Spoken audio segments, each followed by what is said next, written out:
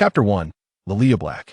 In the early morning, Narcissa cradled Draco in her arms as they ventured into the garden to breathe in the fresh air.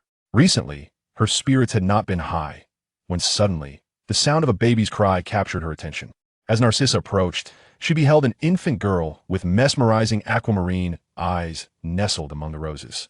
The child's smile rekindled a warmth within Narcissa that she had long thought lost, and it was this very smile that granted her a daughter. At first, Mr. Malfoy was reluctant, but upon seeing the infant's enchanting blue-green eyes, he reconsidered his stance. Narcissa, the girl has black hair. She cannot possibly belong to the Malfoy lineage. Lucius, why not let the child bear my surname? After all, you are well aware that the Black family is dwindling in heirs, and besides, the Black family is known for its dark tresses. Mr. Malfoy furrowed his brow. Narcissa, you understand my concern. What will others say if they inquire? An adopted child? Narcissa regarded him with calm assurance. They could be twins. Since the moment I bore Malfoy, no one knows if it was one child or two. Lucius grasped Narcissa's meaning. They are fraternal twins, then? He turned to the infant and chuckled. Look at her, smiling so joyfully. Narcissa felt a surge of happiness. It was the most joyous moment she had experienced in a month. I think we shall name her Lilia Blake. Lucius embraced Narcissa, saying, Your happiness is paramount, Narcissa. Time flew by, and soon Lilia and Draco reached the age for schooling. Narcissa urged them to Diagon Alley to procure their supplies. Draco, why haven't you brought Lilia along? Draco pouted. She's been right here, mother, that purple butterfly. Narcissa laughed. Little imp, I know you're an Anima Magus, but you needn't transform into a butterfly every day. Come back, Lilia. Lilia obediently reverted to her original form. All right, mother. Draco eyed Lilia with hostility. Why does mother always praise you? She has never complimented me. Because I am far smarter than you, Draco. If only you could be an Anima Magus at such a young age. Lilia stuck her tongue out at him, to which Draco disdainfully turned away. Lilia, did you know that making faces really makes you look like a giant troll? Lilia retorted, I wouldn't know, for no one has ever said that but you, my dear brother. Narcissa intervened, halting the two mischief-makers' debate. Enough, children, we truly must be off. Upon arriving at Diagon Alley, the first stop for Narcissa was Madame Malkin's robes for all occasions. Inside the shop, she noticed a boy with black-rimmed glasses measuring for robes, and Harry spotted Lilia and Draco as well. Out of politeness, Lilia returned his smile and greeted him. Hello, are you also a first-year at Hogwarts? My name is Lilia Blake.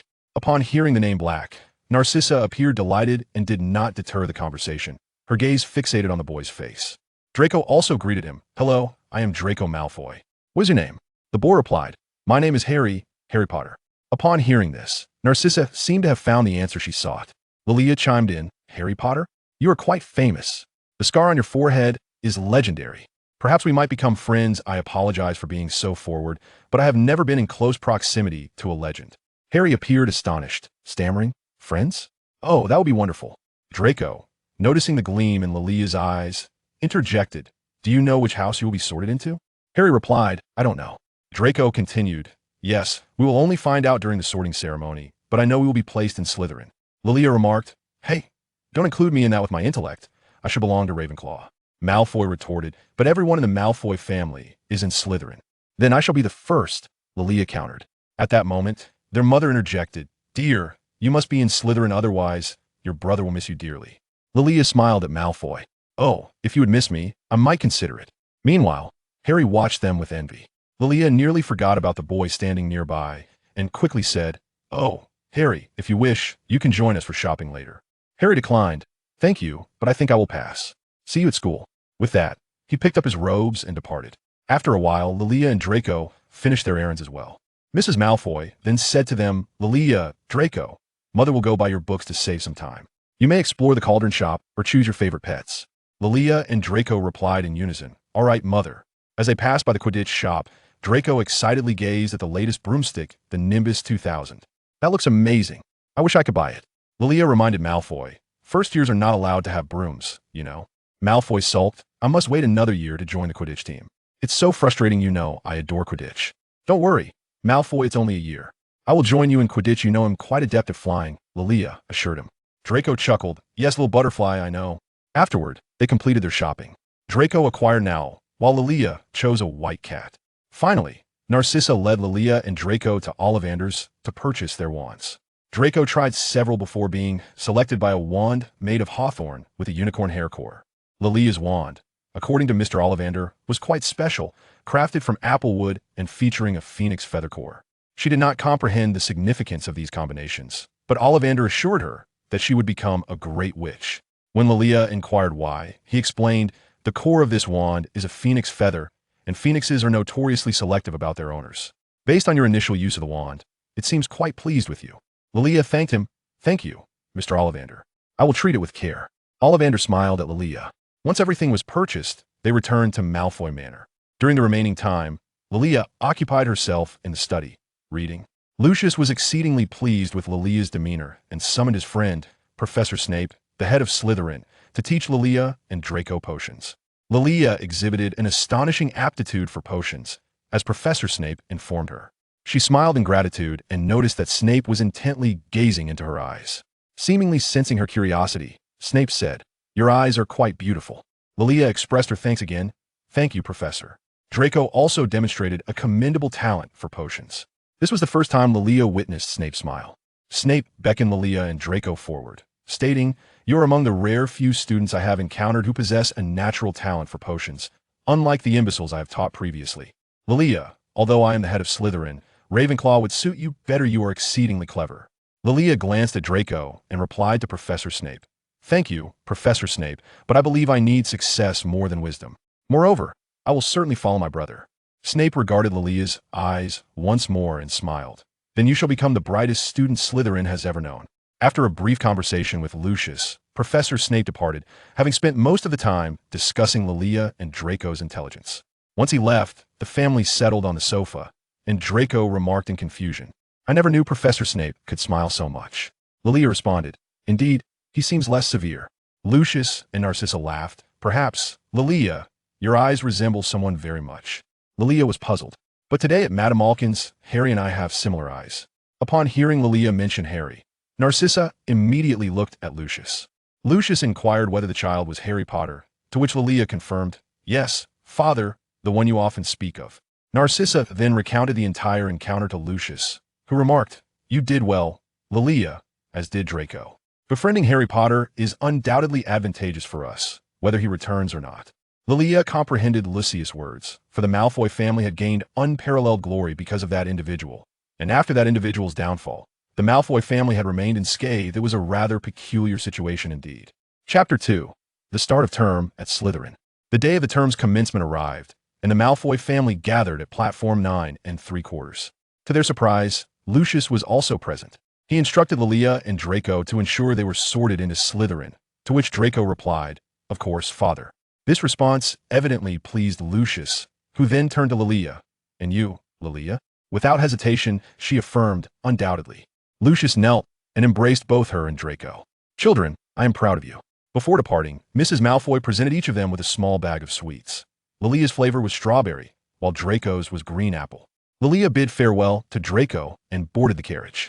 Upon entering an unoccupied compartment, Lilia sat beside Draco, cradling her cat, when Pansy and her friends joined them. After a while, it seemed Pansy had a strong desire for Lilia's seat. With a smile, Lilia concocted an excuse, saying, "I believe I need to seek out Harry Potter. I have a considerable interest in him." With that, she shot Pansy a knowing glance, indicating for her to take her place.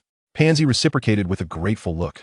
Leaving the compartment, Lilia searched for Harry Potter's figure and eventually spotted him, accompanied by an unfamiliar individual.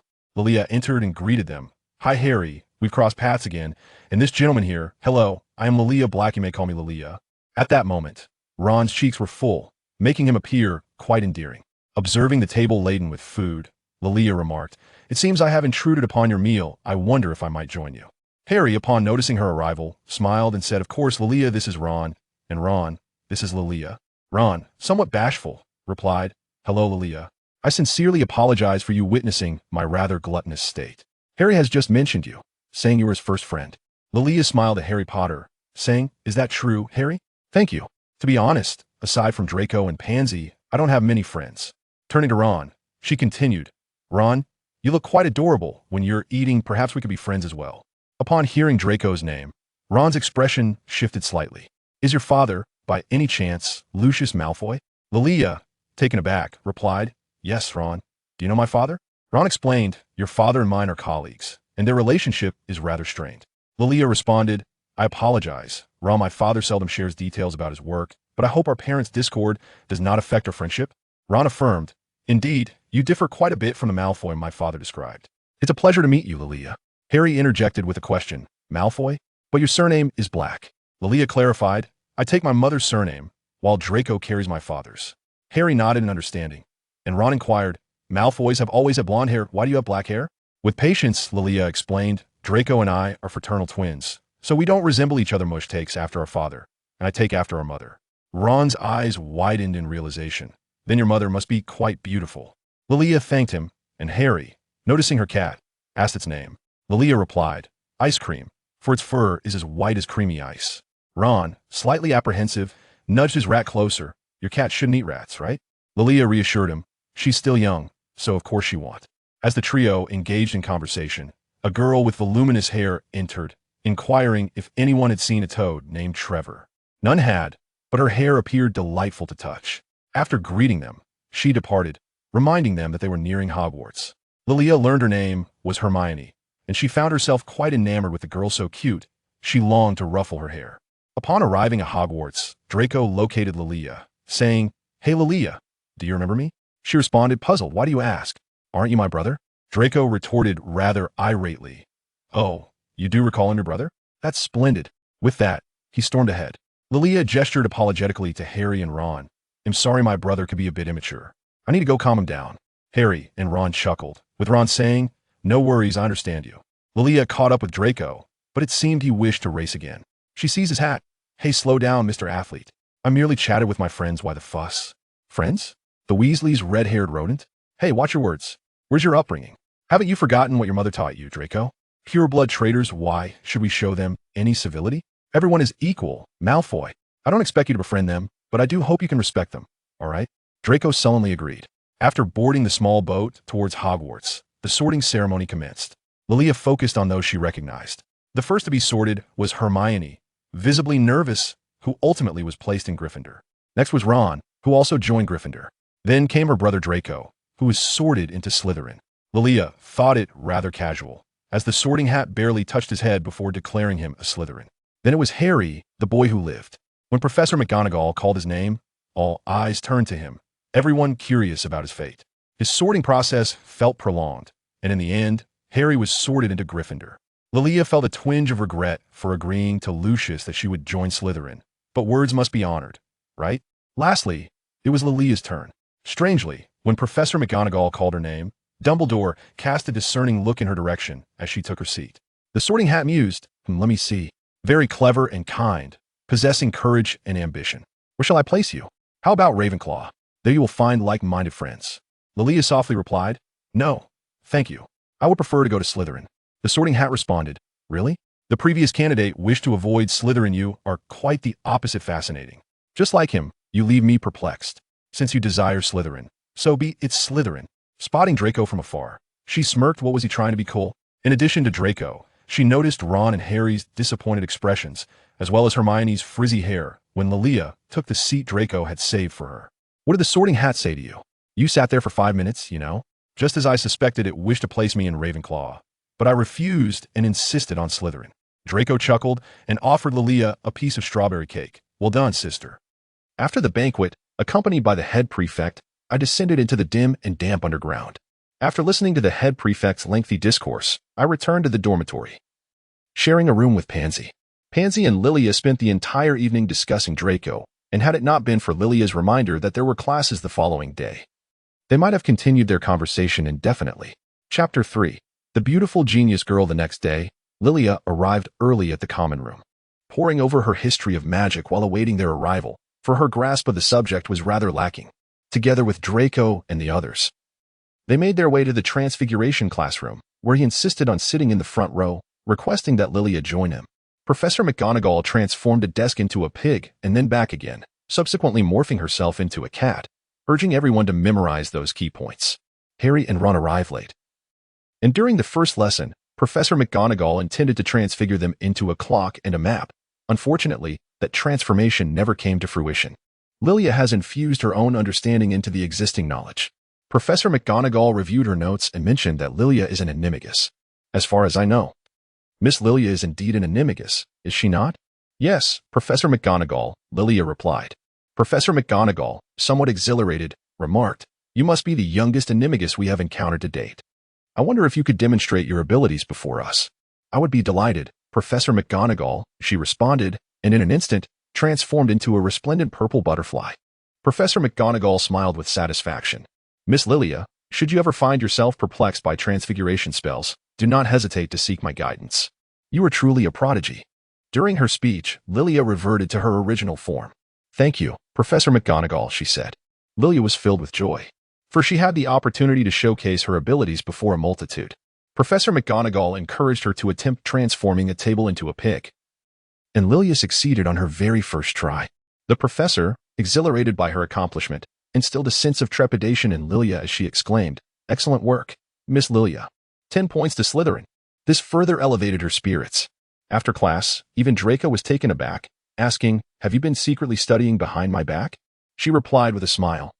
Of course not, Draco. This is merely a gift. As soon as class ended, Lilia eagerly delved into her history of magic textbook. Draco inquired, Sister, why are you so diligent? Lilia smiled and remarked that she was simply bored.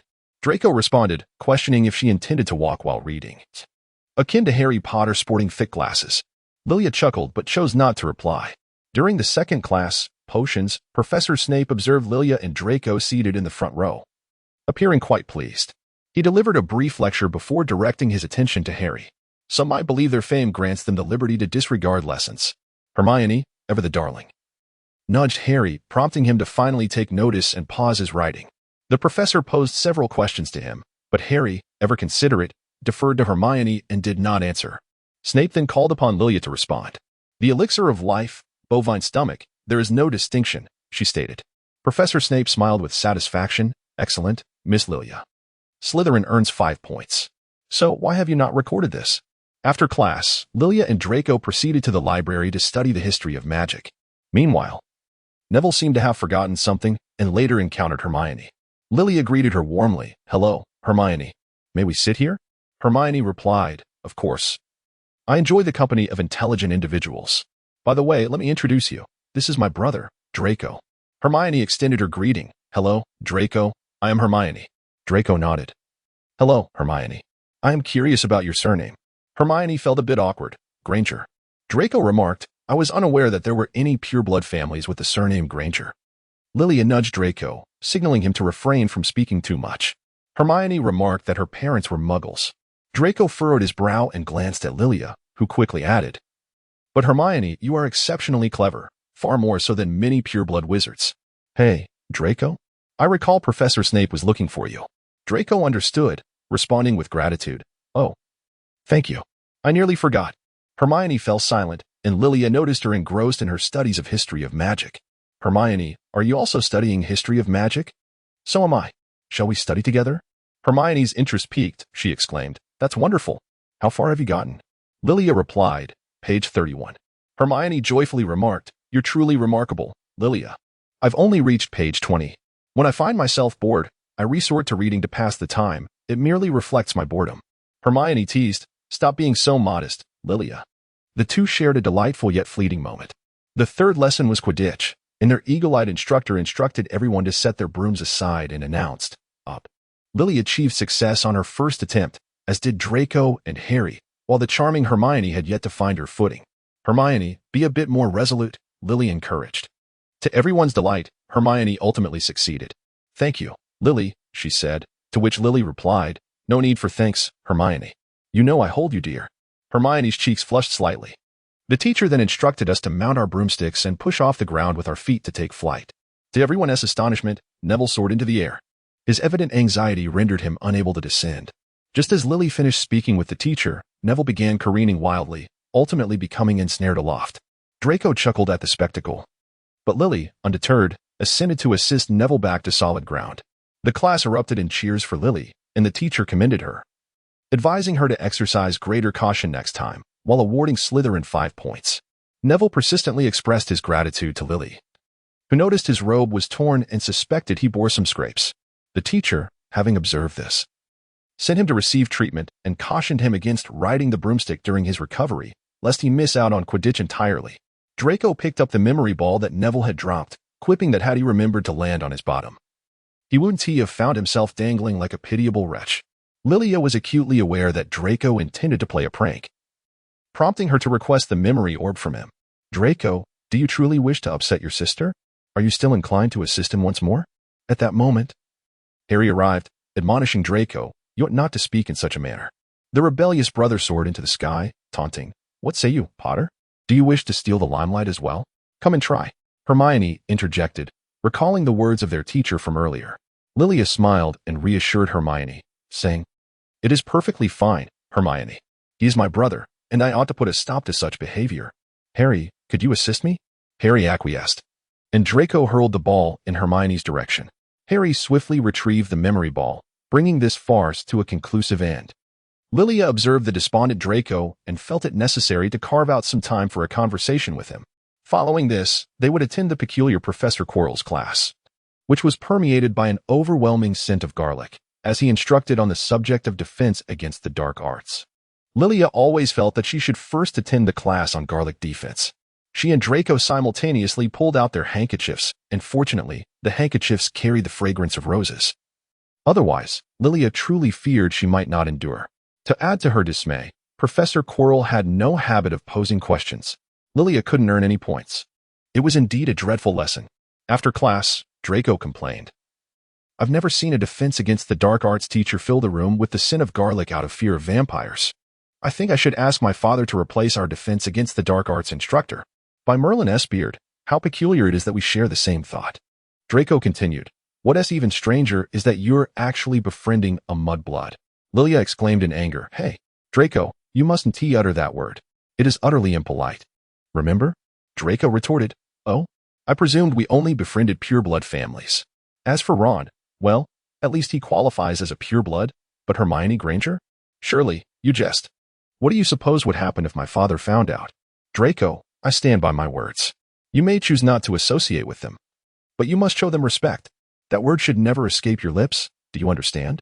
If, as you claim, pureblood families are noble, then you ought to exhibit some noble upbringing. Instead of displaying such a lack of manners, you may return alone this evening. I have matters to discuss with Professor McGonagall. Upon hearing this, Malfoy stormed off to join Goyle and Crabbe. Following was the History of Magic class, during which both Lilia and Hermione raised their hands simultaneously during the questioning segment. The teacher selected one of them for a question, and both were delighted, as Gryffindor and Slytherin earned 5 points each. After class, Lilia and Hermione walked together, with Lilia informing Hermione that she intended to visit Professor McGonagall's office. Hermione was more than willing to accompany her. Harry and Ron also expressed their desire to join. However, Hermione inquired, where is Draco? Draco replied that he needed to return to calm down and take a shower, as he felt rather dazed from the overpowering scent of garlic. Ron nodded in agreement, indeed. I've never encountered such an intense garlic aroma. I too must take a shower shortly. Harry, care to join? Harry responded eagerly, I would be delighted. Lilia turned to Hermione and inquired, what do you think, Hermione? After posing a question to Professor McGonagall, she added, I would like to take a bath as well. Shall we go together? Hermione beamed, that sounds wonderful. Oh, Lilia, I truly adore you. You are simply my kindred spirit. As they walked, Lilia noticed many gazes directed towards her. She whispered to Hermione, do I have something on my face? Hermione reassured her, do not worry, Lilia. They are looking at you because your performance today was outstanding. You have earned 25 points for Slytherin. Additionally, it is quite special for Slytherin to mingle with Gryffindor. Lilia acknowledged the answer, and Ron interjected, Lilia, did you know that some have already referred to you as a genius beauty? Lilia felt a sense of confusion. Really? Who said that? Ron chuckled and glanced at Harry. Of course, it was Harry, Lilia. He has been paying attention to you all day. Harry, feeling somewhat bashful, turned a shade of pink. Thank you, Harry. He thought this would alleviate his embarrassment, yet it only deepened his blush. Observing Harry in such an awkward state, Lilia decided it was best to move on. Before long, they arrived at Professor McGonagall's office, where she instructed Harry and the others to wait outside. Good day, Professor McGonagall. I have some inquiries regarding animagi. Professor McGonagall was delighted that Lilia sought her expertise. What is it, Miss Lilia? As you can see, Professor, my animagus form is a purple butterfly, and I wonder if it will change as I grow older. Professor McGonagall replied, I do not believe so. The size of the butterfly will remain as it is now. Miss Lilia. However, I must inform you that your butterfly is certainly no ordinary creature, as evidenced by its unusual purple hue. Professor, what is the purpose of being an animagus? You can use it to conceal your true identity, and moreover, magical creatures can bestow upon you the ability to extend your life. Hence, I consider this one of the greatest achievements in the history of transfiguration. What astounds me even more is that the process of becoming an animagus is quite arduous and time-consuming. The fact that you can transform at such a young age undoubtedly signifies your remarkable talent, Miss Lilia. Lastly, I must ask, have you registered your animagus? Yes, Professor. My father believes it to be a manifestation of ability. Indeed, Miss Lilia, your father is correct. However, you must exercise caution, safeguard yourself, and avoid impending dangers. Thank you, Professor. I will remember that. Farewell. With that, she exited Professor McGonagall's office. Chapter 4. Respect my friends. Draco, Harry, and Ron departed first, eager to finish their showers and retire for the night. Hermione suggested, "Shall we go too, Hermione? What book do you wish to read this evening?" Hermione pondered for a moment and replied, "Perhaps something on the history of magic. The history of magic is far too challenging for me." "It is for me as well. History of magic is dreadfully dull. Yet you performed exceptionally well in history class today." Lilia responded that it was due to her prior studies that she could keep up. Perhaps she indeed possessed some innate talent, yet in the realm of magical history, she had no such gift, only diligence. Hermione remarked, "I believe you will excel in every subject." Lilia smiled as she responded to Hermione, "You are quite splendid as well. How about we compete for first place? With a prize involved? Oh, I would adore that. But what shall we wager? Perhaps we could use books? The loser will gift the winner a book." Hermione beamed with delight, exclaiming, "I absolutely cherish that prize." Before long, having finished their baths, Lilia and Hermione made their way to the library, with just enough time to peruse 5 pages of magical history. As the clock struck 9:30, fatigue began to settle in. Yawning, Lilia remarked, "Today has been so pleasant. I long for my bed." "I feel the same way," Hermione replied. After bidding farewell, Lilia returned to the Slytherin common room, only to be startled by the presence of someone she thought was alone. "Draco, why are you still awake?" she inquired. Draco retorted, "And why do you return so late? There are only about 20 minutes until curfew. Do you wish to be grounded, or are you seeking your muggle-born friends?" Lilia, with a hint of impatience, addressed Draco. "Draco, I had hoped you had attained a semblance of composure, yet you persist in this demeanor. Brother, might you enlighten me as to why you harbor such disdain for my friends? Is it solely due to their lineage, the so-called mudbloods? Listen, I am indifferent to your sentiments towards her. They are my companions, and all I ask is for you to exercise respect. Is that truly so burdensome?" Draco replied, "I must respectfully disagree with your perspective." Lilia remarked, "If Hermione outperforms you in this final exam, you shall never utter those 3 words again to insult my friends. And you must show them the respect they deserve, Draco." Draco frowned and replied with a smile, "What if she doesn't?" Lilia leaned in and whispered to him that there were no ifs. After speaking, she returned to her dormitory. Pansy was still awake and remarked that Draco had appeared quite displeased upon her return, inquiring about what had transpired. Lilia recounted the events in detail. Though Pansy found it somewhat perplexing that Lilia chose to befriend someone from Gryffindor, she nonetheless supported her. Pansy suggested that they could dine together in the future, which left Lilia somewhat bewildered, pondering that perhaps this would cause Draco to pay more attention to her. Lilia smiled and consented. The following morning, she found herself in the communal lounge, engrossed in a book as she awaited not Draco, but Pansy. Draco, under the impression that she was waiting for him, brusquely remarked, "There's no need to wait for me. I'm going to have lunch with Goyle and the others." Lilia disregarded him until Pansy arrived. "Lilia, let us depart. I sincerely apologize for rising late." Lilia deliberately nodded at Pansy and said, "It's perfectly fine, Pansy. How could you ever be impatient?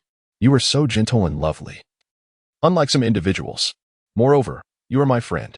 Draco, infuriated, left with Crabbe and Goyle. The hour for dining was rather early. Aside from the eager Ravenclaw students rushing to have breakfast before their studies, there were only a few others present. Lilia intentionally slowed her pace while dining with Pansy, engaging in cheerful conversation. To her surprise, a Gryffindor boy approached her, saying, "Hello, Lilia. My name is Neville. I am grateful for your assistance during Quidditch class." "I truly felt rather foolish." Lilia gently reassured Neville, "It's all right. You were simply too anxious that day. I wonder if I could have you as a friend?" "Of course. Would you like some candy?" "I happen to have strawberry-flavored ones," she replied, promptly placing the sweets into Neville's hands. Thank you, Lilia. You are truly kind. You are the best person I have ever met, and the most beautiful as well. Thank you, Neville. You are also the most eloquent young man I have encountered. Blushing, Neville hurried away, while Draco, sitting nearby, twisted his fork in frustration, wishing he had enough strength to bend it like Lilia had. What's wrong, brother? Would bending the fork make the bread taste better? I shall give it a try. Thank you, Lilia said, bending the fork with ease and taking a bite of bread. With a tone of regret, she remarked, What a pity, it makes no difference. She then used a mending spell to restore the fork to its original state. Pansy, have you finished eating? Let us depart. Pansy, who had just registered that Lilia had bent the fork, followed her as she walked away. Draco was startled by this act, fearing he might end up like the fork, and began to doubt whether he should continue to oppose Lilia. Chapter 5. We are siblings, no need for thanks. Draco, I believe we need to have a conversation, a dialogue between siblings. I concur, Lilia, a dialogue between siblings. They arrived by the Black Lake, sitting on the grass in silence. It was Lilia who spoke first. Draco, last night, I anticipated you would take a moment to reflect on the matter, yet you remain unchanged this morning. Draco retorted. Do you still remember that I am your brother? It seems your brother is not as dear to you as those so-called friends of yours. Lilia exclaimed. But if you would cease to be so critical of my friends, Draco, we could enjoy our time together. You seem to disdain everything that isn't pure blood or family related. Do you still not grasp the significance of what I conveyed to you yesterday? Draco, growing impatient, replied, I believe our companions should be Pansy, Goyle, and the like, rather than Ron, Hermione, Neville, or that insufferable boy, Harry. Why do you extend such kindness towards them? Lilia responded that friends should indeed support one another, and she could not bear to see her friends suffer, something Draco would never comprehend. She felt an increasing disconnection from her twin brother. Draco, you are my twin, and I had assumed you would understand my thoughts. Yet, it appears that your concerns are perpetually fixated on trivial matters. If I were in your position, I would devote this time to enhancing my academic performance rather than seeking fault with my sister's friends. Draco grasped the hem of Lilia's garment. I apologize, Lilia, she continued. I have come to terms with this. I can accept them as your friends, and I assure you that I will respect them. However, my focus remains on the academic achievements of that Hermione Granger.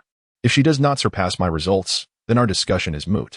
As for father, is there anything you require of me? No need for that, Draco.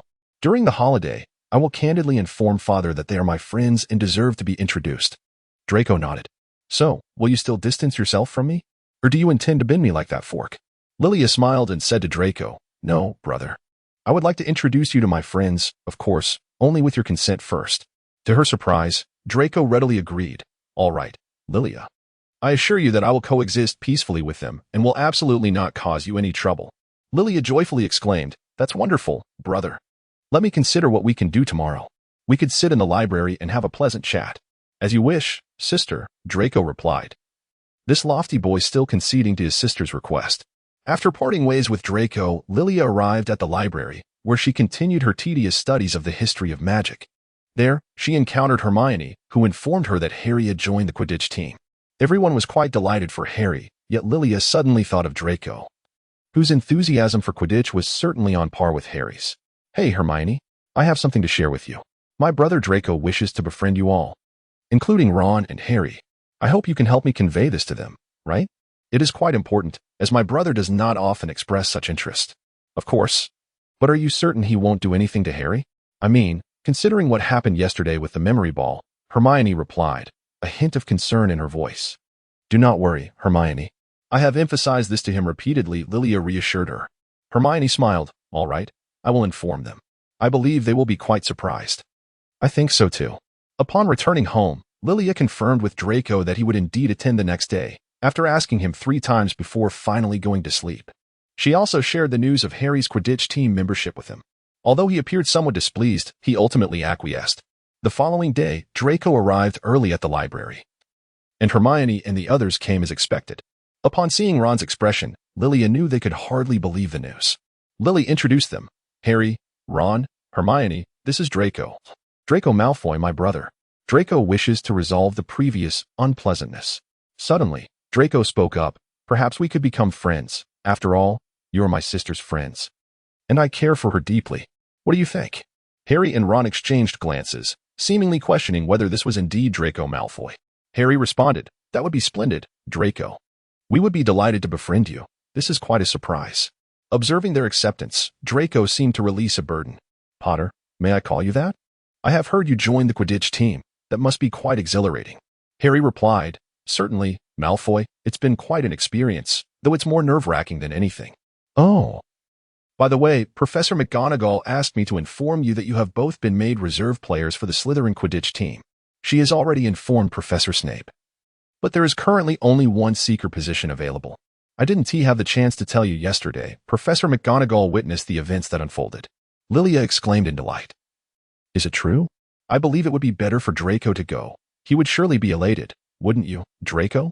Draco smiled genuinely and replied, "Indeed, sister." He then turned to Hermione, saying, "Hello, Hermione. My sister informs me that you excel in your studies. If you are willing, we could study together." Hermione responded, "Of course." "That sounds wonderful. Your potions grades have always been impressive." Finally, there was Ron. Lilia was well aware of Draco's sentiments regarding the Weasley family. "Ron plays wizard's chess remarkably well," Draco remarked. "Then we can have matches frequently, Ron. I have a keen interest in wizard's chess as well." Ron gazed at Draco's smile, which seemed sincere, and responded with a grin, "That sounds fantastic, Draco." Fortunately, this meeting was not as awkward as anticipated. On their way back, Draco insisted on seeking Professor Snape to confirm that he and Lilia would be joining the Quidditch team. Professor Snape's response was, "Indeed, Draco. But there is only one seeker position available. I suggest you both discuss it thoroughly." "That is precisely what Harry said," Lilia exclaimed joyfully. "We have already agreed that Draco will be the seeker." Professor Snape looked at Lilia and asked, "Lilia, have you made up your mind? This will be an honor." Lilia affirmed, "Yes, Professor." After giving her a gentle pat on the head, Professor Snape allowed Lilia and Draco to leave. "Thank you, sister," Draco said. "You are my brother." "There is no need for thanks between us," Lilia replied.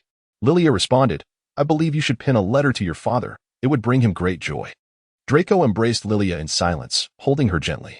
Lilia understood Draco's sentiments. It was no easy task to alter the views of this pureblood heir, let alone those of her father. Lilia marveled at Draco's transformation. "I must express my gratitude to you as well. I shall forever remember the astonished expressions of my friends today.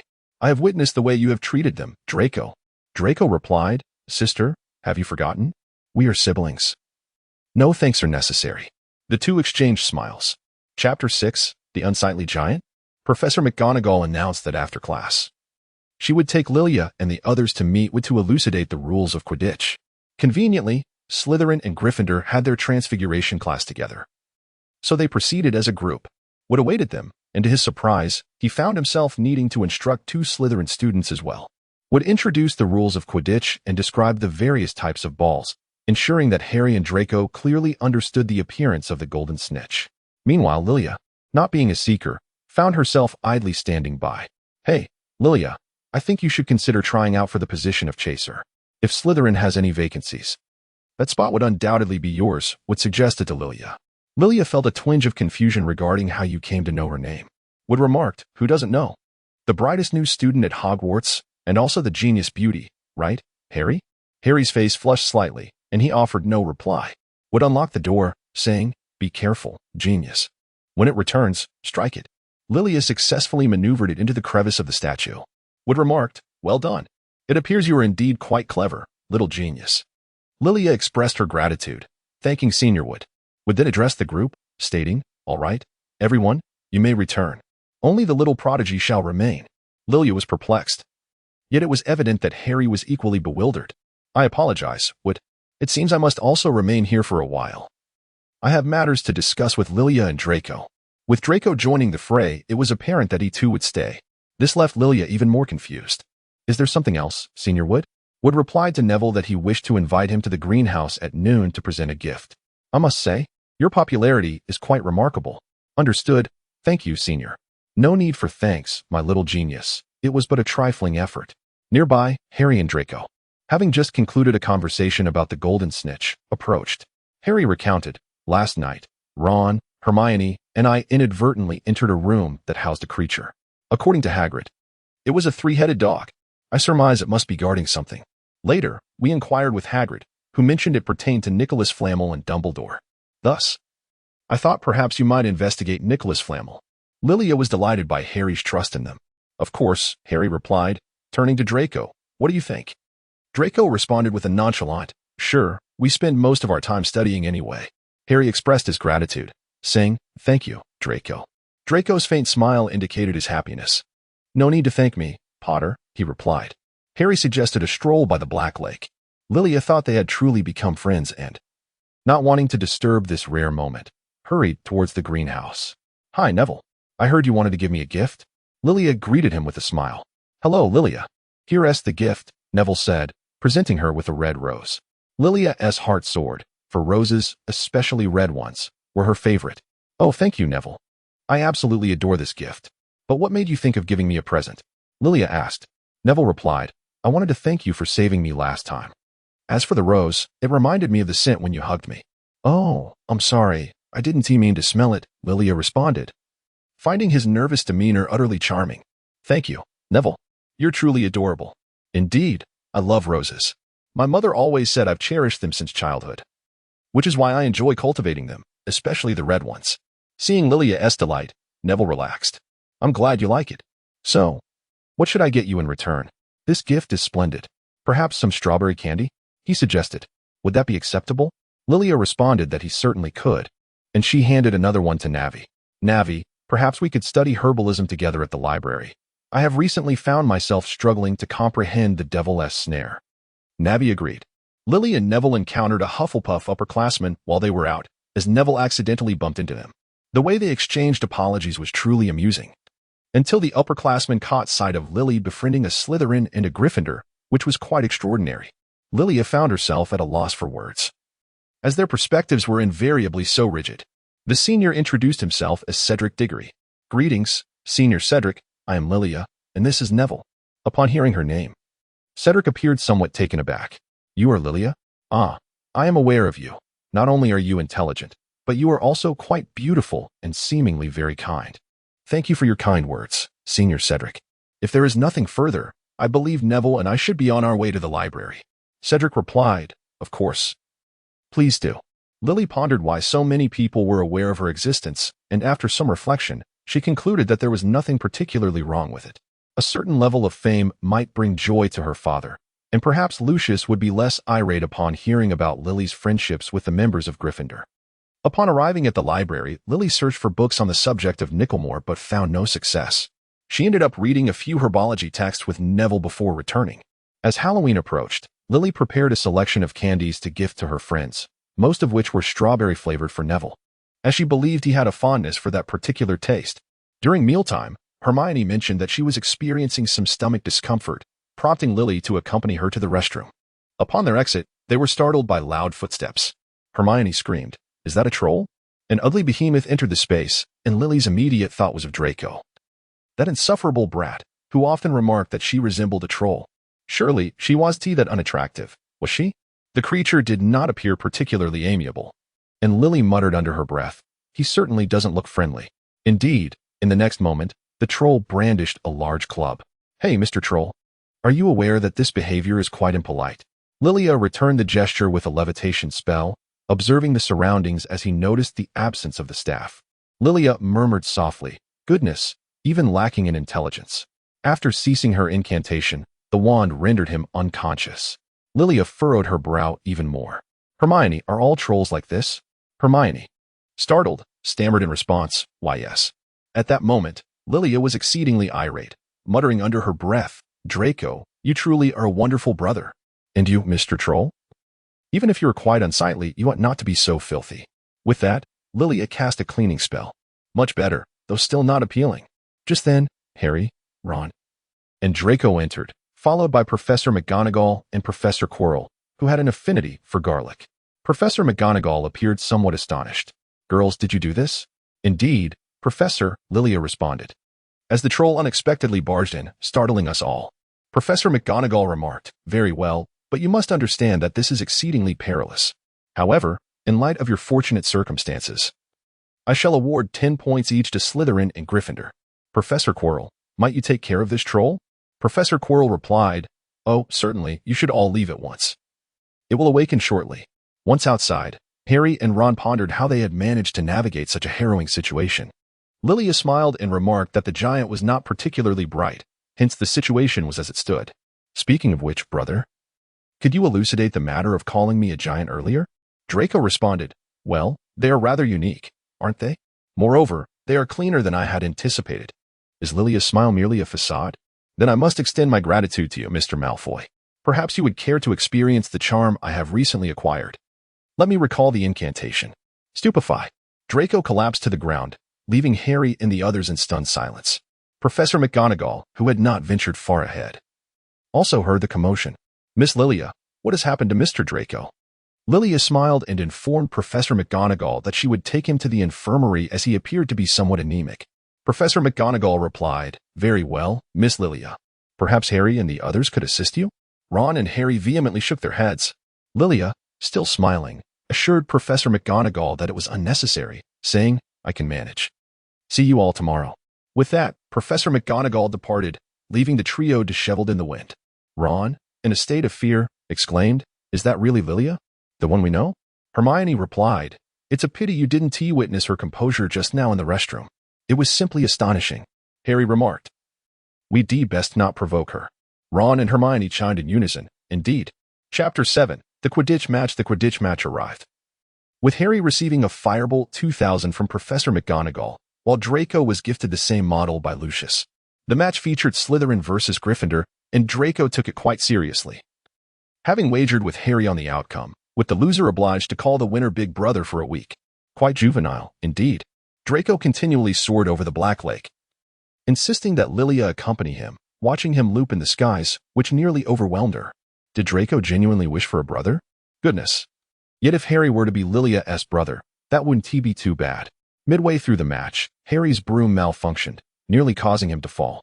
Lilia noticed Professor Snape beside her moving his lips, so she inquired, Professor, do you have an oral ulcer? You should eat more fruit. Professor Snape paused for a moment, turned to her, and with a smile replied, thank you, Lilia, my mouth is perfectly fine. At that moment, Harry truly almost plummeted. Snape's lips began to move again, and Lilia realized he was bestowing a blessing upon Harry. Thus, Lilia commenced her own incantation, murmuring, bless Draco, grant me a brother named Harry. As she chanted, she suddenly noticed Professor Quirrell was also murmuring, though he was fixated on Harry. Lilia surmised he was surely offering a blessing for Harry, prompting her to quicken her chant until, at last, Harry caught the golden snitch with his mouth. Lilia pouted, questioning the efficacy of her blessings. Professor Snape inquired, Lilia, what are you saying? She replied, I was bestowing blessings upon Draco for his victory, yet it seems to have been in vain. Professor Snape appeared somewhat speechless, choosing to remain silent. After the match concluded, Hermione asked Lilia why she and Professor Snape had been incanting throughout the entire competition. Lilia responded, that was not incantation. It was a form of blessing. We were attempting to ensure Draco's triumph, but clearly, our efforts were unsuccessful. Now Draco will have to call Harry his elder brother for an entire week, which means I shall have yet another brother. Lilia cast a fierce glance at Draco, who turned to Harry, saying, just wait, Harry. We shall wager on this again next time. You will inevitably come to call me brother. Harry shook his head in resignation. Hermione chuckled, while Ron inquired, why would Harry's broom malfunction? It's brand new. Hermione then asked Lilia, did you overhear anything that Professor Snape mentioned? Lilia replied, I did not. But aside from myself and Professor Snape bestowing blessings upon Draco, Professor Quirrell is watching over Harry. Harry, somewhat perplexed, questioned, Professor Quirrell? What does he intend to protect me from? Lilia responded that she did not know. He had been watching you intently, his gaze unwavering, and his lips were incessantly moving indeed. He was right beside me. Hermione arrived at a conclusion. It must have been him who sabotaged Harry's broomstick. Harry, however, was even more perplexed, questioning why Professor Quirrell would want to frame him. What advantage could that possibly offer him? Lilia jestingly remarked that perhaps he had been dazed by garlic, losing his senses. Draco chimed in, suggesting that there might be garlic hidden beneath his scarf. The group then conjured an amusing image, bursting into laughter. They proceeded to Hagrid's place, where Harry mentioned that Hagrid had a dragon, and Draco's expression seemed to convey that it was utterly cool. However, upon their arrival, they found Hagrid sorrowfully playing a dissonant tune. He lamented that the little dragon had been sent away. Revealing a crucial piece of information, the three-headed dog would fall asleep to music. Hagrid was indeed quite prone to revealing secrets. Only after he finished speaking did he notice Lilia and Draco, exclaiming that he hadn't realized they had two Slytherin friends. Harry reassured him, stating that Lilia and Draco were absolutely trustworthy. Hagrid responded, "Oh, you must be Lilia. You are quite famous. I often hear Harry mention you. I never expected you to be a Slytherin. I always thought you were a Ravenclaw." I smiled at Hagrid and assured him, "Rest assured, Hagrid, Draco and I will never disclose what transpired today." Draco echoed, "Indeed, after all, we have a good big brother." Hagrid, surprised, inquired, "A brother? You have an older brother?" Lilia replied, "Harry and Draco made a bet, and Draco lost." Hagrid nodded in understanding. "Ah, I see. It seems you all get along well with Harry. I trust you won't say a word." Hermione informed Hagrid that Professor Quirrell intended to take something guarded by the three-headed dog, but Hagrid appeared disinterested in the creature, resembling a mother mourning the loss of her child. Ron suggested they tell Professor Dumbledore immediately, but Lilia proposed that perhaps they should gather sufficient evidence before informing him. The group agreed. As Christmas approached, Harry and Ron decided to remain at school to seek clues, while Hermione and Lilia, alongside Draco, opted to return home. They promised one another to uncover information regarding Nicholas Flamel. They exchanged Christmas gifts, with Lilia particularly cherishing the scarf Hermione had knitted for her. Oh, how thoughtful. She also crafted one for Draco, though his was noticeably more intricate. Since their friendship blossomed, Hermione had always been apprehensive that Draco might lash out at her, given his rather fierce countenance. Thus, she took special care to make it exquisite. This was likely Draco's first experience receiving so many gifts. Just look at his smug expression. He had never seen someone laugh while dismissing another's gifts. Draco questioned Lilia about the whereabouts of his present, to which she replied, "You will find out tomorrow, brother." Upon spotting Lilia's rose-shaped brooch, Draco inquired about its origin, and Lilia answered, "Neville gave it to me. He knows I adore roses." Draco remarked, "How thoughtful." Lilia and Draco suddenly remembered Pansy Parkinson and Crabbe, who were standing across from them. The three of them stared in astonishment at Lilia and Draco. Pansy exclaimed, "Lilia, how did you manage to persuade Draco? It's truly remarkable." Lilia replied, "Perhaps it is the power of familial affection." She then winked at Draco, who raised an eyebrow in response. Goyle inquired about Draco's feelings towards befriending Gryffindors, to which Draco responded that it was better than he had anticipated. Crabbe remarked that he would still prefer to befriend Chocolate. Draco frowned, asking if Crabbe could think of anything besides chocolate. Crabbe suggested little cakes, eliciting a chorus of laughter. Chapter 8. Lilia, the Adopted Child. At platform 9 3/4, Malfoy and Narcissa awaited Draco and Lilia. Lilia rushed over to embrace her mother, exclaiming, "Mama, I missed you so much." Narcissa gently patted Lilia's head, replying, "I missed you too. I made your favorite strawberry cake." Lucius Malfoy observed silently from the side. Upon returning home, Lilia donned a white dress, as Narcissa delighted in adorning her daughter. The family gathered around the dining table to enjoy the strawberry cake prepared by their mother, which was larger than Lilia had anticipated. Malfoy suddenly spoke, "Lilia, Draco, I heard from Snape that you both performed admirably at school and made many friends, including some from Gryffindor, correct?" Draco remained silent, while Lilia affirmed, "Yes, father." He continued, "I believe you should maintain a distance from those in Gryffindor, except, of course, for Harry Potter. Dad, I think making friends should be my own choice. Gryffindors are not foolish lions." Malfoy, somewhat irate, retorted, "Lilia, have you begun to disregard my words? Do you understand what would happen to our family if that person were to find out?" Lilia inquired of her father, "Why must I consider the emotions of others when forming friendships? I would rather perish than become a slave to someone else. If you fear that individual's wrath, perhaps you should cast me out instead. After all, I do not bear the Malfoy name, and my hair is black." Narcissa interjected, "Lilia, do not act impulsively. Speak respectfully to your father." Malfoy furrowed his brow. "Had I known you would be so defiant, I would have reconsidered this. Return to your room. Draco, remain here." Lilia feigned compliance as she retreated, transforming into a butterfly to hide nearby. Malfoy then addressed Draco, "We must draw a line here. I feel it is time to reveal a truth. Lilia is not your sister. There is no blood relation between you." Lilia was taken aback, and Draco abruptly lifted his gaze. "This cannot be. How could Lilia possibly not be my sister?" Observing Mrs. Malfoy bow her head, Lilia found it utterly inconceivable. "I am not your child? Then who am I?" Lucius, upon seeing Lilia emerge, grew increasingly irate. Lilia, you are exceedingly willful and utterly oblivious.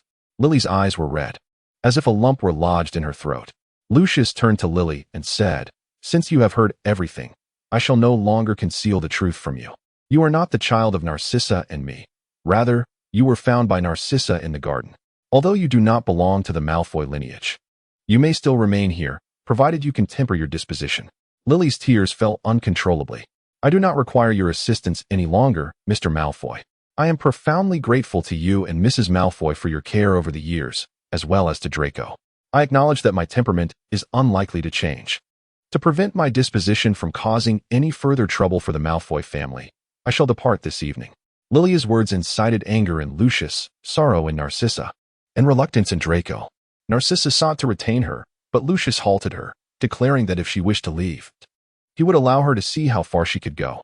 Meanwhile, in the room, Lilia had packed her belongings, intending to return to Hogwarts. Unexpectedly, Narcissa entered and asked, "Lilia, have you truly made up your mind to depart?" Lilia replied, "Yes, mother, I am truly sorry." Narcissa addressed Lilia, saying, "You will always be my child, Lilia. I regret not having informed you sooner."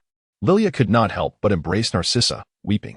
Narcissa continued, "On the 18th of June, when I became your mother, I set aside some funds for you at Gringotts to be used in times of need.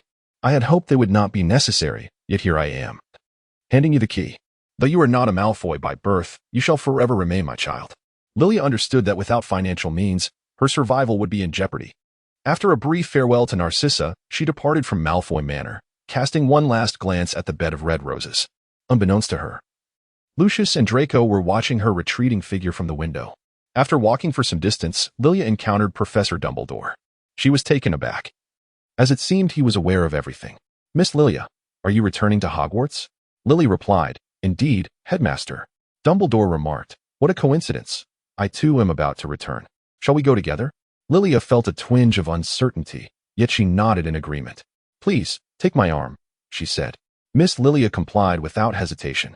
With a flicker of movement, they returned to the headmaster's office at Hogwarts. Lilia experienced a wave of dizziness, yet she valiantly suppressed her discomfort. Dumbledore praised her. "Lilia, you are remarkable. Not many can manage to refrain from being ill on their first attempt." Lilia expressed her gratitude. "Thank you, Headmaster. But isn't the use of apparition prohibited within the school?" Dumbledore replied, "Oh, Lilia, I am the headmaster." Lilia fell silent. "Miss Lilia, you have always been perceptive. Is there something you wish to share with me?" he inquired. Lilia responded, "Yes, Headmaster, I am not a member of the Malfoy family, nor am I Draco's sister. I wish to know, who am I? Who are my parents?" Dumbledore smiled gently at Lilia and said, "Have you ever pondered why, at such a tender age, you have the ability to become an animagus? Moreover, your animagus form is a unique purple butterfly." Lilia was unaware of the answer to this question and shook her head. Dumbledore continued, "Butterflies are exquisite creatures, their beauty not easily attained. The caterpillar emerges from the egg, sheds its skin, and transforms into a chrysalis, taking nearly a month to metamorphose into a butterfly. Furthermore, the lifespan of a butterfly is exceedingly brief, lasting a mere 3 days to a month, an ephemeral beauty, thus rendering it exceptionally precious. Miss Lilia, you are akin to a butterfly, resilient, beautiful, and endowed with courage and wisdom." Lilia, somewhat perplexed, listened as Dumbledore informed her that although Mrs. Malfoy was not her biological mother, she treated Lilia with great kindness, and that was sufficient. Lilia comprehended Dumbledore's intent and rose to depart. He presented her with a lemon-flavored candy as a Christmas gift. "Thank you, Headmaster." Chapter 9. Transferring to Gryffindor. Just as Lilia was about to leave, she posed another inquiry to the headmaster. "Headmaster, may I transfer to Gryffindor House?" Dumbledore nodded in affirmation. "Indeed, Lilia, this is a special exception I am making for you, and I believe your presence will bring great joy to Professor McGonagall." "Thank you, Headmaster." Dumbledore handed her a new robe. "As far as I am aware, Miss Granger currently has no roommate, so you shall share accommodations with her." "Very well. Thank you once again." Lilia, donned in her green robe for the last time, returned to her chamber to change into a red robe. She then made her way to the Owl Post Office, where she sent the carefully prepared Christmas gifts for the Malfoy family to Malfoy Manor before proceeding to the Great Hall. There, Ron and Harry were engrossed in a game of wizard's chess. Lilia quietly approached them, wishing Merry Christmas. Both Harry and Ron were startled. causing Ron to drop a piece from his hand. Am I truly that frightening? Lilia inquired as she settled beside Harry. Noticing her red robe, Ron asked, Lilia, why are you wearing red? She replied, I am now a Gryffindor. Is my presence not welcomed? Harry responded, I'm delighted, but Lilia, why are your eyes so red? To which Ron added, indeed, they appear quite swollen. Lilia recounted the events from beginning to end, expressing her sorrow over the loss of her loved ones. Ron comforted her, saying, It's all right, Lilia, you still have us. Thank you, Ron, Lilia replied. I believe I should seek out the Gryffindor girls' dormitory now, as you can see. I am still carrying my luggage. Do you require assistance, Lilia? Harry inquired. I happen to know the location of the girls' dormitory. Of course, thank you, Harry, Lilia responded. Harry. The game is not yet concluded, Ron remarked. Then you can play it yourself, Ron, Harry retorted. Hey, Ron exclaimed as Lilia and Harry departed, leaving him behind. At the entrance, Lilia and Harry bid each other farewell. Harry said to Lilia, Lilia, I understand your spirits may be quite low at the moment. Last night, I stumbled upon a magical mirror that revealed my family. If you are interested, we could visit it together this evening. Lilia was well aware of Harry's good intentions and was more than willing to accept them. However, there was a curfew to consider. Did you not recall? Harry replied, I possess an invisibility cloak. Donning it will ensure that nothing untoward occurs. Lilia was somewhat astonished by the mention of an invisibility cloak. Could it possibly be the one from the tale of the three brothers? Harry gazed at Lilia with confusion, wondering what the story of the three brothers entailed. Lilia recounted a legend to him. Three brothers, traveling along a narrow path at dusk, arrived at a riverbank. The river was too deep to cross, but fortunately, they possessed magical abilities. They conjured a small bridge to traverse the water. At that moment, the Grim Reaper intercepted them, feeling mocked. For travelers typically met their demise in the river. Cunning and deceitful, he feigned admiration for the brothers' magic, promising them rewards. The eldest brother desired the most powerful wand, and thus the Reaper fashioned one from a nearby elder tree for him. The second brother, yearning for his deceased lover, sought the power of resurrection. The Reaper provided him with a stone from the river. The youngest brother requested something that would allow him to leave safely without being pursued by the Reaper, who, albeit reluctantly, bestowed upon him his own invisibility cloak. Subsequently, the eldest brother used the wand to eliminate those with whom he had conflicts, only to be robbed by another sorcerer who slit his throat. The Reaper then claimed him. The second brother returned home, twirled the stone in his hand 3 times, and his beloved was restored to life. However, she soon became sorrowful and distant, for she did not belong to the mortal realm. The anguish and despair drove the second brother to madness, leading him to take his own life. The Reaper subsequently took him as well. As for the youngest brother, the Reaper searched for him in vain for many years, until the brother reached a ripe old age. He passed the invisibility cloak to his son, then greeted the Reaper like an old friend, departing joyfully with him. Harry appeared to be deep in thought. Lilia informed him that he might be a descendant of the 3 brothers, cautioning him not to disclose the existence of the invisibility cloak to too many people. Thank you for sharing this tale, Lilia. I shall see you in the hall tonight. Very well, Harry. Lilia had just finished tidying up her belongings when she noticed 2 owls perched by the window. One wore a dark green headband, while the other was adorned with a deep blue skirt interwoven with silver threads, complemented by a pearl necklace. Without needing to see a name, Lilia instinctively recognized the sender. Alongside these gifts lay a letter that read, Lilia, Merry Christmas. This is the last Christmas we shall celebrate together. The handwriting unmistakably belonged to Lucius. Lilia carefully sealed them in a box and placed it in the deepest recess of her wardrobe. Soon it was evening, and Lilia and Harry arrived at the hall as expected, donning their invisibility cloaks. Is this the mirror? Lilia inquired of Harry, to which he affirmed, Yes, Lilia. Lilia gazed into the mirror, but saw nothing, only her own reflection. Suddenly, Dumbledore entered, asking, Lilia, Harry, what did you see? I saw my parents, Harry replied. And what about you, Lilia? Lily responded that she saw nothing but herself. Dumbledore gazed at Lily, questioning, Is this true? Only the happiest individuals in this world can look into this mirror and see only themselves. Lilia gazed silently at her reflection in the mirror. Can one find joy without family? Professor Dumbledore responded, asserting that each individual possesses a unique standard for happiness. As for family, Lilia, as I mentioned to you this morning, Mrs. Malfoy, though not your biological mother, embodies the essence of one. From this perspective, you indeed have family. Dumbledore then turned his attention to Harry, remarking that countless individuals have squandered their time before this mirror, which imparts no knowledge. Therefore, I intend to relocate it. And I ask you to promise me that you will not become enamored with it." Harry's silence indicated his acquiescence, while Lilia inquired of Dumbledore, "Professor, what did you see in this mirror?" After a moment of contemplation, Dumbledore replied, "A dear friend." Soon, the Christmas holiday came to a close, and Hermione was particularly delighted to learn that Lilia had become her roommate. Upon joining Gryffindor, rumors began to circulate throughout the school, yet Lilia dismissed them, stating to Ron that gossip ceases with the wise. Draco, under the strict orders of his father, Lucius, was forbidden from befriending anyone from Gryffindor, save for Harry Potter, with whom he maintained a cordial relationship. One day in the library, Hermione discovered a book concerning Nicholas Flamel, ultimately concluding that someone intended to offer the Philosopher's Stone to that individual. They resolved to embark on an adventure there that night. As evening fell, the group prepared to venture out when Neville, in the Gryffindor common room, curiously asked, "Where are you planning to go?" Lily replied to Neville that it was inconvenient to discuss the matter with him, suggesting that he should retire for the night as it was getting late. It was Hermione who had rendered him unconscious this time, and Ron remarked, "You are truly formidable, yet rather fearsome." Lilia turned to Hermione and praised her for her excellent efforts. Hermione replied, "Thank you, Lilia. I learned from you." Upon arriving at the location of the three-headed dog, Lilia had long heard of its enormity but was taken aback by its actual size. Unfortunately, they had arrived too late. The beast had already succumbed to slumber induced by music.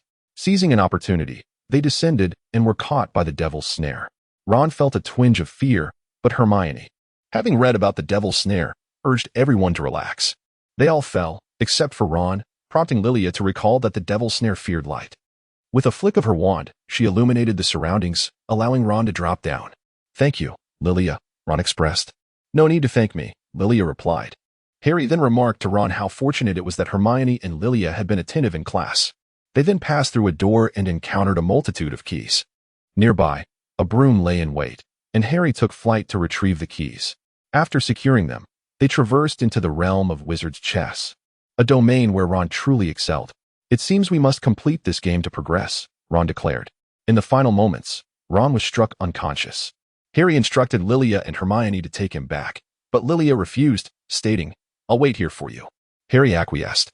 After a considerable duration, a dark object shot forth, prompting Lilia to rush to Harry, who had succumbed to unconsciousness beside a stone. Lilia surmised that it must be the Philosopher's Stone. Cradling the stone and Harry, she made her way to the infirmary and returned the stone to Dumbledore. Subsequently came the examinations, and after their conclusion, Harry finally awoke, his deeds celebrated and recognized, once again hailed as a savior. When the time came for the awarding of the House Cup, Slytherin was far ahead, and Lilia felt regret for the numerous points she had allocated to them. The Slytherins were in high spirits as Dumbledore acknowledged, "Indeed, Slytherin, splendid work." But recent events must also be factored in. Miss Hermione Granger, when her friends were in peril, displayed remarkable wit and resourcefulness, earning 50 points. Mr. Ronald Weasley, he executed the finest game of chess in Hogwarts history, earning 50 points. Then came Mr. Harry Potter. For his bravery, I award Gryffindor 60 points. Some at the Slytherin table began to grumble. Gryffindor is only 50 points behind us. Dumbledore had not yet finished. Mr. Neville Longbottom stood firm in defense of his friends, earning 10 points. And Miss Lilia, whose astute knowledge aided everyone through adversity, despite external influences, maintained her own convictions and never forsook her friends. Even amidst rampant gossip, she refrained from disputation. Her calm resolve and unwavering bravery compel me to award Gryffindor 100 points. It appeared that the decorations of the Great Hall might require an update. Lilia was embraced by her friends, enveloping her in warmth. Professor Snape gazed at the girl before him, as if reminiscing about times long past, while Draco quietly observed his sister. Chapter 10. Life During the Holidays.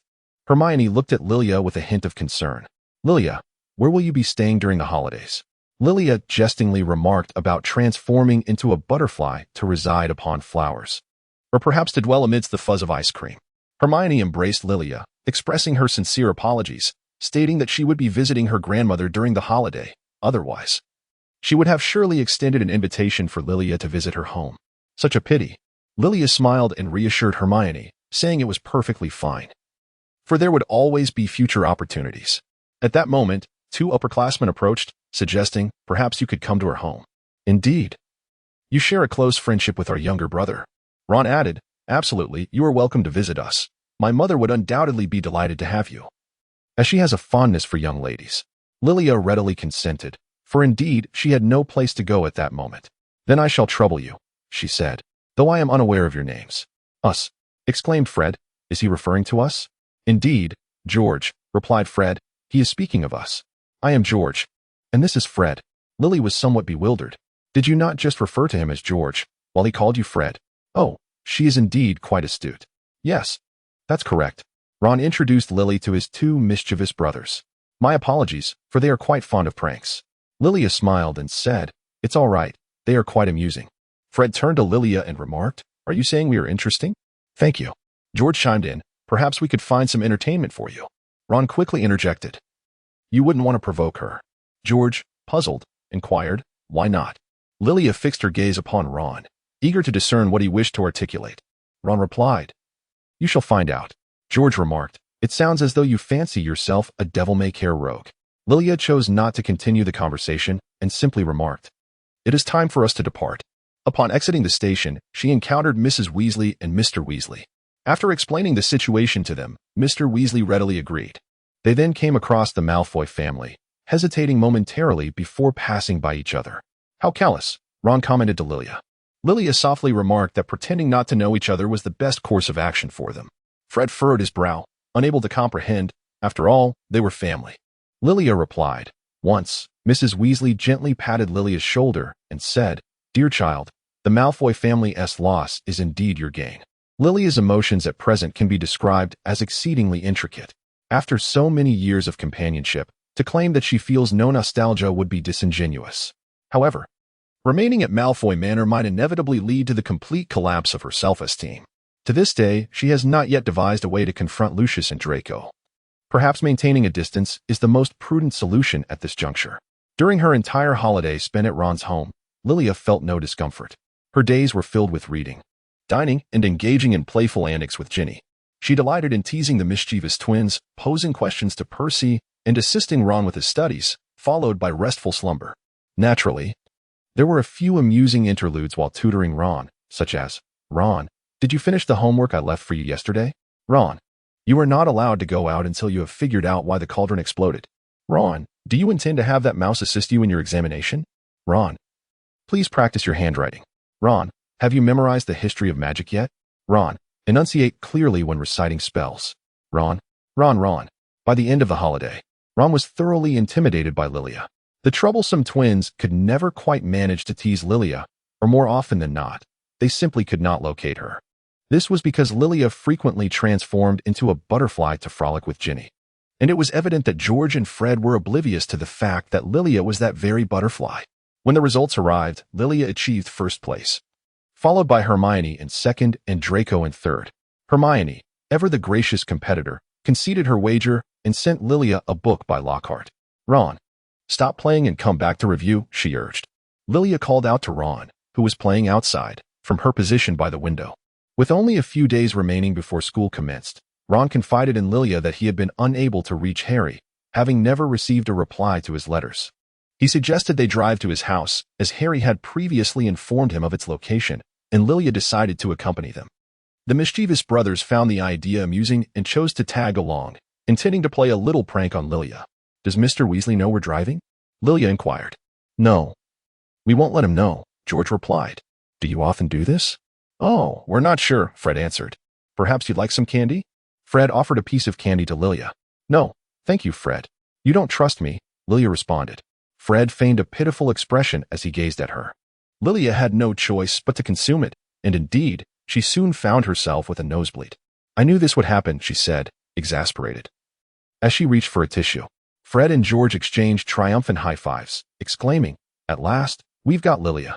Yes, gentlemen, I am proud of you, Lilia retorted, her words betraying her true feelings.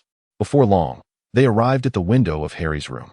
Hey, Harry, open the window, Ron called, his excitement evident as Harry quickly obliged. In the process of moving Hedwig into the car, a significant commotion ensued, drawing the attention of Harry's uncle. Ultimately, they managed to receive Harry without incident.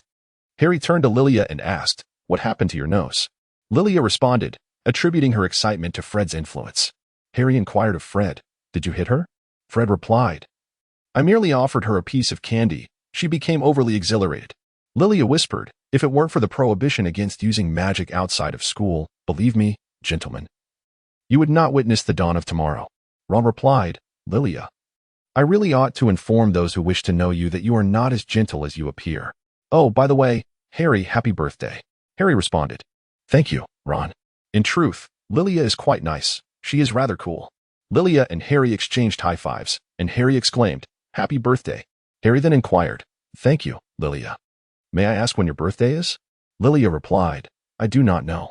Mrs. Malfoy stated that she found me on the 18th of June. So let us consider that date as my birthday.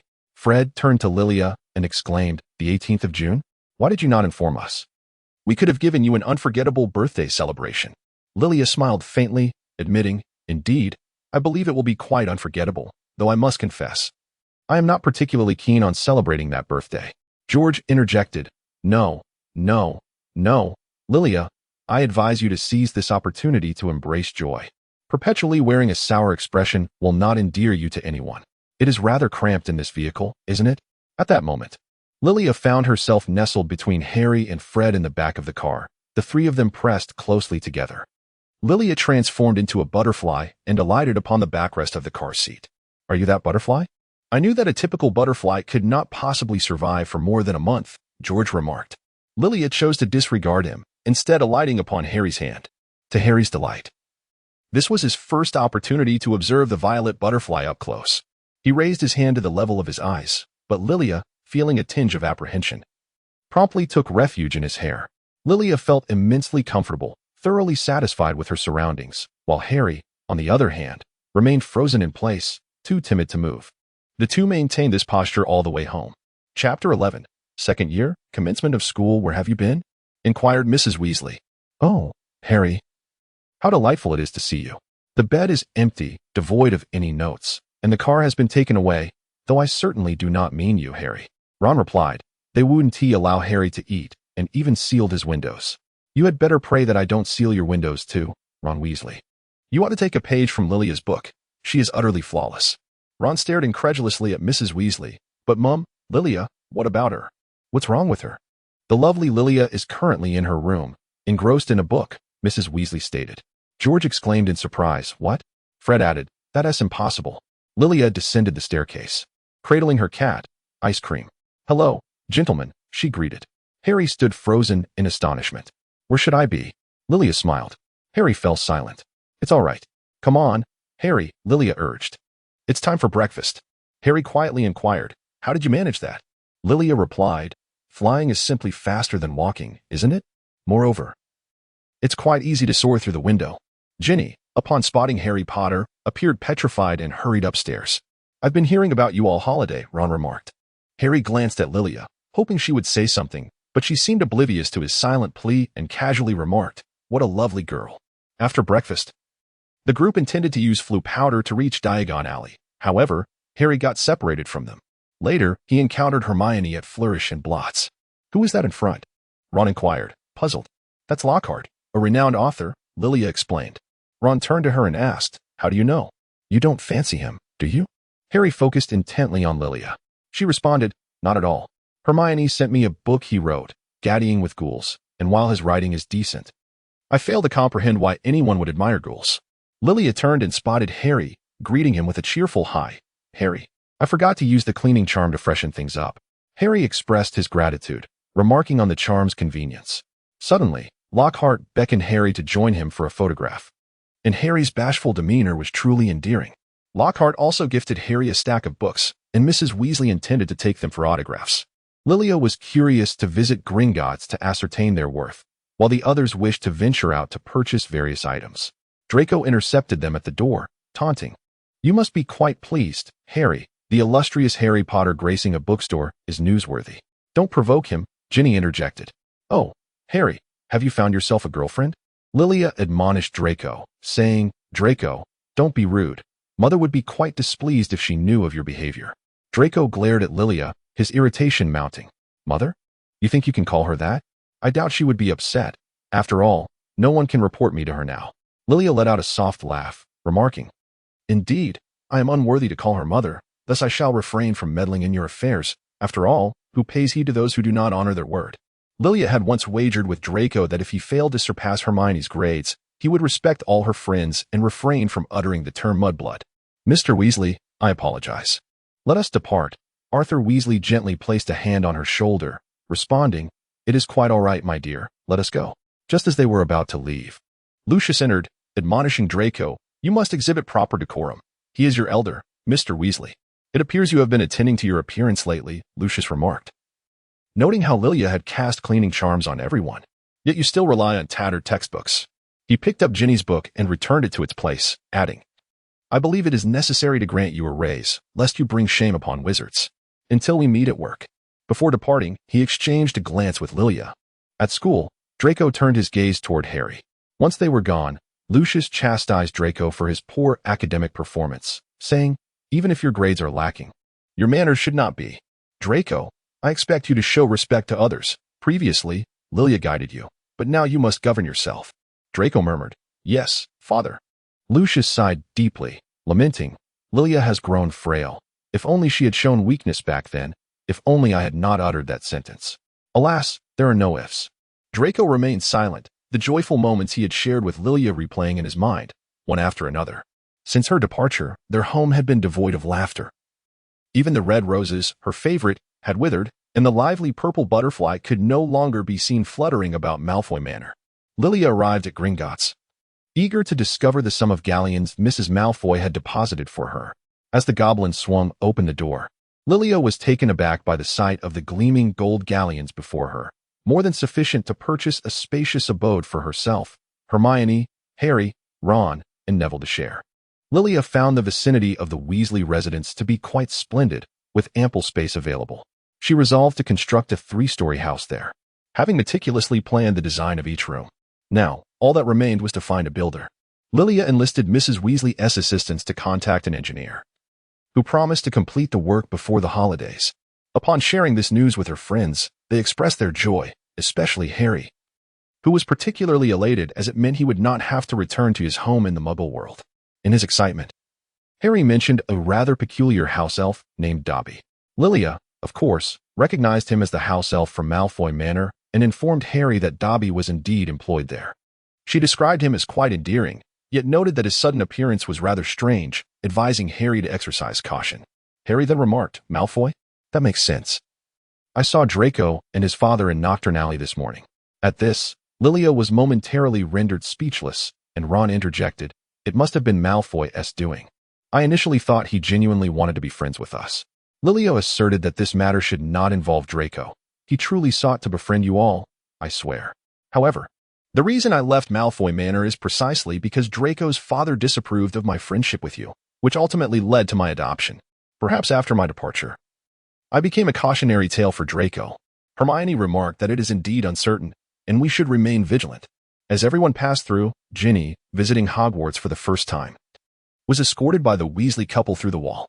Unfortunately, Harry, Lilia, and Ron were not as fortunate.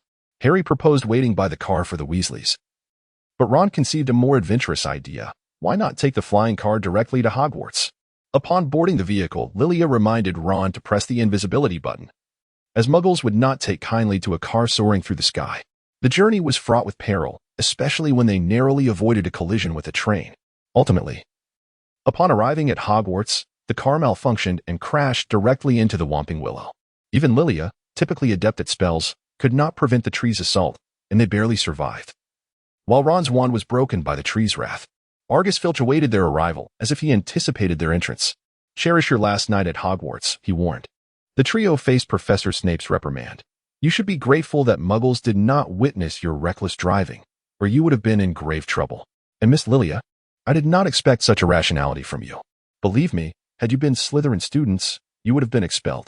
Alas, Headmaster Dumbledore, accompanied by Professor McGonagall, arrived, unfortunately.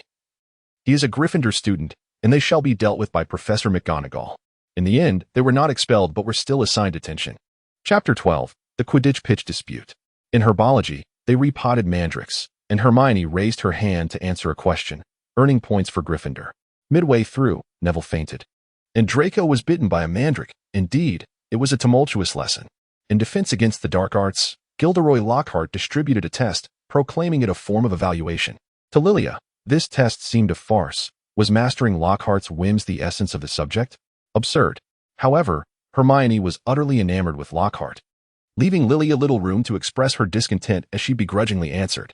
He had even unleashed a house elf for the students to capture, causing most to flee in fright, while poor Neville found himself dangling from a chandelier, thankfully aided by Hermione. During Quidditch practice, Slytherin invaded Gryffindor's pitch solely to flaunt the Nimbus 2001 gifted by Draco's father. Would announced that Lilia was the new beater and required training. Slytherin seemed particularly disdainful of Lilia. No, Wood, she doesn't need training. She is a prodigy.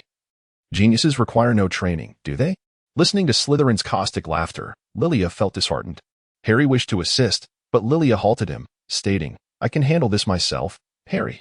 She was not one to tolerate bullying. "Ah, it seems you hold me in high regard, gentlemen. Let me ponder. Could it be that I contributed to 1/5 of Slytherin's points last year?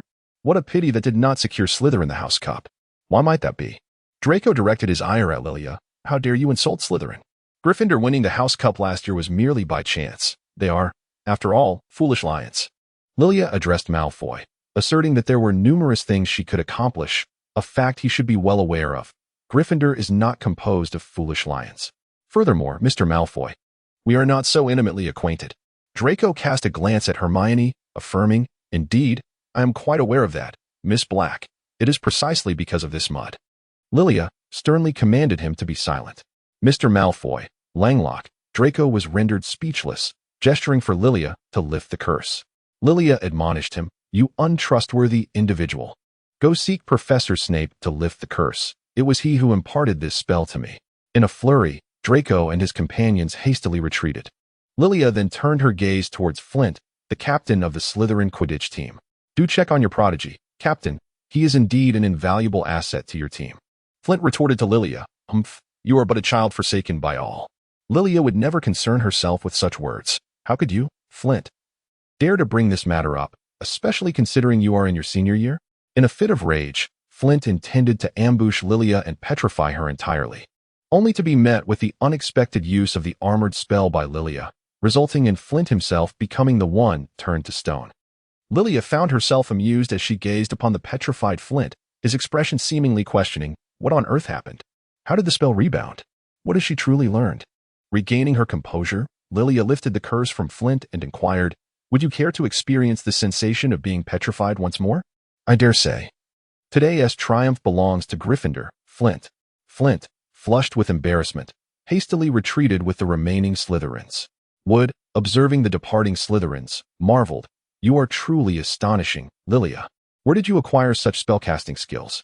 "Lily, thank you, Wood," she expressed gratefully. "Some of this knowledge was imparted to me by Professor Snape, while the rest I acquired out of sheer boredom. I believe we can commence our training now." Wood replied affirmatively, "Indeed. Everyone take your positions and remain cautious. No, rather, everyone pay attention." In hushed tones, Ron muttered to Hermione, "No wonder you two are friends. You both become quite formidable." Harry chimed in, "I was just about to defend Lily, but it seems I ought to speak on behalf of Slytherin, urging Lily to be gentle when casting her spells upon them." Hermione laughed. "Lily is a splendid friend, though somewhat intimidating. I truly admire her." Later that evening, Harry and Lily found themselves tasked by Lockhart to assist him in responding to letters. Harry turned to Lily and inquired, "Lily, have you heard any peculiar sounds?" Lilia did not hear anything, but Harry inquired, "Did you hear something?" To which Harry replied, "Someone wishes for my presence." Lilia felt a sense of bewilderment, pondering the past. Where has it gone? Lockhart, observing their conversation, decided it was getting late and allowed them to leave. "To be honest, Lilia, did you truly not hear anything?" Harry inquired.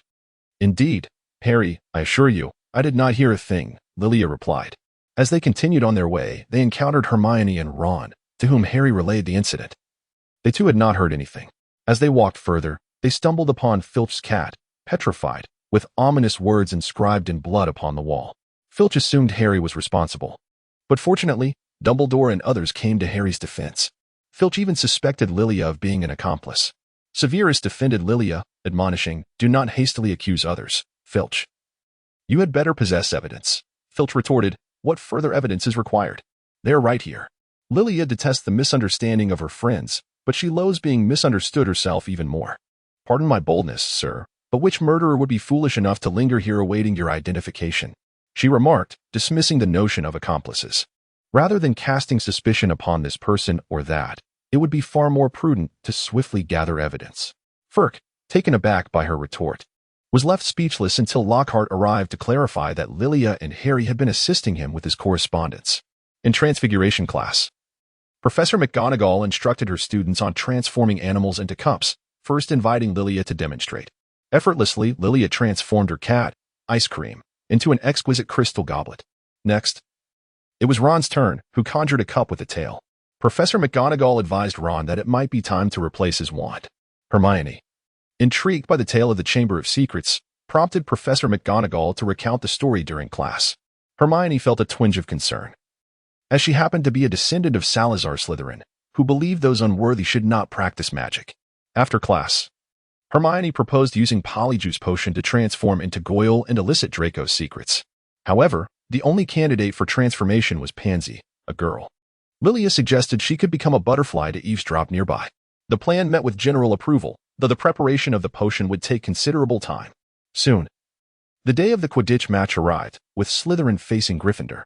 Draco appeared determined to secure victory, and Lilia spotted Lucius in the stands, stirring her anxiety. "Do not worry, Lilia, you will be fine," Harry reassured her. "Thank you, Harry.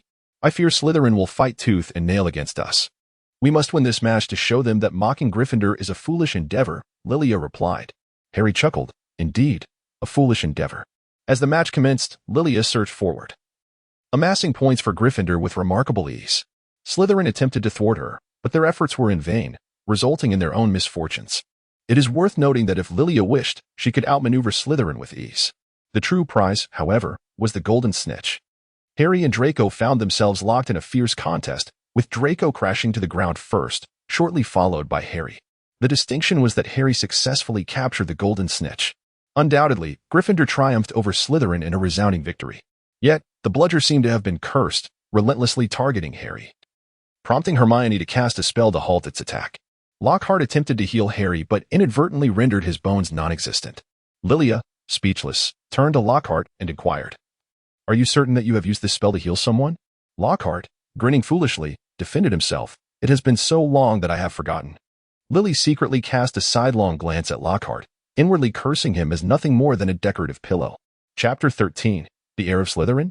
Harry was admitted to the hospital, and the following day he confided in Lily that Dobby had returned once more, revealing that it was indeed Dobby who had caused the others to miss the train. This was undoubtedly tied to Malfoy. Lilia concurred with this sentiment and inquired, "Harry, does your arm ache?" To which Harry replied, "Indeed, it feels as though I am being subjected to torment."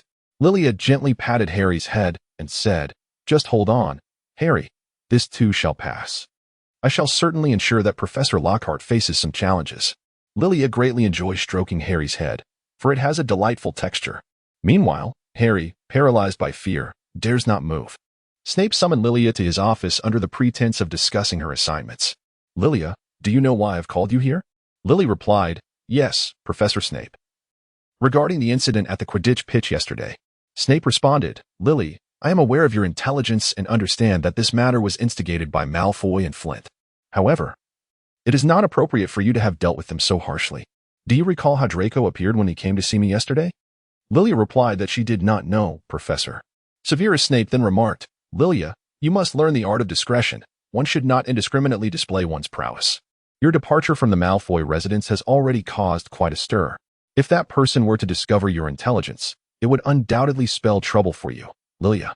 Furthermore, Draco has begun to complain to me that I have imparted too many spells to you." Lilia replied, "I apologize, Professor. I shall refrain from boasting about my abilities in the future." Snape nodded in satisfaction and inquired, "Lilia, is it truly impossible for you to return to Slytherin?" Lily, "I could never apologize, Professor. The opinions of Slytherin weigh heavily upon me." Snape gazed into Lily's eyes, sighed, and replied, "I understand. It is not entirely your fault. You may go now, child." On Valentine's Day, Gilderoy Lockhart, in a burst of inspiration, orchestrated a unique event wherein little gnomes were dressed as Cupid to deliver love letters to the students of Hogwarts, which only deepened Lily's disdain for him. While the delivery of love letters might have been bearable, what truly irked her was the requirement to sing, regardless of class times. leaving her the focus of attention throughout the day.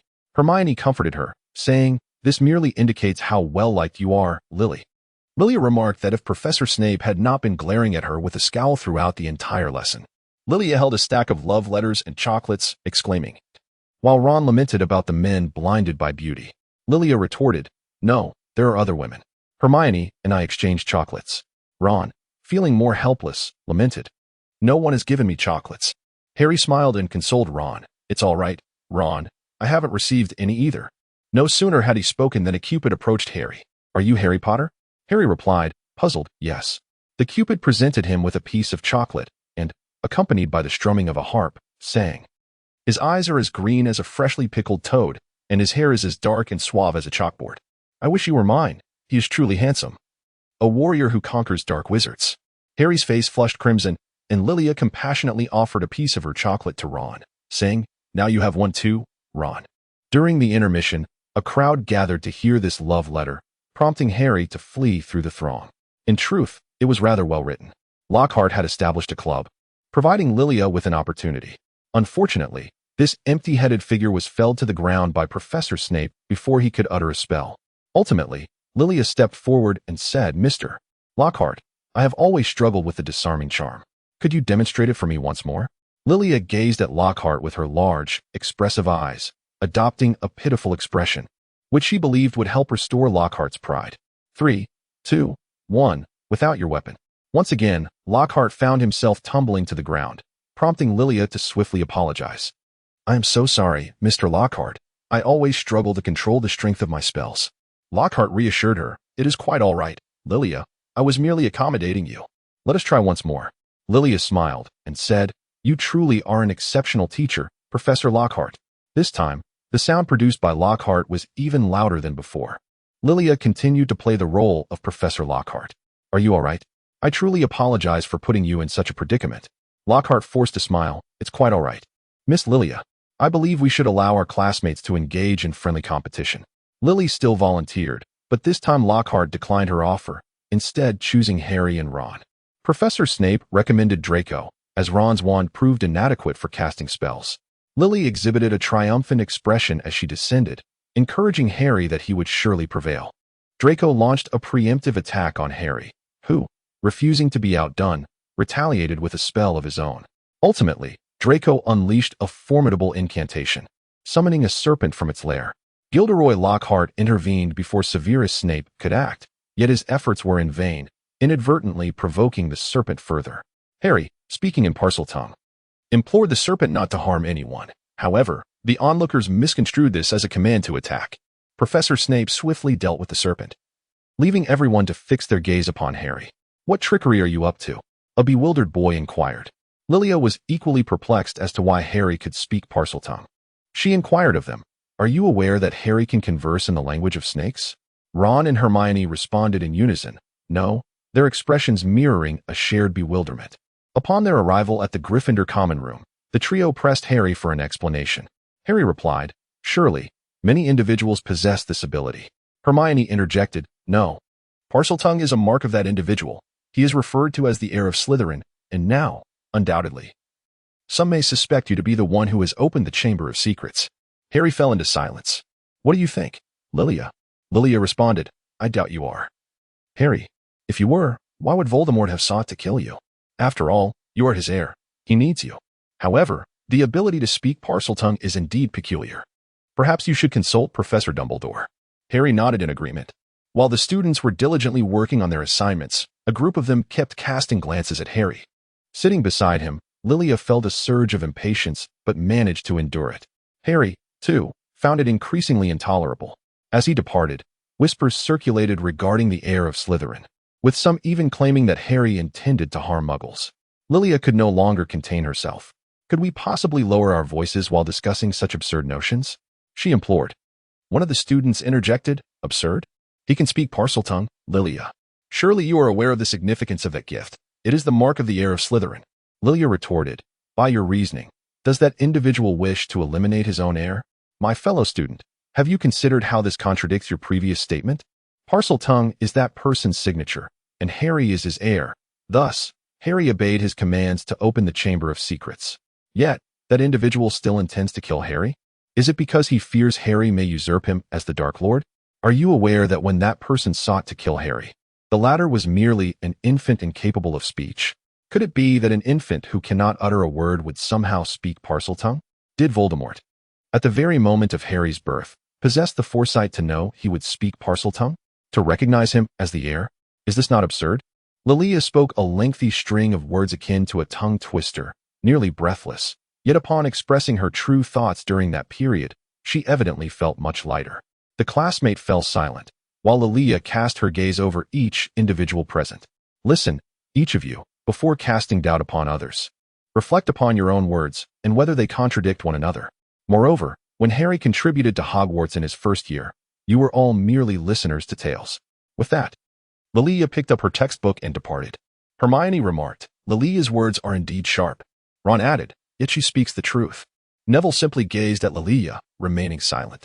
Chapter 14. Testing Draco. When Lilia caught up with Harry, he was seated beside a petrified individual. Filch was nearby as well, and Professor McGonagall hastened over, instructing Harry to proceed to the headmaster's office. The specifics of their conversation remained unknown to Lilia, for she was escorted back to the girls' dormitory by Professor McGonagall. The following day, snow fell. The mischievous twins hurled snowballs at Lilia. However, she paid them no mind, allowing their antics to unfold. The twins sensed something unusual about Lilia that day. After tossing a couple of snowballs, they ceased their bombardment. What's the matter, Lilia? Are you contemplating who to drag into the Chamber of Secrets with Harry tonight? George jested. Lilia would not be angered if I were truly able to unlock the hidden chamber. The first to be petrified would be you, George. George exchanged a knowing glance with Fred, pursing his lips in silence. Hermione informed them that Draco would not be returning home for Christmas, indicating that their scheme was poised for execution. On Christmas evening, Lilia received festive gifts from Harry, Hermione, Ron, and Neville, as well as a quill crafted from swan feathers gifted by Mrs. Malfoy. Harry presented her with a butterfly hairpin. Hermione bestowed upon her a tome of spells. Ron gifted a sweater knitted by his mother, and Neville offered a handcrafted dried rose. Frankly, it was the day on which Lilia received the most gifts. Hermione provided Harry and Ron with 2 laced cakes, instructing them to feed them to Goyle and Crab. The plan indeed succeeded, though Hermione was transformed into a cat. Lilia consoled, "You are rather adorable, Hermione. One cannot help but wish to touch your ears. I am certain the sensation surpasses that of ice cream." Hermione merely chuckled, "Perhaps. But I would prefer they do not witness my appearance. Could you assist me in conveying my absence to them, Lilia?" "Certainly, I can," Lilia replied. After explaining everything to Harry and Ron, the trio commenced their endeavor. Upon exiting the girls' restroom, Lilia transformed into a butterfly, striving to fly close to the ceiling. En route, they encountered Percy, while Draco escorted Harry and Ron back to the familiar Slytherin common room. "Please, have a seat," Draco instructed Harry and Ron. The Weasley family hardly embodies pure blood. They present a pitiful sight, truly a disgrace to the magical community.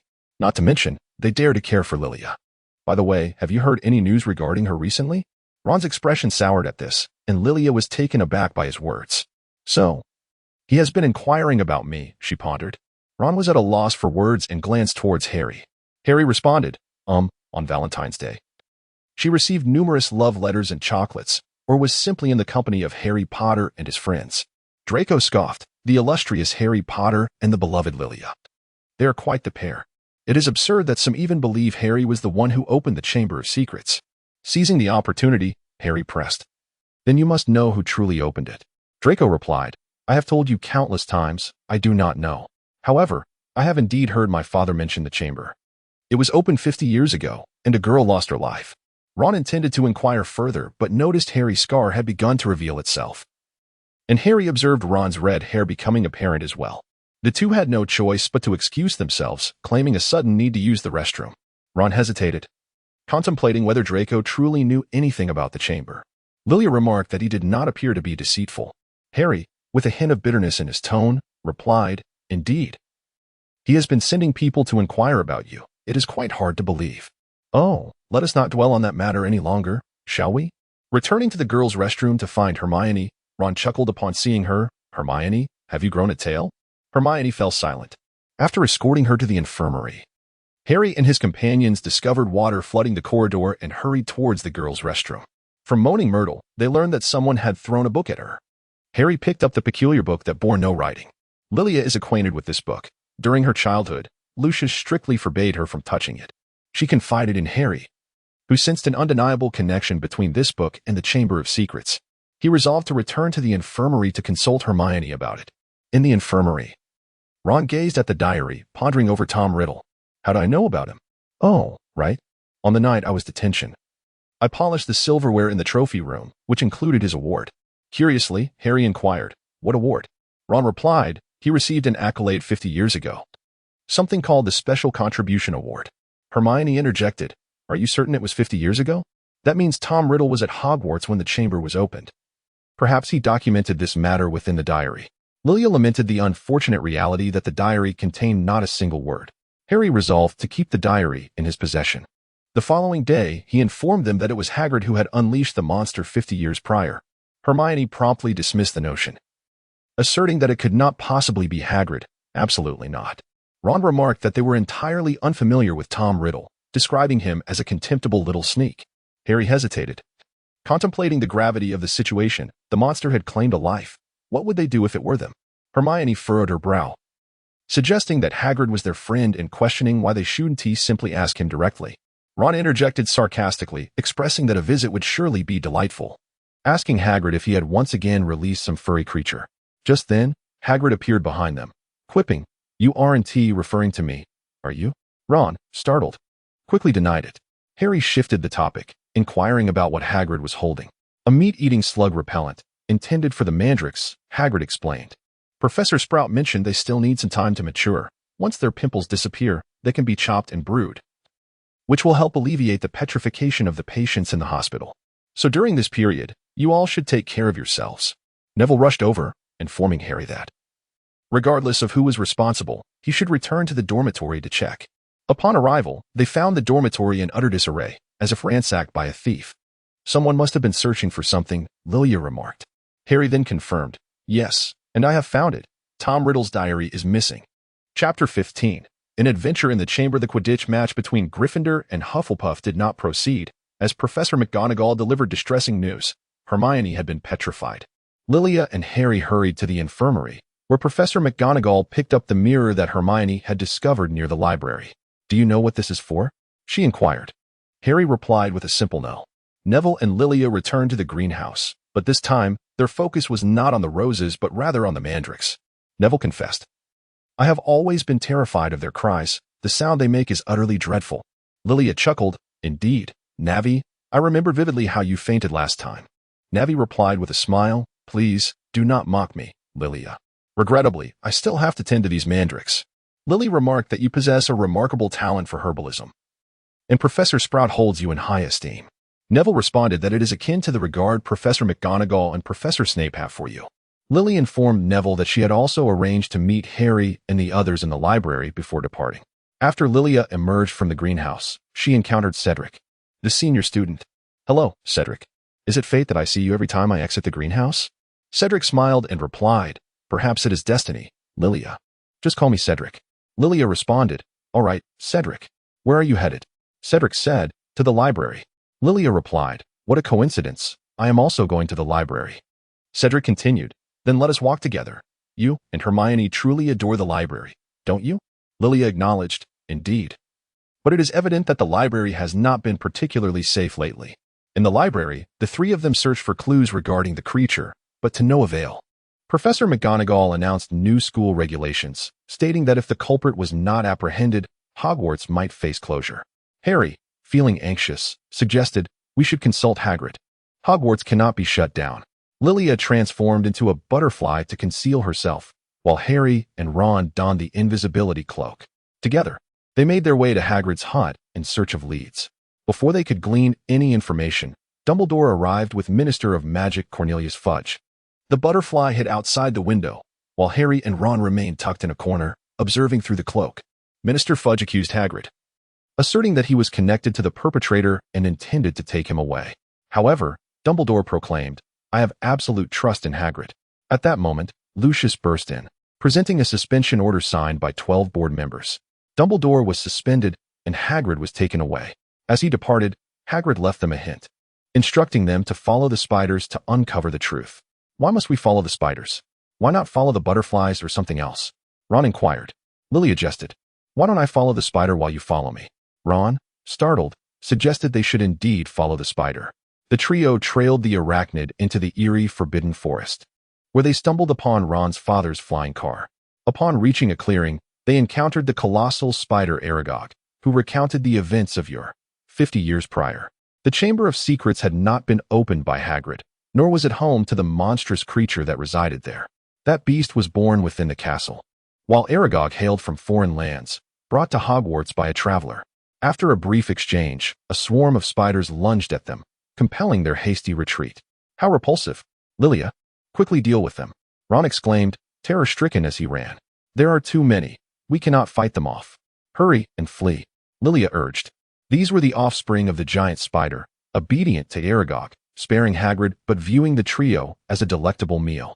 In their flight, the enchanted car appeared beside them, and they climbed aboard, narrowly escaping the spider's pursuit and returning to the castle. Lilia, why didn't you cast some spells against them? Ron stammered, still shaken. With so many spiders, I, as a girl, was terrified too. Ron, Lilia replied. Oh, so you are aware you are a girl? Ron retorted. Indeed, Ron. I am acutely aware of this fact, Lilia responded, exasperated. The trio arrived at the infirmary to check on Hermione and unexpectedly retrieved a note she had left behind. Petrified in her hand, Lilia read aloud, among the many fearsome beasts that dwell on land, the basilisk is the deadliest. It can live for centuries, and those who meet its gaze perish instantly. Even spiders flee in terror upon its sight. The creature in the chamber is a basilisk. Yes, indeed, Harry affirmed. At that moment, they heard the professors rushing toward the second-floor corridor. They too observed from a corner, where another clue left by the heir of Slytherin awaited discovery. At Professor Snape's suggestion, Professor McGonagall assigned the task of confronting the beast to Gilderoy Lockhart. Wait, Lockhart? Absolutely not. He cannot save Ginny. He is merely a blustering fool, Lilia declared. Harry suggested, we should visit Lockhart's office to discuss the matter with him. Ron concurred, indeed. I cannot entrust my sister to that man who merely grins. Thus, they made their way to Lockhart's office, intending to inform him of the developments regarding the chamber, only to find he was preparing to flee. It became increasingly evident to them that he was nothing more than a complete fraud, utterly hypocritical. Ron exclaimed. Lilia brandished her wand, threatening Professor Lockhart. Surely you have witnessed the potency of my spells, she asserted. I assure you, I possess a multitude of incantations. If you wish to continue living, it would be prudent to join us in rescuing Ginny. Lockhart acquiesced. All right, I will accompany you. Harry turned to moaning Myrtle and inquired, could you enlighten me as to how you met your demise? Myrtle recounted the tale of her untimely death. Approaching the sink, Harry uttered an incomprehensible phrase in Parseltongue, unlocking the entrance to the Chamber of Secrets.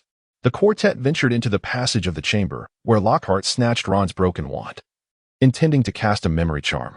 However, the spell backfired, erasing all of Lockhart's memories.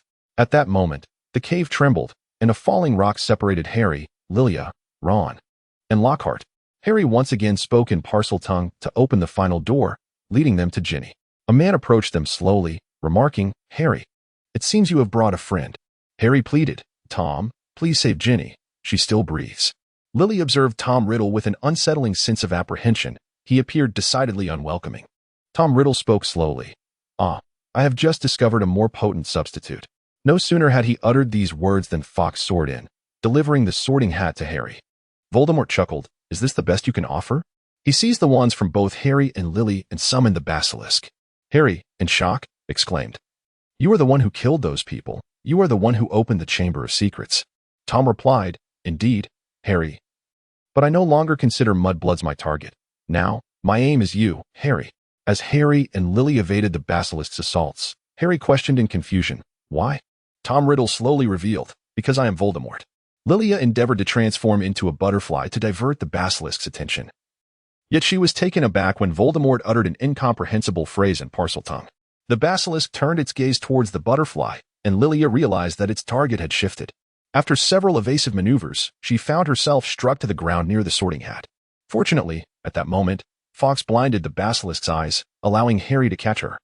With her remaining strength, Lilia hurled the hat towards him before succumbing to her dizziness. Harry spotted the sword within the sorting hat and vanquished the basilisk. But in doing so, he was also infected by the creature's venom. Tom Riddle informed him that he had mere minutes to live. Suddenly, Harry grasped the situation, seized the basilisk's fong, and plunged it directly into the diary. Tom writhed in agony as Harry thrust it again. Observing this, Harry inserted the fong into the diary once more, and gradually, Tom began to fade away, while Ginny regained consciousness. Harry lifted Lilia in his arms as Fawkes shed tears upon their wounds, facilitating their gradual healing. However, Lilia remained unconscious until she awoke in the infirmary. The first face she saw was Harry's. She smiled at him and said, "Thank you, Harry. I nearly thought I would never see you again." Harry replied, "Do not speak foolishly, Lilia. You will be fine." Lilia inquired, "What about Ginny? Is she all right?"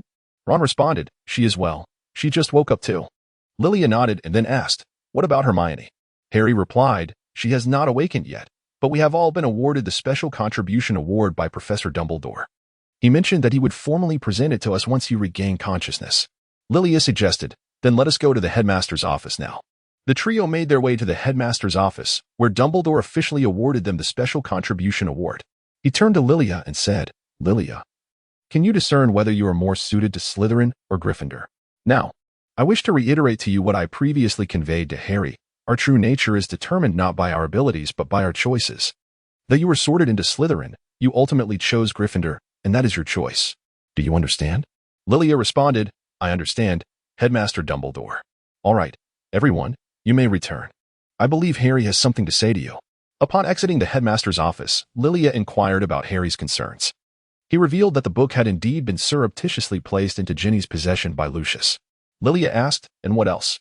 Harry continued, "I have freed Dobby, but Mr. Lucius does not appear to be particularly pleased."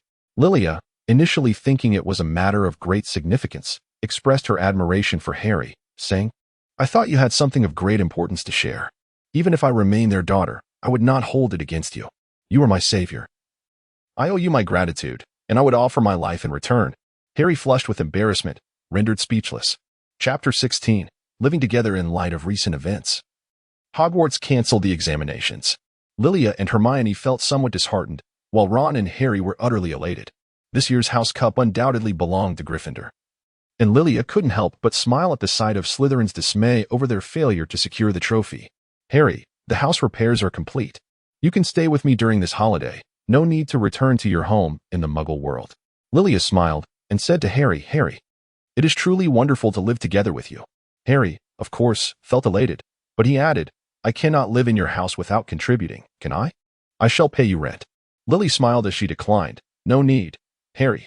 I mentioned that I would repay you. Let this be my token of gratitude." Harry expressed his appreciation, saying, "Thank you, Lily." Ron interjected, "I believe Harry desires more than just a simple friendship with you." In response, Harry playfully stuffed a piece of chicken leg into Ron's mouth, saying, "Eat more chicken, Ron." Lilia then remarked, "Oh, by the way, Ron, Harry and I live not far from your home. You are always welcome to visit us." Ron replied, "Does this mean that when my mother scolds me, I can seek refuge at your place?" Lilia fell into silence, "Perhaps. I would much prefer your visit to my home to be for the purpose of learning." Hermione felt a twinge of sadness. "If only I could reside with you, but alas, my parents would never consent to my living in someone else's home." Lilia said to Hermione, "What do you mean by others' homes? What is mine is yours. You know I have affection for you. When you grow up, your parents will surely not hinder you from residing elsewhere, will they? Rest assured, I have kept rooms for all of you. There will be more than enough space." Hermione embraced Lilia, expressing her gratitude. "Thank you, Lilia." After their meal, they boarded the train home, but this time Harry appeared exceedingly joyful and exhilarated, for he would no longer have to return to that so-called home. Lilia inquired of Harry, "Harry, do you require any additional household supplies? We could venture to the wizarding supermarket to procure some." Harry replied, "No, Lilia, I possess all that I need." Lilia chuckled, "However, there is one dilemma. I am unable to cook." To which Harry responded, "Never mind, I shall take care of it." Lilia affectionately patted Harry's head, expressing her gratitude. "Thank you. You are simply wonderful. Shall we venture out shortly to procure some ingredients? They have all the cookware we might need." Hermione turned to Ron and remarked, "Don't you think they resemble a newlywed couple?" Ron replied, "Absolutely." Upon arrival at their destination, Lilia found a safe spot, and with a flick of her wand, they apparat to the nearest wizarding supermarket. "What shall we purchase?" Lilia pondered. "It would be prudent to buy a couple of spare toothbrushes, and we ought to acquire several towels. Oh, And let's not forget some seeds for red roses, cups, plates, spoons, and forks. Harry, breathless from being tugged along by Lilia, questioned, will we be able to fit all of this? Lilia reassured him, fear not. I possess a spell that can accommodate as many items as we require without causing fatigue. At last, they had gathered all the essentials and made their way home. Harry marveled, your house is remarkably spacious. How many galleons did Mrs. Malfoy bestow upon you? Lilia replied, I cannot count them. I only know it is nearly overflowing. Moreover, this is not solely my home, it is also your future residence, our home. Hearing this, Harry's face flushed once more. I think we should open the window. You appear rather overheated, Lilia suggested. Harry responded, yes, indeed. Chapter 17. The Culinary Companion. Finally, everything had been arranged. Today has been quite fulfilling. I believe we need to sit down and take a well-deserved break. Lilia remarked that Harry still seemed somewhat tense as he cautiously settled onto the sofa. You appear quite anxious, Lilia commented.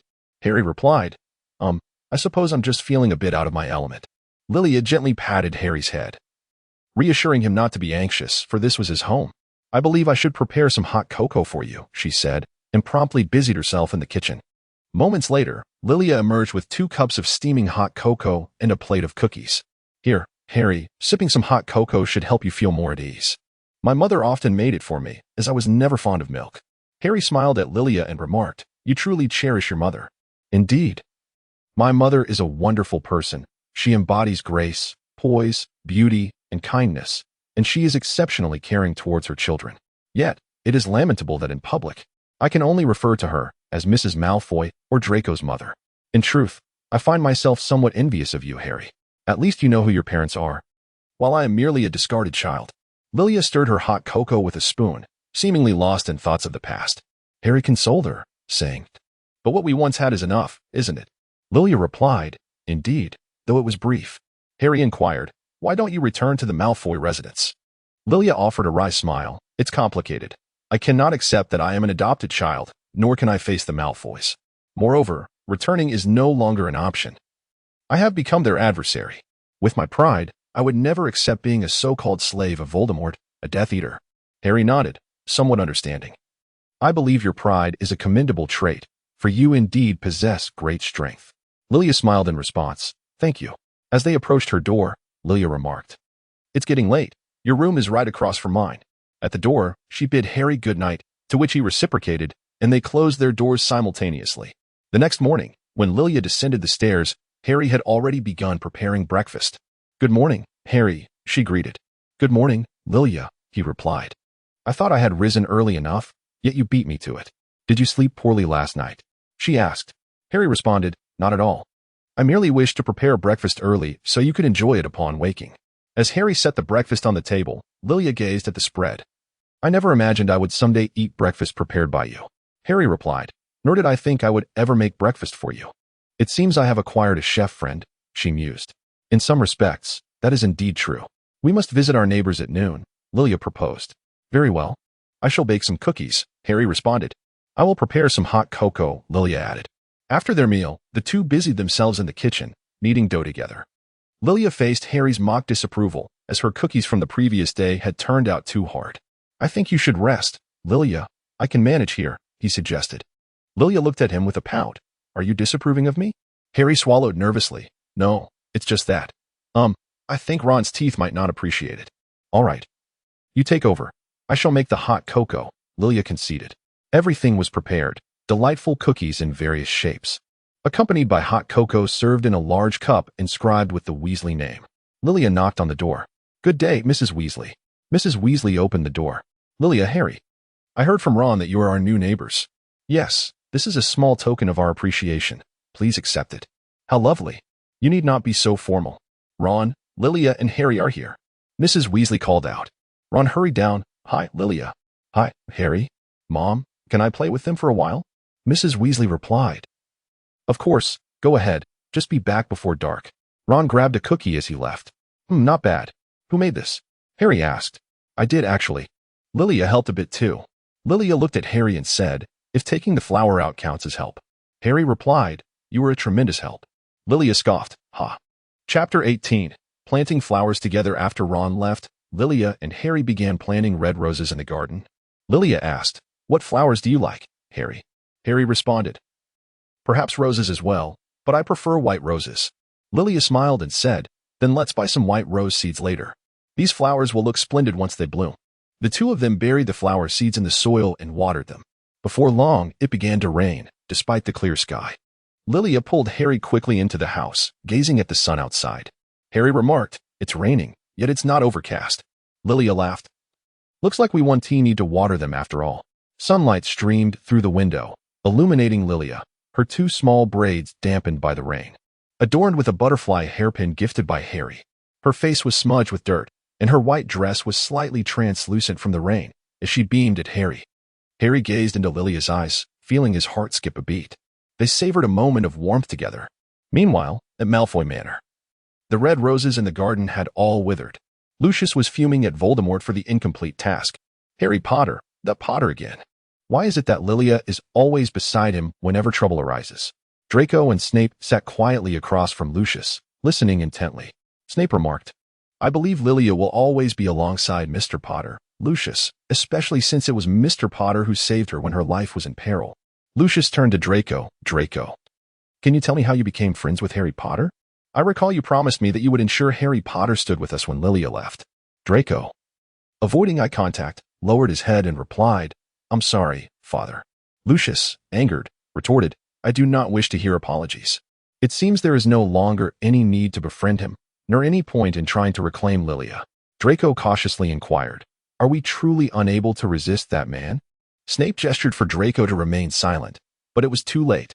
Lucius looked at Draco and answered, without a doubt. Draco stared out the window, lost in thought. The grass, freshly washed by the rain, exuded a refreshing scent of moist earth. After Harry and Lilia finished bathing, Lilia smiled at Harry, what lovely weather. Shall we study potion making? Harry, taken aback, replied, perhaps we should skip that for now. Lily's smile immediately froze, and with a chilling grin, she gazed at him. Try saying that again. Harry stammered as he looked at Lily's expression. It's nothing. In an instant, Lily returned to her bright smile. That's more like it. Don't give up just because your grades aren't great. She pulled Harry to sit in front of the cauldron, preparing potions. Very good, very good. You're much smarter than Ron. Lily exclaimed with joy as she admired their progress.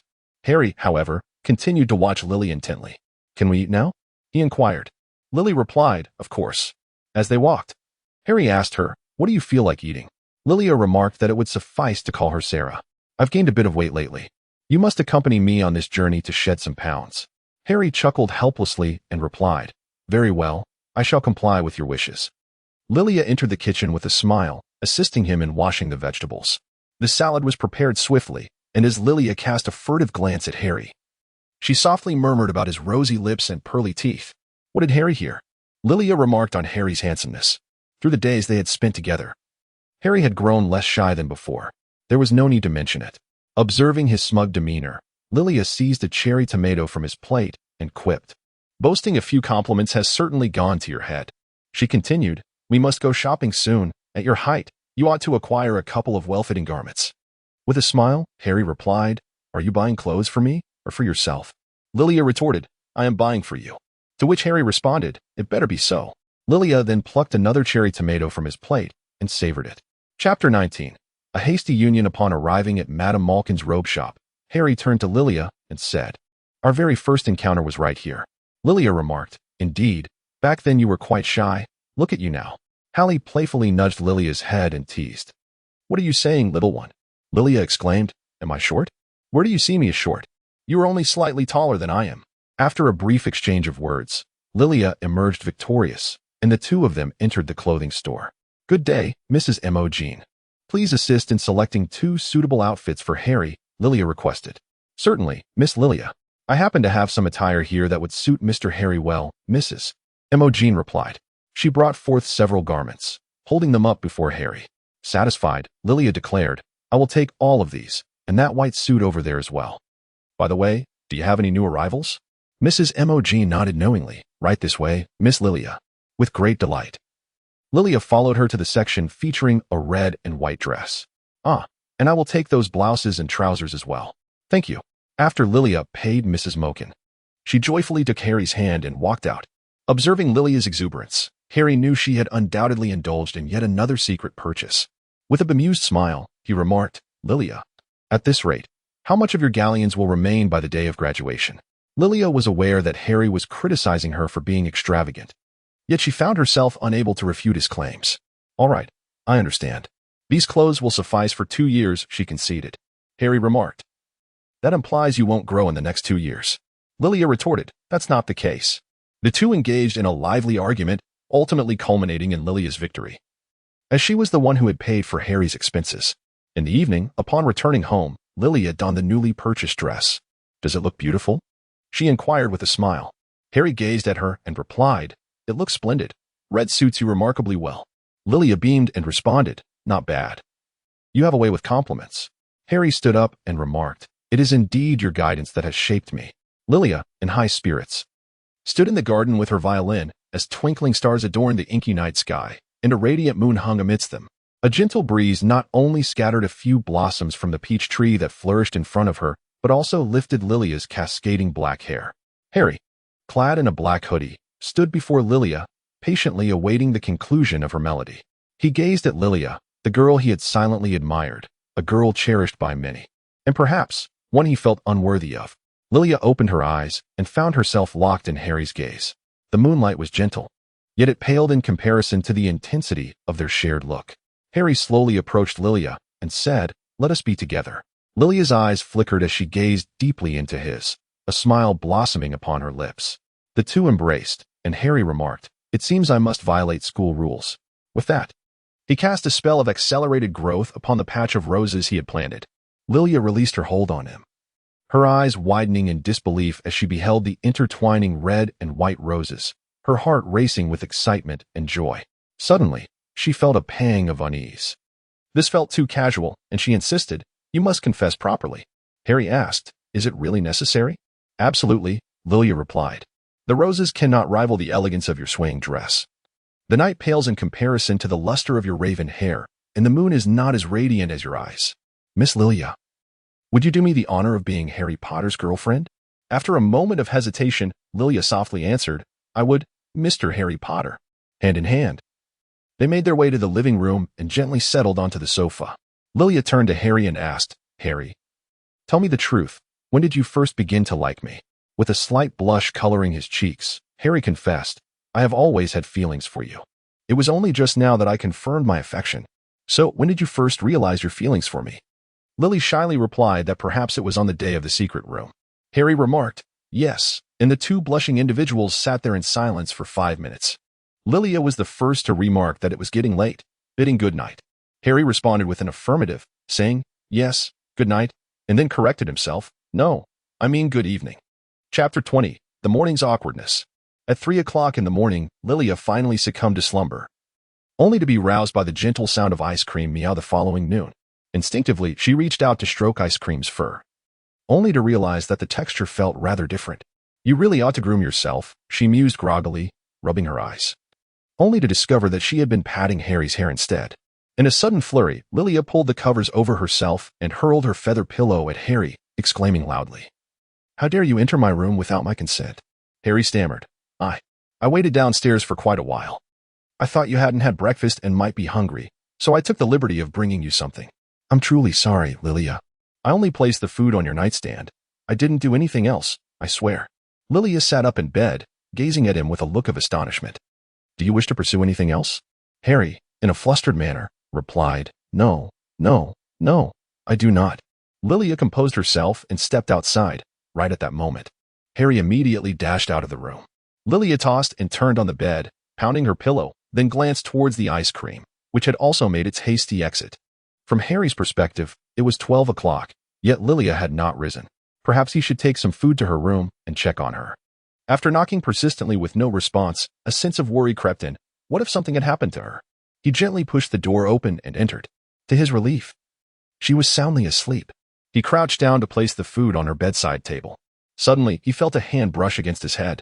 Turning to see, he gasped, "Oh my." It was Lilia. What should he do? She was speaking to him unexpectedly. Should he respond? Just then, a pillow struck him, but fortunately, it didn't hurt. He quickly made his escape. Lilia stood before her wardrobe, contemplating her attire. A dress? Too ostentatious. Pajamas? Too casual. Perhaps some athletic wear would suffice. That would provide a convenient excuse to step out for a jog. Perfect choice. She gazed into the mirror, pondering whether to apply makeup. If she did, it might smudge during her run, yet she wondered if he would perceive her as indifferent without it. Had he seen her just waking up? She touched her face, relieved to find no oiliness. A skincare routine would suffice, along with a subtle lip balm. Yes, that would do. Was that the meal he prepared for her? Quite charming. Indeed, he had made sandwiches, knowing she was on a diet. But considering her earlier sternness, would he be upset? No matter. There will always be a way forward. Oh, she mustn't forget to bring the food along. From Harry's perspective, my outfit is acceptable, isn't it? She bought it for me yesterday. Was she truly angry just now? How can I appease her? Should I add a couple more dishes? Or perhaps take her out for an outing? But where to go? Staying home, then? Yet what would we discuss? I hope she won't ignore me. Perhaps I should continue brewing potions, but what if I fail? Oh dear. Best to focus on preparing the meal first. Lilia approached the dining table, contemplatively gazing at Harry. Should I offer him my assistance? Why are we preparing such an abundance of dishes for just the two of us? Does he think I have an insatiable appetite? Will I still be able to go for a run later? Might he come to regret being in a relationship with me? What will happen if we eventually part ways? Would he move out? Such troubling thoughts. Perhaps I could use the pretext of needing to brew some coffee to engage him in conversation. Does he enjoy coffee? Alternatively, I could prepare him some pumpkin juice instead. Lilia silently entered the kitchen, startling Harry. Oh, hi. Hi, Lilia. Good morning, he exclaimed. Lilia replied with a cheerful laugh. Good morning. I'm going to make some coffee. Would you prefer coffee or pumpkin juice? Harry responded, Oh, just coffee will suffice. Lilia, smiling as she turned away, immediately contorted her face into a comical grimace. Goodness, why did I walk so lightly just now? I must have startled him. Speaking with him now is certainly going to be more awkward. Young love is indeed quite troublesome. Harry suddenly interjected. Is there anything else you'd like to eat? Lilia replied. Just a fried egg will do, haha. Chapter 21. Confirming the relationship, the two finally finished their meal, which was perhaps the quietest they had ever shared. At last, Lilia broke the silence, saying, The weather is lovely today. I think I'll go for a run. Harry responded, Then I shall tidy up the house. Lilia felt a weight lift off her shoulders. All right, haha. Thank you, Harry. I'll be off now, haha. Lilia hurriedly dashed out of her home, circling around Godric's Hollow. As she ran, she silently pondered, I am his girlfriend. Why should I avoid him? This morning's actions were indeed a bit excessive. I shall return shortly to offer my apologies and perhaps discern his attitude in the process. Yes, that is the plan. Meanwhile, Harry had finished tidying up the house and was seated on the sofa, stroking the cat, contemplating, should I apologize to her once more? She likely did not hear me this morning, did she? She doesn't seem particularly upset, so it might be best to have a proper conversation with her later. The cat mewed in response. Before long, Lilia returned home, her body glistening with perspiration. Harry, I'm back. I'm going to take a shower first, she announced. Harry, startled by her sudden voice, replied, All right. Before long, Lilia had completed her shower, dried her hair, and was enveloped in a delightful fragrance. She tied her long hair into a ponytail, changed into comfortable home attire, and made her way downstairs. Lilia approached Harry, and they simultaneously uttered, I think we should talk. Both were momentarily taken aback. You go first? No, I insist you should. The two found themselves in a stalemate. Lilia finally said, I'm sorry, Harry. I shouldn't have been so harsh with you this morning, especially after you extended your kindness. Harry replied, It's all right, Lilia. I too wish to apologize for my rudeness. A sense of relief washed over them both. Harry then rose and asked, Would you like some lemonade? Lilia nodded and replied, Yes, thank you. Harry smiled and said, No need to thank me. After all, I am your boyfriend. Lilia chuckled at his exaggerated demeanor. Very well, my boyfriend, Harry remarked. Does that mean I can forego studying potions? Lilia's expression turned icy in an instant. You should not even entertain such thoughts. Conversely, Mr. Harry Potter shall face a far more rigorous academic regimen. Harry, with a look of feigned grievance, protested, Isn't that unfair for a boyfriend? Lilia retorted firmly, Absolutely not. Harry conceded, All right then, I shall obey the orders of Lady Lilia. Lilia affectionately ruffled Harry's hair, saying, Good boy. Suddenly, a large black dog burst into the garden, prompting the ice cream to immediately burrow into Lilia's embrace. Lilia and Harry approached to examine the dog. Lilia gently crouched down and said, Hello, little puppy. Have you lost your way? Harry, witnessing Lilia's tender demeanor, felt incredulous. He surmised that the garden gate had not been securely closed and decided to carry the dog outside. Lilia nodded in agreement, bidding farewell to the small creature. Thus, the large dog was carried away by Harry. In the evening, Harry and Lilia swung on the swings in the garden, engaged in conversation. Harry mentioned his mother, saying, "My mother's name is Lily. I've been told that my eyes resemble hers." Lilia remarked that many people have said my eyes resemble those of a late acquaintance of Professor Snape. Perhaps they're the same person. Harry responded, "That seems unlikely. I always have the impression that Professor Snape doesn't particularly like me." Lilia replied, "In truth, he is quite a good professor. He merely has a rather stern visage, but he is rather cheerful when away from the public eye." Harry imagined what it would be like to see Snape smile and shook his head. "I've never witnessed him smile." Lilia teased, "If you were to achieve the highest marks in potions, he might just smile at you." Harry replied, "Then perhaps it's best he remains without a smile." Chapter 22. Lilia's birthday. The time had come for Lilia's birthday, and she was in high spirits, having donned a lovely white dress. Harry carried the birthday cake to Lilia's room and knocked on the door, inquiring, "Are you awake, Lilia?" Lilia opened the door, and upon seeing me awake, invited Harry in. Harry remarked, "It seems you will not be hurling pillows at me this time." Lilia retorted, "Is that truly what you think of me? Perhaps I should attempt to be a bit gentler with you." Harry placed the cake on the table and said, "Indeed, just like when we first met." He then mimicked Lilia, saying, "Hello, I am Lilia Blake." Lilia, unwilling to be outdone, countered with her own imitation, "Hello, I am Harry Potter." Laughter erupted between them. Harry then exclaimed, "Oh, behold this cake. I arose early to prepare this strawberry-filled delight for you. Do you not wish to reward your diligent boyfriend?" Gazing at the exquisite cake, Lilia found it deserving of a reward. Consequently, she smeared a dollop of cream on Harry's face, laughing, "Well then, enjoy some cream." Harry, with a playful grin, replied, "You should indulge as well, Lilia."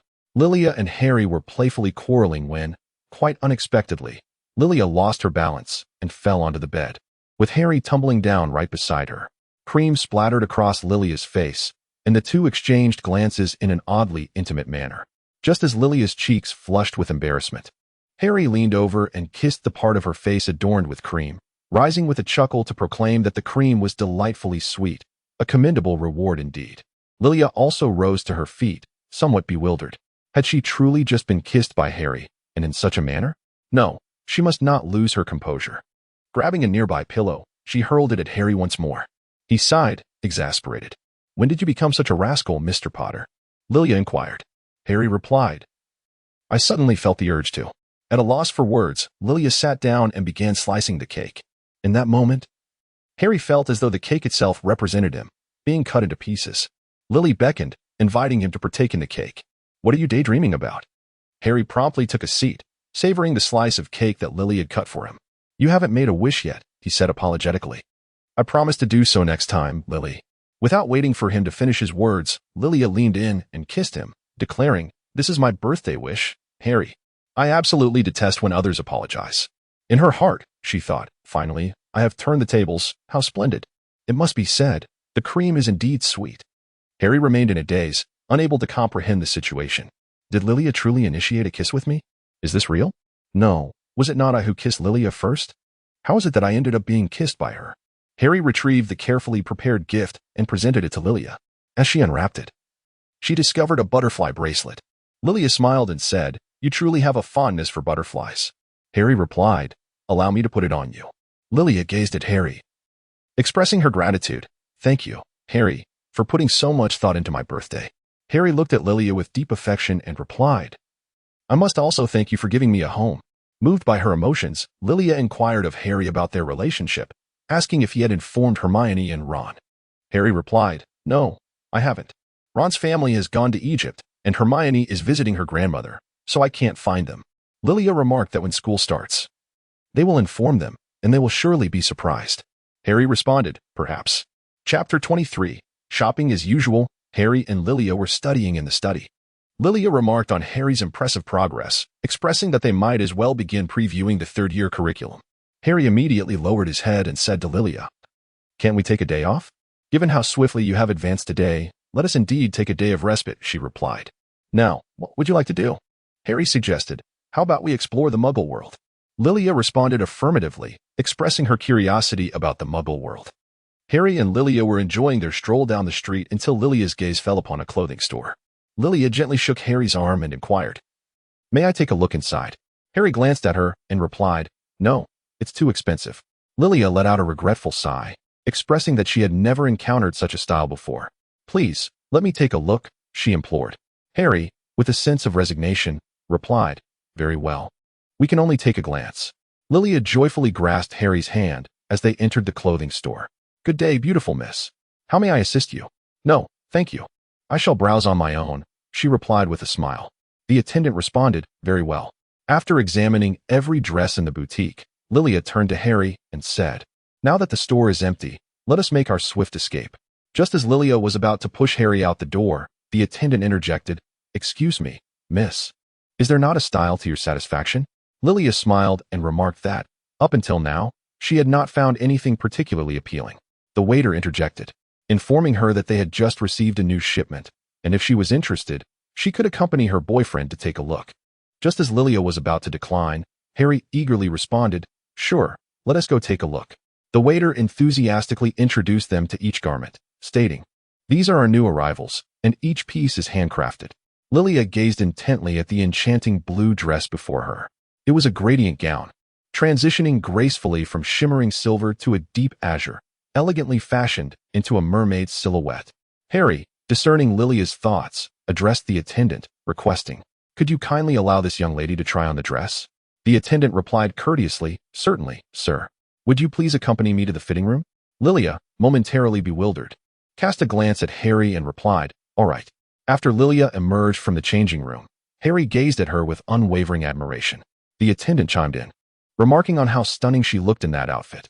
Harry then requested the attendant to wrap the dress. Lilia, puzzled, looked at Harry, and it was only after they left the boutique that she inquired, "Isn't it quite expensive?" To which Harry replied, "Indeed it is. But what matters is that you adore it. Besides, you've been so frugal today, consider it a reward." Lilia's joy was unmistakable as she bestowed a kiss upon Harry as a token of her gratitude. Hand in hand, they strolled down the bustling street. Today was simply delightful, Lilia exclaimed with exuberance. Harry gazed at her and remarked, "We certainly indulged in quite a feast today. It seems someone's diet plan may be in jeopardy." Lilia pouted and playfully complained, "Do you dislike me?" Harry replied, "Not at all. I was referring to someone else." Lilia let out a huff, releasing her grip and striding ahead. Harry offered a resigned smile and encountered a young boy selling flowers. He instructed the boy, "I shall take all these blossoms, but please, do me the favor of delivering them to the lady ahead." The boy nodded in acknowledgement. Lilia turned around in astonishment upon seeing the flowers, only to find Harry was not there. A hint of irritation crossed her face, yet when she turned back, she discovered Harry standing right before her. She playfully punched him, exclaiming, "What are you doing? You startled me, and why did you buy these flowers?" Harry chuckled, replying, "It's a token of compensation for you." Lilia, unable to maintain her feigned anger, smiled and suggested, "Let us head home." Beneath the setting sun, Lilia and Harry strolled hand in hand down the golden-hued street, playfully teasing one another. Chapter 24. Harry's birthday on July 31st. Harry's birthday. Lilia awoke early to bake a cake for him. However, her efforts met with misfortune as several cake layers burned in the oven. As the minutes ticked away, Lilia pondered, surely a bit of magic could remedy this. By the time Harry, still bleary-eyed, made his way downstairs, the cake was already set before him. He glanced at the cake and then at Lilia, questioning, "Did you make this?"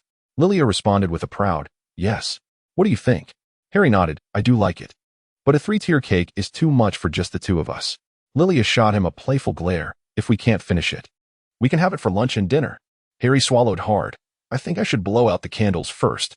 Once the candles were extinguished, Lilia inquired, "What did you wish for?" Harry feigned deep thought, replying, "I want to tell you." Lilia gazed at him, contemplating that it would be best to treat him gently on his special day. "If you won't share, then let's cut the cake," she declared.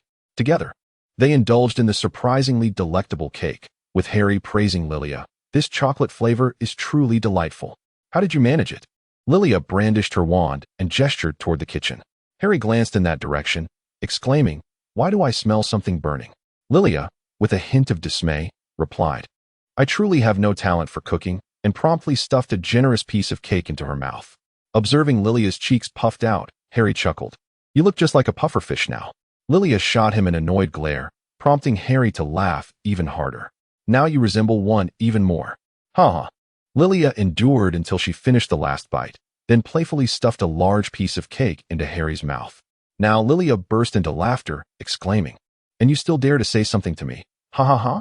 Harry looked at her with a hint of resentment. Lilia immediately straightened her face and said, "All right. I admit my fault. Let me make amends with a gift." With a smile, Lilia produced the present. "Open it and see if you like it."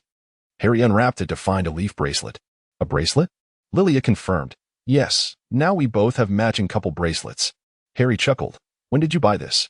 Lilia replied, "I saw it at a little shop the last time we went shopping, right after you made me angry." Harry laughed. "Isn't a butterfly supposed to like flowers? Your butterfly prefers leaves?" Lilia retorted with a bit of annoyance. "My butterfly likes leaves, and that's that.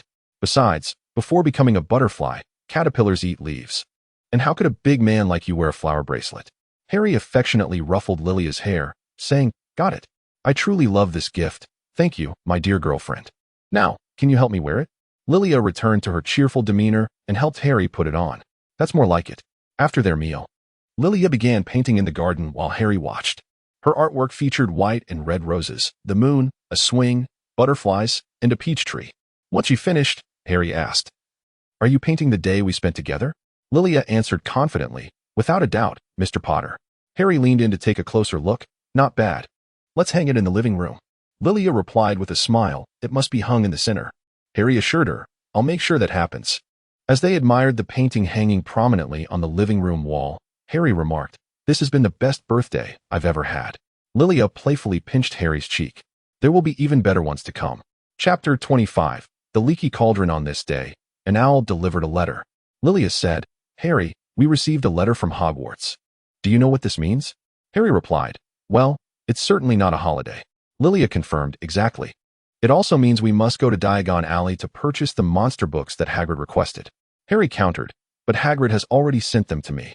Lilia insisted, "Hagrid hasn't sent them to me, Mr. Potter. You absolutely must go to Diagon Alley." Potter said, "Just avoid Madame Malkin's."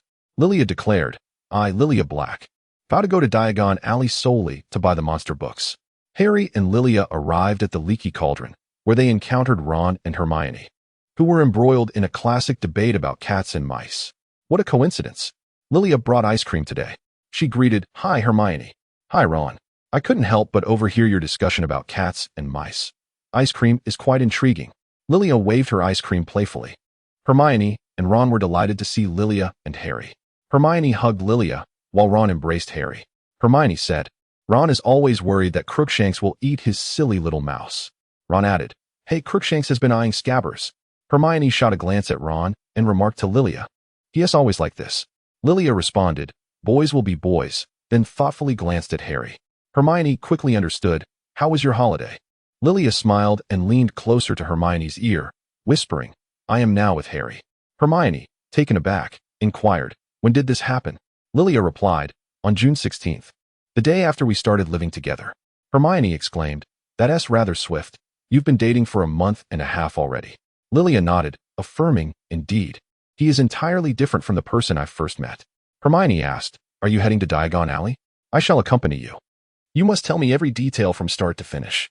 Meanwhile, Ron had also learned about Harry and Lilia's romance and exclaimed, "Goodness, how did Lilia come to like you?" Harry remained silent. At that moment, Arthur Weasley approached Harry regarding a matter, while Lilia greeted Harry before joining Hermione to purchase books about magical creatures. Along the way, Hermione and Lilia engaged in animated discussions about love, with Hermione feeling both astonished and exhilarated.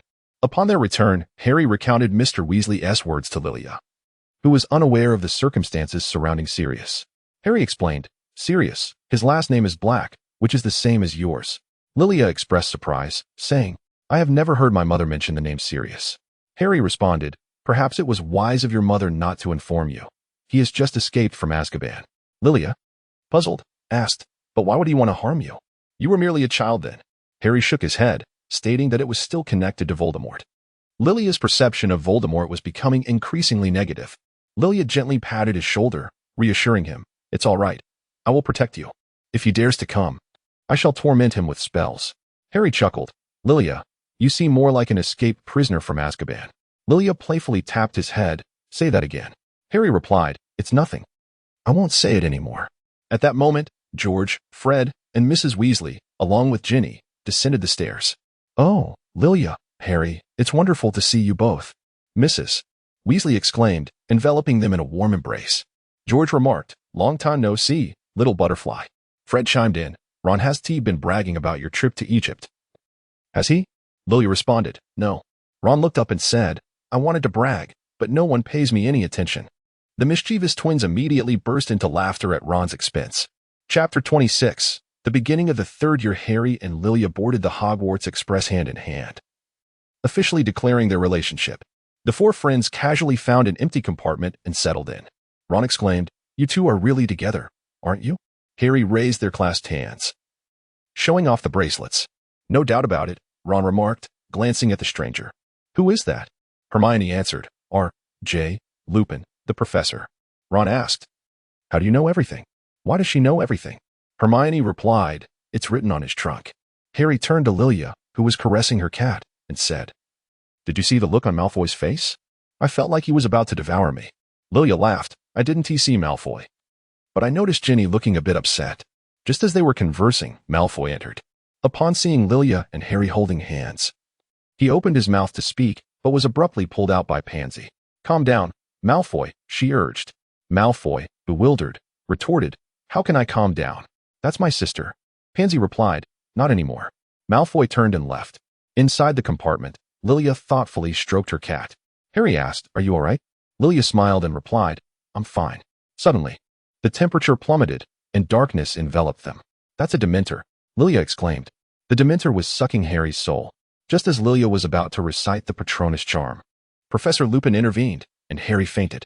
Professor Lupin looked at Lilia, puzzled. "Who are you?" Lilia replied, "Hello, Professor. I am Lilia, Lilia Black." Lupin appeared somewhat surprised. "Black? Whose child are you?" Lilia smiled awkwardly. "It's a long story. I was adopted by Mrs. Malfoy, who was formerly a Black, hence I bear her surname." Professor Lupin nodded in understanding, smiling, "I see. Not many at your age know the Patronus charm. You possess great talent." Lilia thanked him. "Thank you, Professor. I merely read about it in books and learned for fun." When Harry regained consciousness, a crowd surrounded him. Professor Lupin offered, "Have some chocolate. It will do you good." Harry cautiously glanced at Lilia. She said, "This is Professor Lupin. He just saved you."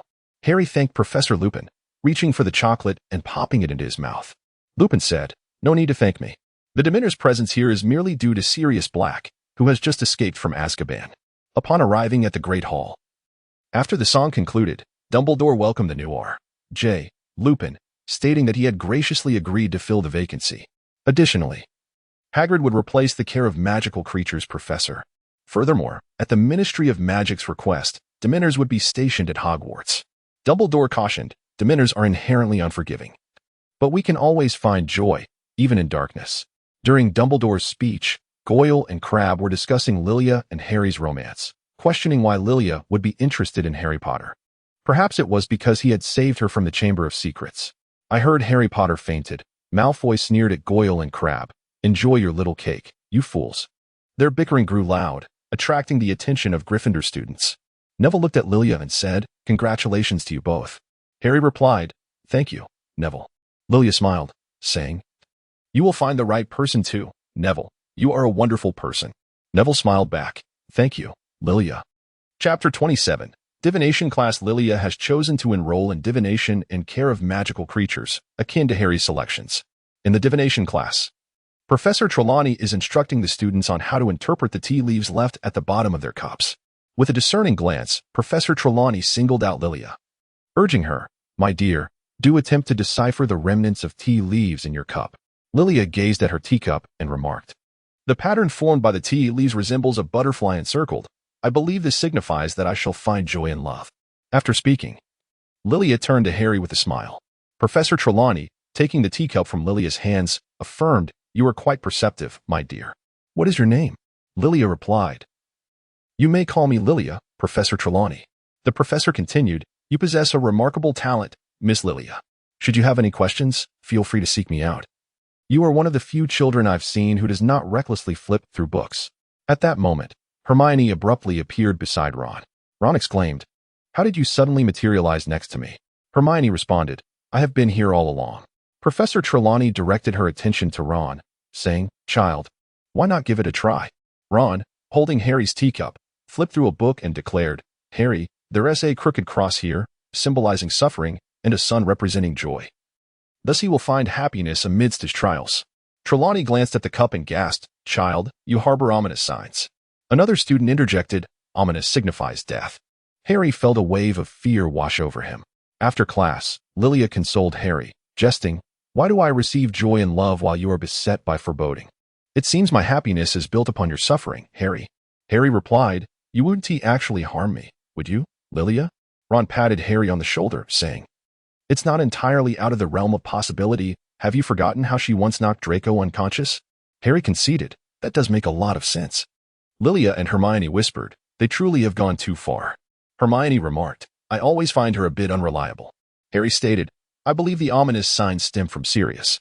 Hermione countered, "Oh, come on, Harry, with Lilia around, Sirius could never harm you." Lilia exclaimed, "Hey, my friends, I am not a terrifying monster. Why do you always perceive me as so violent?" Hermione responded, "It's due to the troll." Ron added, "It's because of the unconscious Draco." Harry remarked, "Well, the pillow." Lilia fell silent. In the magical creatures protection class, Pansy approached Lilia and remarked, "Draco appears to be quite upset about your romantic involvement, Lilia." Lilia remarked, "What does that have to do with me, Pansy? He is no longer my brother, remember?" Pansy replied, "I told him the same. But it seems to have only angered him further. I do not comprehend." Lilia remarked that they should refrain from discussing that topic. She then inquired about the recent developments between her and him. Pansy replied, stating that it was rather mundane. He still regards her merely as a friend. Lilia remarked that it should not be the case, "And I noticed that you have cut your hair short. It looks splendid." Pansy replied with gratitude, "Yet it seems he still prefers long hair. I require your assistance, Lilia." Lilia inquired, "What is it that you require of me?" Pansy replied, "Have a heartfelt conversation with Draco. For some reason, I sense that he harbors a somewhat unique sentiment towards you." Lily was increasingly perplexed by Draco's feelings towards her. Surely, it was impossible. He had despised her since childhood. Pansy replied, "Regardless, you should have a proper conversation with him. After all, it has been quite a while since you last spoke." Lilia nodded and said, "All right, please inform him that we shall meet atop the astronomy tower after lunch." Pansy replied, "Thank you, Lilia." Lilia smiled and remarked, "There is no need for gratitude, Pansy. You are my only female friend since childhood. We have known each other for over a decade. Do you remember?" Pansy embraced Lilia and said, "Of course I remember. Thank you, Lilia." Chapter 28. Care of Magical Creatures. At that moment, Harry approached, and Pansy said to Lilia, "It seems he is quite attached to you. I shall not disturb you any further. I'll take my leave now." Lilia nodded at her. Harry approached and inquired, "What's the matter?" Lilia replied, "Nothing much. Pansy wants me to have a proper conversation with Draco at noon." Harry nodded in agreement. "Indeed, I shall await you in the library with Ron and the others." Lilia affirmed, "Yes, I will definitely be at the library before afternoon classes." At that moment, Pansy informed Draco about Lilia's desire to chat with him at the astronomy tower. Draco glanced at Lilia and Harry, exchanging a few words with Pansy and the others. He then called out to Harry, "Look, a Dementor." Harry and Lilia turned around. Seeing nothing, upon looking back, they spotted a few small Dementors. Lilia couldn't help but chuckle at Harry. "Don't mind them, Harry. Draco is still as childish as ever." With that, she took Harry's hand and led him forward, while Ron and Hermione stuck out their tongues at them from behind. At that moment, Hagrid exclaimed, "Hello, Buckbeak. Children, come meet Buckbeak." Ron asked, "What kind of creature is he, Hagrid?" Hagrid replied, "He is a hippogriff, Ron. Firstly, I must warn you that they are quite proud and have a bad temper, which could lead to injury or even worse. Now, who shall come forward to meet Buckbeak first?" Everyone took a few steps back, leaving only Harry and Lilia, who were still holding hands. Lilia noticed Hagrid turn around and simultaneously released her grip on Harry's hand. Hagrid said, "Very well, Harry, Lilia. Now, you both should greet Buckbeak and bow together." Harry and Lilia exchanged a glance and stepped forward, bowing to Buckbeak. Lily, in a state of anxiety, stepped upon a twig, causing Hermione to grasp Ron's hand in trepidation. After a period of bending down, Buckbeak remained unresponsive. Hagrid then suggested, "You may attempt to touch Buckbeak." Lily and Harry gently patted Buckbeak's head. Hagrid announced, "Now you may ride Buckbeak." "Lily, You shall go first. Lily was somewhat anxious, stammering as she said, I think it should be Harry first. Before Lily could finish her sentence, Hagrid had already lifted her up. Thank you, Hagrid, Lily managed to say. Hagrid replied, No need to thank me, Lily. Now, Harry. It's your turn to go up. Harry climbed on, unsure of where to place his hands. Hagrid instructed, Just place your hands on Lily's waist, Harry. Draco, observing with a furrowed brow, watched them intently. Lily turned her head and reassured, It's all right, Harry. Go ahead. With you holding me, I feel safer. With her encouragement, Harry placed his hands on her waist. Hagrid announced, All right, now we can fly. Bubbik. Lily exclaimed in a panic, What? Bubbik took off swiftly, and Lily's scream echoed through the sky. Harry chuckled, I've never seen you so frightened. Lily blushed slightly. Why are you laughing at me? Aren't you scared? Harry replied with a grin, I am scared. But What? Ha ha. Lilia fell silent, and in an instant, Harry regained his composure. I shall refrain from speaking, he declared. Bubbik circled the lake, and at the apex of his flight, Harry proclaimed, Lilia, I love you. With exuberance, Lilia responded, I love you too, Harry. They both burst into laughter, unafraid and even wishing to linger a while longer. Upon returning to solid ground, everyone rushed forward, exclaiming, Incredible, Harry. Lilia, are you not afraid? I wish to try it too. Only that young master, striding with intent, approached Bubbik and remarked, You are not frightening at all, you ugly creature. Bubbik, incensed, knocked Draco to the ground. Draco's face contorted in an expression of agony as he cried, He is going to kill me. He is going to kill me. Lily and Pansy stepped forward, and Lily said to Hagrid, Quickly, take him to the infirmary. After moving Bubbik aside, Hagrid replied, Oh, very well, I am the teacher. I shall carry him. Lilia signaled to Harry that she would leave first, requesting him to save her a seat for lunch. Harry replied affirmatively. Chapter 29, A Conversation with Draco. Lily accompanied Hagrid to the infirmary, where Hagrid turned to her and said, Lily, I would appreciate it if you could keep an eye on Draco for me, as I have some matters to attend to regarding Buckbeak. Lilia said, All right, Hagrid. I also have some words to share with Draco. Hagrid replied, Thank you, Lilia, I shall leave this to you. And with that, he departed. Lilia gazed at Draco, whose face was etched with pain, and couldn't help but chuckle. I haven't seen you make that expression since you were 8. Draco replied, Please, do not laugh, Lilia. I shall ensure that my father deals with Hagrid and that wretched creature. After finishing his bandaging, Draco walked outside alongside Lilia. Lilia cautioned, Do not take such a path. Draco nodded in understanding. Friends. Just look at what you have done for your friends. You have even forsaken our home. Lilia expressed her apologies to Draco, stating that she was no longer a member of the Malfoy family. Draco replied with a hint of regret, affirming, Indeed, it is true. You echo what your father has said. Lilia fell into silence. Draco suddenly turned to her and said, In truth, both your parents and I miss you dearly. However, it is a foregone conclusion that you cannot return to Malfoy Manor. What has caused our family to fall into such disarray?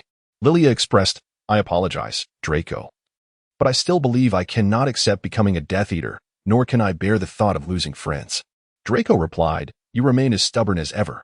Very well. I cannot sway your decision, but we can still be siblings, cannot we? Lilia smiled and said, Indeed, we remain siblings. However, should any ill-intentioned individuals become aware of our reconciliation, it would pose a significant threat to the Malfoy family, especially since father has already chosen that person. Draco gazed at Lilia and expressed, How I wish I were not a Malfoy. Lilia playfully tapped Draco's forehead and teasingly remarked, Aren't you afraid that your father might overhear? Draco furrowed his brow and replied, Father is not here. Are you aware of how aggressive you are, Potter? Lily replied, Hey, why does everyone say that? Where have I been violent? Draco smirked, You know very well in your heart. Changing the subject, he asked, How is Potter treating you? Lilia remarked that he treats me well, so there is no need to worry, Draco. Speaking of which, Draco, what do you think of Pansy? Draco replied, Pansy? She is quite lovely, a good friend indeed. Lilia let out a sigh, insisting, You want me to clarify, don't you? Are you saying that you have feelings for her? Draco replied, I do not harbor such sentiments towards her. Lilia remarked, You are just like father. He always wants me to marry Pansy. Lilia remarked to Draco, All right. I merely wish to convey that Pansy is a splendid girl. Were I a boy, I would undoubtedly marry Pansy without hesitation. Speaking of which, we ought to dine now. You may return to your Slytherin, while I shall proceed to my Gryffindor. Ah, and do remember, do not disclose your injury to father. He would certainly create quite the uproar. Farewell. Lilia strode forward with purpose. Draco furrowed his brow in confusion and exclaimed, Hey, Lilia. Have you truly abandoned me while I am still bandaged in plaster? Lilia turned to Draco and instructed him to find Pansy. Draco, exasperated, replied, I am truly at a loss for words with you, Lilia. Chapter 30, Defense Against the Dark Arts at Noon. Lilia and her companions were engrossed in their studies at the library. Hermione noticed that Harry's book had turned to the back and remarked, Lilia, you've certainly taught Harry to prepare for third-year material ahead of time, haven't you? Harry, with a resigned smile, replied, Undoubtedly. Ron cast a sympathetic glance at Harry, commenting, Lilia can be quite terrifying when she teaches. Harry continued, Indeed, when casting spells, you must execute them perfectly 3 times. If you fail even once, you must start all over again. Lily quietly observed her 2 diligent students engaged in conversation. Gentlemen, should you wish to spend a holiday brimming with academic pursuits, do not hesitate to inform me, especially you, Mr. Harry Potter. Harry glanced at her in alarm, to which Lily remarked, Do not mind me engrossed in my book. Ron whispered to Harry, Are you certain that Lily is your girlfriend and not merely your tutor? Hermione then suggested to Lily, Perhaps this holiday I could stay with you. My parents have given their consent. Lily remarked, That's splendid, Hermione. I am certain you must excel beyond the 2 of them. Ron interjected, Are you really sure, Hermione? Are you certain you wish to play the third wheel? Hermione replied, Of course, if you don't mind. Lilia gently patted Hermione's head and said, I certainly do not mind, Hermione. You know I have always dreamed of living with you, and you too, Ron. Hermione is far from being a third wheel. I believe Mrs. Weasley would be delighted to have me tutor you.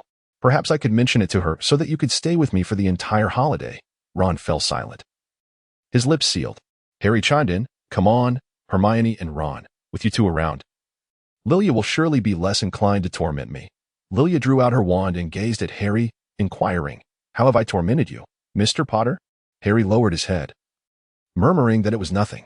The lesson had commenced. It was Professor Lupin's defense against the dark arts class, where they were to learn the art of transforming a boggart into something humorous. The first to face the challenge was Neville, who harbored a deep-seated fear of Professor Snape. Professor Lupin instructed him to envision Snape in women's clothing. As Neville watched Snape approach slowly, he exclaimed, Ridiculous. In an instant, Snape morphed into a humorous figure clad in women's attire, prompting uproarious laughter from the class, although the Slytherins remained unmoved. Lilia initially displayed little reaction until she beheld Professor Snape donning high heels, which elicited an uncontrollable laugh from her. The second participant was Ron, who transformed a terrifying giant spider into a comical roller skating spider, prompting Professor Lupin to exclaim how amusing it was. Next up was Lilia, whose greatest fear was a grizzly bear. She recalled her childhood escapade with Draco when their mischief led them into the forest, where they encountered a formidable grizzly. At that moment, Lilia's clothes were torn by the creature, and had she not run swiftly, neither she nor Draco would be present today. Lilia contemplated something that was not terrifying and exclaimed, How amusing. Suddenly, a large brown bear adorned with rabbit ears and clad in a pink dress appeared. Professor Lupin, unable to contain his delight, encouraged, Go on, continue. The fourth was Harry, who soon felt a sense of unease. Professor Lupin, sensing the disturbance, positioned himself protectively in front of Harry, transforming into the moon of the night. Lupin remarked, How amusing. The moon has transformed into a balloon and floated away. With an apologetic tone, Professor Lupin said, I am sorry, everyone. That will be all for today. You may return home. Lily pulled Harry back. Harry, were you just contemplating the Dementors? Harry replied, Indeed. Lily advised Harry, saying, I believe you should have a conversation with Professor Lupin. You cannot continue living in fear like this. Harry nodded in agreement. All right, I will heed your advice.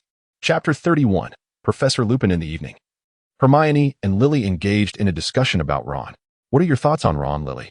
Lily, while brushing her hair, remarked, brave, candid, and somewhat adorable.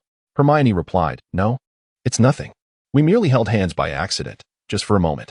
Lily adjusted, Are you certain it was an accident? Hermione replied, Absolutely, without a shadow of a doubt. Lilia then jested, inquiring how it felt. Hermione replied, It was tolerable. I must admit I felt a tad anxious in that fleeting moment. Lilia inquired, Do you truly feel no affection for Ron? Hermione replied, Well, perhaps just a smidgen. I am not entirely certain. Lilia smiled and said, Be cautious, Hermione. The day I became involved with Harry was but a fleeting moment. In that instant, I glimpsed myself within his eyes, and without hesitation, I chose to be with him. Hermione, somewhat understanding, nodded. I comprehend, but Lilia, have you ever regretted being with Harry? Lilia replied in the negative. Yet she confessed that when she initially began her relationship with Harry, she felt somewhat disoriented. The sensation was both enchanting and exhilarating, yet tinged with fear. The excitement stemmed from the fact that Harry was her first boyfriend, while the trepidation arose from the possibility of subsequent relationships. Hermione, with a smile, remarked, I believe Harry will not part ways with you, Lilia. You are simply too desirable, and it is evident that Harry cherishes you deeply. Lilia said, Hey, Hermione. Harry and I are together now. What about you? Think of Ron. Hermione replied, Don't tease me, Lilia. Will you and Harry be able to visit Hogsmeade tomorrow? Lilia stated that it was not possible, thus Harry and I decided to seek out Professor Lupin before our rendezvous. As for you, Hermione, perhaps you should ponder what to do with Ron tomorrow. Hermione, slightly blushing, remarked that it was getting late and wished us good night. Lilia suggested that we share a bed tonight, Hermione. Before Hermione could respond, Lilia snuggled into her blankets with a pillow in tow. Blushing, Hermione exclaimed, Lilia, you are quite warm. Lilia remarked, Then please cool me down. After Hermione finished speaking, she embraced her, exclaiming, You are so soft, akin to a baby. The two soon drifted off to slumber. The following morning, Harry and Lilia bid farewell to Hermione and Ron. Lilia said, Do not forget what we discussed yesterday, Hermione. Hermione replied, I understand, thank you, Lilia, and embraced her once more. Harry took Lilia's hand, stating, We must go find Professor Lupin. Thus, Lilia was led away by Harry. On their way, Lilia inquired of Harry, Why did you separate me from Hermione? We had not yet finished our embrace. Harry responded, You two were becoming inseparable. If you did not part, I fear I might lose my girlfriend. Lilia chuckled, Oh, are you feeling jealous? Harry replied, Jealous? Not at all. Lilia inquired, Is that truly the case? Very well then. I spent the night with Hermione, she continued. Since you do not harbor any jealousy. Harry interjected, What? You two? Lilia, you have never taken the initiative to embrace me. Lilia inquired, Is there really nothing? Then she embraced Harry, lifting her head to gaze at him with wide eyes. Is it all right now? Harry gently rubbed Lilia's face, exclaiming, I truly have no choice with you. At that moment, Professor Lupin arrived, remarking, It seems I have interrupted your moment. Lily released her hand, apologizing to Professor Lupin. He replied, It's quite all right. Please do not perceive me as an antiquated relic. Young people, after all, tend to engage in romantic pursuits earlier. In fact, Harry, you are following in the footsteps of your parents. Harry, astonished, inquired, Do you know my parents? Lupin affirmed, Indeed, they were my friends. Harry, your eyes resemble Lily's, while the rest of you is a mirror of your father. Harry responded, Yes, I have heard many people say that. Lupin then turned to Lily, remarking, however, it seems that Lily's eyes bear a closer resemblance to Lily's. Perhaps due to the nuances of femininity? Lilia remarked, Perhaps, Professor Snape always believes that my eyes resemble someone else's. Do you think that person could be Harry's mother? Remus, taken aback for a moment, responded, That person is indeed Harry's mother, Lilia. We are classmates. Lilia received the answer and nodded. Harry felt a sense of confusion. Was Professor Snape a friend of his mother's? If so, why did he continually deduct points from him? Lilia then remarked, Professor Lupin, I believe Harry should learn the Patronus charm from you, as he is exceedingly fearful of Dementors, and I fear for him. Lupin replied, I understand your concerns, Lilia, but it is a highly advanced spell. Harry, are you capable of mastering it? Harry responded, If Lilia can, then I can as well.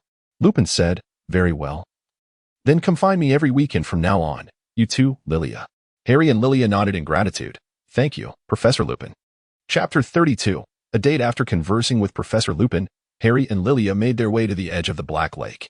Harry sat upon the grass while Lilia reclined on his lap, saying, Draco used to love riding his broomstick here. Do you remember, Harry? You and Draco made a bet in your first year. The loser had to call the winner big brother. Harry chuckled. I remember vividly. Draco's expression was quite irate at the time. Lilia remarked, Indeed, he has always possessed a strong competitive spirit since childhood, often displaying a proud demeanor. Yet, in truth, he harbors a kind heart. Harry turned to Lilia, inquiring if she had something to convey to him.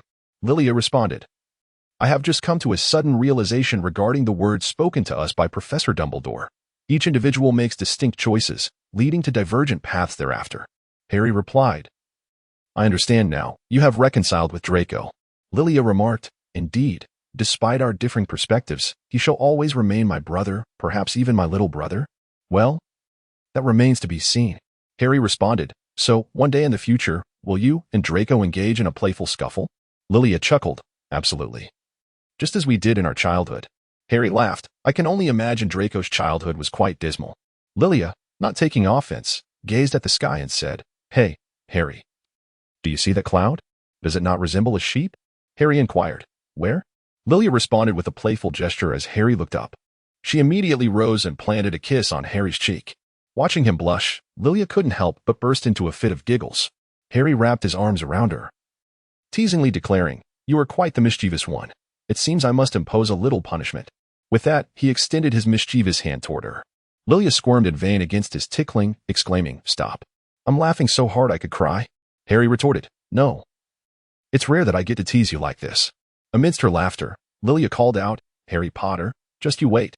At that moment, Professor Snape emerged from behind them, exclaiming, Oh, what have I stumbled upon? Miss Lilia and Mr. Potter, what are you up to? Harry hastily released Lilia, stammering. And nothing. Snape fixed his gaze on Harry. Is that so, Mr. Potter? You are just like your father. Now, leave this place. As for Miss Lilia, come with me. Lilia adjusted her appearance, replying, Yes, Professor, while signaling Harry to make a swift exit. Harry quickly departed. Professor Snape then addressed Lilia, So, Miss Lilia, should you not explain what just transpired? Lilia responded, Well, Professor, Harry and I were just together. Snape replied, The fact that you were together is hardly news, Miss Lilia. Regardless of the depth of your affections, I must advise you against such displays, particularly within the confines of the school. Lily replied, Yes, Professor. I shall be mindful of my conduct. Snape responded, That is splendid to hear. Furthermore, should your grades with Mr. Potter experience any decline, you will be required to serve detention alongside him. Very well, you may take your leave now. Lilia replied affirmatively, Yes, Professor. Lily returned to the Gryffindor common room, where Harry inquired, How did it go? He didn't give you a hard time, did he? Lilia stated that it was not a matter of concern. But if our grades and potions were to decline, we would face detention. Harry seemed to relax, indicating that there was no issue after all. Lilia continued, acknowledging that we should be more mindful of our behavior in school from now on, especially to avoid drawing Professor Snape's attention. Chapter 33, The Attack Incident After a While. Hermione and Ron returned, with Hermione lamenting about missing the visit to the Shrieking Shack. As Lilia and her companions prepared to head back to the common room, they discovered that the fat lady was mysteriously absent. According to her, the assailant was none other than Sirius Black. Panic ensued among the students, prompting Dumbledore to instruct them to remain in the Great Hall. Lilia, who had intended to discuss the day's events with Hermione, felt disheartened and unable to sleep. She overheard a conversation between Professor Dumbledore and Professor Snape. The following day, Professor Snape took over the defense against the Dark Arts class. He commanded the students to turn to page 394 and inquired who could delineate the differences between an animagus and a werewolf. Lily and Hermione raised their hands in unison, prompting Professor Snape to call upon Lily to address the question. Lily explained that an animagus is a wizard who can choose to transform into an animal, while a werewolf lacks such choice, succumbing to transformation during the full moon, losing all sense of identity. Should anyone impede their path, they may unwittingly harm even their closest friends. Moreover, werewolves only respond to the howls of their kind. Professor Snape acknowledged her answer, awarding Gryffindor 5 points. In a mocking tone, Malfoy imitated a wolf's howl. Lily observed that Malfoy had sent a paper crane to Harry, feeling a sense of confusion. What did he write to you? Harry replied, He cursed the object that caused my fall. It seems I have also been struck by lightning. Lilia remarked on his immaturity, urging Harry not to mind him. The Quidditch match pitted Gryffindor against Hufflepuff on a tempestuous, thunderous day. You know, Harry, I was particularly frightened during the storm when I transformed into an animagus. As the referee signaled, the Quidditch players ascended into the air, but Harry fell from his broom, resulting in Gryffindor's defeat and a damaged broomstick. And Lilia? Harry inquired. Hermione interjected, That's another matter I wanted to mention. Lilia has fainted from a fever. She gestured towards the opposite bed, where Draco and Pansy stood vigil by Lilia's side, her flushed face betraying her illness. Harry immediately rose to Lilia's side. But Draco warned him, Don't approach her. You just fell. If you catch her fever, you'll be rendered useless. Return to your bed. Harry conceded, "All right. Thank you for looking after Lilia." Draco replied, "Don't mention it. I'm merely concerned that Lilia would kill me if she found out, and Pansy insisted I come."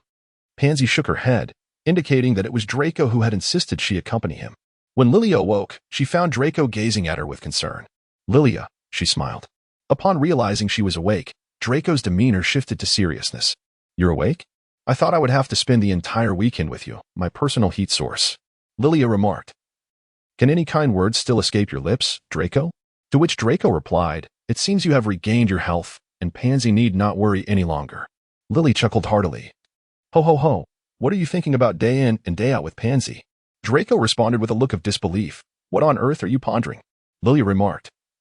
"You should quickly find Pansy and head to Hogsmeade. Don't delay, or you may miss your chance. There's no need to worry about me. I am feeling quite invigorated at the moment." Draco replied, "All right, I shall depart immediately. You rest a little longer and remember to take your potion." Lilia laughed. "Very well. I will." Chapter 34. Hogsmeade. Just as Draco left, Harry arrived. "Lilia, you're awake. That is wonderful news. George and Fred have just given me the Marauders map, and we can now venture to Hogsmeade." Lilia inquired, "But are we not meant to seek out Professor Lupin?" To which Harry replied, "I have just visited Professor Lupin. He mentioned that he is on holiday and unable to teach us." Lilia exclaimed, "That's splendid. What should we do?" To which Harry replied, "Just follow me." Emerging from the cellar of Honeydukes, Harry and Lilia donned their invisibility cloak as they ventured outside. Harry pondered aloud, how shall we locate Hermione and the others? Lilia suggested they head to the Scream Shed, assuring Harry that they would undoubtedly find them there. Indeed, they soon encountered the duo, with Harry and Lilia hiding nearby. Observing the two, Harry inquired why they weren't approaching them just yet. Lilia replied, "Shh, let us not disturb them. Let us simply watch in silence." Harry remarked, "You've just recovered from a fever. Is it wise to be dressed so lightly?" Lilia reassured him, "Don't worry." Hermione and Ron were engaged in a rather awkward conversation, and unable to bear it any longer, Lilia turned to Harry and said, "Hey Harry, we can approach them now. But let us be cautious." Slowly, Harry and Lilia moved closer, and just as Harry was about to remove the invisibility cloak, Lilia nudged Ron, causing him to nearly kiss Hermione. Ron glanced to the side, finding nothing there, and stammered, Sorry, my foot just fell asleep." Hermione replied, "No, it's fine." Lilia's prank plan was far from over. She grasped Hermione's hand. Sensing the movement, Hermione immediately lowered her head, discovering nothing amiss. Harry was fiddling with the two balls on Ron's hat, and upon realizing the situation, he chuckled, "Come on out." Lilia and Harry removed the invisibility cloak. Ron exclaimed, "When did you two become such pranksters?" Lilia chuckled, remarking that when it comes to pranks, her twin brother is the true expert. Harry recounted the circumstances to Ron, who found it rather unfair. "Why has no one mentioned the Marauders map to me?" As they passed by the Hog's Head Inn, Professor McGonagall and the Minister of Magic mentioned Harry Potter, prompting Harry to pull Lilia into the room where they were conversing. Excited by the tales of Sirius's past exploits, Harry felt a surge of emotion, while Lilia grasped his hand, offering him warmth. Together, they exited the Hog's Head Inn and ventured to a secluded spot. Soon joined by Hermione and Ron, Harry declared, "He betrayed us, and I hope he finds me. If he does, I will kill him." Lilia embraced Harry, urging him to calm down. "We must return to Hogwarts. Your immediate priority is to master the Patronus charm." Harry nodded in agreement.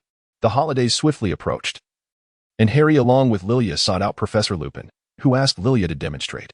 With delight, Lilia conjured a Patronus, successfully banishing the boggart back into its box. "Well done. Did you see that, Harry?" Lupin exclaimed. "Now, you try it." Harry responded affirmatively. Professor Lupin opened the box, and the boggart sprang forth. During his first attempt, Harry faltered and fainted. Upon regaining consciousness, Lupin offered him a piece of chocolate, encouraging him to recall happy memories. On his second attempt, Harry succeeded. He smiled at Lilia, exclaiming, "I did it." Lilia beamed back. "Yes, you did. Fantastic, Harry."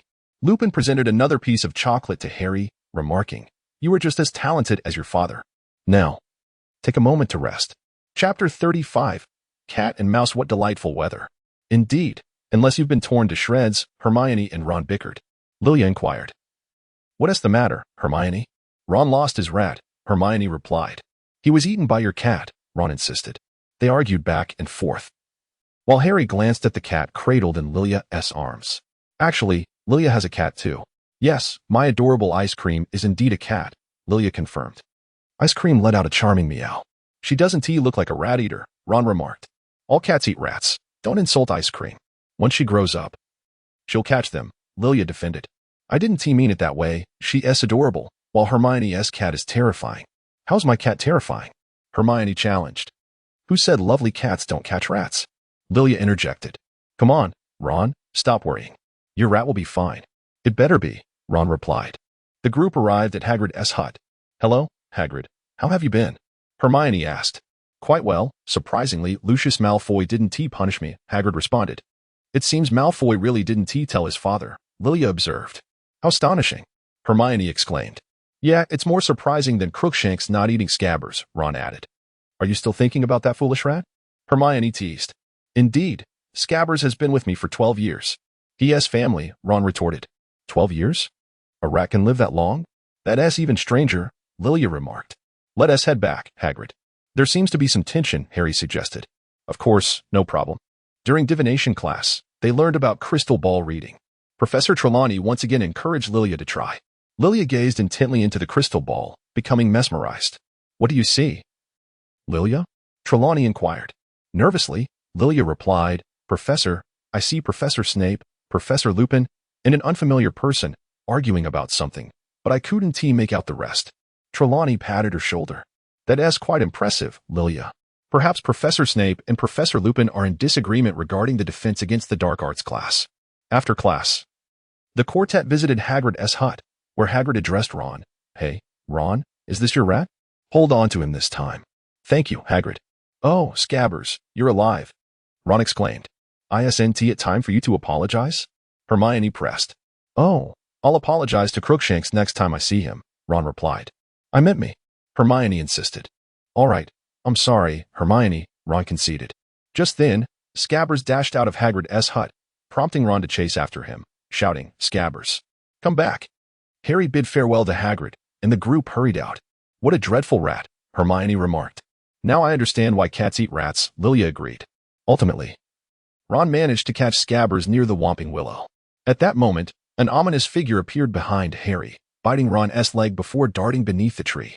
As Lilia, Harry, and Hermione prepared to follow, the Whomping Willow extended its branches, injuring Lilia, who transformed into a butterfly and slipped through. Hermione and Harry struggled with the tree before finally gaining entry. Chapter 36. The truth revealed. They continued along the path, arriving at the Shrieking Shack. To ensure her safety, Lilia transformed into a butterfly, hiding beneath the eaves. Sirius Black stood there. Hermione positioned herself protectively in front of Harry, declaring, If you intend to kill Harry, you'll have to kill us first. Sirius responded, No, only one of us will die tonight. Professor Lupin arrived, helping Sirius to his feet. It was a reunion of old friends. Hermione shouted, So you've been his friend all along. How could I have trusted you? He is a werewolf. Which is why he sometimes misses class, Lupin explained. When did you figure that out? Hermione asked. After Snape assigned the werewolf essay, Lupin replied. I must say, Hermione, you and Lilia are the brightest witches of your age. Speaking of which, where is Lilia? Sirius, eager for violence, was told by Lupin to let Harry know the truth. Harry declared, I know why, because you betrayed my parents, you caused their deaths. Lupin interjected, the true betrayer of your parents is someone else, Harry. That person is Peter Pettigrew, who is still alive. He is the one you saw on the Marauder map, and he is right here. At that moment, Professor Snape burst in, creating chaos. Harry knocked Snape down, allowing Lupin and Sirius to explain. After their explanation, Sirius transformed Scabbers back into a human. Lilia felt a twinge of fear. For the scene before her mirrored a vision she had previously encountered. The ordeal had come to an end. Harry and Sirius supported Ron as they exited, with Lilia trailing behind. While Harry and Sirius engaged in conversation, Lupin restrained the traitorous Peter Pettigrew. Alas, the night was one of the full moon, compelling Lupin to transform into a werewolf. In the ensuing chaos, Pettigrew seized the opportunity to transform into a rat and scurry away, with Lilia in pursuit. Ultimately, Pettigrew found himself at the edge of a precipice. As he contemplated retreating, Lilia reverted to her human form, collapsing in a faint. The foolish rat lay unconscious. Reluctantly, Lilia tucked it into her pocket, not forgetting to mock it. Do you think no one is around, foolish mouse? Had you shed a few pounds earlier? Perhaps I would not have been able to catch up with you. Upon her return to the Scream Shack, she found it deserted. compelling her to head back to Hogwarts in search of Dumbledore. After wandering about, Lilia arrived at the infirmary, where she encountered Dumbledore at the entrance. Suddenly, Hermione and Harry also appeared at the infirmary door. Dumbledore, having discerned Lilia's intent, remarked, "You wish for the truth to be revealed, do you not? Where is the evidence?" Lilia extracted the fainted little star, Peter, from her pocket. "This is the evidence, Headmaster." Dumbledore took the unconscious mouse and commended Lilia, saying, "You have done remarkably well, Lilia. However, the question remains, is he alive or dead?" "Lily, he merely fainted," remarked the headmaster. "Very well, Miss Lily, you need not concern yourself with the matter any further. I shall inform the Minister of Magic, and a replacement will be appointed for Sirius at Azkaban. Sirius has been exonerated. Now, Miss Lily, I believe it is time for you to attend to your wounds." "Indeed, Professor," Lilia replied. Hermione lamented, "If only we had not let him go." Dumbledore remarked, "He will realize he is safe now. I must take my leave. It would be troublesome if he awakens shortly." Upon entering the infirmary, Madame Pomfrey was administering medication to Ron. Ron, seeing Lilia, exclaimed with surprise, "Hey Lilia, we were just looking for you. Where have you been?" Lily proclaimed that she had, in fact, just captured your mouse and handed it over to Professor Dumbledore. Ron responded, "Were you really capturing Wurtail all this time? He is still alive, isn't he?" Lilia remarked, "Indeed, he is still alive. He shall spend the remainder of his days in Azkaban." Madame Pomfrey, while tending to her, replied, "Oh, very well, Miss Lilia. Let us first attend to your wounds. Just look at your arm."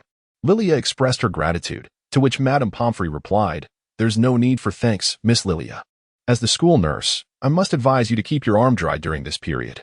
You will require assistance, especially since it is your right hand that has been injured. The bandaging is complete. Now, you may converse." Harry, filled with remorse, said, "I am truly sorry, Lilia, for leaving you alone." Lilia, with a smile, responded, "What are you apologizing for? Am I not well here?" Harry embraced Lilia, but Hermione quickly intervened, exclaiming, "Hey, let go of Lilia. Her arm is still in a cast. Be careful." Ron, observing from the side, interjected, "Hello? Is anyone paying attention to me? I am also in a cast." This prompted laughter among the group. The following day, Harry accompanied Lilia to seek out Professor Lupin. "Have you been dismissed?" Harry inquired. Professor Lupin replied, "Strictly speaking, I resigned. After this incident, parents would not consent to having me teach their children. Since I must depart, it is time to return the Marauder's map to you." "Oh, Lilia, I heard from Dumbledore that you captured Peter Pettigrew. Well done. How's your injury?" Lily said. "It's not very painful." Lupin replied, "With you by Harry's side, I feel at ease. I am certain we shall meet again, but for now, we must bid farewell." Having uttered these words, Lupin departed. Harry and Lily entered the great hall, only to be surrounded by a throng of people. It turned out someone had gifted Harry a firebolt. The feathers of Buckbeak would reveal the identity of the benefactor. As expected, this year's House Cup would still belong to Gryffindor, and the holiday for the quartet had commenced. Chapter 37. The first day of living with friends on the return journey aboard the Hogwarts Express, Hermione and Lily appeared quite exhilarated. "We can sit on the garden swing and read together," Lily exclaimed. "We can coordinate our outfits all day." Harry and Ron exchanged glances, and Harry remarked, "We seem rather superfluous." Ron replied, "Indeed." The two shared a knowing high-five. Upon arriving in Godric's Hollow, Ron said, "I will go home to inform my mother and gather my belongings." Lily inquired, "Do you need me to accompany you?" Ron replied, "No, you all go ahead. I will follow shortly. After all, it isn't far." Lily responded, "Very well." The trio continued onward until they reached home. Hermione asked, "Lily, where is my room?" Lily replied, "Follow me. It's on the second floor." Upon reaching the second floor, Lily pointed to the room near the study, saying, "This is it. To the left is Ron's room, and to the right is the study, if you know what I mean." Lilia arched an eyebrow at Hermione, who replied, "Thank you, Lilia. This room is truly magnificent." Lilia wrapped her left arm around Hermione's shoulder. "Who are we to be polite? Let me assist you with your luggage." Harry approached and seized the bags. "Allow me. You've sustained an injury, so refrain from lifting anything." Lilia remarked, "My boyfriend is truly considerate." Harry chuckled. "Is there a reward for this?" Lilia replied, "None at all. Now, go ahead and carry your luggage." Hermione turned away in exasperation, thinking she was unnecessary. Lilia addressed Hermione. "Shall we head downstairs, Hermione? We only need the healthy Mr. Harry Potter." With a resigned sigh, Harry said, I am indeed the superfluous one here. He continued to tidy up. As they descended the stairs, Ron arrived just in time. Hermione exclaimed, "Back so soon?" Ron frowned and replied, "Yes. My mother was overjoyed to learn I would be spending my entire holiday here. She handed me a bag of luggage and insisted I come right away. It seems she can hardly wait for me to leave. There's another matter regarding the garden." Upon reaching the garden, Lilia exclaimed, "Goodness, these roses are still alive." Ron explained, "The second matter is that my mother said it would be a pity for these flowers to go unattended, so during the school term, she will regularly water and fertilize these roses." Lilia remarked that Mrs. Wesley is truly wonderful. "Just look at how splendidly these roses have blossomed." Lilia said to Hermione, "Let us proceed to the wardrobe. I have suddenly recalled a garment that would suit you perfectly, Hermione." Hermione inquired, "Where is it?" Lilia replied, "On the 3rd floor." Ron then asked, "Hey, Lilia, where's my room?" Lily replied that the first room on the left upstairs belonged to her, to which Ron inquired about Harry's whereabouts. Lily then responded that Harry was in the second room on the left upstairs. Lilia and Hermione arrived at the wardrobe, and Hermione exclaimed in astonishment, "Is this all your clothing?" Lilia, while rummaging through her clothes, replied, "I still have some in my room." Hermione swallowed hard and exclaimed, "Goodness. Have you worn all of these?" Lilia responded, "Some of them. I haven't." Lilia held up a pale pink off-shoulder dress and exclaimed, "This is the one. Give it a try." Hermione replied, No. I have never worn an off-shoulder gown. It simply does not suit me." Lilia presented Hermione with a pair of elegant white high heels, stating, "Well, this is your first time to try them on. How will you know if they suit you without giving them a chance?" Hermione responded, "All right, I shall give it a try." With that, she stepped into the fitting room. Chapter 38. Hermione in a dress. Upon exiting the fitting room, Hermione, feeling somewhat anxious, inquired, "Do they look good?" Lilia was astonished by Hermione's beauty. "Come here, Hermione. Let me adorn you once more," she exclaimed. Hermione replied, "But why should I dress up?" Lilia responded, "If you wish to be with Ron, the first step is to capture his attention. In other words, you must present him with a different version of yourself." Lilia styled Hermione's hair and applied a touch of makeup for her. "All right, Hermione, go take a look in the mirror." Hermione slowly approached the mirror, pondering, "Is this truly me?" Lilia smiled at Hermione, saying, "Of course it is you, Hermione, but I must confess that in reality, you are even more beautiful than the reflection in the mirror." Hermione inquired, "Do you not wear skirts?" Lilia replied, "No. Wearing a skirt with bandages would detract from my appearance." Hermione remarked, "Well, then what should I do while wearing a skirt?" Lilia remarked, "My dear, wearing a dress allows you to engage in any activity you desire, such as reading." Hermione inquired, "In the garden?" Lilia remarked, "Indeed, let us peruse together." The two ventured to the garden, selecting a Muggle novel in the study. As they passed through the sitting room, they found Harry and Ron engaged in conversation. Ron, astonished, exclaimed, "Hermione, you are wearing a skirt?" Lilia inquired with a smile whether Ron thought Hermione looked lovely in a dress. Ron replied that it was quite nice, while Harry affirmed that Hermione was indeed well suited to wearing skirts. Hermione beamed with joy and expressed her gratitude before linking her arm with Lilia's and strolling into the garden. Once seated on the swing, Hermione asked, "How did I perform just now? Did I appear odd?" Lilia replied, "No, you were perfect." Conversely, Ron's stammering struck her as peculiar. Hermione interjected, "Enough of that. Let us turn our attention to our books." Lilia acquiesced, All right. We shall continue this conversation later tonight." Harry approached and inquired, "What would you like to eat?" Ron expressed his desire for roasted chicken. Lilia glanced at Hermione and smiled. "Then let's have roasted chicken, shall we, Hermione?" Hermione replied, "I agree. Roasted chicken sounds perfect." "Very well. You all continue your conversation," Harry said before departing. Lilia, enticed by the alluring aroma of roasted chicken, turned to Hermione and proposed, "Let us dine. The chicken is ready." Hermione, captivated by the delightful scent, readily agreed.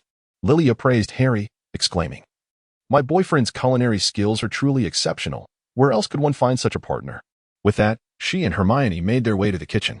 Harry remarked, "You have arrived just in time. I was about to summon you." Lilia remarked that she could smell the delightful aroma from afar. Hermione chimed in, affirming that Lilia had just been praising your culinary skills. Harry displayed an expression of disbelief, momentarily stunned. "Lilia praised me? It seemed that my wish had indeed come true." Lilia exclaimed in mild surprise, "Have I never praised you? The infrequency of my compliments does not imply their absence, you know." Harry placed a piece of chicken onto Lilia's plate, saying, "Just teasing you. Hurry and eat, or Ron will finish everything." Ron interrupted, still gnawing on a chicken leg.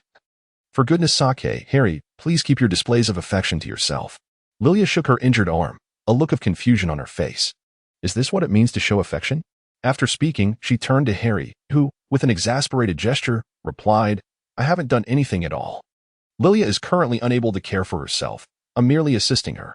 With that, he used a fork to lift a piece of meat and placed it in Lilia's mouth. Satisfied, she chewed while gazing at Ron, her expression conveying that this was indeed a display of affection. Hermione laughed beside them, the atmosphere filled with warmth and joy. Chapter 39. Evening conversations that night. Hermione and Lilia lay in bed. "Lilia," Hermione inquired, "do you think wearing a dress today made an impression on Ron?" Lily said, "Of course, you look stunning tonight. He must still be thinking about you." Meanwhile, in Ron's bedroom, Ron remarked to Harry, "What do you think? Why has Hermione suddenly started wearing skirts?" Harry replied, "Isn't it normal for girls to wear skirts? Lily does too." Ron countered, "No, no, no. Hermione has never bothered to dress up before." Harry, covering his face with a pillow, said, "Well, she's dressing up now, so don't overthink it, Ron. Let me sleep. I'm quite exhausted." Ron insisted, "But she's really acting a bit differently today." Harry, bewildered, then looked at Ron with a strange expression. "Do you like Hermione?" Ron exclaimed, "No. No, no, how could I like Hermione?" Harry said, "Don't lie to me, Ron. That's how I confessed to Lily." Ron urged, "Quick, tell me what happened that day." Harry, suddenly alert, recounted, "That day, Lily and I went shopping for clothes, and when we got home, she changed into a red dress that complemented her black hair beautifully. She played the violin in the garden. Everything was perfect, the weather, the surroundings, and the people. For me, it was the best moment to confess, so I instinctively did. Plus, tomorrow marks our 1-year anniversary, and the day after is Lily's birthday. I still haven't figured out what to do." Ron responded, "Oh my, relationships are so complicated." Harry asked, "Can I finally get some sleep now? Good night." Ron replied, all right, good night." The next day, Harry was the first to awaken, preparing breakfast downstairs.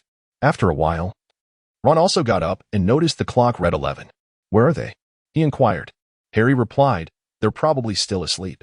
Ron said, "I'll go check on them." "I hope nothing's wrong." Harry quickly stopped him. "Better not, unless you want to be hit by a pillow." Ron responded, "I'll knock first." With that, he headed upstairs, and Harry silently wished him luck. At that moment, Lily was sleeping, curled up in an embrace with Hermione. Ron knocked on the door. "Hermione? Lily? Time to wake up." Hermione, disturbed by the noise, broke free from Lily's embrace. Lily, groggily waking up, mumbled, "What's wrong?" Hermione replied, "Ron is knocking." Lily, slowly coming to, suddenly widened her eyes. "Oh my gosh, Ron. Quickly, go wash up in the bathroom." Hermione exclaimed, "I'll get the door," and rushed toward the bathroom. Lilia picked up the pillow and opened the door, addressing Ron. "Has anyone ever told you not to knock on a girl's door?" Ron replied, "I thought something might have happened to you. You look rather frightening, Lilia." "What about Hermione?" Lilia tidied her hair and said, "Leave this place immediately, before I become even more terrifying." Lilia hurled the pillow, and Ron swiftly dashed downstairs, exclaiming to Harry that he had never been informed of Lilia's terrifying nature. Harry replied that now he was aware. Ron expressed his genuine fear that Hermione might be devoured by her. Harry countered, "Hermione? No, no. She would merely gift you to Hermione." Ron gasped, remarking that Lilia's recent demeanor was truly frightening. Harry chuckled, asking if he had not been struck by the pillow. Ron recounted that when the pillow soared past, it had been a mere centimeter from him. "It seems you were quite fortunate today." Harry quietly prepared 2 cups of coffee and placed them on a tray. Ron inquired about his intentions. Ascending the stairs, Harry replied, "An adventure." Chapter 40. The coffee's flavor is mild. Harry arrived at the threshold of Lilia's room, picked up the pillow that had fallen to the floor, and knocked on the door, saying, "Lilia, may I come in?" Lilia picked up the pillow and said, It is you, Harry. You even brought coffee. Thank you." Lilia took a sip of her coffee, and Harry gently set the cup down on the table, remarking, "It seems you have calmed down now. Do you remember what day it is today?" Lilia smiled and remarked, "Is it our 1-year anniversary?" Harry chuckled and replied, "Correct." Before embracing Lilia and pressing his lips against hers, Lilia found herself cornered, grasping his shirt as they reveled in a warm, lingering kiss. After a moment, Harry sensed Lilia struggling for breath and paused. At that instant, Hermione emerged from her shower, and upon witnessing Hermione's astonished expression, Lilia quickly pushed Harry away. Harry, noticing Hermione, inquired of Lilia, "How does the coffee taste?" Lilia blushed and replied that the flavor was quite pleasant, albeit a tad mild. Harry chuckled and suggested that she drink more coffee, mentioning that breakfast would soon be ready before taking his leave. After Harry departed, Hermione exclaimed, "Oh my. Did he just kiss you?" Lilia chuckled heartily, "Of course not. I was merely jesting." Hermione wore an expression of disbelief. "I can see that. Your lips are still swollen and red." Lilia gazed into the mirror, chuckling, "I merely applied some lipstick. Ah ha ha." Hermione, with a stoic expression, regarded her silently. Lilia immediately lowered her head, her smile fading. "All right, fine," she conceded. Hermione, with a hint of indignation, remarked, "That rascal. How could he dare to kiss you without your consent?"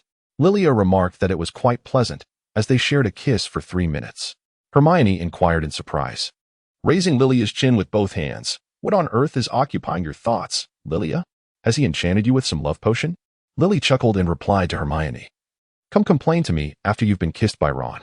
Hermione playfully tapped Lily's forehead with her finger, causing her to yelp in pain.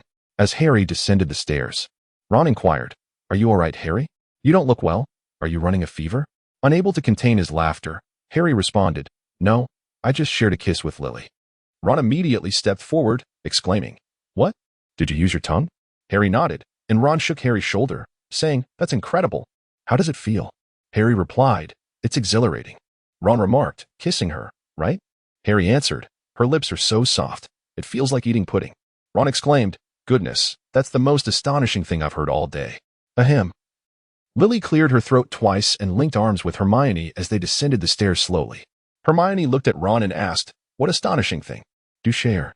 Harry and Lily exchanged glances, while Ron, a bit flustered, said, "Nothing much. I just happen to be craving pudding." "Pudding is surprisingly delicious, isn't it, Harry?" After saying that, he tugged at Harry's shirt. Harry's gaze remained fixed on Lily. "Indeed, we're planning to visit Hogsmeade tonight. Would you like to join us, Lily?" Lilia gazed at Harry and remarked, "If you go, I shall certainly accompany you." Hermione observed the pair as they sauntered to the dining table and sighed, "Oh dear, today's breakfast is rather overwhelming." Ron joined Hermione at her side and said, "Indeed, I suddenly find myself disinclined to eat pudding." Noticing Ron seated beside her, Hermione adjusted her posture. Ron then commented, "Hermione, you aren't wearing a skirt today. To be honest, when you wear a skirt, I often find myself at a loss for words." Hermione inquired, "Why is that?" Ron replied, "I don't know. It's peculiar. You seem like an entirely different person when clad in a skirt." Hermione was left speechless. Chapter 41. Learning spells after finishing their meal. Lilia and Hermione took to the study to enlighten Harry and Ron on the intricacies of spellcasting. Ron leaned in to whisper to Harry, "Do you recall the rule against casting spells off campus? They are encouraging us to contravene school regulations, albeit with no one else in sight." Hermione playfully tapped Ron on the head with a book and retorted, "Have we not already broken numerous school rules, Ron? Do you have an objection?" Ron quickly replied, "No. No, I sincerely apologize." Harry smiled at Ron, and Lilia affectionately ruffled Harry's hair, asking, "What are you laughing about? Have you mastered the fainting fancies? Have you learned the upside-down chimes?" Harry responded, "As long as you are here to protect me, I shall be just fine." Lilia twisted Harry's ear, expressing her concern. "What will you do if danger arises and I am not by your side? You should learn some protective spells." "What are you thinking?" Harry, wincing in pain, replied, All right, I will learn. From now on, I will protect you." Lilia finally lowered her hand, which was more acceptable. Harry said, "Try doing a handstand once." I hesitated, not out of fear, but because I was reluctant to do so. Lily hastily urged, "Hurry up, don't dawdle." Ron, with a mocking glance at Harry, shook his head. Hermione interjected, "Ron, you haven't even mastered the disarming charm yourself, yet you mock Harry. Why don't you give the disarming charm a try on me?" Lilia and Hermione positioned themselves aside, signaling the commencement of their spellcasting. Harry directed the Levi Corpus charm at Lilia, causing her to be suspended upside down in midair. Wishing to bring her down, Harry was met with Lilia's insistence to use another incantation, Liber Corpus. Upon his attempt, Lilia gracefully descended to the ground, and Harry assisted her upright, inquiring if she was unharmed. Lilia replied affirmatively and encouraged him to proceed with the stupefy spell. Harry hesitated, expressing concern that she might indeed fall unconscious. Lilia reassured him, stating she would remain conscious. Thus, Harry consented, casting Stupefy, while Lilia simultaneously invoked the Protego charm. The spell was successful, and Lilia, with a smile, affectionately tousled Harry's hair, commending his efforts. She declared that their learning session would conclude for the day.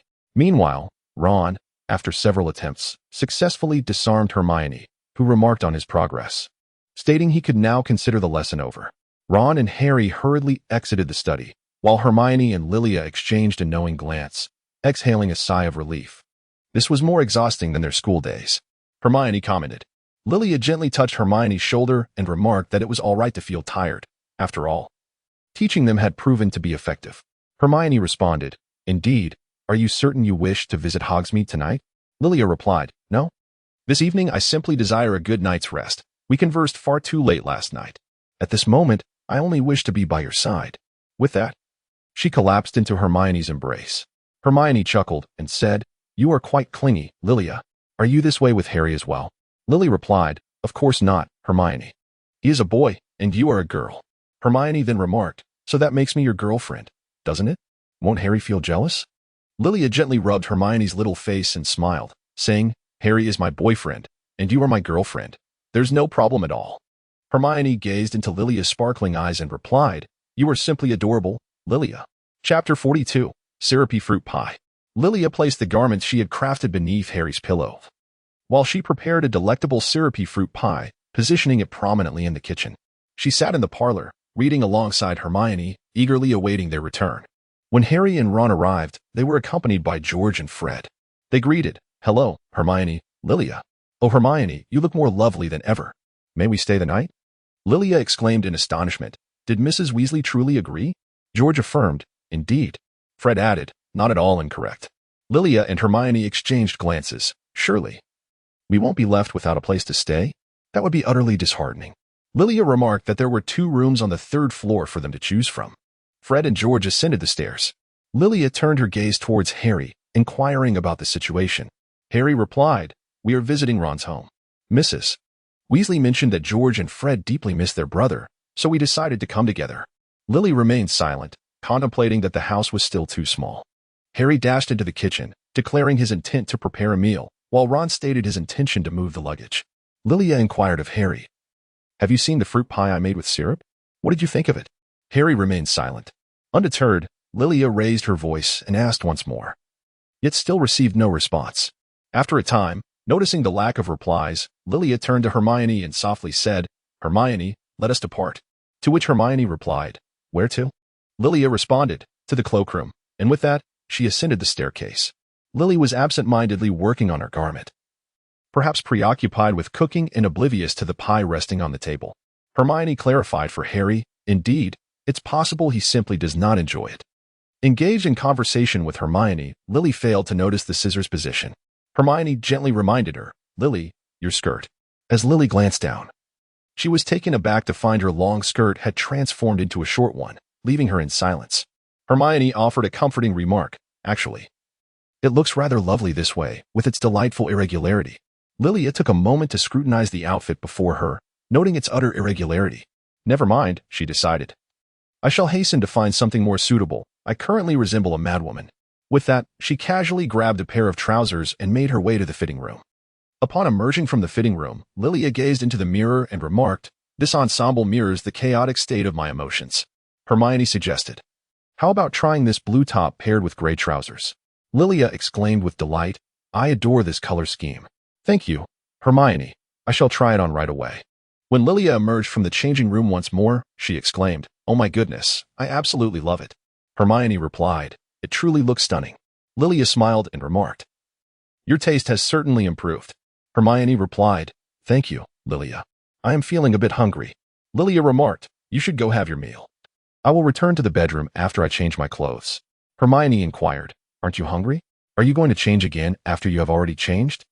Lilia replied with a yawn, "I am rather fatigued, and considering this was your choice for me, how could I possibly regard it as sleepwear?" "Well then, off you go." Hermione said, "Very well. Good night, Lilia." "Good night, Hermione," Lilia responded. Lilia, having changed into her attire, reclined on the bed with a deep sigh, gazing at the moon outside, pondering what my emotions might have been that night. Today has been an inexplicable source of vexation, casting a shadow over my spirits. Perhaps it is best to simply retire for the night. Yet, the scene from that day resurfaced in my mind. And I couldn't help but smile at the memory of Harry's demeanor. Sitting up, I scribbled a note on a piece of paper and affixed it to the door. No entry without permission. Knock first. Trespassers will face dire consequences, except for Hermione. Meanwhile, Harry, who was about to deliver a meal to Lilia's room, silently retreated upon seeing the note at the entrance. Hermione inquired why Harry had not responded to Lilia's question. Harry replied, I intended to respond, but I was in the midst of enjoying a pie and couldn't bring myself to speak. Hermione retorted, but she asked you twice. Harry defended, it was just too delicious, so I indulged a bit more. Hermione, exasperated, remarked, you are unbelievable, Harry. George chimed in, so you didn't explain yourself afterward? Harry replied, I was quite sure what to say. Fred added, mate, you truly lack romantic experience. Harry then asked, is Lilia upset? Hermione assured him, no. She appears remarkably calm, almost unnaturally so. Chapter 43. Growing up that night, Lilia was roused by a sudden, excruciating pain in her abdomen. She descended the stairs and collapsed onto the sofa. Snowball, who had not yet slumbered, curled up on Lilia's stomach, mewing softly. Lilia tenderly caressed the fluffy fur of the little ice cream, declaring it the most adorable of all. As if in response, the ice cream let out a soft meow, followed by Crookshanks, who also meowed and leapt onto the sofa. Lilia chuckled, remarking that they were equally charming. Suddenly, the light flickered on, startling both the ice cream and Crookshanks, causing them to leap off the sofa. Lilia, ever vigilant, cast a wary glance towards the switch, revealing Harry, who was still clad in the outfit he had worn beneath his pillow. Lilia gazed at him and inquired, why are you still awake? Harry, seated beside Lilia, replied, aren't you upset with me? Lilia responded, no, why would I be angry? Harry said, because I failed to answer your question. I apologize, Lilia. At that moment, I was indulging in a syrupy fruit pie. Was that conjured by your spell? It is truly remarkable. Lilia remarked that it was not her own work, but rather something she learned from Hermione. Harry responded, praising her further, that makes it even more impressive, and this outfit fits you perfectly. Thank you, Lilia. Lilia gazed at Harry, who appeared rather dazed, and smiled, saying, no need for thanks. These matters pale in comparison to what you have done for me. In truth, I was not truly angry. I merely felt a twinge of disappointment at the lack of response.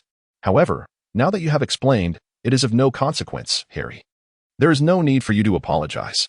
Harry replied, you truly are not upset? Absolutely, she affirmed. Relieved, Harry exhaled. You must be hungry since you haven't had dinner. Lilia remarked that it was somewhat peculiar as Harry emerged from the kitchen, bearing a slice of syrupy fruit pie. Lilia took the plate and inquired, have you not finished? Harry replied, in truth, I prepared several more portions, yet Ron consumed them all. This piece is what I seized from his grasp. Lilia envisioned the scene from earlier and chuckled, remarking that the dessert had just undergone a grand adventure. After taking a few bites, she exclaimed, this adventure is quite successful, while giving a thumbs up. Harry, observing Lilia's contented expression, smiled in return and produced a hair tie adorned with musical notes. I thought you might appreciate this, so I decided to purchase it. Allow me to assist you in putting it on. Lilia nodded and turned away, patiently awaiting him to finish tying her hair. Harry gathered Lilia's hair and fashioned it into a simple low ponytail. My hands fumbled, causing her discomfort. Before Harry could complete his sentence, Lilia leaned in and kissed him. The gentle sensation caught Harry off guard, causing him to tumble back onto the sofa. As Lilia's hair cascaded down, brushing against his nose, enveloping the air with the fragrance of roses. After the kiss, Lilia opened her eyes and smiled at his flushed face. This is your reciprocation, Mr. Potter. Why are you still so bashful? With that, she rose and helped Harry sit up, her gaze fixed intently upon him. Good night, Harry. See you in your dreams. Harry sat on the sofa, stunned, while Crookshanks regarded him with a meow, seemingly mocking him with, you're not capable. Upon waking the next morning, Lilia sensed something amiss. Upon inspection, she discovered the sheets had turned red. She hurried to the bathroom to investigate. Is this my menstruation? After placing a sanitary napkin, she made her way to Hermione's room. Hermione had just risen, and, seeing Lilia's bewildered expression, inquired, what's wrong, Lilia? I've started my period, Lilia replied. Hermione quickly retrieved a pad from her drawer and handed it to Lilia. Hurry to the bathroom. Lilia, following Hermione's instructions, dashed to the restroom. Hermione remarked, you've grown up, Lilia. Lilia recalled the previous night and said, I hope I didn't make a mess on the sofa. Hermione responded, on the sofa? How could that happen? Lilia replied, it's nothing. I should quickly change my clothes and the sheets. Lilia hurried back to her room, first changing the bed linens and then her attire. After freshening up, she made her way to the living room, where Hermione was seated, engrossed in a book. Fortunately, nothing had gone awry. It was all manageable. Lilia reassured herself, but suddenly a male voice interrupted her thoughts. What do you mean? It's nothing, George inquired, standing behind her with a toothbrush in hand. Lilia turned around and replied, it's nothing. George observed, you certainly do not appear to be in a state of nothing, little butterfly. Your complexion suggests otherwise. Lily responded with a light laugh, explaining that she merely had a restless night. As for Fred, George remarked that he was busy playing pranks in Ron's room. Would you care to take a look? I would advise against it, as he may not be properly dressed. Lilia poured herself a cup of hot water and remarked, wow, all right, thank you for the reminder. From the second floor, Ron's voice echoed loudly, Fred, return my clothes. George raised an eyebrow and said, just as I suspected. Fred descended the stairs, clutching a heap of garments, and greeted Lilia. Hi Lilia, Hermione, good morning. Hermione glanced at the pile of clothes and replied, good morning, Fred. Are those Ron's clothes? Fred placed the clothes on the sofa and remarked, indeed. Unless he intends to appear in the nude, he won't be having breakfast. Lilia inquired, what did he do? Fred responded, he did nothing. Except that he pilfered my dessert last night. Lilia responded, I understand, but remarked that taking away even the blanket seemed rather excessive. Fred replied, hey, I left him the sheets and pillows. That should suffice. Hearing Ron's cries, Lilia nodded and silently thought, I'm truly sorry, Ron. I can no longer save you. She then glanced at Hermione, who shook her head in resignation.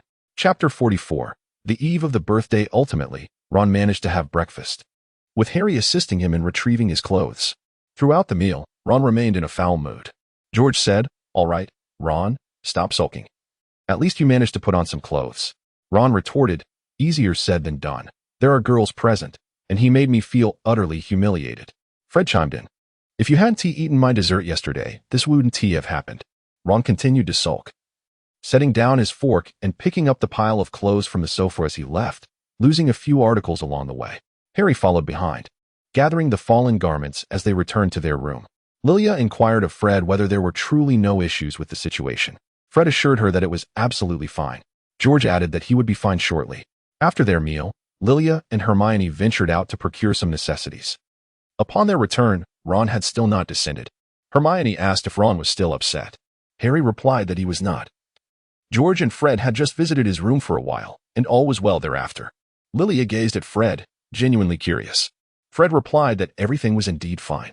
What did you purchase, and why are you using black bags to carry them? Lilia remarked, oh, it's nothing, merely a trifle. George replied, a secret. Instinctively, Lilia concealed it behind her back. George then said, relax, little butterfly, our curiosity is not so overwhelming. Fred added, indeed. It is rather disheartening that you do not trust us. Lilia replied in the negative, expressing her trust in them. Fred chuckled, remarking that they were merely teasing her, while George noted her tendency to take things seriously. George then added, indeed, she is quite charming, isn't she, Harry? Do you recall the nickname you bestowed upon Lilia in your first year? Hermione interjected, are you referring to the adorable genius beauty? Reflecting on it now, it truly is amusing, considering that most members of Gryffindor were aware of that moniker at the time. Harry acknowledged, though it may sound rather embarrassing. It is indeed the truth. Lilia is exceptionally lovely. Lilia jested, oh, thank you, charming young genius. Fred interjected, hey, let's refrain from flirting in this place. George added, indeed. We are still present here. Lilia rolled her eyes and remarked, do you know? I find myself questioning the true meaning of the phrase flirting. I am feeling a bit unwell. It would be wise to return to my room early. After Lilia ascended the stairs, the living room remained abuzz with excitement. Harry remarked, all right, Hermione is back. So, how shall we orchestrate a birthday surprise for Lilia tomorrow? This celebration must be extraordinarily special. George inquired, would anyone mind if we included a prank segment? Harry responded, let us gauge Lilia's mood. If she is in good spirits, we may proceed with that. Next idea. Fred suggested, what if we ignore her at first, and then reveal the cake when she gets upset? Harry countered, no, if Lilia truly becomes angry, we might not survive the aftermath. What do you think? Hermione? Hermione replied, I believe we can prepare everything before Lilia awakens. Balloons, bouquets, gifts, and of course, we must keep it all a secret from her. Harry stated, that plan sounds quite promising. Let us go with it. Now, shall we venture out to procure the balloons and such? Hermione asked, shouldn't we include Ron? Fred interjected, oh, he is fast asleep. Let us not disturb him. George added, indeed, let us allow him to dream undisturbed. Harry approached Lilia's bedside, gently covering her with a blanket, and said, Lilia, we're going out to buy some things. Since you're not feeling well, why don't you stay home and rest with Ron? Lilia smiled and said, all right. Harry placed a gentle kiss on Lilia's forehead and added, I shall take my leave now. Take good care of yourself.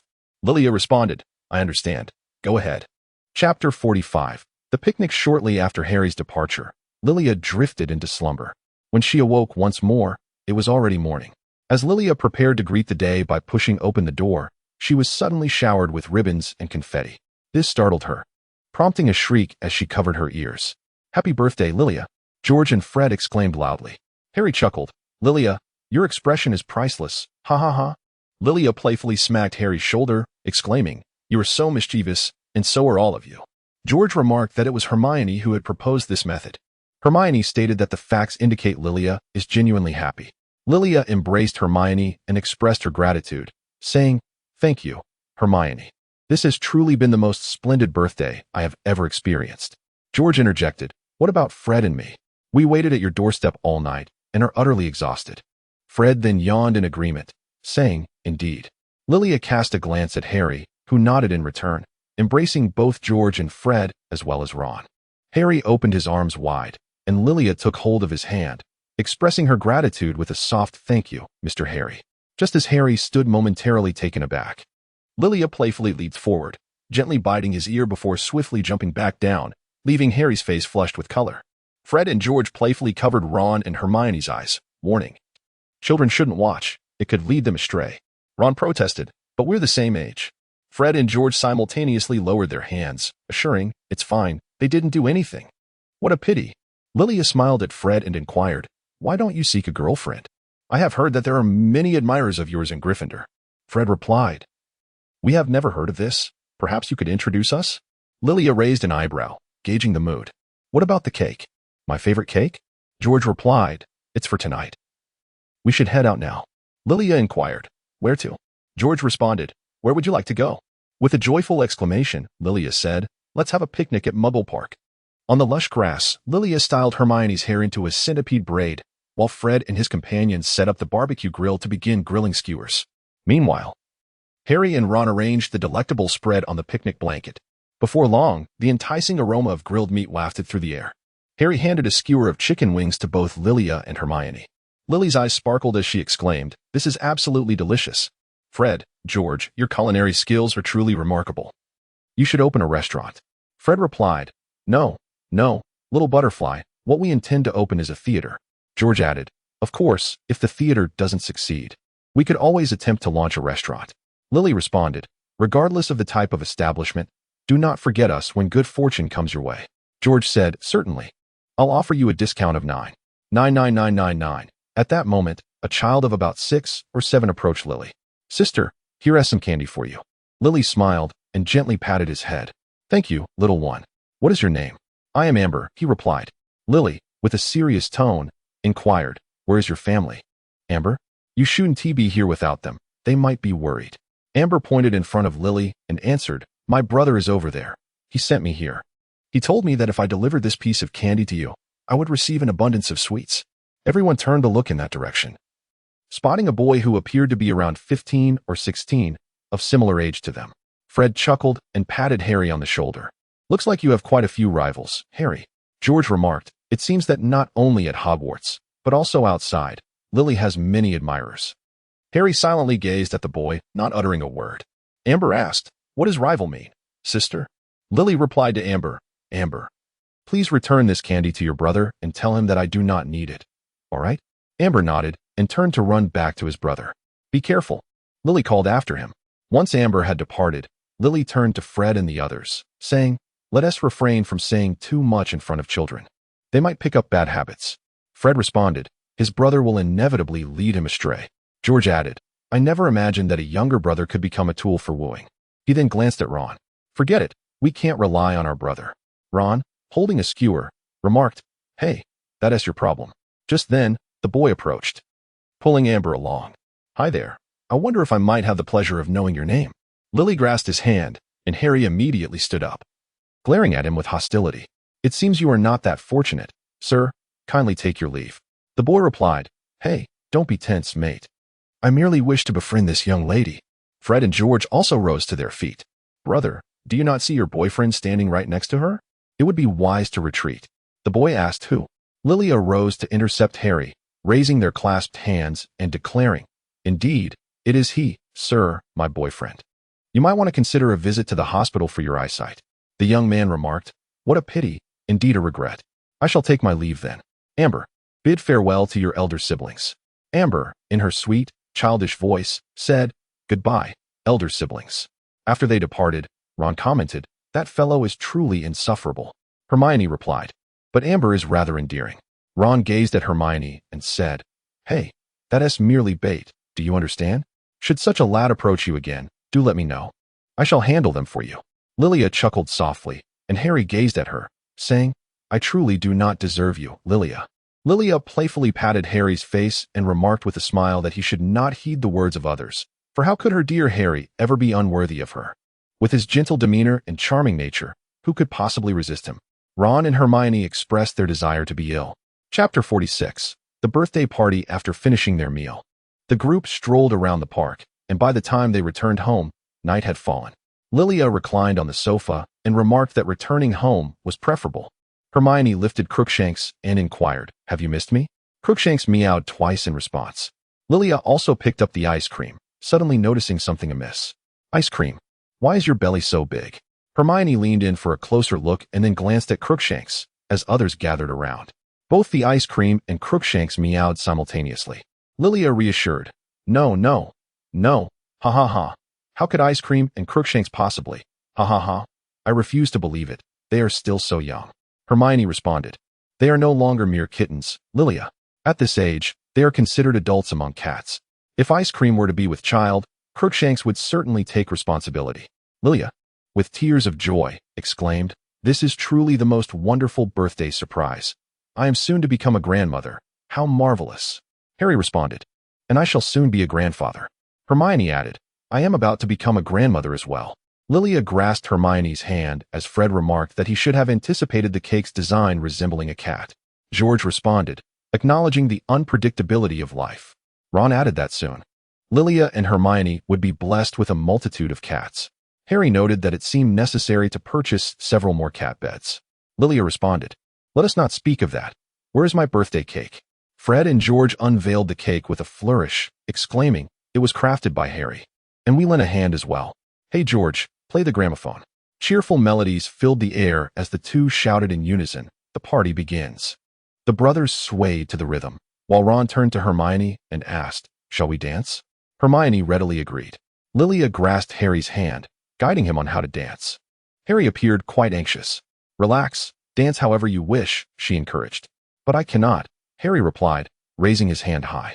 Lilia twirled gracefully, exclaiming, You can do it. And you are doing splendidly.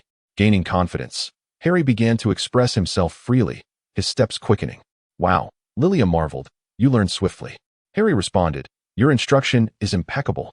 Ice cream and Crookshanks lay quietly on the sofa until everyone grew weary and ceased their dancing. Feeling slightly lightheaded from the spins, Lilia hurried to the dining table to indulge in cake. Hermione approached with a smile, and Lilia remarked upon her beaming expression, It seems you all had a delightful time. Hermione affirmed, Indeed, how about you? Lilia replied, It was quite enjoyable, except when I was spinning. At that moment, I resembled a top. Lilia and Hermione shared a laugh. And Hermione said, Lilia, you haven't made a birthday wish yet. Lilia mimicked the gesture of wishing, stating, I hope my friends will always be by my side. May we never part. Fred teased, How sentimental, Lilia. George added, And where exactly shall we go? Lilia responded with a light-hearted hey, just in case. Harry gazed at Lilia and assured her, I will always be here. With a smile, Lilia affectionately ruffled Harry's hair and said, I trust you won't sneak away with anyone else. Harry replied, Of course not. George interjected, Let us finish the cake quickly and return to sleep. I do not wish to linger here any longer. Fred concurred. In chapter 47, titled Werewolf Murder, Lilia and her friends found themselves in the living room, idly engaging in a muggle game known as Werewolf. Hermione prepared 5 identity cards, 1 for the wolf, 1 for the seer, 1 for the witch, and 2 for the villagers, shuffling them before allowing everyone to draw. Lilia drew the werewolf card. Once everyone had completed their draws, Hermione declared, as night falls, "Please close your eyes. Werewolves, open your eyes." Lilia opened her eyes. Hermione spoke, "Werewolf, please select the person you wish to kill tonight." Lilia gestured towards herself, and Hermione nodded, declaring, "Werewolves, please close your eyes. Witches, please open your eyes. Tonight, he has perished. Shall we save him? Shall we poison him? Very well, witches, please close your eyes. Seers, please open your eyes. Whose identity shall you verify tonight? His identity is this." As dawn broke, it was revealed that last night had been a peaceful night, beginning with Fred's turn to speak. Fred stated, "I am a witch. Last night Lilia was slain, and I saved her. Thus Lilia is an ally." Hermione prompted, "George, please speak." George replied, "I am an ally." Ron interjected, "I am the seer." "I can confirm that George is an ally." Harry remarked, "All are allies?" "Then so am I." Lilia proclaimed that she was a villager. Hermione then requested everyone to cast their votes for the person to be eliminated. All 4 votes were cast for Harry. Hermione declared that Harry was out, and the game continued. As night fell, she instructed everyone to close their eyes, while the werewolves were to open theirs and select their victim. Lilia pointed at Ron. "Werewolves, please close your eyes. Witches, open your eyes. You possess only poison. Will you use it? Very well. Witches, close your eyes. Seer, please awaken and select the individual you wish to investigate tonight." All right, dawn has arrived. Last night, Ron and George were slain. The game concludes, and the werewolves emerge victorious. Lilia leapt up in excitement, exclaiming joyfully. Fred, utterly bewildered, asked, "Are you a werewolf? Did you stab yourself?" Lilia replied, "Indeed." Ron turned to Hermione, questioning whether such gameplay was permissible. Hermione responded, "It is, although I have never witnessed it played this way." Harry gazed at Lilia, remarking, "You are quite terrifying." Lilia answered, "Thank you. It's a strategy. I hadn't anticipated you all revealing yourselves in the very first round." Hermione inquired, "Who will be the moderator this time?" Lilia responded, "I shall." The group began to draw identity cards. "Ahem, have you all clearly understood your identities? Very well, night falls. Please close your eyes. Werewolves, please open your eyes and select the person you wish to eliminate tonight." Harry opened his eyes and pointed at Fred. "All right, werewolves, close your eyes. Witches, please open your eyes. He is to die tonight. Will you save him?" Ron shook his head. "Would you like to poison him?" Ron again shook his head. "Witches, close your eyes. Seers, please open your eyes and choose the player you wish to investigate tonight." Hermione opened her eyes and selected George. Lilia signaled with her hand, indicating he was a good person. "All right, seers, close your eyes. Daylight breaks. Last night, Fred has perished. The game continues. Fred, please share your last words." Fred spread his hands and said, "I do not wish to speak." Lilia smiled and invited everyone to speak. George declared, "I am still a good person." Ron stated, "I have a profession." Hermione remarked, "George is a good person." Harry asserted, "I am a good person." Lilia remarked, "Let us continue the game. It is now night. Please close your eyes." Fred, "You need not close yours." Fred responded, "Oh, I completely forgot." Lilia then said, "Werewolf, please open your eyes and choose the person you wish to eliminate tonight." Harry pointed at Hermione. Lilia continued, "Werewolf, please close your eyes. Witch, please open your eyes. The one destined to perish tonight, will you intervene to save her?" Ron nodded in agreement. Lilia instructed, "Witch, please close your eyes. Seer, please open your eyes and select the individual you wish to scrutinize tonight." Hermione pointed at Harry, and Lilia chuckled, making a mischievous gesture. Hermione returned the smile. "Seer, please close your eyes. Dawn has arrived. Last night was a peaceful night. Players, please take turns to speak, starting with Harry." Harry proclaimed, "I saved someone last night. George is a good person." Hermione asserted, "I am the seer, and Harry is a werewolf." Ron added, "I concur. I am the witch." Lilia inquired of George, "What do you think?" George responded, "It depends on the votes." Lilia shook her head with a smile as Harry was eliminated, marking the end of the game and the triumph of the good side. Harry sighed, expressing his resignation. "I knew it. I always lose." Laughter erupted among the group. with Fred exclaiming, "This muggle game is rather enjoyable." Hermione added, "Indeed, I used to love playing with the children from the neighborhood when I was young." Chapter 48. The painful mask. On that day, while Lilia and Hermione were watering the roses in the garden, they suddenly discovered that the peach tree bore fruit. Lilia and Hermione picked some fruits and, after washing them thoroughly, began to taste them. Hermione, with a note of concern, remarked, "This doesn't quite resemble the peaches I am accustomed to. Is it safe to eat?" Lilia responded, "Why not give it a try? Life is all about experimentation." Having said that, she took a bite, and the smile that once adorned her face was instantly replaced by a mask of agony. Hermione hurriedly poured Lilia a glass of water and inquired, "Are you all right, Lilia?" After quenching her thirst, Lilia remarked, "It's exceedingly sour. I have never tasted anything so tart." Hermione gazed at the freshly picked fruits and pondered, "What shall we do with these? Perhaps we could use them as fertilizer for the flowers." Lilia suddenly devised a plan and exclaimed, "Let the boys have a taste first," and claimed that it is absolutely delicious. Hermione replied, "You are truly mischievous, Lilia." Lilia responded with a playful laugh, "Hee, just having a little fun with them. It's rather dull staying cooped up at home all day." Hermione replied, "All right then, let them experience a bit of joy." Just as the two were sharing a hearty laugh, Harry and the others descended the stairs. Ron inquired, "What are you two laughing about so merrily?" Lilia picked up several fruits and exclaimed, "These are freshly picked from that peach blossom tree. They are absolutely delicious. I was just about to let you all try them." Ron, somewhat skeptical, took the fruit and began to eat, only to receive the pain mask too. 0. He glanced at Hermione and Lilia, who exchanged knowing glances. Hermione asked, "Isn't it quite tasty?" Ron replied, "Indeed, it has a rather unique flavor." With that, he handed the remaining fruits to Harry. Harry took a bite, only to realize something was amiss. Pain mask 3-0, just as he was about to spit it out.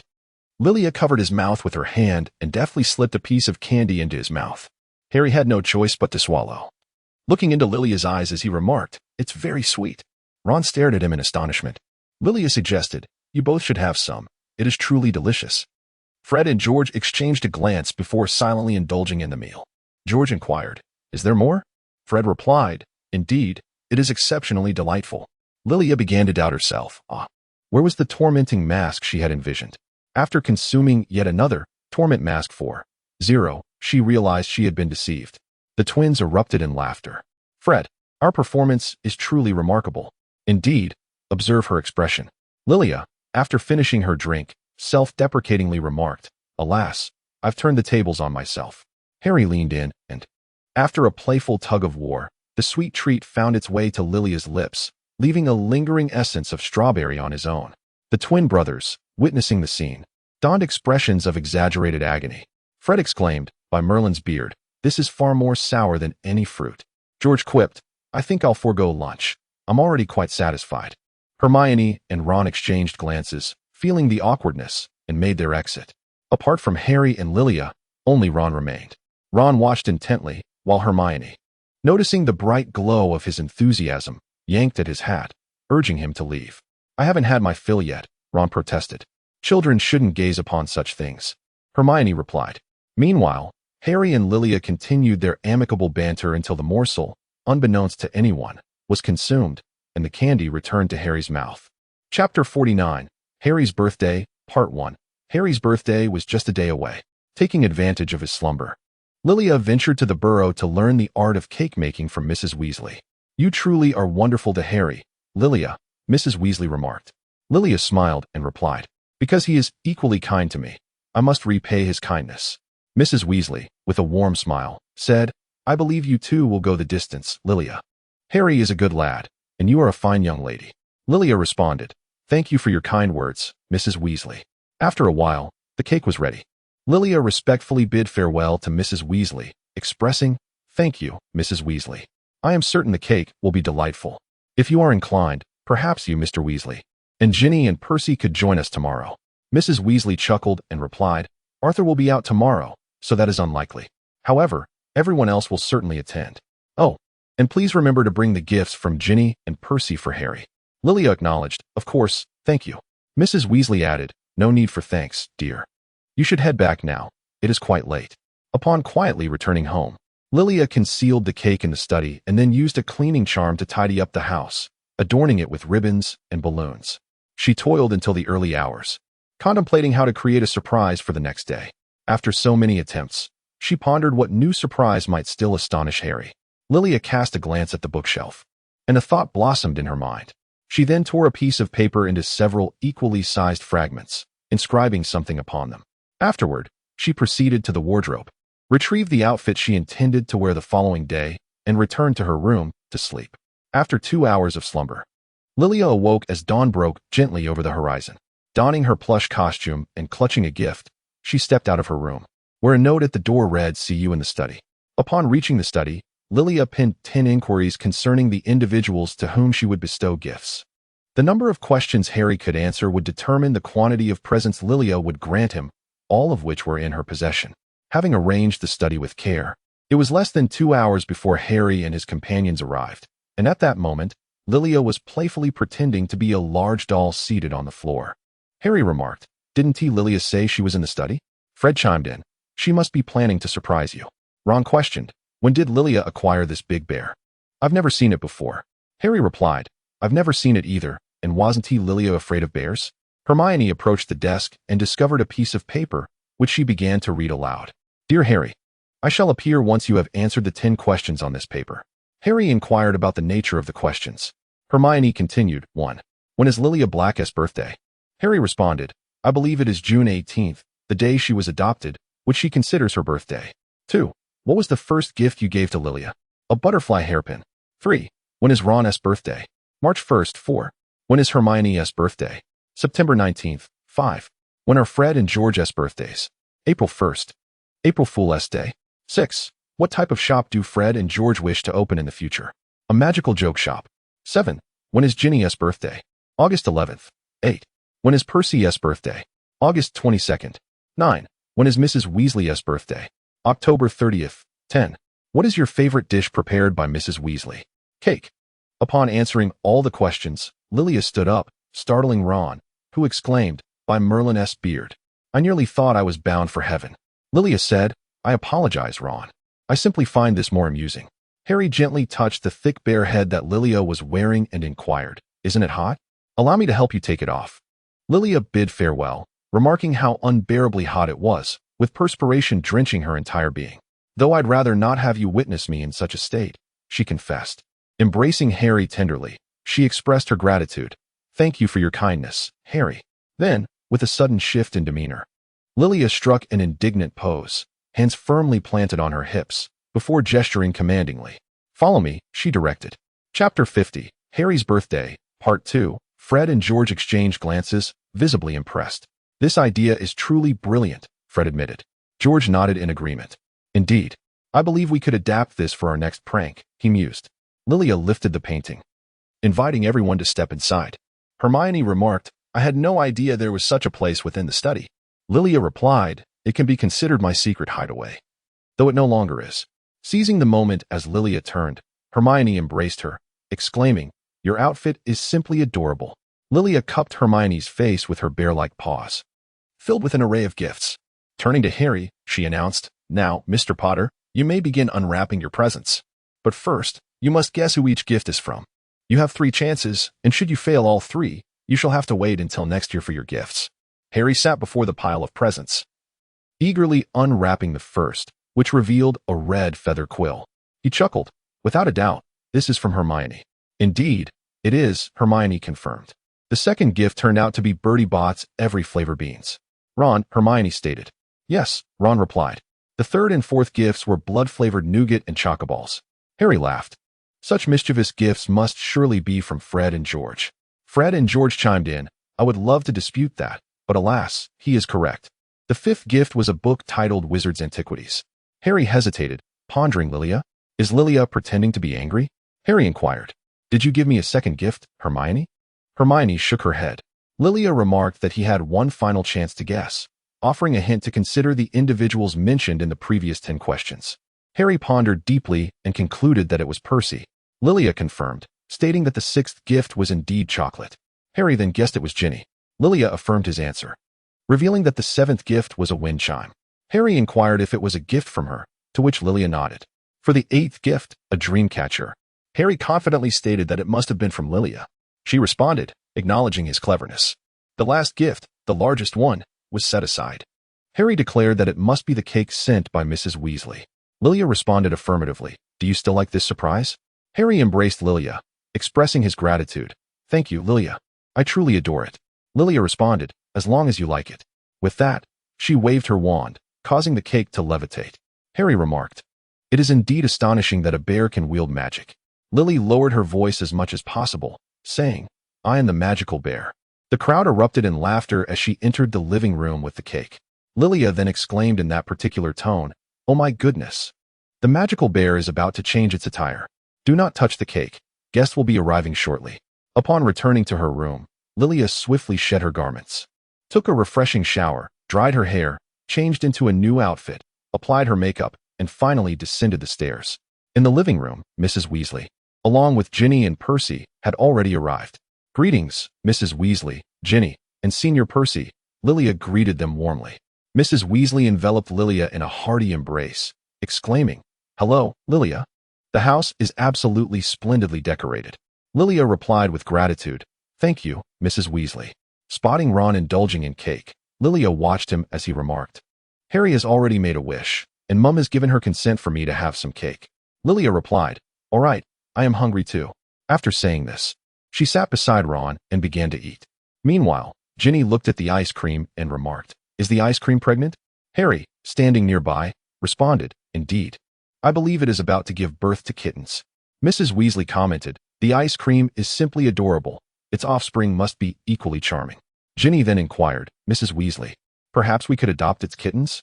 To which Mrs. Weasley replied, oh, Ginny, no mother would relish the thought of her children being away from her. Upon hearing this, Lilia thought of Narcissa and wondered how she was faring. The gathering did not conclude until the evening, and after bidding farewell to Mrs. Weasley and the others, Lilia collapsed onto the sofa. Chapter 51. Dream in her dream, Lilia beheld Narcissa, whose pallid skin and disheveled hair presented a haunting image. She lay quietly on her sickbed, softly calling out to Lilia. Lilia opened her eyes to find Harry anxiously wiping the sweat from her brow. Lilia, are you all right? Lilia grasped Harry's hand, which was gently wiping her sweat, and choked out, I dreamt of Mother. Lilia, with tearful eyes, lay upon her sickbed, calling my name. She must be suffering from a grave illness. I must return to her side. Harry interjected, Lilia, do not act rashly. If you return now, Voldemort will only grow more suspicious. Tomorrow, Mr. Weasley has invited us to witness the Quidditch World Cup, and Mrs. Malfoy is likely to attend as well. Tears shimmered in Lily's eyes. Despite her rationality, she found herself unraveling due to a dream. She could not bear the thought of losing Narcissa, her mother, the one who loved her most dearly. Lilia pinched her flesh, striving to calm herself. In an instant, crystalline tears streamed from the corners of her eyes.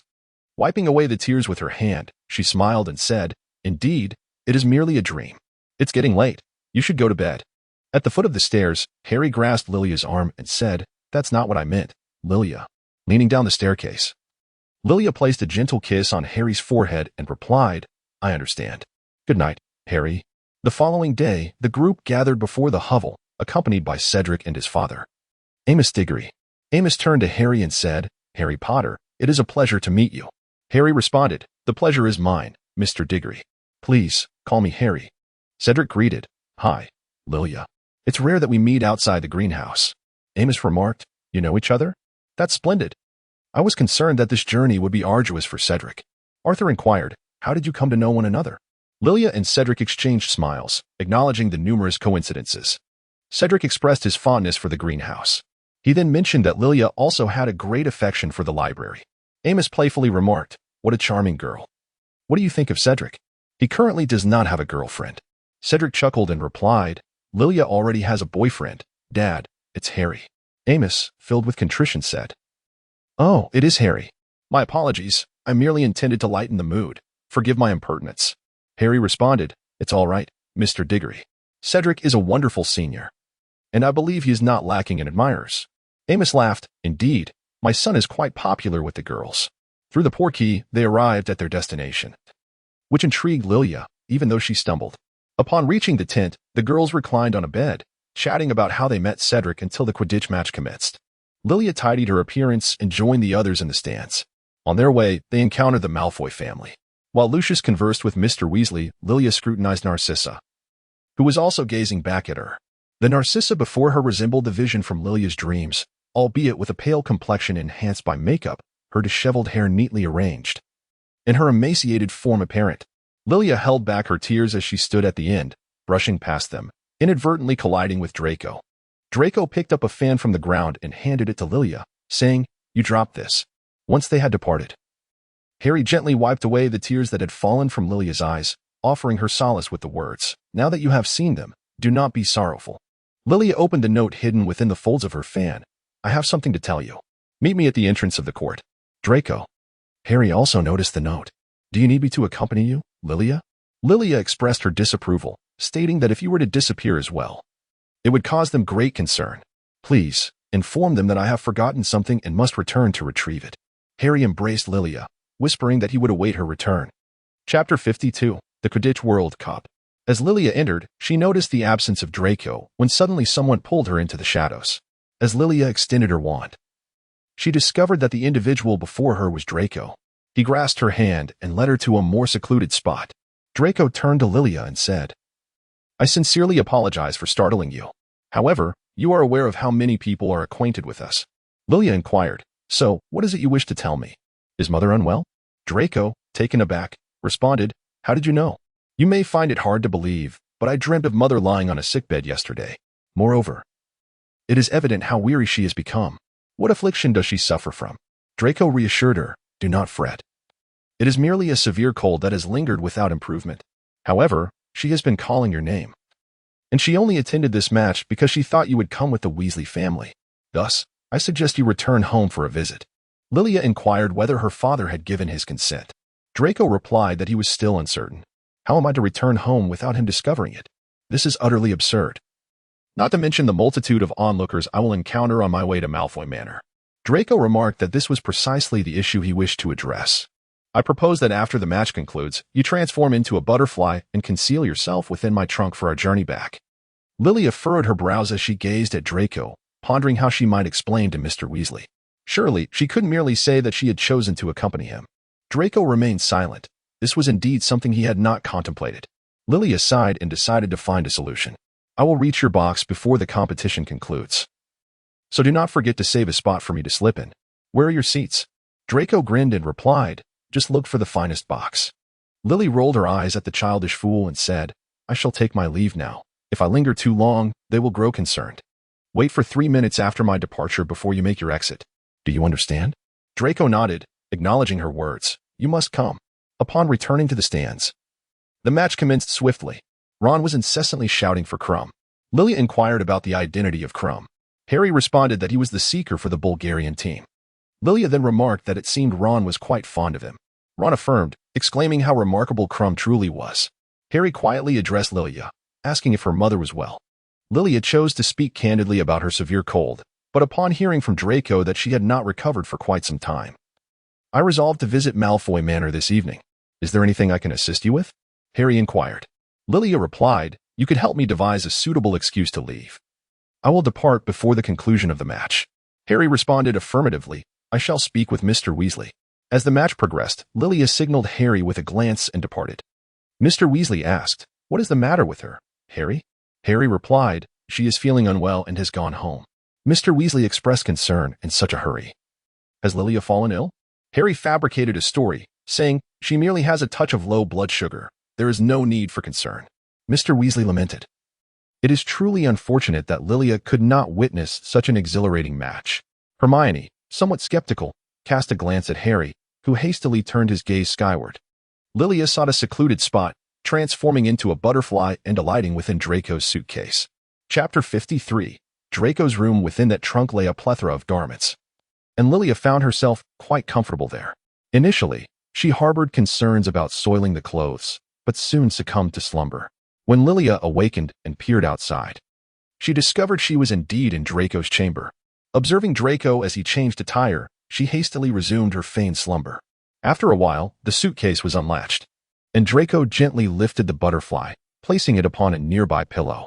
With a hint of disdain, he tossed aside the garments where Lilia had been resting, fortuitously landing them atop her, before returning the remaining clothes to the wardrobe. Lilia pondered to herself, "This little brat still dares to disdain me, even throwing clothes at me. If I weren't feigning sleep, you would see what I am capable of. Noticing the movement of the white shirt, Draco knowingly remarked, "Stop pretending, come out." After Lilia transformed back, she immediately got out of bed to return to her room. Draco advised, "I strongly recommend you refrain from going back to your room. It is tidied up daily by house elves." Lilia replied with annoyance, "Well, I can't possibly stay here all night." Draco responded, "Then let us remain here. You shall sleep on the bed while I take the floor." Lilia inquired with a hint of confusion, "When did you become so kind-hearted?" Draco replied with a smirk, "How about we share a bed?" Lilia seized a pillow and hurled it at Draco, who caught it with a chuckle, jesting, "What if you were to vanquish me?" Lilia remarked, "As long as you know." Draco shook his head and sighed.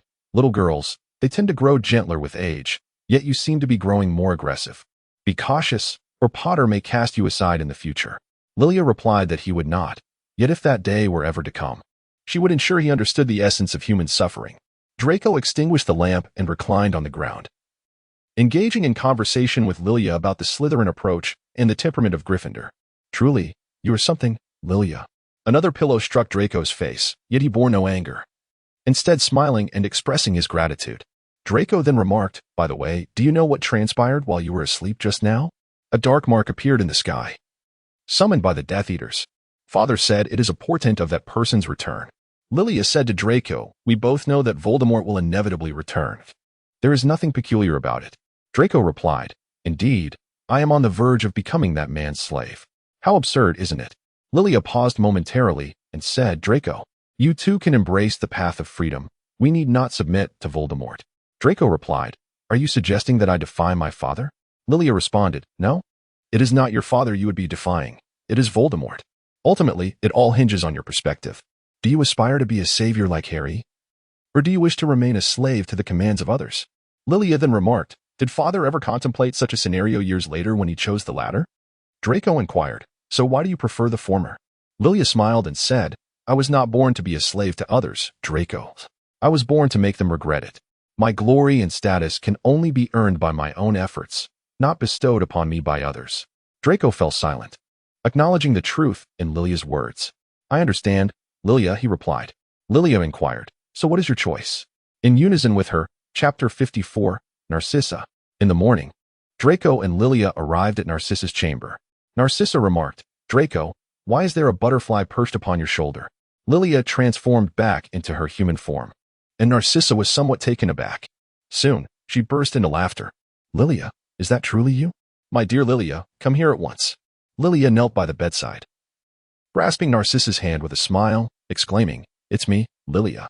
Narcissa caressed Lilia's face, reminiscing, "Initially, when Draco informed me he would bring you to meet me, I found it hard to believe. I thought you would never return."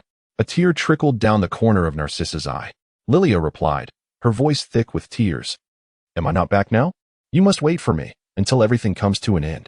During this time, you must take good care of yourself. Otherwise, how can I ever tease you?" Narcissa chuckled and said, "Oh, you mischievous child. I promise you, I will take good care of myself." Draco, witnessing this tender moment, also smiled. Narcissa then inquired, "I heard from Draco that you and Harry Potter are together now. Is he treating you well?" Lilia lifted the bracelet that Harry had gifted her, smiling as she remarked on how kind he was to her. Narcissa advised, "If Harry ever bullies you, just inform Draco, and he will take care of him for you." Draco chuckled, "I believe Lilia can handle him all on her own." Lilia cast a sharp glare at Draco, who pleaded, "Save my mother. It seems Lilia is intent on devouring me." Lilia retorted, "I never said that," and playfully struck Draco. He continued, "Just look at her, mother." Narcissa observed the playful banter between them with joy, relishing a delightful day. She then suggested to Lilia, "Why not stay the night? Your father misses you dearly." Lilia, with a hint of pride, turned her head and replied, "No, I shall not let him know I have been here." Narcissa conceded, "Very well, Lilia. Allow Draco to escort you home." Lilia nodded, saying, "Then I shall take my leave, mother. Do take care of yourself." With that, she transformed into a butterfly and fluttered onto Draco's shoulder. Just as Draco stepped out of the room, a house elf timidly inquired, "Good day, young master. Was there someone else in the room just now? Do you require Boppy's assistance?" Draco replied, "No, I advise you not to meddle. Step aside." Boppy responded, "Yes, young master."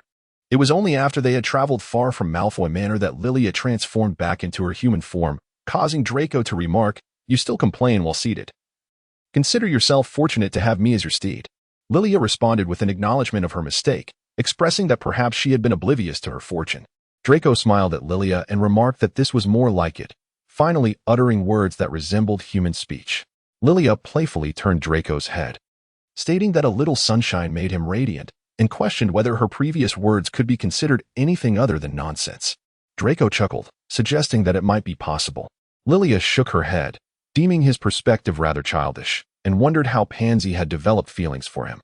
Draco countered with a teasing remark, expressing his own curiosity about how Potter had come to like her.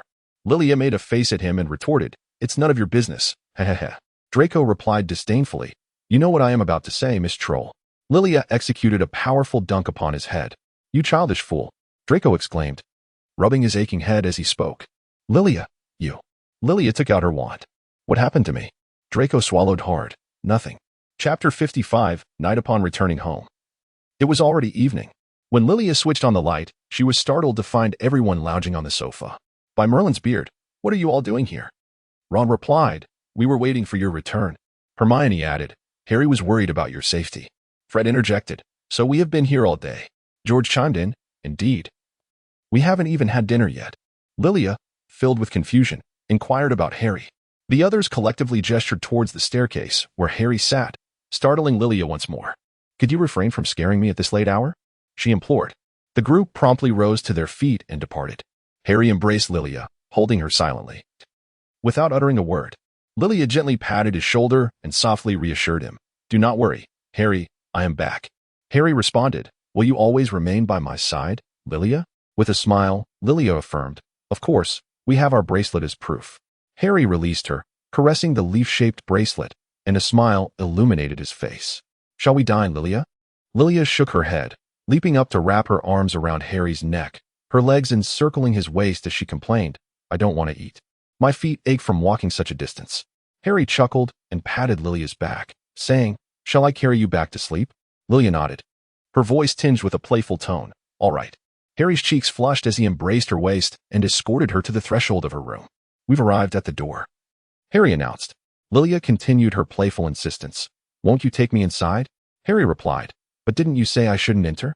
Lilia countered, "Just this once, make an exception." Gently, Harry placed Lilia on the bed, but she pulled him down by the neck. Had he not braced himself against the wall, he would have toppled directly onto her. Harry's complexion had yet to return to normal since he had held Lilia, and he nervously swallowed, murmuring, "Lilia, you." In the night, they could discern only the vague outlines of one another and the glimmer of their eyes. Lilia, reclining on the bed with a smile, remarked, "I've heard boys prefer gentleness. From now on, I won't be so fierce with you. Do you like that, Harry?" At that moment, Harry's heart raced, nearly bursting from his chest as he stammered, "I do." Lilia undoubtedly heard the unspoken words of his heart. Lilia rose to her feet, gradually approaching in the dim light until she had Harry cornered by the window. Her gaze was imbued with a teasing affection, and as the evening breeze gently caressed the wind chimes by the window, producing a melodious sound, Lilia glanced at Harry's lips, then at his eyes, before leaning in to kiss him. Lilia's ocean-like eyes radiated a triumphant delight during this amicable exchange, accompanied by the rhythmic beating of Harry's heart. Undoubtedly, Lilia held the upper hand in this interaction. Soon, she withdrew from Harry's lips, her fingers gliding slowly down his face, deftly unfastening the buttons of his shirt. Upon reaching the third button, Harry grasped Lilia's hand, captivated by the smile that began to grace her lips, believing there would be more to come. However, Lilia merely brushed her lips against his cheek like a fleeting dragonfly, then leaned closer to his ear, whispering softly, "Good night, we shall meet in our dreams." The surprise and yearning reflected in Harry's eyes filled Lilia with a profound sense of satisfaction.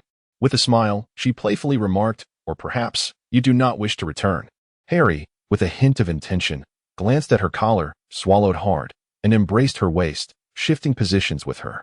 This led to a kiss even more fervent than before.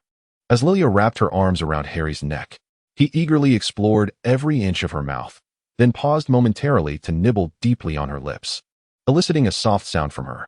Hearing Lilia's response, Harry continued to kiss her, his restless hands tightening around her waist until they seemed to meld into one. Finally, as the kiss approached the brink of breathlessness, Harry pulled back, gasping, "Good night, Lilia." Lilia's lips, now numb from the fervor, bore a gentle smile as she watched Harry's retreating figure, feeling that their friendly exchange had leveled the playing field between them. Chapter 56. 3 Little Kittens in the Morning. After completing her morning routine, Lilia gazed into the mirror at her swollen lips and couldn't help but chuckle. It seems I need no makeup today. She then changed into a comfortable nightgown and descended the stairs. After Lilia descended the stairs, everyone regarded her with peculiar glances. Ron remarked, "Lilia, your lips appear quite swollen." Fred and George chuckled.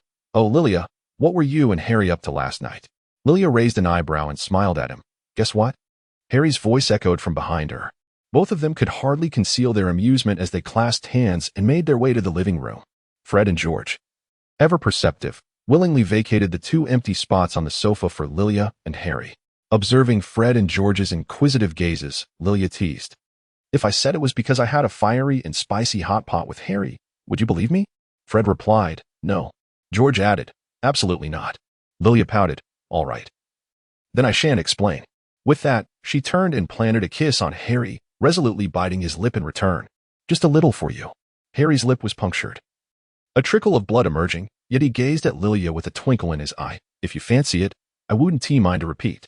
George, fixated on Ron, remarked, "Take notes, Ron. This might come in handy when you have a girlfriend someday." Ron swallowed hard, casting an involuntary glance at Hermione. "I don't need your reminders." "George, you don't even have a girlfriend yourself."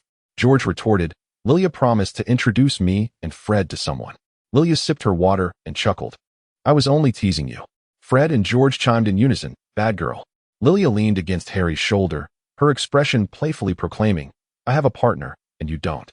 At that moment, Crookshanks approached with a plaintive meow, soon followed by the sounds of Ice Cream's groans, prompting everyone to hurry after Crookshanks to the study. Upon their arrival, they found Ice Cream unconscious, surrounded by 3 tiny kittens. Crookshanks was tenderly licking the little ones, while Lilia knelt down, lovingly stroking Ice Cream's head. "You've worked hard." "Ice Cream." Ron marveled, "That's quite impressive. Giving birth in the study, she truly is your cat." Hermione addressed Crookshanks, "You're going to be a father now, Crookshanks." Meanwhile, Harry envisioned the future scene of Lilia having children, promptly joining her to care for Ice Cream. Fred and George, however, were captivated by the 3 kittens. "Aren't they adorable, George?" "Indeed, I would love to adopt one." Lilia pondered the predicament of the 3 kittens being left alone at home once school commenced. She proposed, "Why not each of you take one and care for it alongside Ron? During school hours, you will tend to them." Allowing Ice Cream and Crookshanks to frequently see their little companions, ensuring that the kittens receive ample attention and care. Fred and George chimed in unison, "That sounds splendid." Ron agreed, "I would be more than happy to, though I wonder if others might suspect that I, having just lost a mouse, would feed Peter Pettigrew to the kittens." Everyone was amused by Ron's humorous remark. Lilia laughed at Ron, saying, "They are merely newborn kittens. They wouldn't eat that foolish and plump rat from Azkaban. If they did, those little cats would indeed be heroes." Ron replied, "Better safe than sorry." After a while, the fur of the 3 kittens fluffed up, revealing their colors. The first was a little female, pure white like Ice Cream, which Ron took a liking to and named Isis. The second was a little male, resembling both Ice Cream and Crookshanks, with yellow fur and white spots, which Fred chose to name Elfie. The third was another little male, yellow like Crookshanks, which George picked and named Elfins. The 3 men engaged in a friendly competition over which kitten was the most attractive, while Lilia, Harry, and Hermione laughed together nearby. Chapter 57. The start of 4th year. Upon boarding the train, Harry Potter shared with everyone that he had a peculiar dream. Hermione suggested he write to Sirius Black. Upon arriving at Hogwarts, they sang the school song as usual, and the headmaster delivered his address. This time, however, there was an additional presence, Alastair Moody, the former Earth, along with students and headmasters from Durmstrang and Beauxbatons, due to the Triwizard Tournament. As the Beauxbatons girls passed through the Great Hall, the majority of the boys were captivated by them, including the headmaster, who was also drawn to Hagrid. Lilia glanced at Harry, pleased to see he wasn't staring at them like Ron was. When the Durmstrang boys walked through the hall, both boys and girls were excited. Lilia heard Draco's voice behind her, chuckled, and remembered how much Ron admired Crumb. Smiling at Hermione, she remarked, "Actually, Ron has good taste. Crumb looks quite the warrior." Hermione replied, "Indeed. Did you see the way you looked at the Beauxbatons girls just now?" Harry turned to Lilia and asked, "What are you both so happy about?" Lilia and Hermione exchanged knowing smiles and replied, "Oh, it's just a matter of the kitten's diet." Harry playfully fed Lilia a piece of strawberry cake, laughing, "Perhaps you should consider your own dietary needs first."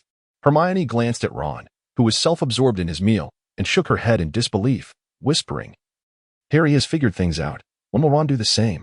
Ron interjected, "Are you talking about me?" Lilia looked at Ron and joked, "Of course. We're praising your good looks." Ron narcissistically responded, "Well, that is certainly true." Bartemius Crouch, the head of the Department of International Magical Cooperation, elaborated further, "For safety reasons, students under 17 will not be permitted to participate in the Triwizard Tournament." The students voiced their loud complaints of unfairness, with Fred and George being the most vocal.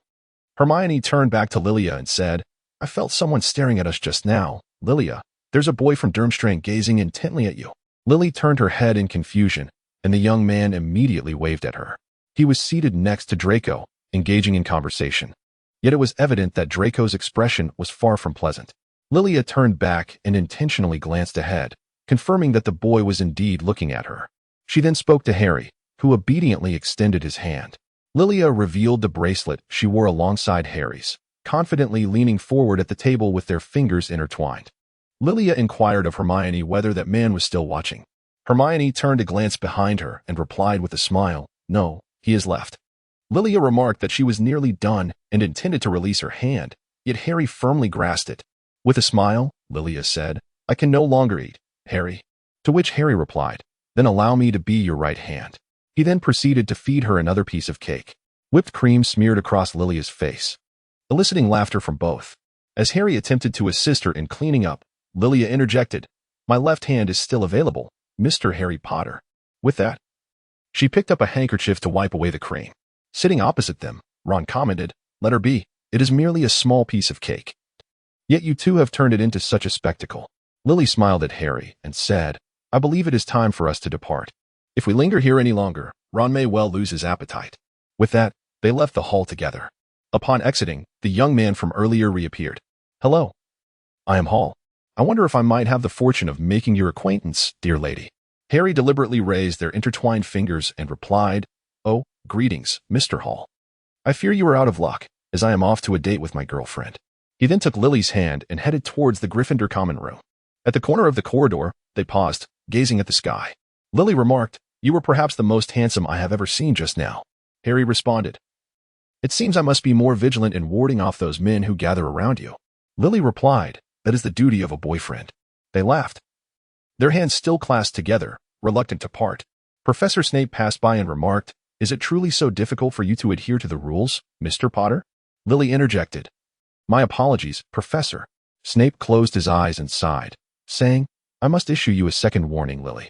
Should I happen upon you again in such a manner, do not blame me for deducting points from Gryffindor. Now, return to your dormitory." Lilia and Harry were walking together when Professor Snape shouted for them to keep their distance. Instantly, they separated by 2 meters. After watching them retreat, Professor Snape hastily departed, as silent as he had arrived. Chapter 58, The Unforgivable Curses and the Defense Against the Dark Arts Class. Professor Moody's inaugural lesson focused on the unforgivable curses. Lilia silently mused that indeed Moody was as eccentric as his reputation suggested. The sole source of joy for Lilia during this lesson was that all the answers were provided by Gryffindor students. Moody demonstrated one unforgivable curse after another on a spider, culminating in the killing curse, which mercilessly extinguished the creature's life. When Neville witnessed the excruciating torment inflicted upon the spider, he was momentarily taken aback. For his own parents had endured a fate far worse than death at the hands of such dark magic. Lilia noticed his discomfort and placed a piece of candy on his desk, attempting to alleviate some of Neville's unease. It had been quite some time since they last exchanged words. Surprised by Lilia's gesture, Neville expressed his gratitude, saying, "Thank you, Lilia," before quietly consuming the candy. Lily responded, "There is no need for thanks, Neville. Such curses should not be present in the classroom." Mad-Eye Moody seemed to have overheard their conversation. Some may argue that the unforgivable curses should not be discussed here, but I beg to differ. One must understand what the enemy intends to do in order to defend against it. That is the essence of the dark arts defense class. I speak of that girl with the long black hair. I encourage you to attempt one of the 3 unforgivable curses. In an instant, all eyes were fixed upon Lily. Rising to her feet, she replied with a smile, "Professor Moody, do you wish for me to be sent to Azkaban on the very first day of school?" Moody reassured her, "Fear not. The only creature you shall harm is a spider. Should anything occur, I shall take full responsibility." With that, he placed a spider before her. Harry stood up, asserting, "The Ministry of Magic approved your use of dark magic in class, but they did not consent to Lily casting it, especially since she is still underage." Moody countered, "I have already stated that I will bear the consequences of any mishap. Now, perhaps you should take your seat and refrain from meddling, Harry Potter." He then took a swig from his flask. The crowd focused intently on Lily, who was about to cast an unforgivable curse for the very first time, and in front of so many witnesses. She opted for the relatively safer summoning charm, using her wand to levitate the spider and guide it back to the box, saying, "Return to your original place." The spider obediently crawled into the box. Mad-Eye chuckled. "A wise choice. Listen closely, everyone. The summoning charm, being an unforgivable curse, is undetectable by the Ministry, and it can be countered, provided one possesses sufficient resolve, or simply waits until class concludes." Meanwhile, Neville remained visibly unsettled, prompting Mad-Eye to invite him to his office. As for Lily, numerous classmates approached her to inquire about her experience with casting an unforgivable curse, offering their sympathies. Harry shooed away the throng of admirers. Hermione exclaimed, "Mad-Eye has truly lost his mind. How can he compel Lily to use an unforgivable curse?" Ron added, "Now I am even more wary of angering Lily. If she casts a curse on us one day, we might find ourselves meeting in paradise." Lily jested, "Then I shall find myself in Azkaban." At that moment, Neville emerged from Moody's office, cradling a book in his arms. Lilia inquired if he had done anything to you, Navi. Navi shook his head, replying that he had merely gifted him a book before being summoned by Dumbledore. Hermione remarked that Dumbledore must have discovered that he allowed Lilia to employ the unforgivable curse. Ron asked how he could possibly know. Harry responded, without a hint of doubt, that it was certainly those individuals who had just spoken. Chapter 59. Potions class. Professor Snape spent the entire lesson observing Lilia and Harry, as their once united group had been forcibly separated. Lilia was paired with Draco and Pansy, while Harry teamed up with Hermione and Ron. Lilia stood helplessly between Draco and Pansy, shaking her head in dismay. Draco remarked, "Focus, Lilia. A failing potion reflects poorly on Slytherin." Lily chuckled, "But I am a Gryffindor." Draco replied, "Before I use your status as a spy to expel you from our group, it would be wise for you to diligently focus on your potions." Lilia grasped Pansy's arm and said, "Pansy, look at him." Pansy turned to Draco and smiled. "He's rather charming." Draco and Pansy exchanged a knowing high five. Lilia then released her hold on Pansy's arm, shifted positions with her, and, while vigorously stirring the potion of aging in the cauldron, lamented, "I ought not to be here." Lilia gazed at the harmonious scene beside her, where Hermione and Harry were diligently concocting potions while Ron lent a helping hand. She thought to herself, "I have finally grasped the discomfort of being a third wheel." Gradually lowering her head, Draco remarked, "Maintain your composure. I do not wish for you to resemble an ostrich." Lilia responded feebly, "Whatever you say it is. I would rather bury my head in the sand like an ostrich."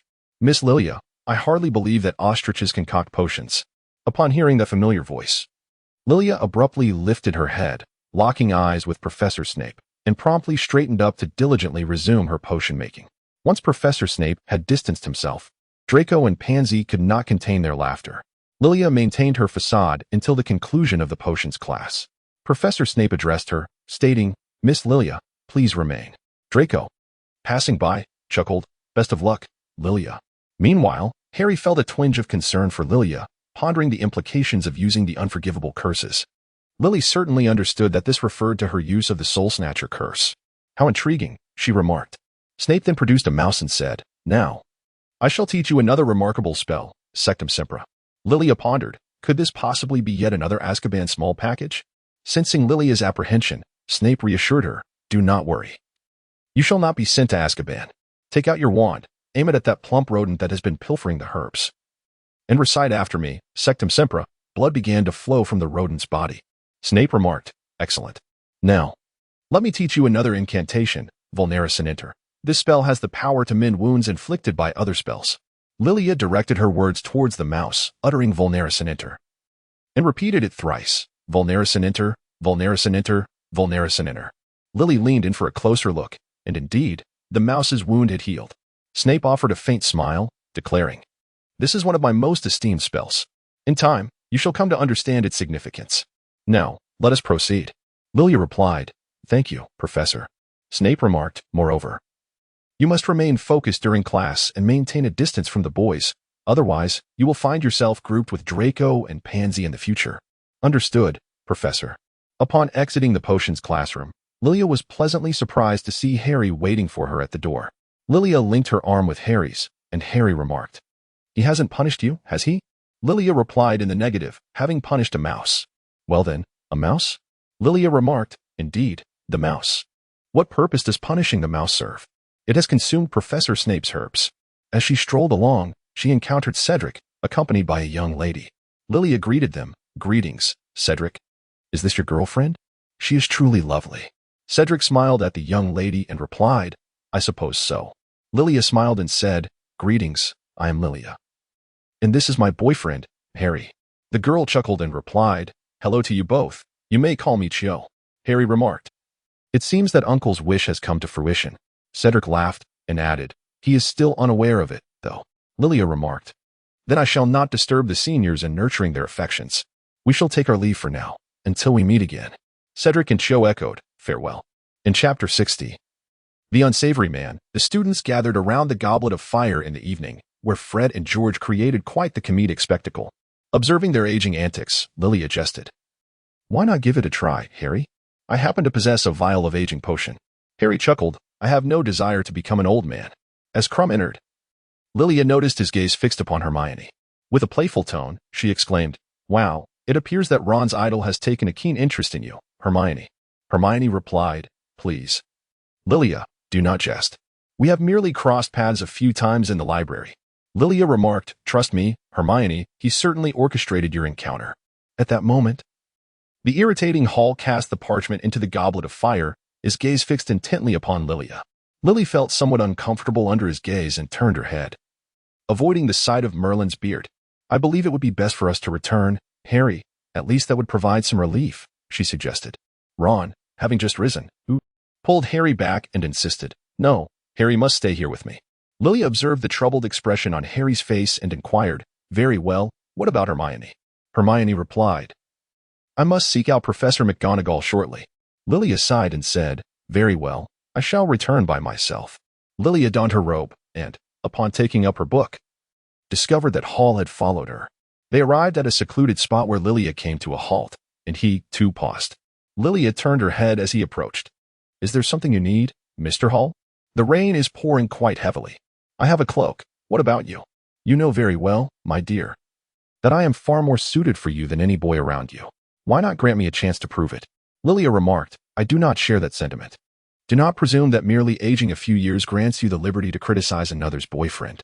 He knocked Lilia's wand from her grasp, advancing towards her step by step. Lilia's silent incantation was unsuccessful, prompting her to devise a clever plan. Hall, with ill intentions, cornered her against the wall, leaving merely half a meter between them.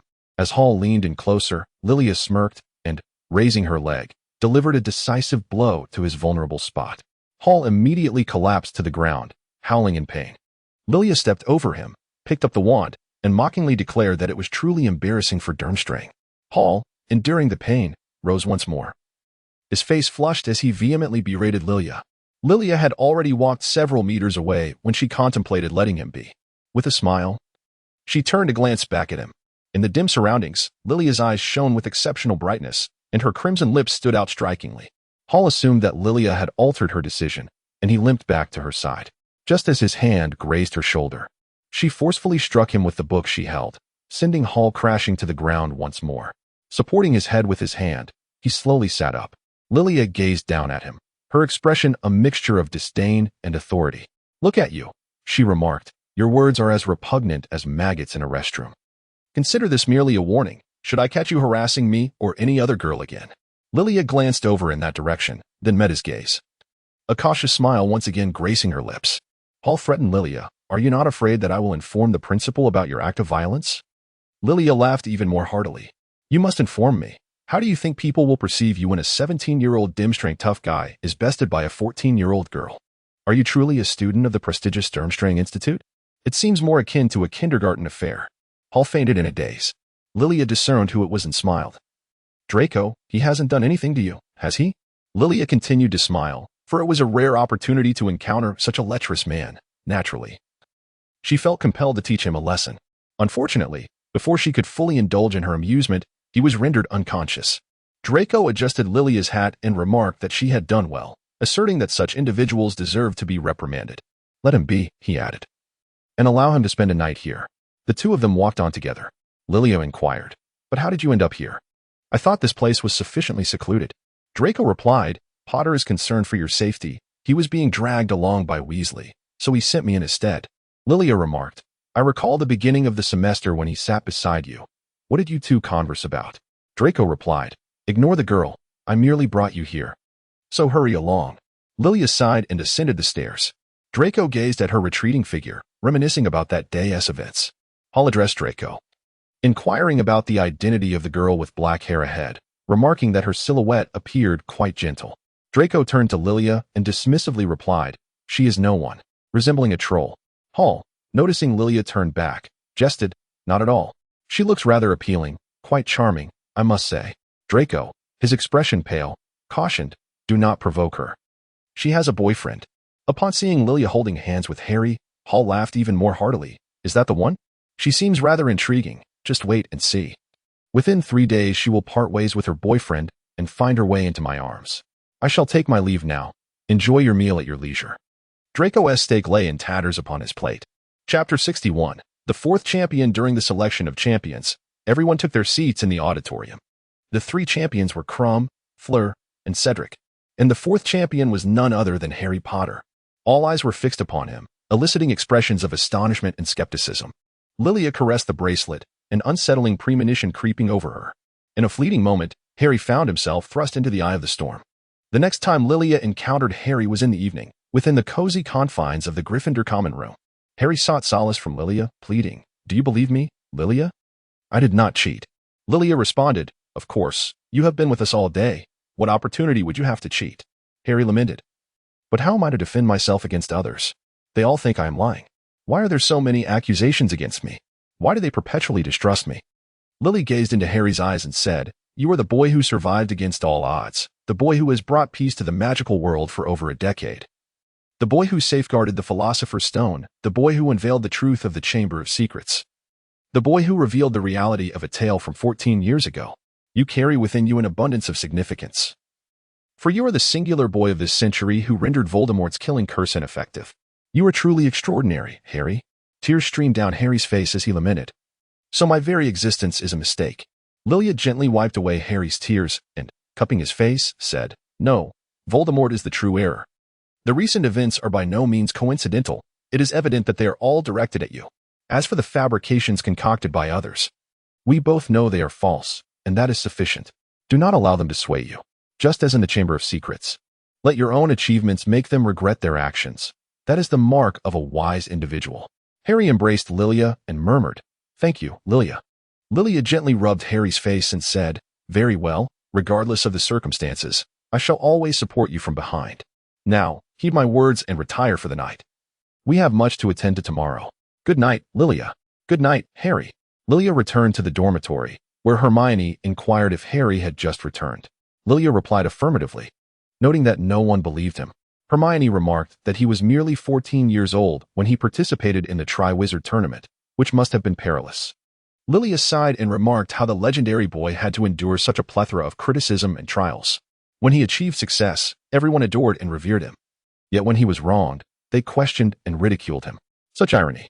That night, Lilia dreamt of Cedric, Harry, Lucius, and others, only to be haunted by the reality of Cedric's demise. She awoke from her slumber, shaken by the vividness of the dream. Lilia resolved to visit Professor Trelawney the following day to inquire about certain matters. Ice Cream, startled by Lilia, nestled fearfully in her embrace. Lilia gently caressed the fur of her cat, Snowy, as she thoughtfully switched on the lamp. I apologize, dear Snowy, for using you as a subject for my wandless magic experiment. How about I treat you to 2 extra fish treats tomorrow? Snowy meowed softly in response. Lilia chuckled. I'll take that as your consent. Lilia gazed at the ice cream, her mind whispering a sense of dizziness as she beheld the treat, which stared back at her with its large, expressive eyes. Lilia made another attempt, yet the ice cream remained wide-eyed. At last, as dawn broke with a soft light, Lilia succeeded. Lilia, feeling somewhat drowsy, stifled a yawn and drifted into slumber. It was not long before Hermione roused her, urging, Awaken, Lilia. We are in danger of being late. Lilia nestled herself under the covers, promising just 5 more minutes of slumber. Merely 5 minutes. Hermione, however, pulled back the duvet, reminding her that there were not even 5 minutes left. In a mere 15 minutes, the first potions class would commence. Lilia immediately sat up, got out of bed, and began her morning routine, wondering why the first class had to be potions. Hermione, you should go ahead. I really don't want you to be late with me. After a quick brush of her hair, Lilia dashed out, arriving at the classroom 2 minutes late. Upon entering, she instinctively positioned herself at the back, next to Neville. Professor Snape remarked, "Look who it is. Miss Lilia, known for her punctuality, is surprisingly late today. Mr. Potter, you will be in a group with Hermione and Ron. Lilia, you will be paired with Longbottom. Today, we will be concocting." Neville leaned towards Lilia and asked, "Why are you late today?" Lilia awkwardly replied, "Haha, I didn't sleep well last night." Navi lowered his head and said, "It seems I shall be the one to hold you back." Lily smiled and said, "How could that be, Neville? Professor Snape has mentioned to me that you are making remarkable progress." Neville, somewhat astonished, replied, "Really?" Lily recalled the day she assisted Professor Snape in examining whether the potion within the cauldron was viable. Lilia, in accordance with her name, dripped a few drops of the age-enhancing agent from the crucible onto the foraging mouse, which subsequently perished. Neville Longbottom was deemed inadequate. Severus Snape approached with a smirk, remarking that Neville had finally brewed a potion of merit, urging Lilia to collect the potions to reserve for the foolish mice. He then took the parchment from Lilia's hands and marked it as satisfactory. Lilia chuckled. I suppose that could be the case. Chapter 62. The Defamed Harry. After the potions class concluded, Harry and Lilia proceeded to attend Transfiguration class together. Lilia turned to Ron and Hermione ahead, inquiring why they were not joining them. Harry responded that he and Ron had a slight disagreement. Lilia surmised it was likely due to the goblet of fire, to which Harry nodded in affirmation. Lilia sighed, not expecting Ron to be included in this matter. Perhaps it was time to find an opportunity to clarify things with him. He would surely believe you. Harry remarked, "Let us hope so. But tell me, why were you late this morning? Are you feeling unwell?"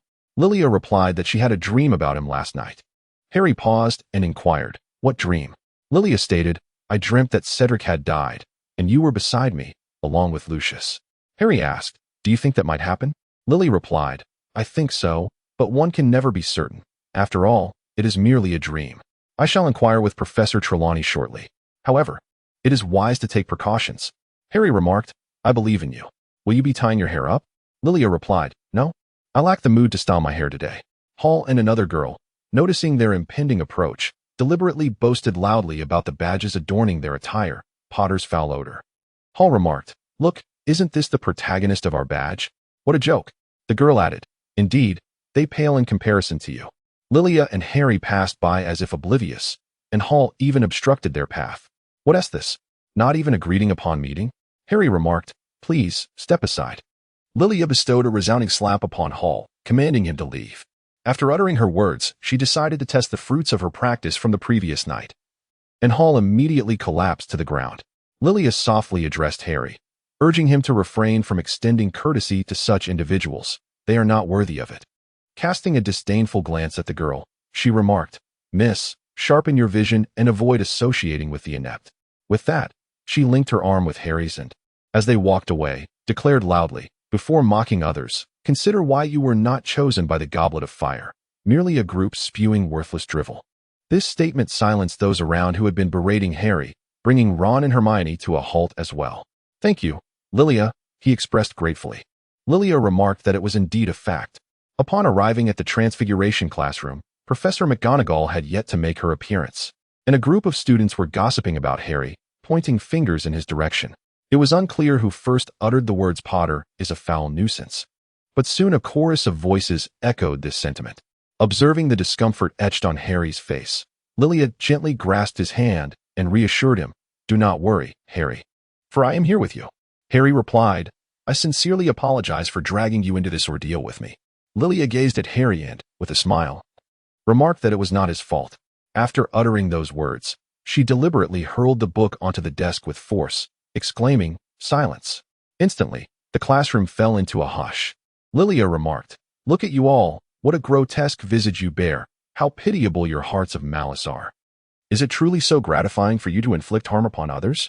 Another individual interjected, "Do not delude yourself into believing you are remarkable or noble. You are just as detestable as he." Lilia chuckled, "I apologize, but we are truly remarkable. At the tender age of 10, I became the youngest Animagus of this century. Now, let us speak of Harry, the renowned Harry Potter of the wizarding world, the boy who lived. Surely, even if you had not heard of him before enrolling, you must have encountered the tale of the Chamber of Secrets after your arrival." Someone remarked that it was merely a rumor. Harry tightened his grip on Lilia's hand, and she, both amused and exasperated, exclaimed, "Do you truly think that Dumbledore's Special Contribution Award is mere decoration? For heaven's sake, if you wish to slander someone, at least employ a more credible reason. The absurdity of it is laughable." After a moment of silence, another voice piped up, but he cheated. Harry, at the brink of his patience, pulled Lilia closer and retorted, "I did not cheat. I am here to attend class, not to engage in a debate with you. Whether you believe me or not is of no consequence, since we are already so loathed. Allow me to disclose another fact. Lilia and I have long mastered the content of this lesson, so I suggest you act accordingly." With that, he took Lilia's hand and strode out of the classroom. Neville followed suit, and Hermione, wanting to counsel Lilia and Harry, was halted by Ron. Draco, witnessing this scene, organized his books and scoffed, "This is what Lilia has sacrificed everything for, such friends. Hey, Weasley, Granger, you truly are something." With that, he exited the room. Hermione and Ron were left speechless, and the classroom descended into silence. A few minutes later, Professor McGonagall entered, stating, "I apologize, students. I was delayed due to a discussion with Professor Dumbledore." After surveying the room, she inquired, "Where has everyone gone?" Observing the badges worn by the students, her frustration surged. "Take off those ridiculous badges at once." Ina questioned, "Shouldn't we call them back for punishment, Professor McGonagall?" McGonagall responded sternly, "Mind your own business, Miss Hombo. Today, if even one of you fails to turn a matchstick into a needle, you shall not be dismissed." Upon leaving the classroom, Lilia joyfully led Harry to the astronomy tower, exclaiming how delightful it felt to skip class. "Why don't we just stay away?" Neville, panting from his run, interjected, "We cannot." Both were startled by his sudden arrival. Lilia, astonished, asked, "What are you doing here, Neville?" Neville replied, "I fear you might act impulsively." Draco soon caught up, and Harry inquired, "How did you find us?" Draco answered, "I followed Neville, of course." Lilia expressed her concern, "What if Dad finds out you skipped class? He might be furious." Draco shrugged, "Such classes aren't worth attending anyway. Besides, since you both are skipping, my absence is hardly significant." Harry embraced Draco, saying, "Thank you, Draco." Draco feigned indifference, stating, "I didn't do it for you, Potter." Yet, he sincerely patted Harry on the shoulder. Lilia gazed at Neville with a smile and inquired, "You are not here to persuade us to return, are you, Neville?" Neville replied, "Indeed, if it were up to me, I would not wish to remain there either." Draco raised an eyebrow at Neville and remarked, "It seems you are not as honest as I presumed." Neville, taken aback, responded, "Perhaps." Lilia exchanged a knowing smile with Harry. Draco turned to Lilia and said, "Sister, do you truly believe that Weasley is deserving of your friendship? As for Granger, at least she has aspirations of leaving. Weasley remains utterly immobile." Lilia replied, "Everyone makes mistakes." "Draco, Ron must have had his reasons." Harry interjected, "It's because of me. He believes I failed to inform him that I cheated. Yet, in truth, that piece of paper was not placed there by me at all." Draco furrowed his brow. "Is that so?" Harry affirmed, "Indeed it is." Draco fell silent. Neville turned to Lilia and remarked, "You were quite terrifying just now, Lilia. When you threw the book, I nearly thought the table would collapse." Lilia shrugged, unable to contain herself. Draco chuckled, remarking, "To be honest, this is the most terrifying moment you've had in 14 years. Lilia gazed at Harry with a myriad of questions, for it was Harry who truly instilled fear. "I have never witnessed him display such intense anger," Draco remarked. "Perhaps you have corrupted him." Lilia cast a glance at him in silence. "No one regards you as mute." The four of them were gathered atop the astronomy tower, the highest spire of Hogwarts, engaging in heartfelt conversation until the conclusion of the second period, at which point they dispersed. Harry went off to face the press. Neville headed to the greenhouse. Malfoy made his way to the Great Hall, and Lilia proceeded to Professor Trelawney's office. "Professor Trelawney, please enter." Lilia inquired of Professor Trelawney, "You might think I am mad, but I wish to ask, can dreams be employed for divination?" Professor Trelawney rose and replied, No, my dear. I too believed myself to be insane in my youth. While divining through dreams may indeed be feasible, Have you previously experienced any successful instances of such divination? Lilia responded that she had experienced it once before. Professor Trelawney remarked that it was splendid, suggesting that perhaps she could devise a new method of divination. Lilia nodded, seemingly comprehending, and said, "Well, I shall take my leave now, Professor." Lilia exited Professor Trelawney's office. Chapter 63, The Headmaster's Office. Upon leaving Professor Trelawney's office, Dumbledore called to her, "Come with me." Lily accompanied Dumbledore to the headmaster's office. Dumbledore remarked, "Miss Lily, I did not anticipate you to be so impetuous as to even skip class." Lilia turned to Dumbledore and said, "I apologize, Headmaster, but I do not regret this decision." Dumbledore replied, "I do not intend to blame you, Lilia. I am aware of what has transpired. Yet I believe it would be more prudent for Harry to address these matters. He still has much to learn." Lilia inquired whether it was solely because he was the savior. Dumbledore replied affirmatively, stating that from the moment he bore that scar, he was destined to endure experiences unlike those of his peers. Lilia scoffed, remarking that it was fortunate Harry had survived, yet lamentably, he had indeed endured. Solely due to the so-called savior. "You have chosen Harry. You too shall become a savior." No, no, no, I shall not become a savior. My choice of Harry stems from my love for him, and that is why I support him. As for saving the world, such aspirations do not reside within me, Headmaster. I do not possess such noble ambitions. I cannot protect those who are oblivious to the truth. They are not deserving. Lilia smiled. Yet her words bore no hint of mirth, leaving Dumbledore momentarily taken aback. "One day, you shall understand, Lilia. There are times when we are compelled to make difficult choices. Therefore, while it is permissible to protect him, do not shield him incessantly. There are moments when he must confront challenges on his own." "I comprehend, Professor," she replied. "But I remain uneasy about Harry. The Triwizard Tournament is an exceedingly perilous competition." Dumbledore continued, "I have already entrusted Professor Moody with ensuring Harry's safety. If you remain apprehensive, you are more than welcome to accompany him. You grasp my intention, do you not, Butterfly?" Lily replied, "I understand. Draco Malfoy has also skipped class with you today, hasn't he? It seems that even after your departure from the Malfoy household, he still cares for you." Lily whispered, "We are all bound by circumstances, Professor." After a moment of silence, Dumbledore replied, "I shall speak with Karkaroff regarding that Durmstrang student. After curfew, Harry and I shall venture here with the invisibility cloak. Someone wishes to meet you.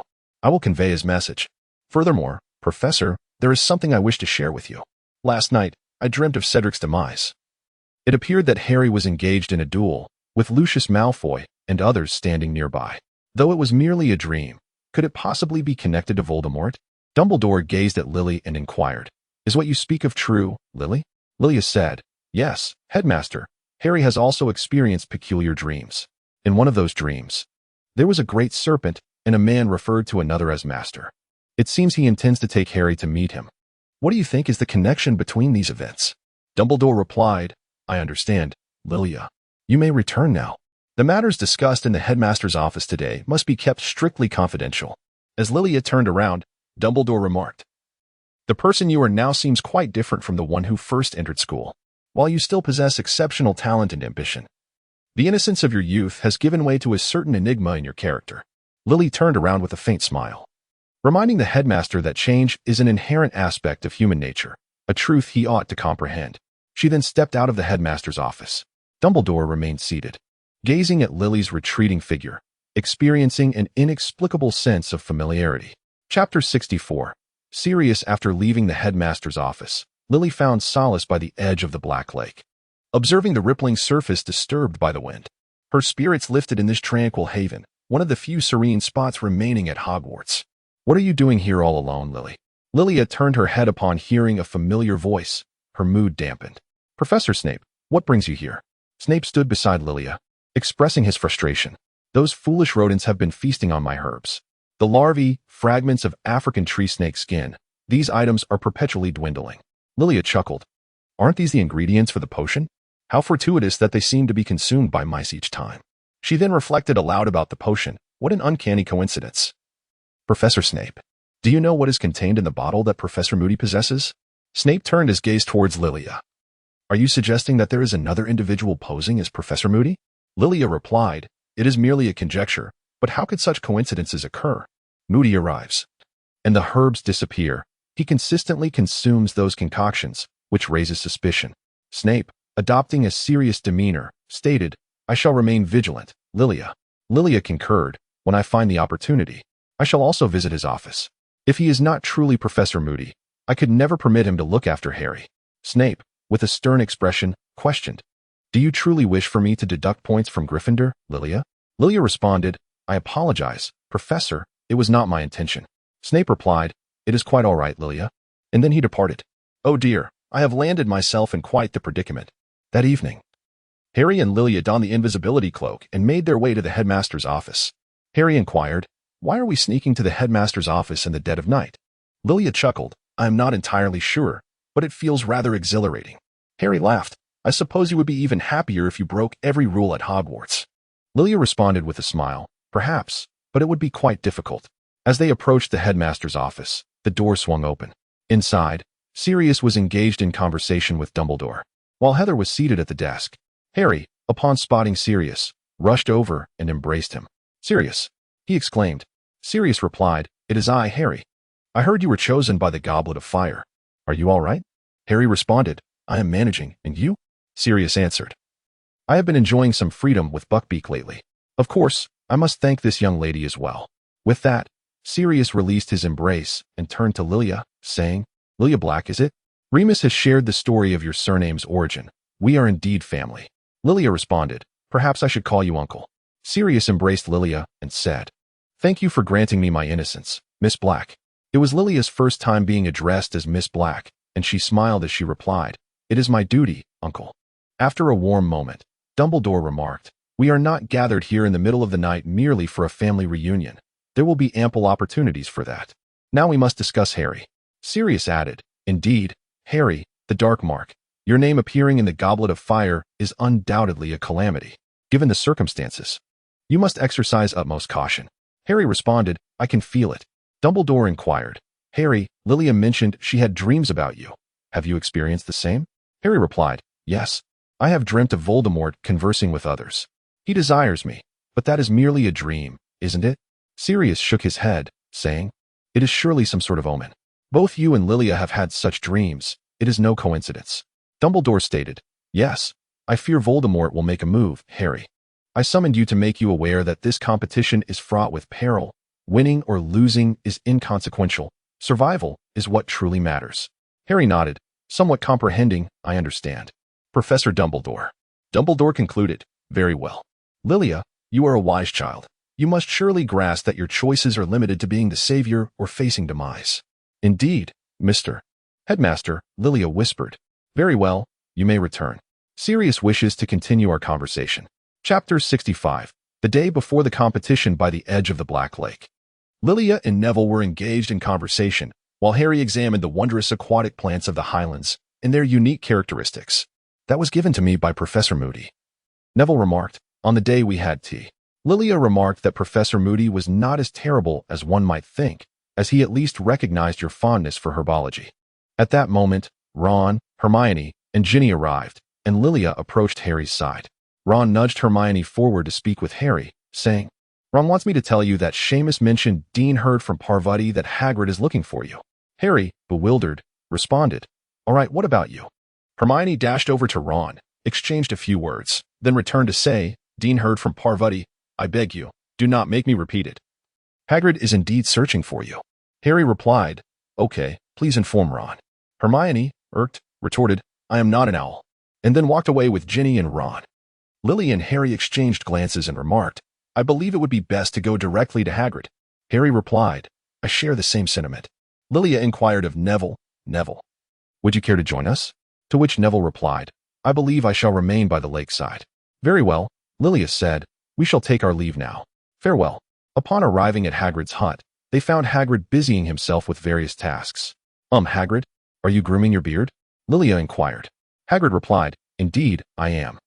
I have an important matter to attend to tonight." "Oh, Harry, I've been looking for you. You must accompany me to the Forbidden Forest this evening. Lilia should stay behind. She might be frightened." Harry responded, "All right, though I doubt Lilia would be scared, but very well." Lilia and Harry enjoyed a cup of tea at Hagrid's hut before departing. The following day, they immersed themselves in the study of spells at the library, where Lilia compiled a list of useful enchantments for Harry. Harry inquired. Do you believe these will be effective against dragons? Lilia paused her movements and turned to Harry. What? A dragon? Is your first task to battle a dragon? Harry nodded. Lilia immediately tore the paper apart. This was utterly insane. Was it akin to the little dragon Hagrid had raised previously? Harry replied, No, it was not. Last night. I beheld it. It was a fire-breathing dragon. Lily grasped Harry's hand, and it was only now that I comprehended the perilous implications of what Professor Dumbledore had conveyed. Hey, let's not dwell on these bothersome books any longer. We ought to take a respite, Harry suggested. Is it truly a respite? I inquired. Isn't the outside world even more vexing? Lilia replied, It's all right. I'm feeling rather down today, and I could use some activity. If anyone dares to flaunt that cursed badge or speak ill of us, I shall leave them with a bruised visage. To hell with those wretched rules. Harry swallowed hard and said, Well, I suppose I should inform Cedric about the dragon fight tomorrow. Stepping out of the library, Harry and Lilia approached Cedric. The atmosphere was relatively quiet, with no one speaking except for a few irreverent fellows lingering near Cedric. Harry turned to Cedric and said, Let us converse over there. Cedric and Harry then moved aside. Lilia gazed at the very man she had just scolded and inquired, Good day, sir. Would you be so kind as to repeat what you just uttered? The young man retorted, Potter stinks like dung. Recalling Dumbledore's words, Lilia smiled and said, Well said. Might we converse over there? Nearby, a group of men jeered, while Harry glanced at Lilia, remarking, It seems your friend is in for it. Cedric inquired, What? To which Harry replied, Oh, it's nothing. Lilia and the young man arrived at a tree, where he chuckled and remarked that he, in fact, did not have a girlfriend yet. Before he could finish his sentence, Lilia swung her fist and struck him in the face. The young man, now bleeding from his nose, attempted to flee. Lilia intercepted him and declared, Listen, I care not for your identity or name. Encountering me in a foul mood today is your misfortune. Henceforth, refrain from speaking ill of Harry Potter, for he is my boyfriend. And as for your nose, it appears you collided with a tree. Do you understand? Now, be gone. Wearing this badge only serves to disgrace Cedric. With that, she snatched the badge from him and tossed it aside. The boy seized the opportunity to flee, while Lilia paid him no mind and strode directly towards Harry and Cedric. With a smile, she inquired, Have you finished your conversation, gentlemen? Cedric, noticing the boy with a bleeding nose, asked Lilia, What happened to Rick? Lilia replied with a chuckle, Oh, it's nothing. He merely bumped into a tree. Harry turned to Cedric and said, I've said all I need to. We shall take our leave now. Chapter 66. The first task with the fire dragon. After bidding farewell to Cedric, Professor Moody called out to Harry and urged Lilia to return promptly. The following day marked the commencement of the first task, and Lilia, along with Hermione, entered the tent to encourage Harry, while Hermione engaged in conversation with Krum. Lilia embraced Harry, reassuring him, It's enough that you are alive. Do you understand, Harry? Harry gently patted Lilia's back and replied, I understand, Lilia. I will not perish. The lights flickered twice as the pesky reporters and cameramen remarked, Look at the youth. The exquisite flutter of love is truly beautiful. Krum interjected, This is not a venue for your material. It is a tent designated for warriors and their companions. It matters not, for I have completed my shots anyway. Dumbledore and the others entered the tent, and Lilia and Hermione wisely chose to depart. The competition commenced, with the first 3 contestants successfully passing the trial, leaving only Harry. Lilia stood beside Draco, pondering why she felt that this dragon was larger than the previous 2. Draco replied, It must be an illusion, Lilia. Do not fret. Harry is the boy who lived, having survived the killing curse. How could he possibly be defeated by a mere dragon? Lilia furrowed her brow and remarked, What if? Just as her words fell, Harry narrowly escaped death beneath a fireball. Draco interjected, Please, refrain from uttering such ominous phrases. Lilia replied, I am certain that Harry will return alive. Harry soared away on the firebolt, with the dragon closely trailing behind. Lilia was now more anxious than ever. As they could no longer see anyone, Draco patted the dust off Lilia's clothes and fell silent. After a considerable amount of time, Harry returned safely, carrying the golden egg with him. Lilia's heart finally settled as she burst into laughter. Draco turned to Lilia and remarked, I told you he would return alive. Lilia replied, All right, I understand. Upon their return to the Gryffindor common room, Harry and Lilia were met with cheers and praise from the crowd. Lilia shook her head in disdain, wishing to walk away, contemplating how these individuals were truly duplicitous. However, Harry pulled her close and kissed her. The two were enveloped by a crowd, passionately kissing as cheers escalated around them. Their fervor continued until a piercing scream erupted from the golden egg, opened by an unknown hand, bringing their display to an abrupt halt. Ron remarked, "What on earth is that sound?" Fred interjected, "All right, everyone, go about your business. This has already become quite awkward." Lilia sat beside Hermione, her cheeks flushed like ripe apples. Hermione chuckled, "Haven't you kissed Harry numerous times? Why are you still blushing?" Lilia replied, "But this is the first time I've kissed in front of so many people. He didn't even consult me beforehand. It's utterly irritating." Hermione remarked, "You certainly don't appear to be annoyed with him. In fact, you're smiling quite joyfully." Lilia playfully pinched Hermione's cheek and said, "You just can't help but expose me." Hermione chuckled and replied, "Stop it, Lilia. Wait, do you see Ron and Harry? Have they reconciled?" Lilia chuckled, "I knew it." Hermione furrowed her brow in confusion, pondering the peculiar boys. Lilia then laughed, remarking on the strange boys approaching. Ron inquired, "Are you referring to us?" Hermione retorted, "Clearly, just a few days ago. You were asking me to relay messages like an owl." Ron replied, "I've come to realize that Harry would never embark on a perilous adventure alone." Hermione, amused yet exasperated, found herself laughing. Lilia gently patted Hermione's back, saying, "Don't be angry, Hermione." Harry embraced Lilia, to which she jested, "Do you wish to kiss me again? In front of all these people?" Harry chuckled, "To be honest, I do wish to." "I succeeded, Lilia. I returned alive and victorious." Lilia wrapped her arms around his waist, laughing, "Indeed, you have successfully made them regret it. Congratulations, Mr. Harry Potter. You have once again proven yourself." Chapter 67. The Eve of the Ball in the Great Hall. Hermione remarked, "Look at this, Lilia. This woman is rambling again. She claims that Krum is my prey and asserts that you all are so young yet desperately yearning for love." Harry glanced over and replied, "In fact, we still have another year to wait, but it doesn't matter. After all, in her eyes, I am merely a 12-year-old boy." Lilia gazed at the Wizarding Weekly and remarked, "Well, the photograph of Harry and me turned out rather splendidly. May I cut this section out?" Hermione, furrowing her brow, responded, "If it pleases you. Might I request that you also trim away the part featuring Krum and me, and then dispose of it?" Lilia chuckled, remarking on how endearing Hermione looked when she was angry. Nigel handed the package to Ron, who, upon noticing the puzzled expressions of everyone around, explained, "I promised him Harry's autograph." Lilia chuckled, observing that Harry seemed to have acquired a little admirer. Harry replied, "Please do not mock me, Lilia." Ron opened a box to reveal a vintage-style dress robe. "Why has my mother sent me a robe?" He pondered, a question that was soon elucidated by Professor McGonagall. The Christmas ball has been a tradition since the inception of the Triwizard Tournament, held on Christmas Eve, where every girl harbors a swan within her heart. Ron interjected, "Eloise Midgen is merely a victim of acne, not a swan. Meanwhile, every boy harbors a lion eager to leap forth." Professor McGonagall then addressed Ron, "Mr. Weasley, would you kindly come forward?" Ron danced with Professor McGonagall while Fred and George stood by, teasing him. Upon exiting the classroom, Hermione made her way to the library, and the three of them strolled together. Harry turned to Lilia and inquired, "What color will your dress be?" Lilia responded, "Red." "Why do you ask?" "To choose the color of my robe," he replied. Lily said, "I believe a black dress would beautifully complement my gown." Harry chuckled, "As it happens, I possess a black dress." Ron exclaimed, "By Merlin's beard, are you truly going to do this in front of me? I have yet to find a dance partner." Harry replied with a grin, "Perhaps you could invite Isis as your partner, even though she is but a cat." Ron retorted, "That's not amusing, Harry. Isis is still quite young, merely a few months old, and she cannot dance." Harry and Lily laughed. Upon returning, Lily and Hermione conversed in their dormitory about what attire to wear, which accessories to don, and how to style their hair. Hermione remarked, "Lily, there is something I wish to share with you. Krum has extended me an invitation." Lilia exclaimed, "Krum? I told you he has an interest in you. There are so many girls surrounding him, yet he specifically chose to invite you." "My goodness." Hermione chuckled and responded, "That is precisely the dilemma.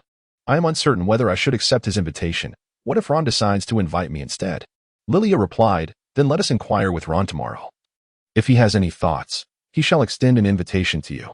Hermione responded, "A splendid idea. If he does not extend an invitation, I shall accept Krum's proposal." Lily chuckled, remarking that if you were to attend the ball with Krum, he would surely regret it profoundly. The following morning at breakfast, Lily subtly brought up the topic of the ball. "Harry, did you try on that dress last night? Does it still fit? If not, we might need to purchase another one." Harry replied, "I share your sentiments. But there is no need for concern. I have already arranged for someone to procure it. And it should arrive by tomorrow. Lilia chuckled, remarking that our thoughts always seem to align. By the way, shall we practice our dance? Harry replied, no need. I can dance with Neville. He is quite earnest about this upcoming ball. Ron added, indeed, he can get up and dance all on his own without a partner. Lilia turned to Ron and inquired, by the way, have you found a dance partner? Ron replied, no, those girls always cluster together. I haven't even had the chance to invite any of them. Hermione, slightly annoyed, asked, so, who would you like to invite? Ron responded, I don't know. Lily suggested that Hermione currently lacked a dance partner. Perhaps they should give it a try. Ron chimed in, affirming, indeed, Hermione, you are a girl. Infuriated. Hermione retorted as she stormed off, is that only now apparent to you? Splendid. Let me inform you. I have already received an invitation, and shortly, I shall accept it. You may dance alone. Lilia shook her head and laughed at the peculiar voice. Ron inquired if she was jesting. Lilia, did you not just mention that she had no dance partner? Lilia chuckled, remarking that she was referring to a temporary situation. It appeared that a peculiar young man had forfeited his chance to secure a dance partner. Chapter 68, The Christmas Ball. On Christmas Eve, Lilia and Hermione were adorning themselves in the girls' dormitory. Lilia gracefully emerged from the restroom, delicately lifting the hem of her gown, adorned in a striking red evening dress. Her complexion appeared even more porcelain-like. Her long, ebony curls cascaded over her bare shoulders, embellished with a silver butterfly hairpin gifted by Harry, complemented by silvery high heels. Lilia's poise was nothing short of striking. Hermione gazed at Lilia in awe, exclaiming, Lilia, you are absolutely breathtaking. Lilia smiled and said, thank you, Hermione. You look beautiful today as well. Hermione approached Lilia and remarked, is it just my imagination? Or do you seem even more elegant in that dress? Lilia winked at Hermione with a smile, remarking on the enchantment of her dress. She then performed a graceful curtsy and extended her hand, inquiring whether she might have the honor of inviting Miss Granger to dance. Hermione, returning the smile, took Lilia's hand and replied, it is I who am honored, Miss Black. The two of them, filled with laughter and conversation, stepped out together. Lily observed Hermione, who was bowing her head, and gently urged Miss Granger to lift her gaze and exude confidence, for such poise would amplify her allure. Even though you have already captivated me utterly, she added. Hermione replied, what if Ron's partner is more beautiful than I am? Lilia curved her lips into a smile, Miss Granger. The beauty of other girls is of no concern to us. As long as we perceive ourselves as beautiful, that is sufficient. Moreover, in my humble opinion, you are the most exquisite of all. Hermione straightened her posture and descended the staircase alongside Lilia. Below, Harry, Ron, and Draco were engaged in conversation, suddenly captivated by a splash of red, prompting them to glance up the stairs. Lily and Hermione descended the staircase gracefully, instantly drawing the attention of everyone present.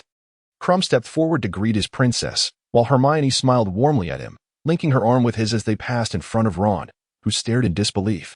Lilia lifted the hem of her dress and approached Harry and Draco, offering them a graceful curtsy. Harry gazed at her in disbelief. He had envisioned countless times in his dreams what Lilia would look like at the ball, expecting her to resemble the girl she was 2 years ago. However, he was taken aback by the profound transformation that had occurred in just 2 years. Draco, too, was astonished. 2 years prior, at Malfoy Manor, Lilia had donned a white dress, embodying the purity and beauty of a white rose. Today, clad in a red gown, she resembled a crimson rose, exuding nobility and elegance. It had been 2 years since he last beheld Lilia in a dress. Lilia observed the astonished expressions on the faces of the two gentlemen and slowly smiled. So, neither of you wishes to invite me for a dance. Perhaps I shall take this opportunity to seek out a gentleman who has yet to find a partner. Upon hearing this, Harry immediately bowed and extended his hand, to which Lilia gracefully placed her own. Draco then addressed Lilia, is it truly you, Lilia? Such an elegant and refined lady can indeed be you?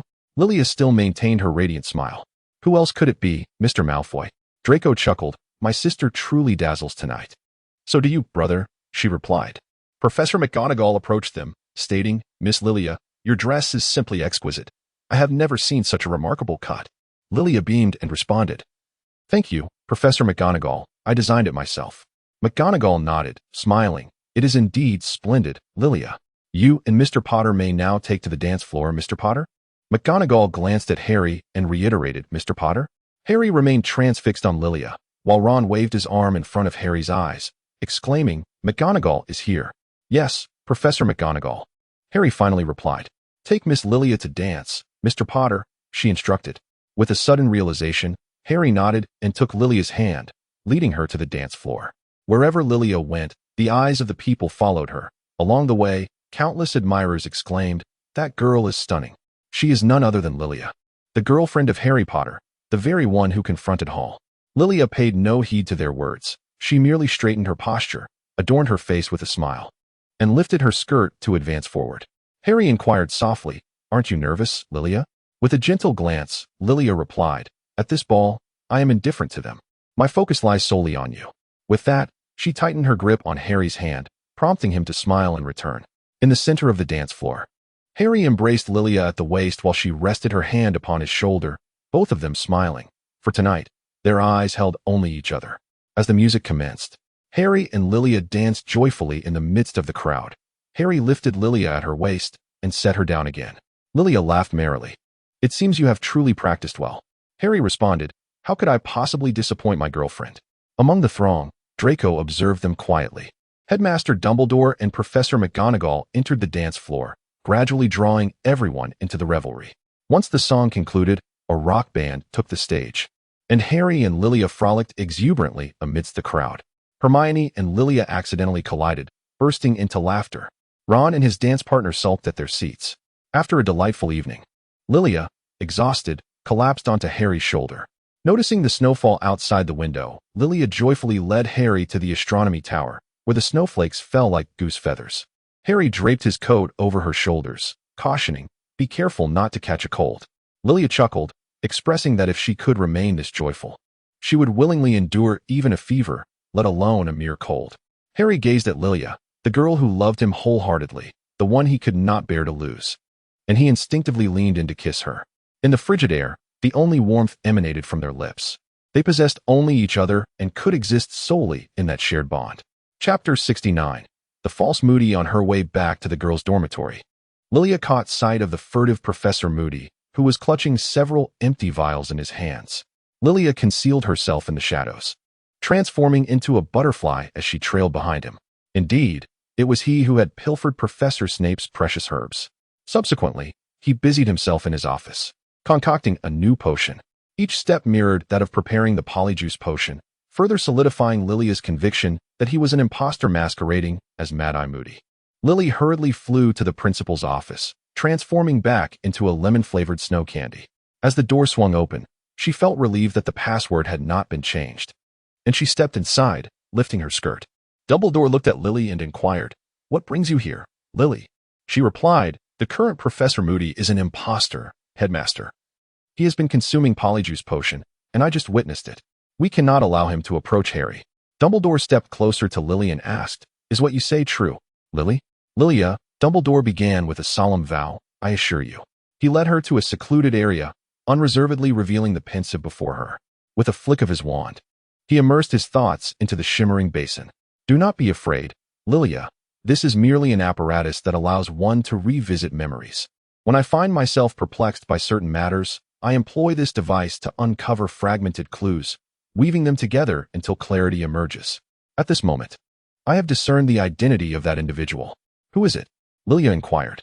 Dumbledore replied, "You must witness it for yourself, Lilia." Lilia beheld a courtroom within the depths of the meditation bowl, where Dumbledore and Moody were also seated. "Is that little Barty Crouch the false Moody?" Lilia inquired. "Indeed," Dumbledore replied. Lilia, feeling a surge of excitement, exclaimed, "Then we must send him back to Azkaban at once." Dumbledore responded, "I'm afraid that is not possible at the moment, Lilia. When the time is right, I shall see to it." Lilia remarked, "So, must we allow him to remain by Harry's side? Is there anything more perilous than a Death Eater lingering near the Chosen One? At this juncture, I believe it is imperative that I disclose certain truths to you. It is only through Harry's daring endeavors that we may glean Voldemort's intentions. You cannot fathom the multitude of individuals who quietly assist Harry. He embodies our hope." Lily furrowed her brow in confusion, prompting him to face his demise. Dumbledore replied, "I'm afraid that, at times, it is indeed so, Lily." Lily whispered, "Can I trust you?" Dumbledore replied with a smile, "You already trust me, Lily." Lilia gazed at him in silence for an extended period. It was not until Dumbledore remarked that curfew had arrived that he said, Lilia, it is time for you to return. Lily remained silent as she exited the headmaster's office. But instead of heading straight back to her dormitory, she transformed into a butterfly and fluttered to the door of Professor Snape's office, gently tapping on it. Professor Snape opened the door and, upon seeing the purple butterfly, gestured for her to enter. He glanced around before closing the door behind her. Snape remarked, "You truly are unafraid of being caught by Filch, Lily. You are becoming increasingly reckless in your disregard for the rules. What brings you here at such a late hour?" Lilia transformed back into her human form and addressed Professor Snape, stating, "Professor, my suspicions have proven accurate. The current Moody is an imposter. I witnessed him preparing the polyjuice potion." Snape hesitated for a moment before inquiring, "Are you certain?" "Indeed, Professor," Lilia replied. Snape slowly asked, "Then who is he?" "It is Barty Crouch Jr.," Lilia responded. Snape, perplexed, questioned, "How do you know this?" Lily laughed, "The great Dumbledore." Snape nodded. "No one else knows, right?" "No," he replied. "Then do not mention this matter to anyone else." "It is not so simple, Lily. You should not involve yourself. Pretending to be oblivious is the best course of action for you." Lily, with a hint of sobs in her voice, implored, "But I am already entangled in this matter. How can you expect me to feign ignorance, Professor? Are you suggesting that I should stand idly by as Harry faces his demise?" "Absolutely not," Severus responded. "Feigning ignorance is indeed the most prudent means of safeguarding him. I urge you to compose yourself and reflect on the situation, Miss Lily. You have never been one to act so impulsively." Lily inquired if it was imperative not to divulge the information to him, Professor Snape. Snape replied with unwavering certainty, "Absolutely not." Lilia gazed at him for a moment before lowering her head and laughing softly. "I understand, Professor. It is simply a matter of turning a blind eye to suffering, is it not? I shall comply. Farewell, Professor, and may you have a joyous Christmas Eve." With that, she turned and transformed into a butterfly, fluttering back to her dormitory. Chapter 70. The false Moody is captured. In the days that followed, Lilia rarely spent time with Harry, occupied as she was with classes or retreating to her dormitory to practice wandless magic. Hermione occasionally inquired about her well-being, asking what was amiss, to which Lilia would respond with a smile, dismissing her concerns with a vague assurance that all was well. When she did converse with Harry, her words were laced with caution, urging him to remain vigilant and to be wary of placing trust in others. Before long, the time for the second task arrived, and Lilia found herself rendered unconscious and bound beneath the Black Lake. When she finally regained consciousness, having expelled a few mouthfuls of water, the competition had already concluded. "You're finally awake, Lilia," Harry said, his voice laced with worry. Hermione and Ron lingered nearby, and Lilia embraced Harry without uttering a word, simply relishing the solace of his presence, grateful that he was alive. Barty Crouch approached, exclaiming, "Congratulations, Potter. Remarkable performance. You truly excelled." Of course, the loss of family is a dreadful tragedy, leaving one with an enduring sense of incompleteness. Would you not agree? The false Moody joined them, inquiring, "Barty, surely you do not intend to have Potter serve as an intern at the Ministry?" The last boy who entered the Department of Magical Creatures did not return. Lilia gazed at the false Moody, a wave of discomfort washing over her. In the afternoon, Hagrid led Lilia and Harry into the Forbidden Forest. When Harry suddenly turned to Lilia and exclaimed, "My scar hurts terribly," Lilia sensed something amiss and hurried forward, discovering the imposter Moody poised to cast a spell on Barty Crouch.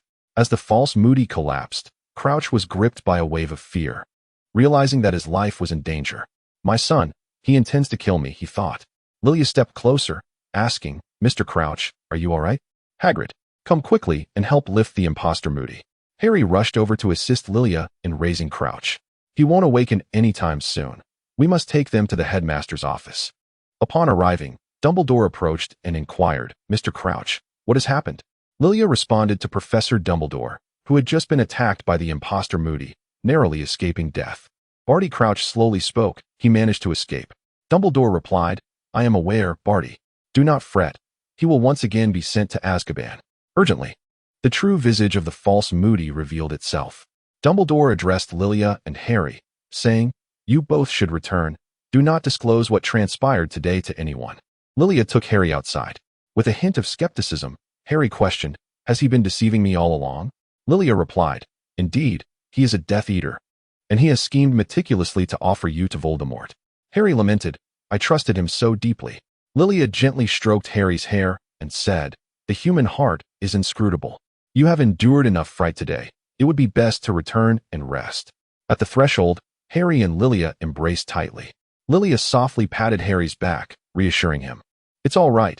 It's all in the past now. After a moment of warmth, Lilia returned to her dormitory. As she lay in bed, Ice Cream approached her, nuzzling against her side and meowing softly. Lilia gently caressed the Ice Cream and whispered, "Our Ice Cream has become plump and chubby." The Ice Cream let out a soft meow, though it seemed a tad displeased. Lilia chuckled, expressing that she had become increasingly adorable. Crookshank leapt up, and the Ice Cream appeared beside Lilia on the other side. Lilia couldn't help but chuckle. "Have you two had a quarrel?"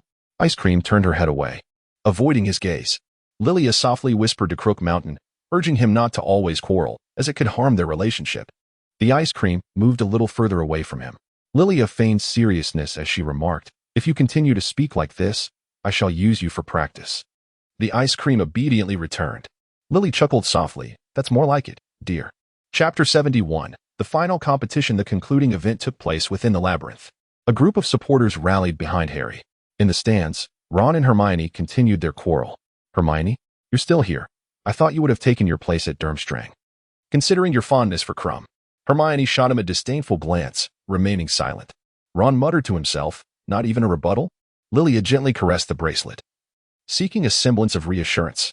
She pondered the thought that the false Moody had returned to Azkaban, and thus, all would be well.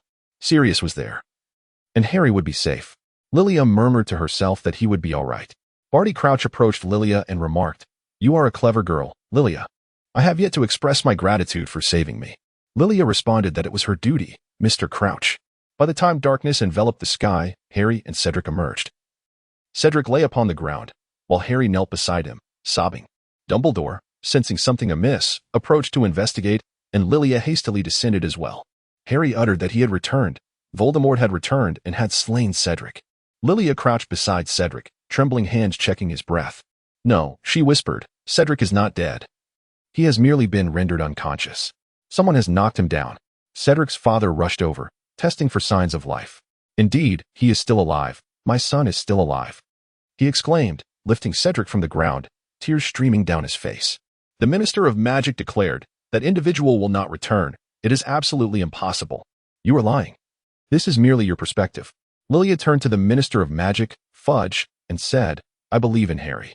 Once Cedric regains consciousness, the truth will come to light." Dumbledore nodded in agreement. "Indeed, when Cedric awakens, we shall know everything." Sirius addressed Harry. "How did you come to see that individual?" Harry replied, "The trophy served as a portkey." Dumbledore then directed his gaze towards Moody. "I recall that this matter was under your purview, Professor Moody." Moody, somewhat flustered, responded, "Yes, that's correct. But I took the original one prepared by the school. I assure you, I did not tamper with it." Dumbledore sighed heavily. It seems that young Barty Crouch had been preparing for this day long in advance. "Diggory, please take Cedric to the hospital wing. I have some inquiries to make with him alongside a few professors. As for the rest of you, I ask that you leave this place at once." Lilia gazed at the bloodstains on Harry's arm and said, "Harry, follow me." They arrived at the edge of the Black Lake, where Lilia tenderly arranged Harry's hair. What transpired? "Harry? Lucius was there. Was he? Did he inflict this injury upon you?" Harry replied, "Indeed, Lucius was cradling the nascent Voldemort and then cast a spell upon Cedric. I did not hear his words, but Cedric collapsed, and I presumed he was dead. Then, I carved away a piece of my own flesh." Lilia murmured softly, "Lucius Malfoy. Why must it be him?" Harry embraced Lilia, yet he did not heed Voldemort's command to take Cedric's life. Tears welled in Lilia's eyes as she remained unresponsive, allowing Harry to hold her close. What was she to say? It was his adoptive father who had harmed Harry. It was his adoptive father who had resurrected Voldemort. Should she claim that he was still a good man? With the dust finally settling, Cedric corroborated Harry's words. Fudge had been ousted, and the news of Voldemort's return sent ripples of fear through the community. Draco approached Lilia, seemingly at a loss for words, and said, "I know about my father. He brought Voldemort back to life." Draco's eyes were red as he confessed, "I am so afraid. I fear I too may become a villain." Lilia grasped his arm reassuringly. "You will not, Draco. I believe in you." With tears in his voice, Draco embraced Lilia, "But it feels as if I must become a bad person." Lilia patted his back gently. "Draco, even as a Death Eater, you are the kindest of them all. Do not fear. Your father has done what pleased Voldemort, and the Malfoy household will soon find peace. Students from the other two houses and the headmasters were also preparing to depart. Krum exchanged a few words with Hermione, while Hall, upon locking eyes with Lilia, hastily retreated in fear. Thus, their fourth year came to an end. Chapter 72. Painting this year's holiday was devoid of Ron, George, Fred, and even Hermione. Only Harry and Lilia remained. They had contemplated staying with Sirius, but he had declined their invitation. Upon returning home, Lilia's first act was to venture into the garden to tend to the roses, bestowing upon them the gift of water. Harry, eager to pluck a bloom, inadvertently pricked himself on the thorns, causing blood to flow, a single drop cascading onto the delicate petal of the rose. Lilia tended to his wound, remarking, "It seems even the thorns of a rose seek to harm you. How old are you, yet still so careless?" Harry replied, "It was merely an accident." Lilia chuckled and responded, "Happenstances of such nature are hardly uncommon for you, Mr. Potter." Harry playfully tapped the tip of Lilia's nose, stating, "This is a daily occurrence, Lilia. I have grown accustomed to it." Lilia approached the nearby easel with a smile. "What a tragic habit," Harry remarked. "Are you going to paint again, Lilia? What will you depict this time?" Lilia picked up the nearby paintbrush and playfully remarked, "What do you think? A butterfly, perhaps? Or maybe a rose? Since you always seem to adore those." Lilia shook her head and smiled, saying, "No, it's you, Harry. However, I must clarify in advance that I may not paint very well."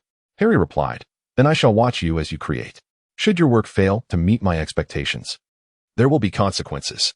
Lilia jestingly remarked, "I believe I have discerned what the punishment entails. Perhaps I ought to deliberately render it less accurate." Harry, playfully tickling Lilia, found the brush inadvertently grazing his face. Lilia, seizing the moment, added with a smile, "You have a beard, Harry." The two erupted into laughter, during which Harry snatched the brush and playfully drew a few whiskers on Lilia's face, exclaiming, "Now you have a beard too, Lilia." Lilia and Harry stood before the mirror, gazing at their reflections, and shared a delightful laugh. Lilia smiled at her reflection in the mirror, exclaiming how amusing it was. Meanwhile, Harry picked up the ice cream beside him and remarked, "Ice cream, you have a new companion of your kind." Lilia played with her ice cream, mimicking a cat's meow. The ice cream responded with a meow of its own, which only heightened their laughter. Lilia was suddenly struck by inspiration, contemplating that her artistic endeavor would yield a more splendid outcome. After voicing her thoughts, she settled before her easel and commenced her meticulous work, ultimately completing the piece only by nightfall. Lilia has depicted a multitude of distinct cats. One is a black feline with mesmerizing turquoise eyes, symbolizing Lilia herself. Another, also black but adorned with striking green eyes and a lightning-shaped mark upon its forehead, wears glasses and represents Harry. Beside a brown cat lies an open book, signifying Hermione. The red cat embodies Ron, while the two identical cats next to him are Fred and George. The golden cat is Neville, and the light golden one represents Draco. Above them are Crookshanks and an ice cream, accompanied by their 3 children. Harry, standing behind Lilia, inquires about the title of this artwork. Lilia replies, "The Family and Friends of Cats." Harry chuckles, remarking that this piece should indeed grace the living room. Lilia exclaimed affirmatively, and with a spell, she transferred the painting to the living room. Harry, somewhat astonished, inquired how she managed to perform magic without a wand. Lilia smiled and remarked that this was a wandless spell, as she was practicing to avoid encountering individuals like Hall again. Harry embraced Lilia and declared that he would always be by her side to protect her. Lilia's face radiated with a blissful smile as she thought to herself, "I will always be by your side to protect you, dear Harry." Chapter 73. Draco's visit on the eve of her birthday, while Lilia was weeding in the garden. An owl swooped down, delivering a letter. Lilia received a letter. The content of the letter was as follows: "I will come to your home and stay for a few days, likely arriving in the evening. I hear that tomorrow is your birthday. Happy birthday. Additionally, please take good care of my owl. Yours, Draco." Lily read the letter with a look of bewilderment, glancing at the gray owl perched on the garden fence. "Harry, come here quickly," Lily called out loudly. Harry hurried over, panicked, with a spatula in hand. "Yes, I am coming." Lilia presented the letter to Harry and remarked that Draco would be arriving tonight. Harry was somewhat taken aback, wondering what had transpired that would compel him to stay for an extended period. Lilia furrowed her brow and shook her head. "I am uncertain. But what shall we do about the owl?" Harry glanced at the owl and replied, "Leave it to me. Please assist me by returning the spatula to the kitchen and extinguishing the fire." Lily nodded and hurried to the kitchen, turning off the heat and placing the spatula into the pan before dashing back. Harry released Hedwig as well, and the two owls soared gracefully above the garden. Lilia, with a hint of trepidation, expressed her uncertainty, stating that she felt they might come to blows. Harry responded, assuring her that it would not happen, or rather, it should not. Lilia remarked that she believed she had found inspiration for her next artwork. She felt it was time to resume her culinary endeavors. The two individuals returned to their respective tasks. During lunch, Harry inquired of Lilia whether Draco had mentioned how long he intended to stay here. Lilia replied in the negative, merely stating that he would remain here for a few days. Harry swallowed his food and said, "You know, I have already begun to worry about your birthday tomorrow." Lilia remarked, "I share the same sentiment. I hope he won't be too particular about this place." Harry glanced at the painting and inquired, "Were those two owls you just depicted playing together?" "Indeed," she replied. Harry chuckled softly, lowering his gaze, and remarked, "Why do I see feathers swirling about?" Lily answered with utmost seriousness that when one gets angry, a fight ensues. No sooner had she uttered these words than a brawl indeed erupted. Swiftly, Lily rushed over and, wielding her wand, subdued Hedwig, cradling her back to her room. "It's all right now, my dear Hedwig. You are safe," she reassured her. Hedwig cooed softly and hopped into her cage. With a smile, Lily praised, "Good girl." However, upon noticing the feathers strewn across the garden, she felt compelled to cast another spell to clean them up. She exchanged amused glances with Harry, realizing that sometimes, even jesting words can manifest into reality. Before long, a heavy rain began to pour outside, and Lily leaned against Harry's shoulder, drifting into a gentle slumber. Suddenly, the sound of thunder jolted both Lily and Harry awake.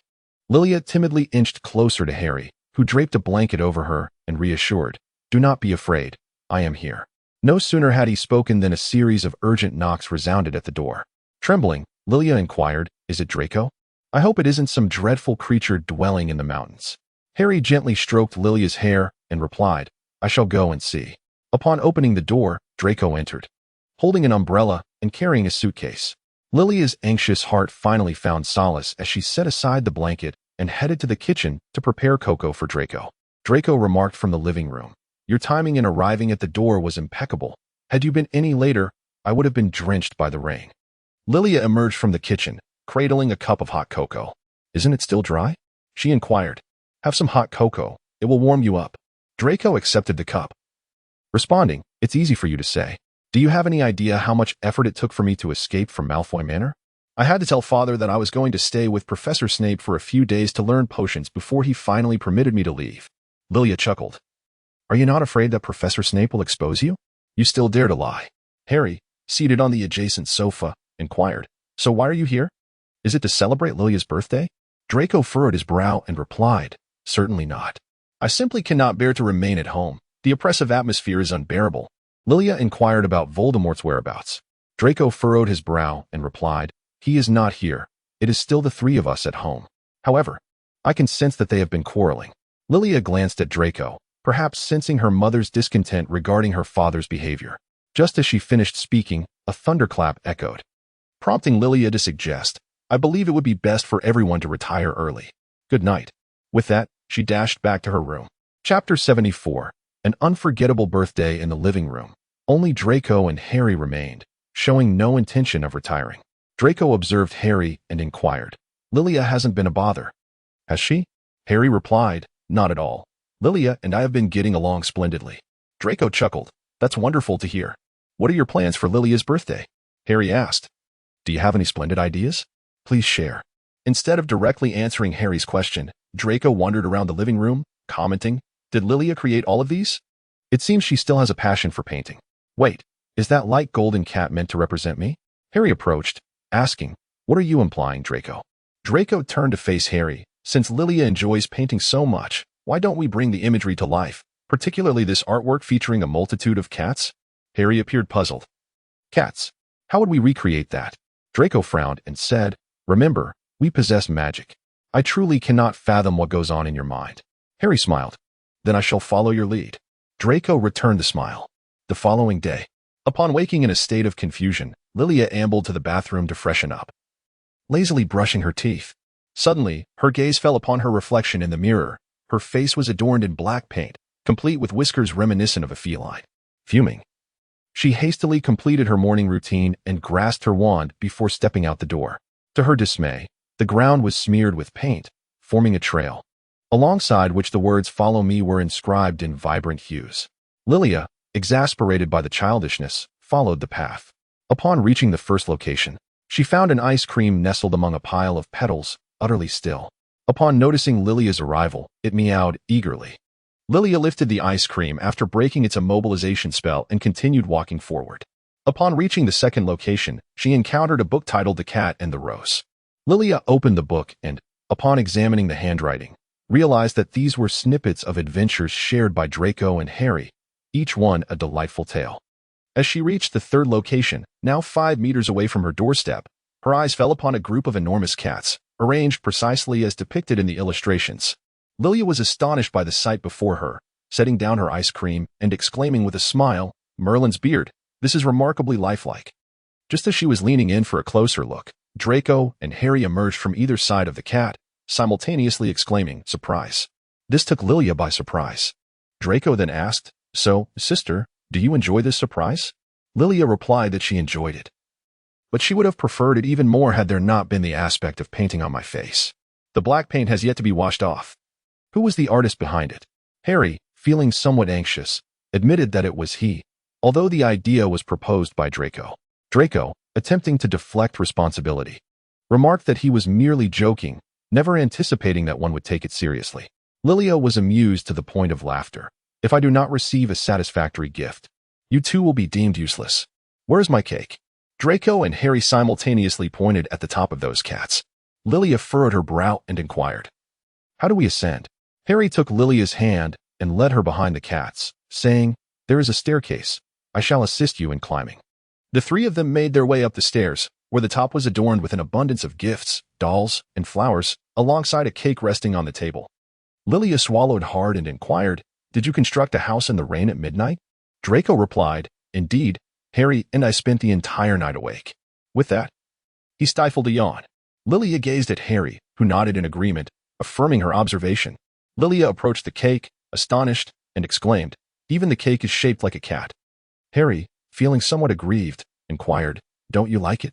Lilia immediately shook her head and replied, "No. I simply feel as though I am on the verge of becoming a cat." After making a silent wish, she extinguished the candles. The three of them gathered around the table to enjoy the cake, and Draco contentedly remarked, Harry's cake is truly delicious. Even better than what the house elves at Malfoy Manor create." Lilia gazed at Draco with a hint of skepticism as she placed another slice of cake onto his plate. "When did you become so eloquent, Draco?" "Harry, you haven't slipped anything into his plate, have you?" Harry chuckled and shook his head. "I wish I had some poison, but alas, I do not." Draco retorted, "Potter, are you attempting to kill me?" He shot him an irritated glance. Harry then picked up a nearby cat toy and shoved it into Draco's hands. "Absolutely not, Draco. My intention is far more mischievous. I would rather drug Lilia." Lilia began to question her existence, tossing a nearby doll in frustration, looking at Harry with a face full of bewilderment. "What? Am I unnecessary?" Harry and Draco chuckled, replying, "Lilia, you still have cream on your lips." In a rush, Lilia wiped her mouth with a tissue, only to find her own clumsiness amusing. "You two wait," she exclaimed.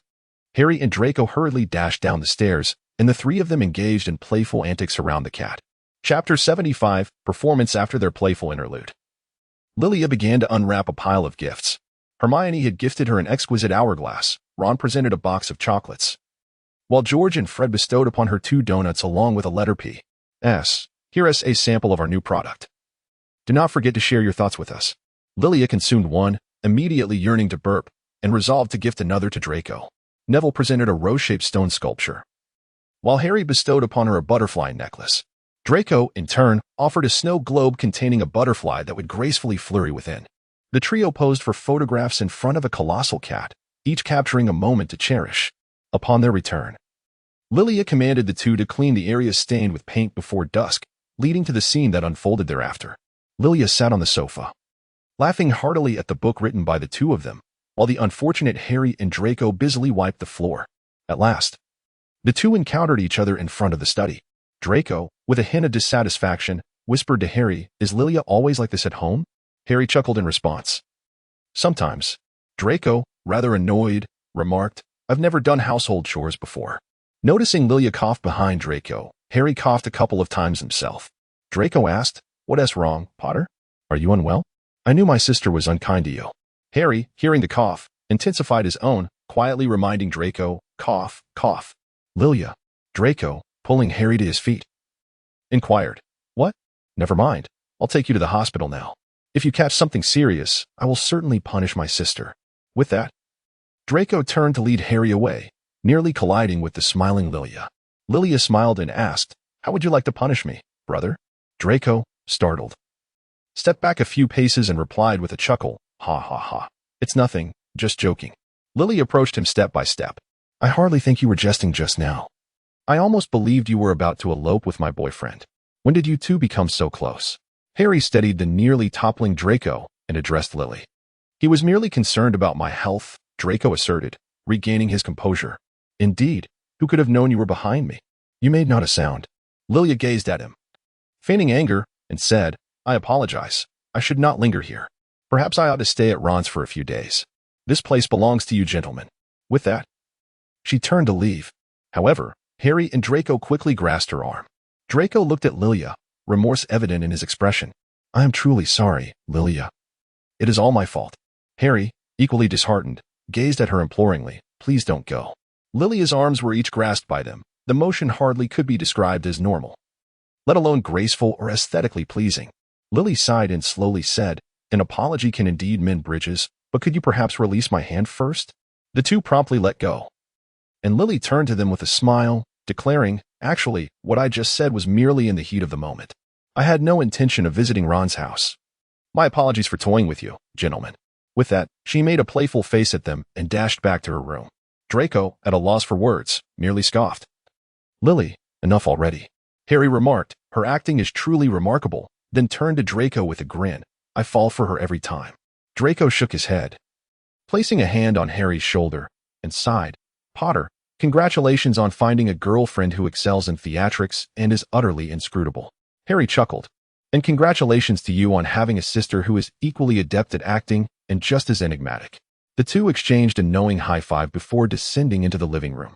Chapter 76. A day of exasperation for Lily with Draco around. Some amusing incidents unfolded, though, from Lily's perspective, they were rather exasperating. For instance, in the morning, Harry awakened Lily, who in turn roused Draco. Harry approached Lily quietly, gently whispering, "Good morning, Lily. It's getting late. You should rise." Lilia remarked, "Just 5 more minutes." Harry grasped her hand and said, "If we wait 5 more minutes, breakfast will grow cold, and that would be rather unpalatable." Lilia replied, "All right. I shall rise at once." When calling for Draco, Lilia was quite unabashed, approaching his bedside and declaring, "Draco, it is time to awaken. If you do not rise soon, breakfast will be gone." Draco buried himself under the covers, muttering, "5 more minutes." Lilia then shook him vigorously until he finally stirred awake. For instance, during breakfast, as Harry set the table, Draco glanced at Lilia and inquired, "Do you never assist Harry with the household chores?" Lilia sipped her soup in silence. Draco turned to Harry and inquired, "How do you endure Lilia, Potter?" Harry, at a loss for words, gazed at Lilia. Lily cast a sidelong glance at Draco. "My boyfriend is reluctant to let me do household chores. Is that acceptable? The single dog without a girlfriend." Draco tugged at Lily's braid. "How do you converse with your brother?" Lilia, somewhat irate, exclaimed, "You are nothing but a solitary hound. After all, who could blame you for not cherishing Pansy? Moreover, refrain from tugging at my braid. It took me quite a while to style it." Draco, undeterred, tugged again and retorted, "What will you do? Strike me?" Lily murmured softly. "Unable to endure any longer, you insist on being insufferable, don't you? Let us see if I don't pluck every strand of your hair today." With that, the two commenced a tussle, each tugging at the other's hair, while Harry stood between them, attempting to mediate. By the time Harry succeeded in separating them, both Lily and Draco's once immaculate hair was now a chaotic mess. They then retreated to their respective chambers, leaving Harry in a state of bewilderment. For instance, later that afternoon in the study, while concocting potions, Draco and Lily expressed divergent opinions regarding the newly crafted superdosage of sleeping potion. "I believe you added too much wormwood just now," Draco remarked. Lilia replied in the negative, stating that she was merely following Professor Snape's instructions. Draco looked at her with curiosity. "Is that truly the case?" Lilia asserted with absolute conviction, If you doubt my words, why not give it a try? With that, she picked up a small white mouse from beneath the table. However, Draco disregarded her warning and consumed it without hesitation, collapsing to the ground in slumber. Lilia shook her head in exasperation, muttering to herself, I was referring to the mouse, never mind. Harry then carried Draco back to his room. Later that evening, during a date, Lilia and Harry were swinging in the garden, poised to share a kiss, when Draco, yawning, unexpectedly appeared. He had enjoyed a deep sleep and was now awake, much to their surprise. Harry quickly turned his head, clearing his throat awkwardly, while Lilia, exasperated, turned to Draco and asked, Do you wish to sleep a little longer? Draco, puzzled, replied, Not at all. Lilia furrowed her brows and replied, Then let us depart swiftly. Shortly after Draco left, just as Lilia and Harry were about to share another kiss, he reappeared. Draco innocently inquired, I am hungry. May we have dinner now? In a fluster, Harry hurried towards the kitchen, exclaiming, I shall prepare the meal. Lilia glared at Draco in anger, exclaiming, You did that on purpose.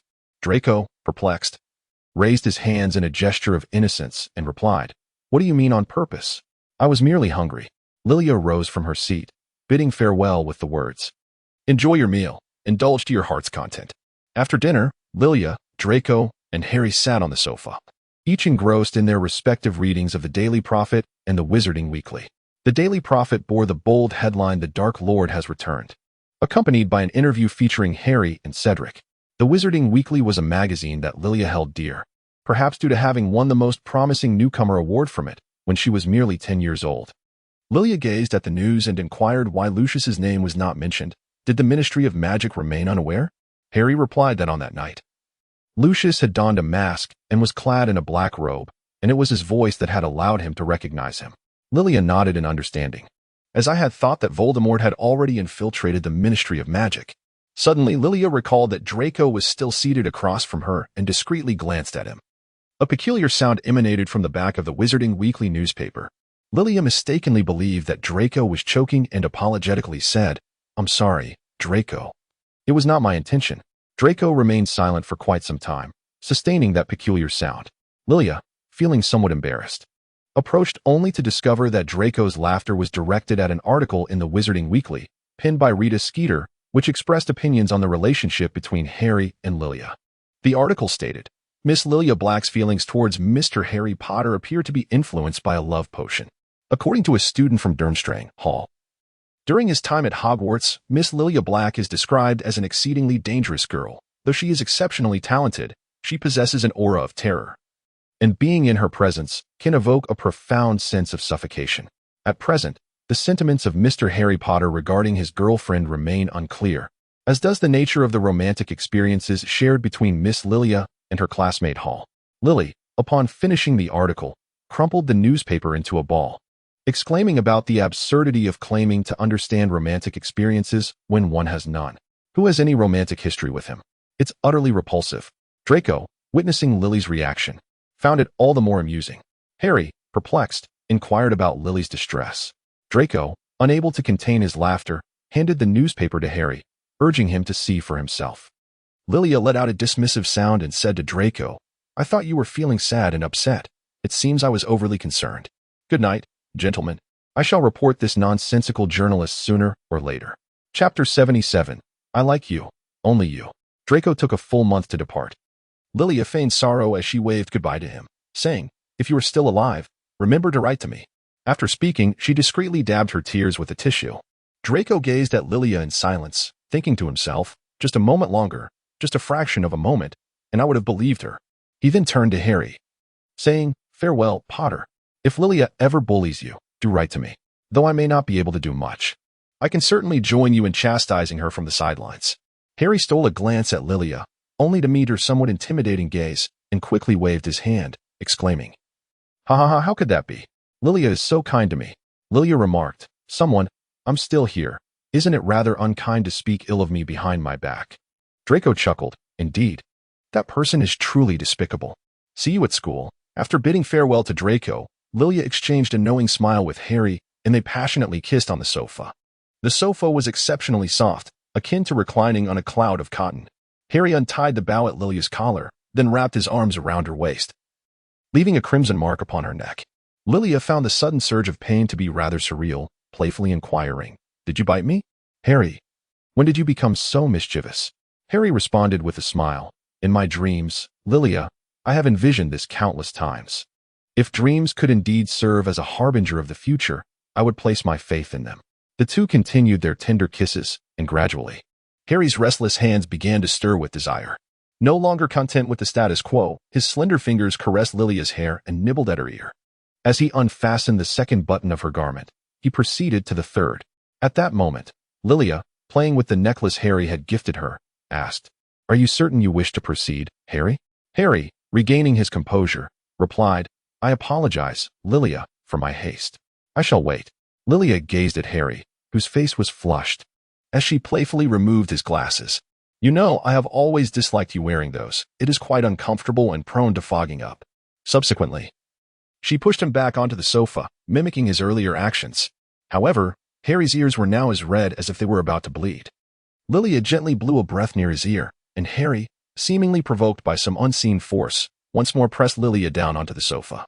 Lilia laughed more joyfully. "Do you know, Harry? I am truly curious about the dreams you have been having." Harry gazed into Lilia's eyes and replied, "You will find out. In each and every day to come."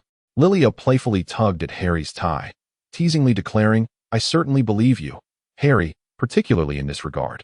I have always believed in your dreams." She then gently rubbed Harry's flushed ears with her hand, lamenting, "Unfortunately, not now. I shall savor the experience in due time." The two were seated on the sofa, with Harry reclining on Lilia's lap.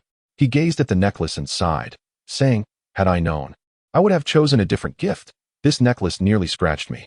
Lilia gently grasped Harry's hand and said, "If you were a bit more composed, he wouldn't have left those red marks on your skin." Harry shrugged, apologetically admitting, "I was too impulsive just now. But it's been a month since I last acted this way. You know how it is. Draco makes it impossible for me to refrain." Lilia curled her lips into a smile as she playfully brushed her fingers against Harry's nose. "I understand, Harry. I too would relish the opportunity to render Draco unconscious. However, considering how blissful he has been this past month, let us grant him forgiveness." Harry sat up and gently caressed Lilia's face, acknowledging, "Indeed, since he is your brother, he is also my brother, although mediating between you two can be rather troublesome." Lilia chuckled, "But if we consider age, you ought to be my younger brother." Harry gazed at her with a hint of bewilderment. "Do you prefer those who are older?" Lily gently prodded Harry's forehead with her finger, pondering, "I adore you, solely you. Do you understand, Mr. Harry Potter? Do not allow your thoughts to wander astray." Chapter 78. Sunrise, Harry Potter's birthday. After Lilia finished baking the cake, she arrived at Harry's room at 11:55. Harry, still half asleep, lazily inquired, "What is happening, Lilia? Is there thunder outside?" Lily gently brushed his hair and said, "It's nearly midnight, Harry. We shall soon be witnessing the sunrise." Harry rose and replied, "Sunrise? Very well, I shall get up now. This marks the first time you have celebrated my birthday at midnight."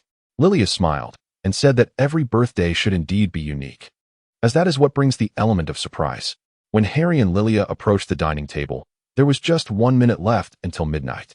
Lilia was gazing at the clock on the wall, counting down to 60, 593010, preparing to make a wish. Harry 3, 2, 1. Harry timed it perfectly and blew out the candles. He then divided the freshly cut cake and shared it with Lilia. "Do you know what wish I just made?" Lilia expressed her uncertainty, wishing that each birthday in the years to come would be graced by his presence. Just as Harry began to speak, she playfully silenced him with a cake, whispering that revealing a wish would render it ineffective. With a gentle smile, she affectionately ruffled Harry's hair, assuring him of her perpetual presence. Harry, in turn, lowered his gaze and chuckled. As they neared the end of their cake, Lilia excused herself to the kitchen, returning with a picnic basket. Intrigued, Harry inquired whether they would be having another meal soon.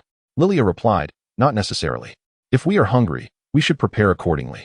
The sunrise is approximately at 5 o'clock, and we must reach the highest point of Godric's Hollow before then, which will take us 2 hours." Harry turned to Lilia and asked, "How do you know that?"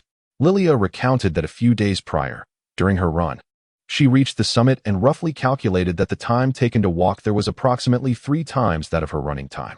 Harry lifted the oil lamp and said, "Very well, let us depart now. At 3 in the morning, there is nothing more peculiar than this." Lilia grasped Harry's hand with a smile, reassuring him, "Fear not, Harry. for today is not Halloween, and there are no mischievous trick-or-treaters about. The two strolled along the darkened path, a cool breeze sweeping past them. Sensing the slight perspiration in Harry's palm, Lilia gently said, "Do not be afraid, Harry. I am here with you." Harry tightened his grip on Lilia's hand. After some time, they finally reached the mountaintop, where Lilia and Harry sat together, engaged in conversation. Lily gently wiped Harry's sweat with a handkerchief, remarking that this journey was rather arduous. Harry replied, "Indeed, I believe I might lose a couple of pounds."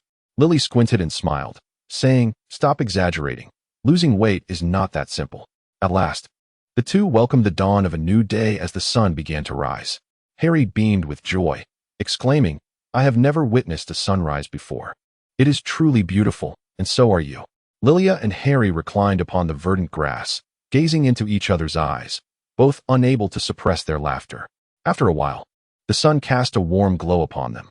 Harry succumbed to slumber, and as Lilia beheld his peaceful countenance, a gentle smile graced her lips as she envisioned their future together. Gradually, the sound of footsteps traversing the grass reached her ears, prompting Lilia to alertly direct her gaze toward the source. It was a girl, her expression softening with warmth. Luna spoke, "Greetings. I apologize for intruding, but there's a peculiar caterpillar that has appeared here." She delicately placed the creature upon her palm. Harry, roused from his dreams, murmured, "Huh? Hello, is there something amiss? Are you Lilia Black and Harry Potter?" Luna inquired. "I am Luna." Harry assisted Lilia in rising, responding, "Hello, Luna. How do you know our names?" Luna replied, "I am from Ravenclaw, and you both are quite renowned at Hogwarts." Lilia gazed at the caterpillar in Luna's hand, pondering whether there was anything peculiar about its presence. Luna smiled and replied, "Its full name is the Flipper caterpillar. It typically inhabits damp ditches. This is the first time I've encountered one on the grass, which is rather unusual. Perhaps you would like to visit my home for some tea? My father would be delighted to welcome new guests." Harry and Lilia exchanged glances and expressed their gratitude. They soon arrived at Luna's residence, where Lilia admired the unique and charming exterior of the house, remarking, "I believe your father must be an interesting person." Luna smiled and responded, "He is a wonderful dad." Chapter 79, Luna and her father as they stepped inside. Harry noticed a line of text and read aloud, "The Contrarian Editor, choose your own mistletoe." "Is your father the Contrarian Editor, Luna?" he inquired. Luna turned and affirmed, "Yes. He recently published a book titled How Far is the Mysterious Man from Dominating Gringotts? You might find it quite intriguing." She then led them into the living room, where a middle-aged man sat in a chair, glancing at the Contrarian. "Back already, Luna? Breakfast is ready." Upon noticing the guests at the door, he stood and exclaimed, "Mr. Harry Potter and Miss Lilia, I am truly pleased to have you here. For some reason, I seem to catch a whiff of syrupy fruit pie." Lilia placed the picnic basket upon the table. "Indeed, sir, I have prepared some delicacies. Perhaps you might indulge in a taste," said Xenophilius Lovegood. "I would be delighted," Lilia replied, as she picked up a piece and savored it, exclaiming with a smile, This is truly delightful. It appears your talents extend beyond transfiguration to the art of confectionery as well." Harry could not suppress a chuckle, prompting Lilia to cast him a sharp glance before saying, "Thank you, sir." Xenophilius Lovegood observed the remaining guests standing and invited, "Please, everyone, take a seat. Though this home may be somewhat peculiar. Oh, by the way, I am Xenophilius Lovegood, and it is a pleasure to make your acquaintance." Harry responded, "Thank you, Mr. Lovegood. This place is quite charming." Xenophilius smiled. "You are the first to describe it as charming. Others have deemed it strange. I have numerous inquiries I wish to pose to you, Mr. Harry Potter. Shall we retreat to the kitchen for a more in-depth discussion?" In the sitting room, only Lilia and Luna remained, during which Luna shared many intriguing topics, including the peculiar parasitic creatures that inhabit mistletoe. Lilia also mentioned her initial desire to join Ravenclaw, which was met with considerable opposition. Luna felt it was quite peculiar. "Indeed. You are exceptionally intelligent, Lilia. The accomplishments you have achieved are what many could only dream of throughout their entire lives. It is truly a pity that you did not come to Ravenclaw." Lily and Luna engaged in delightful conversation, while Harry conversed at length with Lovegood. By the time they returned home, both were utterly exhausted. Harry sighed, remarking that they had indeed walked an immense distance today. Lilia replied, "Indeed. I just want to collapse on the bed and go nowhere."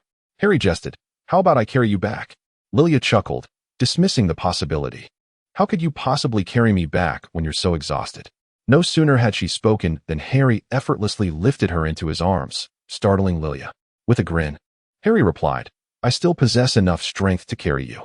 Upon returning to the room, as Lilia reclined on the bed, a thought struck her regarding the lengthy conversation between Mr. Lovegood and Harry. Curiously, she inquired of Harry, who was seated nearby, "What did Mr. Lovegood ask you about?"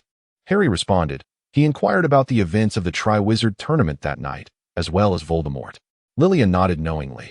She found both him and Luna quite intriguing. It had been a long time since she had encountered such kindred spirits. Harry leaned in with a smile and inquired, "Do you not consider me a kindred spirit as well?" Lilia gently pushed his head aside and inquired, "How long have we known each other?" Harry, looking down with a sense of grievance, replied, "So, you have begun to tire of me?" Lilia lifted Harry's chin with a smile and said, "What nonsense are you talking about? How could I ever grow weary of you? What thoughts are occupying your mind?" Harry gazed into Lilia's eyes and suddenly replied with a grin, "I was just thinking of you." Lilia released her grip and asked Harry, "Who are you? What have you done to Harry Potter? How could you utter such repulsive words?" Harry clasped Lilia's hand and placed it over his left breast, where his heart resided, and said, "But this is my genuine sentiment. If you doubt me, listen closely."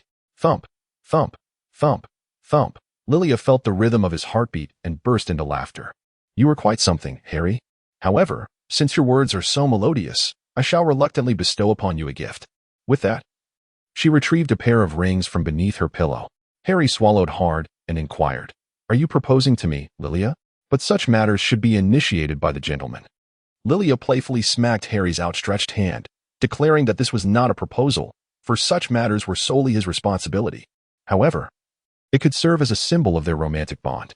Harry chuckled, asking, "Do we lack tokens of our relationship, Lilia? Bracelets, clothing?" Lilia interrupted him, saying, "This is different. Give me your hand." Harry obediently extended his hand, and Lilia adorned his middle finger with a ring, a symbol of passionate lovers, yet it also bore another connotation, engagement. "However, I have stated that the engagement must be initiated by you, so I shall only remove this ring when you present me with the next one. Do you understand?" Harry smiled as he placed another ring upon Lilia's finger, replying, "I understand, my dear wife." Lilia let out a soft click of her tongue and asked me what.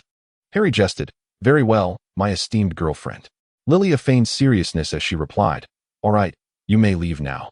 Harry rose and approached the door, then smiled at Lilia, saying, "In any case, 3 years from now, you will indeed be."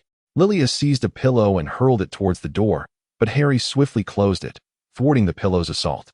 Chapter 80. Encounter with Lucius. A few days after leaving school, Lilia found herself unable to sleep and took to painting in the garden, when suddenly, she sensed a pair of eyes watching her from the shadows.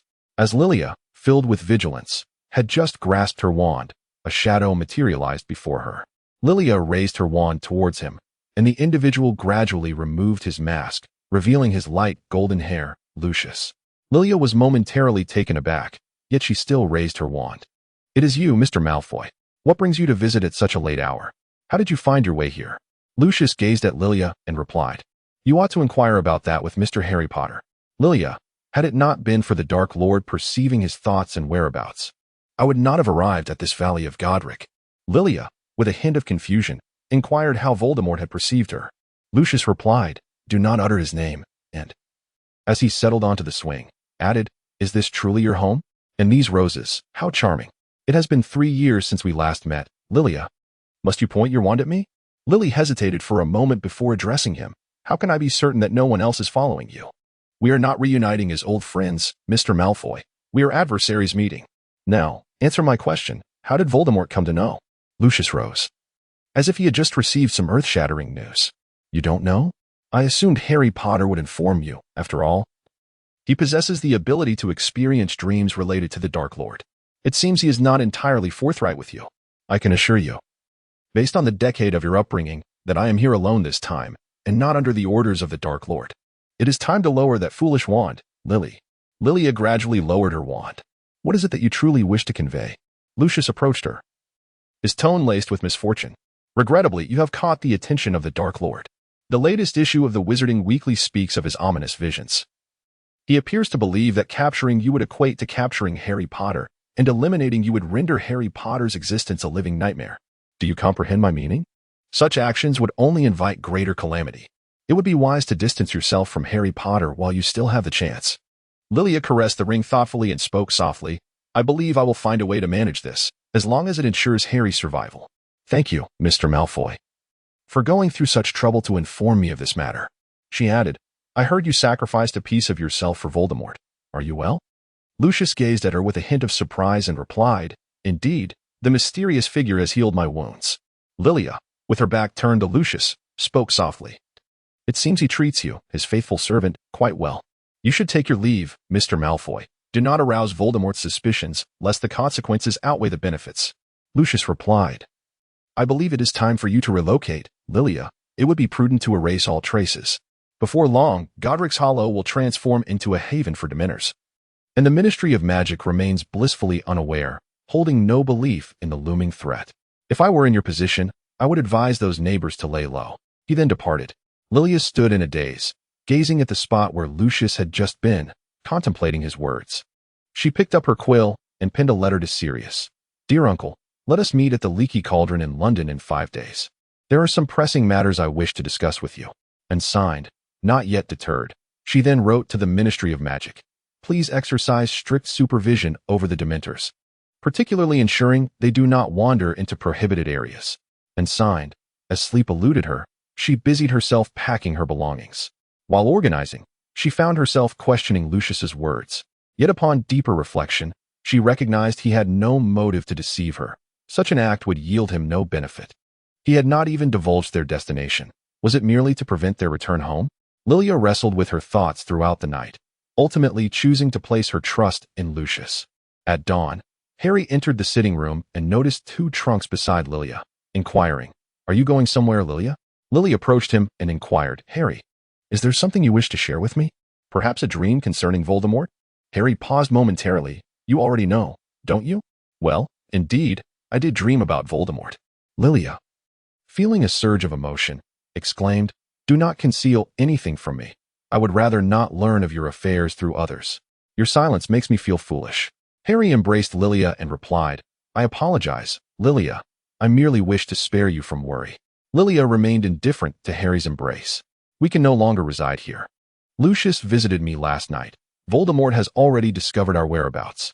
Harry responded, Can Lucius be trusted? He is also a Death Eater. Lilia cast a glance at Harry, who had assured her with the decade of nurturing he had provided. She felt compelled to trust him. Furthermore, the evidence attested to the veracity of his words. Now, it was time for her to pay a visit to Ron's home. Wait, have you gathered all your belongings? Lilia gazed into the box containing merely commonplace items, along with those paintings, all nestled within. I employed an extension charm. Observing Harry's intent to follow, Lilia addressed him, urging, Stay at home for a while, and await my return. She then proceeded directly towards the Weasley residence. Mrs. Weasley, just risen, appeared visibly taken aback upon hearing Lilia's words. Wait a moment, Lilia. Are you suggesting that Voldemort can sometimes discern what Harry is thinking, and that he also informed Sirius? Lilia expressed her sincere apologies, yet the situation remains as it is. Mrs. Weasley, recently, Godric's Hollow may pose certain dangers. To which Mrs. Weasley replied, Oh no, there is no need for apologies, Lilia. I believe we shall accompany you to London. Let us tidy up our belongings, dear child. Such matters are bound to arise sooner or later. We shall see you shortly. After Lilia departed, she made her way to Luna's residence. Although Luna's home was quite distant from Lilia's, Lilia still felt compelled to alert them, advising them to securely close their doors and windows and to refrain from venturing outside without caution.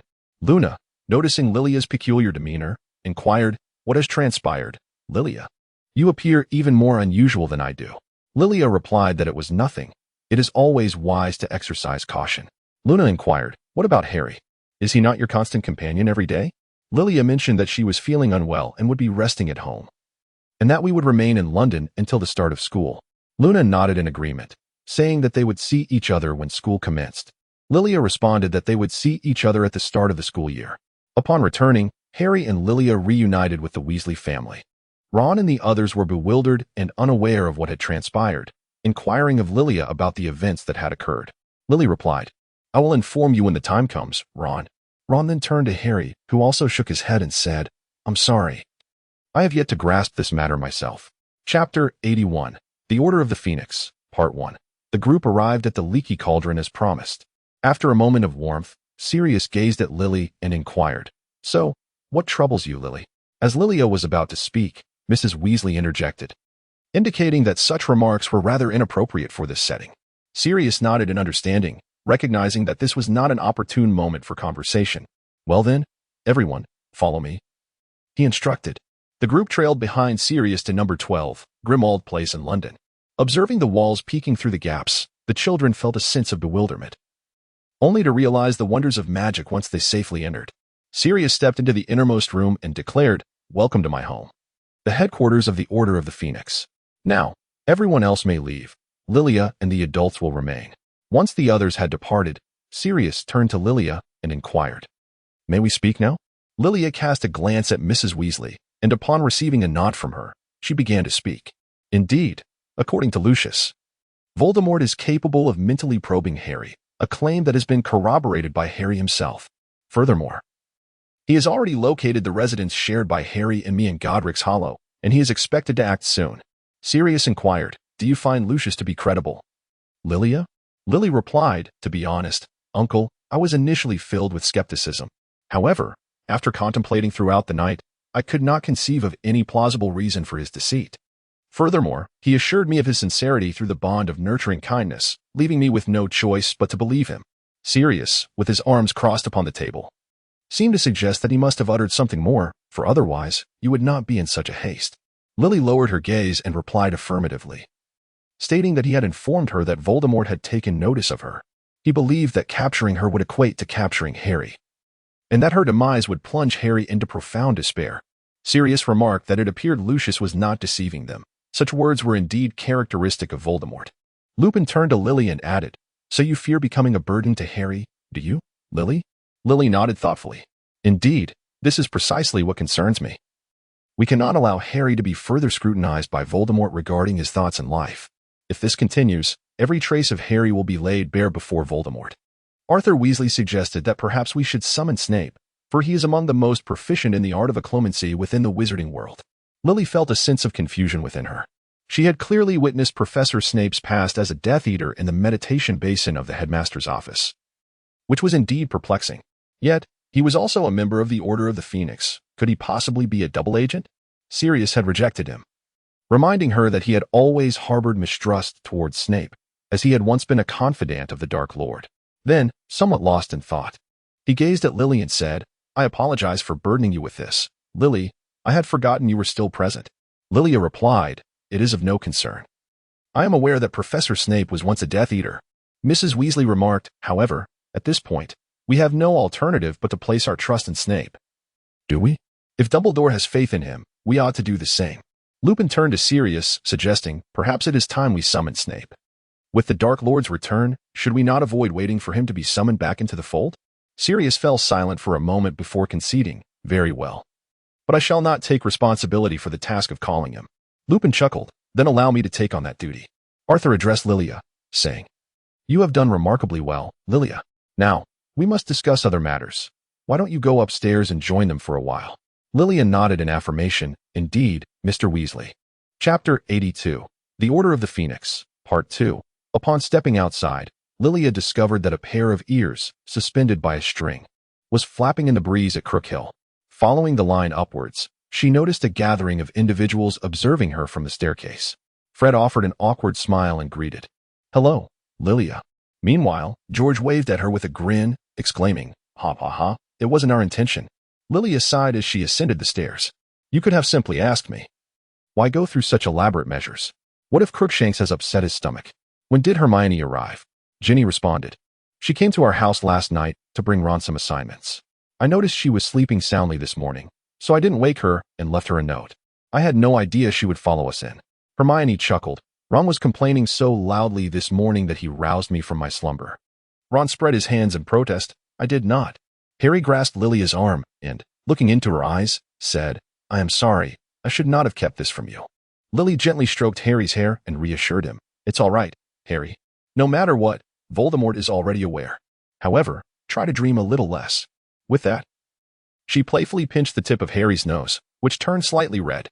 Ron turned to Hermione and remarked, I told you there was no need to worry about their relationship. Hermione shot him a glare and replied, yes, it was all in my head. Ron, feeling aggrieved, said, well, it was true. Why roll your eyes at me? Hermione chose not to respond, as everyone ascended the stairs. Ron and Harry whispered behind them, why are girls so strange? One moment they're angry, the next they're not. Harry signaled him to lower his voice, warning, if Hermione hears us, we'll be in trouble. Up ahead. Lily and Hermione exchanged knowing glances upon overhearing the two boys complain in what they believed to be hushed tones. Hermione muttered softly, I really don't understand what these boys are thinking. They know nothing. As Hermione, Ginny, and Lily entered a room, Hermione continued to rant, Ron. Did I come to his house late at night merely to deliver homework? Can you believe he even asked me to write it for him? It's utterly ridiculous. Ginny chuckled beside her, adding, yes, he even thinks you're doing it just to torment him. Lilia surveyed her surroundings and remarked, it seems you will have to instruct him more in the future. Hermione sighed and replied, to be honest, even Crumb is more articulate than he is. Lilia leaned closer to Hermione and teased, why not take a liking to me, Hermione? I assure you, I shall treat you well. Hermione turned to Lilia and, with a smile, replied, do not jest, Lilia. I have no desire for Harry to view me as a rival in love. Lilia sighed with a sense of regret. To which Ginny approached and inquired, what is it that you find regrettable? Lilia feigned a sigh of regret as she embraced Ginny, lamenting, I have just lost my girlfriend. She then looked up with a smile and suggested, why not become my girlfriend, Ginny? Ginny, filled with bewilderment, glanced at Hermione, who, with a smile, tugged Lilia away from Ginny. All right, Lilia, stop acting like a child. Come and take a look at this wall. The members of the Black family are all depicted here, and perhaps you will find yourself among them. Lilia was reluctantly pulled aside by Hermione, gazing at the wall. I am not on there, Hermione. The Black family will not acknowledge me as one of their descendants. I am merely a child who was rescued. Realizing her misstep, Hermione quickly apologized. I'm sorry, Lilia. With a smile, Lilia shook her head. It's quite all right, Hermione. I have long ceased to care about my origins. At that moment, Sirius entered and remarked, it seems I have interrupted the conversation among the three ladies. In truth, I too am disavowed by the Black family. They have disowned me. He then pointed to a charred spot on the wall, saying, see? Right here. Lilia glanced at Sirius and inquired, but why were you expelled? Sirius touched the wall gently and replied, it was because I never quite fit in with them. Subsequently, I ran away to Harry's father's home. In that regard, we share a similarity, both of us being quite rebellious, Lilia. Lilia gazed silently at the charred remnants, her thoughts unspoken. Chapter 83, The Order of the Phoenix, Part 3. By the time Snape arrived, it was already the following day, and Lilia found herself once again entangled in the unfolding events. Snape directed his gaze toward Lilia and remarked that it seemed the Order had fallen so low as to involve an underage wizard in their meetings. Perhaps they should simply establish a junior Order of the Phoenix. Sirius interjected, dismissing Snape as comment, insisting that teaching Harry the art of mental occlusion was his true responsibility.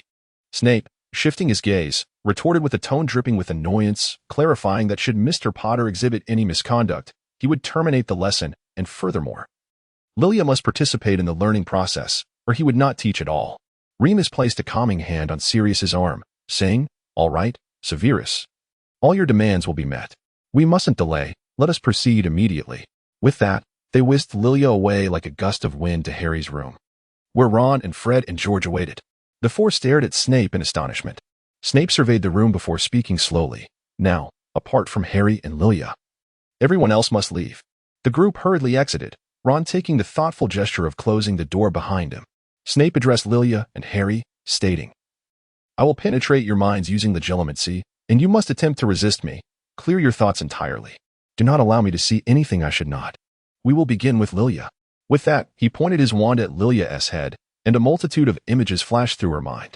Snape halted the incantation, exclaiming in disgust, oh dear, I feel ill. This will result in a month of detention. Lily awkwardly addressed Snape, but, Professor, we haven't started the term yet.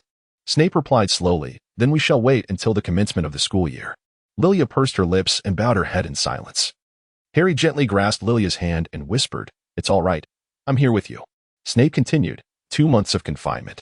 Remove your hand, Mr. Potter. It's your turn now. Harry promptly released his grip, and Snape resumed his probing of his mind. Lilia, observing Harry's furrowed brow, felt a pang of concern until Snape finally ceased his intrusion. Lily anxiously inquired of Snape whether Harry was unharmed. Snape sighed, revealing, I have finally comprehended why the Dark Lord perceives you as significant, Lily. He then raised his wand, arching an eyebrow at Harry, and remarked, I presume that is not true, is it, Mr. Potter? Observing Harry's silence, Snape turned to leave, stating, I shall return tomorrow. You had better ensure I do not witness such occurrences again. After Snape departed, Lily gazed at Harry in perplexity, wondering what Professor Snape had seen. Hesitantly, Harry stammered, in nothing. Lily affixed him with a skeptical gaze. All right, I suppose I should return and take some time to reflect. Harry grasped Lilia's arm and said, Will you be in danger because of me, Lilia? Lilia forced a smile as she gently ruffled Harry's hair, reassuring him that it wouldn't happen. Harry brushed his own hair aside and remarked that perhaps he was overthinking it. Subsequently, he began to play with Lilia's hair, fashioning it into a messy high ponytail. Lilia was hurt and shook loose her freshly styled hair. Harry chuckled, remarking how she was becoming increasingly disobedient. With a swift turn, Lilia feigned anger as she glanced back at him. Harry, smiling, removed the hair tie and smoothed her long locks. But I like it, he said. This made Lilia's smile return, and she responded, now that's more like it. Harry then gestured for Lilia to look back at what lay behind her. As Lilia hesitated and turned around, she unexpectedly collided with a dark, indistinct mass. Upon closer inspection, she realized it was Professor Snape's attire. Lilia, startled, instinctively moved closer to Harry. Snape, with a scowl, separated the two of them. You are not permitted to be alone together until you have mastered the art of mental occlusion, he admonished before taking Lilia away. Lilia wore a face of discontent, pondering why Professor Snape always moved soundlessly. At that moment, Harry was also contemplating why Professor Snape consistently appeared as eerie as a specter. After departing, Snape led Lilia to a concealed corner and remarked, I believe Lucius has already informed you that the Dark Lord has set his sights on you. Do you not comprehend that you ought to distance yourself from that Potter gentleman? Lilia was about to explain something when she suddenly realized, how do you know that? Professor Snape? Snape paused for a moment, then gradually released his hand from Lilia's shoulder. You will come to know in due time, perhaps you will find yourself, like me, a misunderstood traitor. Lilia did not comprehend his meaning and remained silent. Chapter 84. Sunny. After spending some time in the Phoenix Society, Lilia had become adept at the art of mental shielding. Occasionally, Harry's thoughts would still betray him, prompting Professor Snape to teach him further control. Upon arriving at Hogwarts, Hermione and Ron had ascended to the roles of prefects, and the familiar routine continued. However, during this year's sorting ceremony, Lilia noticed a delightful girl with brown curls and warm brown eyes, her cherubic face adorned with an ever-genuine smile. This reminded Lilia of her own past, where she felt compelled to maintain a facade of grace and a hollow smile, regardless of her true feelings. Even when she did not wish to smile and her spirits were low, she had to present herself as a sweet, cheerful girl in the eyes of others. As Lilia gazed intently at the girl, Hermione waved her hand in front of her. Lilia? What are you looking at? Lilia regained her composure and replied, It's nothing. I simply find this little girl quite adorable. She then continued to gaze at the girl who had been sorted into Gryffindor. The girl approached Lilia's side with a light step and asked, Beautiful sister, may I sit beside you? Lilia chuckled softly, Of course, please have a seat. The girl reciprocated her smile. You are so beautiful, sister. My name is Shunny, and your laughter is truly enchanting. Lilia gently caressed her hair and remarked, Ah, you possess a name as radiant as the sun. No wonder you are so delightful. May I call you little sun? Shunny nodded in agreement. Of course, beautiful sister. Lilia replied, Just call me Lilia. Shunny gazed at Lilia with her big eyes and said, I still want to call you beautiful sister. Is that all right? Lilia smiled as she gently caressed her chubby little face. As long as you like it, my little son, she said. Ron whispered to Harry, Why has she suddenly become so gentle? Harry chuckled without responding, turning his gaze back to them, envisioning this as a glimpse into the future of his married life with Lilia. In the midst of it all, Shunny accidentally got chocolate all over her mouth while eating cake. Noticing this, Lilia delicately offered her a handkerchief, advising her to be careful and not to eat too hastily. Shunny, with an innocent demeanor, replied to Lilia, But eating requires taking big bites to savor the flavor. Lilia paused for a moment before breaking into a smile, exclaiming that indulging in hearty bites was truly delightful. She then forked a generous piece of cake and savored it. This was the first time Lilia had eaten so openly in front of others, aside from Harry. She genuinely relished dining this way, feeling a profound sense of satisfaction. However, she had never permitted herself such freedom in the presence of others. Miss Shunny epitomized the very person Lilia yearned to become. Once they had all finished their meal, Hermione inquired if Lilia wished to return with them. Lilia glanced at Shunny, contemplating Professor Snape's words to her. She shook her head gently, replying, "No, you may go ahead. I will return with Shunny shortly. I trust the two prefects won't mind." She then looked towards Hermione and Ron. Hermione chuckled, "Very well. We shall leave this little first year in your care," playfully pinching Shunny's cheek. Harry bid farewell, "Goodbye, Lilia." To which Lilia responded, "Goodbye, Harry." Shortly after their departure, Shunny, with her round belly, let out a burp and exclaimed, "I'm full, pretty sister." Lilia laughed and affectionately patted Shunny's belly, remarking on how pleasantly plump it felt. "Having eaten so much, shall we take a stroll to aid digestion?" Shunny nodded in agreement, and Lilia took her hand as they meandered down the corridor. Eventually stopping by a window, Shunny gazed out at the starry sky, murmuring softly to herself, "I wonder if any of those stars belong to my mother." Lilia did not hear clearly and squatted down to look at her. "What did you say, Shunny?" Shunny replied, "Mom once told me that she would transform into a star in the sky to watch over me, but why can I never seem to find that star?" Lilia turned her gaze towards the vast expanse of the starry sky, pondering the identity of her biological mother, a mystery that eluded her grasp.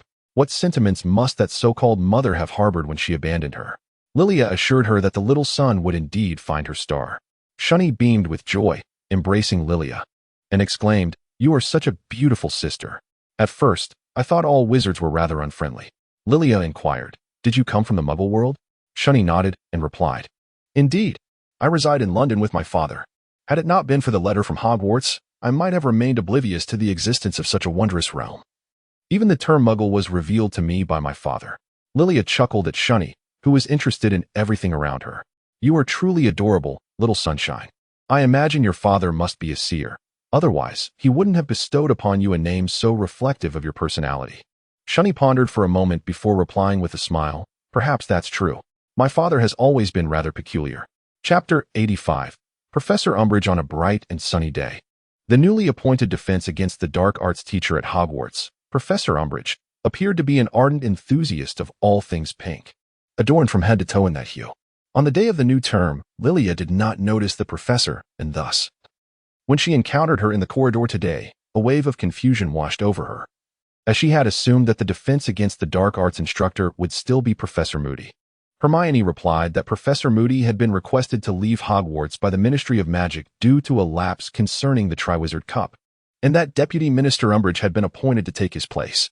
Lilia felt a twinge of confusion regarding the Deputy Minister. Yet, why would the Ministry of Magic dispatch such a significant figure to Hogwarts?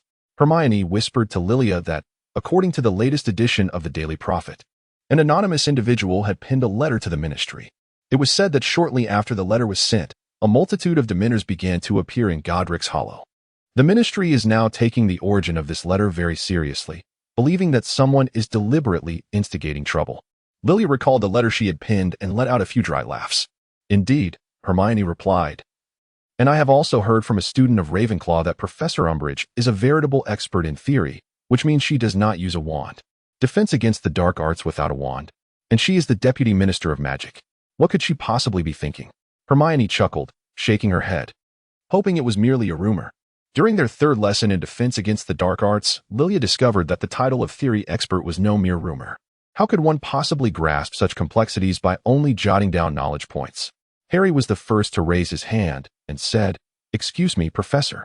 Do you believe this will actually protect us from harm?" Umbridge replied, "Of course it will. Besides, you are quite safe. Who would wish to harm you?" Harry feigned contemplation before exclaiming, "I don't know. Perhaps Voldemort?" Umbridge approached Harry, asserting that with the protection of the Ministry of Magic, Voldemort would not come to Hogwarts to harm them. "Please do not incite panic, Mr. Potter," she admonished, before picking up Lilia's notebook. "I believe you should learn from this young lady, write diligently, and refrain from indulging in fanciful thoughts." Lilia casually remarked, "I apologize, Professor, but I fail to see the significance of attending this class. I could easily write this material in my dormitory." Umbridge's expression darkened instantly, eliciting a wave of laughter from the classroom. Struggling to maintain her composure, she instructed, "After class, I kindly request both of you to visit my office." Following the lesson, Harry and Lilia proceeded to Umbridge's office. There, she employed a special pen to inscribe the words, "I will not disrupt the class." Lilia endured the pain in silence. Her robe crumpled from her grip, Harry gazed at the vivid red marks on Lilia's fair skin, a pang of sorrow gripping his heart. It was only after they finished that Umbridge, with a smile, declared, "You may leave now, but remember the words you wrote today." Harry took Lilia's hand, casting a disdainful look at Umbridge. "Are you not afraid of being reported to the headmaster or the Ministry of Magic for administering punishment without consent?" Umbridge turned to him with a grin, replying, "You were at fault first, and I merely instructed you to write lines. They won't blame me." Harry regarded the woman before him, reminiscent of an old crone, fully aware that reason would not prevail with her. "We shall see you in class tomorrow, Professor," he said, leading Lilia out of her office. Once outside, Harry looked at Lilia's hand with concern. "It must have hurt terribly. Why did you not utter a word?" Lily tilted her head with a smile as she gazed at him. "Aren't you also silent?" Harry, seemingly irked, furrowed his brow and replied, "It's different. How dare she harm you? We must inform the headmaster." Lilia feigned a cry of pain, exclaiming how much it hurt. Harry promptly blew gently on her wound, as if believing that this simple gesture would alleviate her suffering. Lilia gazed at Harry, who was so visibly concerned for her, and a wave of warmth surged within her. She thought to herself, even if it meant facing Voldemort together, what would it matter if she could remain by his side? Harry wished to escort Lilia to the infirmary, but she gently declined, beaming as she said, "It's all right, don't worry about me. Focus on yourself. You seem to be in no discomfort at all." Harry squeezed Lilia's cheek and replied, "My wounds are inconsequential, but your harm would pain me far more than my own." Lilia recalled Lucius's words, her eyes cast down in silence. Chapter 86, The Dispute Between Snape and Umbridge. Subsequently, Harry and Lilia arrived at Snape's office to undergo his cerebral examination. Upon its conclusion, Snape noticed the writing on Lilia's and Harry's hands, remarking, "This cannot possibly be your way of expressing affection. Who is responsible for this?" Lily expressed that the newly appointed Professor Umbridge believed we had disrupted the decorum of the classroom. Snape, with an air of indifference, inquired whether they had engaged in any inappropriate conduct during the lesson. Harry replied that he and Lily found themselves at odds with Professor Umbridge's teaching methods, which led to the current situation. Snape, gazing at the words that seemed to be etched in stone, remarked, "You did nothing else?" Lilia resolutely replied that she had done nothing else. Snape slowly responded, "Excellent. It seems your lesson for today has concluded. I have matters to attend to." With that, he swiftly exited the room like a gust of wind. Lilia and Harry exchanged glances before they too left Snape's office, donning their invisibility cloak to quietly follow him to the door of Umbridge's office. Inside, Snape's voice resonated loudly. "Who gave you the audacity to punish students on your own accord?" Umbridge retorted vehemently, "They disrupted my class. Should I not discipline them?" Snape's voice rose even further. "That is a matter for Professor McGonagall and Headmaster Dumbledore. Who do you think you are? The Ministry sent you here to protect the students from harm, not to inflict it upon them." Umbridge's voice, filled with exasperation, exclaimed, "How dare you speak to me like that? I am the Deputy Minister of Magic. Is it not permissible for me to discipline 2 students?" Lilia and Harry pressed their ears against the door, eavesdropping on the quarrel within. Harry, incredulous, whispered, "Is that Professor Snape? Will he actually speak on our behalf?" Lilia nearly stifled a laugh, signaling for silence. Snape, seemingly regaining his composure, remarked, "Oh, so you are attempting to threaten Hogwarts with the Ministry of Magic? The Ministry has truly fallen low if they have sent you. A mere paper-pushing so-called defense against the dark arts instructor." Umbridge suddenly interjected with a laugh. "Well, that is certainly preferable to some individuals who cannot even secure a position as a defense against the dark arts teacher." Snape retorted, "Indeed. I suspect that someone's pride in their role as Deputy Minister of Magic is about to come crashing down. Who do you think you are harming?" "Young and accomplished Lilia, not to mention Harry. Forget about your Deputy Minister title. Even Minister Fudge must rely on Harry to confront the Dark Lord." Umbridge's voice echoed, "Even without that boy, we could handle the Dark Lord." Snape chuckled softly, "You know better than that. Spare yourself the delusion, Umbridge."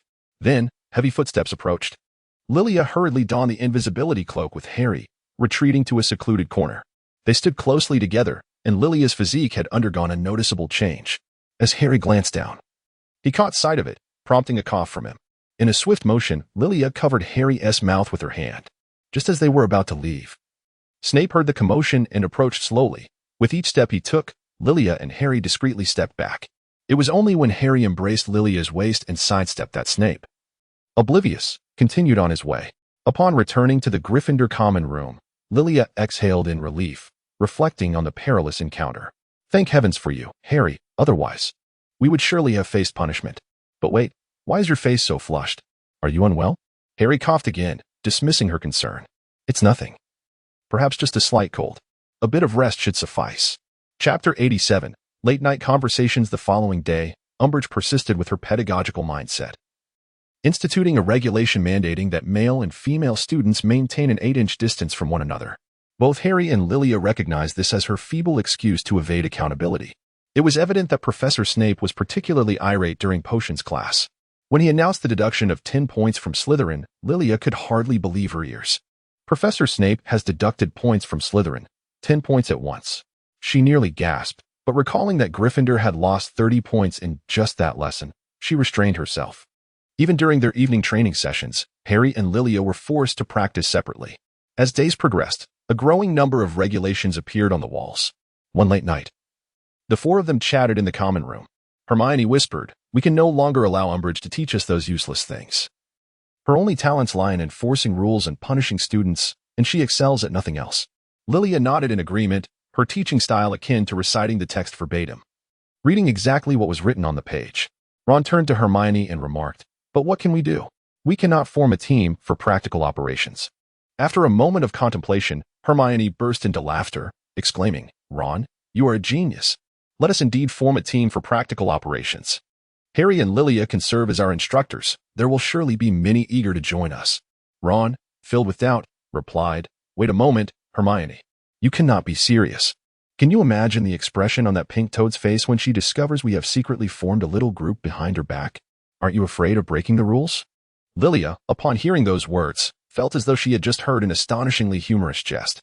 Laughing alongside Hermione, she looked up and remarked, "Hey Ron, haven't we contravened quite a few rules during our 5 years at Hogwarts?" Hermione turned to Lilia and said, "In fact, there is something rather amusing about breaking the rules."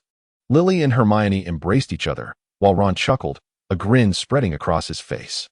"Wow, it's quite rare to hear such words from two exemplary students like you," he remarked. "Harry, do you also believe that is a prudent course of action?" Harry, smiling, replied, "Firstly, in my view, as long as it brings joy to Lily, it is indeed a wise decision.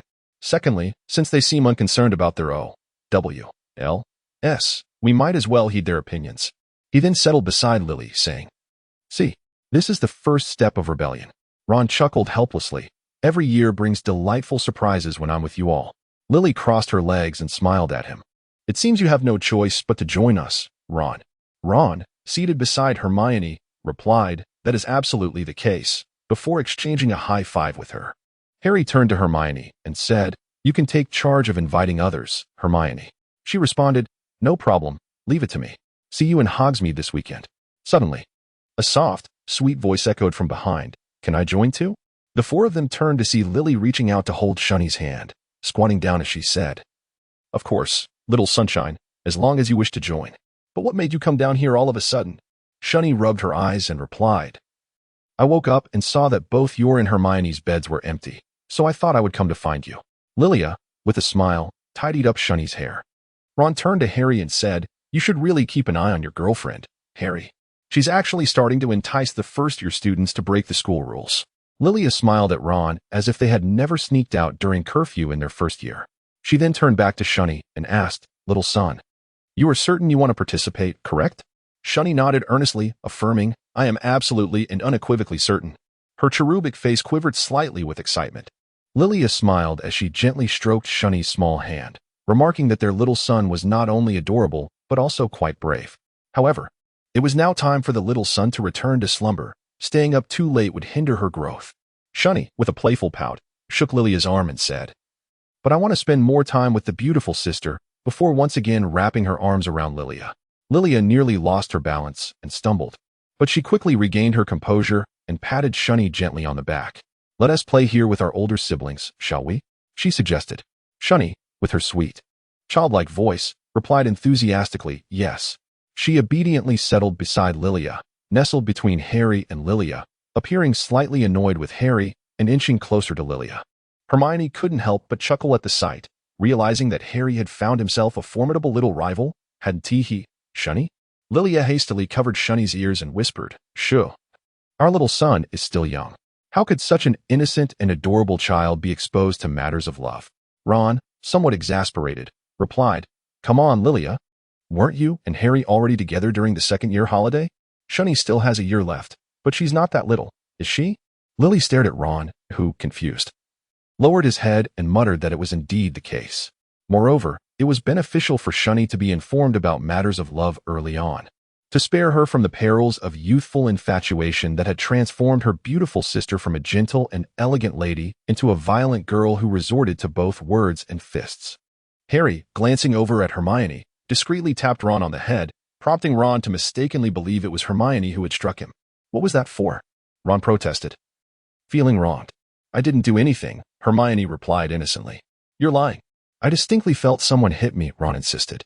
Hermione, exasperated, thought to herself how foolish he was, having just praised him as a genius. With that, she ascended the staircase to return to the girls' dormitory. Observing this, Lily chuckled. "Our little son seems tired, doesn't he? Come, sister, I shall take you back to sleep." Shunny gazed at Lily with wide, bewildered eyes and followed her back. In the now empty common room, only Ron and Harry remained. "Girls are such strange creatures," Ron remarked, frowning. "They hit you and refuse to admit it." Harry couldn't suppress his laughter. "Actually, it was I who hit you, Ron." Realizing this, Ron chased after Harry up the stairs, marking the end of a comical escapade. Chapter 88. Dumbledore's Army. The following day, as Lily made her way to the library, she encountered Autumn. After explaining their intentions, Autumn readily agreed. "I will accompany Cedric. Thank you for the invitation, Lily." With a smile, Lilia remarked, "There's no need for thanks, Senior. It is truly my honor to have you here." She then waved goodbye, only to be suddenly enveloped by a familiar aroma of cake. Following the delightful scent, she found herself in the kitchens of Hogwarts. Inside, numerous house elves were diligently at work. Spotting a familiar figure, Lilia inquired, "Dobby?" Her voice instantly captured the attention of many house elves, who quickly gathered around her. Dobby, making his way through the crowd, exclaimed in astonishment, "My dear young mistress." Lilia crouched down, smiling as she gently patted Dobby's head. "I knew that such a delightful aroma of cake could only have originated from you. So, you are working at Hogwarts now?" Dobby bounced in place, exclaiming, "Indeed. Ever since Dobby was freed, he has been working in the kitchens of Hogwarts. Would the young master care for some freshly baked cupcakes? They are strawberry flavored." Lilia smiled and nodded. "Of course, that's wonderful. However, there's no need to call me little master, simply addressing me as Lilia will suffice." Dobby drooped his ears, expressing a hint of melancholy as he spoke. "Ever since the little master departed from Malfoy Manor, I have been constantly thinking about him." Lilia gently cradled Dobby's head in her hands, and indeed, we are witnessing a delightful moment. Dobby's ears gradually perked up as he turned to present a small piece of cake to Lilia. "Indeed, my young mistress. Please indulge in it and see if it pleases your palate." This is Dobby's inaugural attempt at crafting a strawberry cake at Hogwarts. Lilia smiled as she began to eat, giving a thumbs-up gesture to express how delicious it was. She truly wondered where she could find such delightful little cakes again. "Dobby knows a place," Dobby replied with a grin. "Whatever you desire, it will manifest there." Lilia, with a spark of inspiration, suddenly conceived the ideal location to establish Dumbledore's army. She turned to Dobby and inquired if he could escort her there, as she had never before heard of such a place. Dobby removed his chef's hat and placed it upon the head of another nearby house elf, then took Lilia by the hand and led her outside. In the kitchen, the other house elves had dispersed, leaving only the one who had just donned the chef's hat, utterly bewildered and unsure of what to do, as he was merely tasked with chopping vegetables. Dobby and Lilia ascended to the 8th floor, gazing at a smooth wall that bore no markings or indications of what lay beyond. Lilia gazed at Dobby with a hint of confusion. Dobby explained to Lilia that the last time he needed to use the restroom, he had spotted a door located behind this very spot. Lilia tentatively probed the wall with her fingers, finding it rigid. Dobby, with an innocent gaze directed at Lilia, remarked, "Perhaps, young mistress, you should ponder carefully upon what it is that you truly desire." Lilia closed her eyes, pondering the vast emptiness of the classroom, and upon reopening them, she gazed at the wall, which remained devoid of any adornment. Lilia felt a sense of confusion as she wandered nearby, deep in thought. Dobby's words could not possibly be deceitful, yet how could a door exist here? Dobby watched Lilia intently as she paced back and forth, becoming somewhat disoriented. It was not until Lilia passed the wall for the third time that a door manifested upon its surface. Lilia was startled as Dobby gently guided her into what appeared to be an expansive classroom. Lily stood frozen in place, bewildered by the inexplicable phenomenon.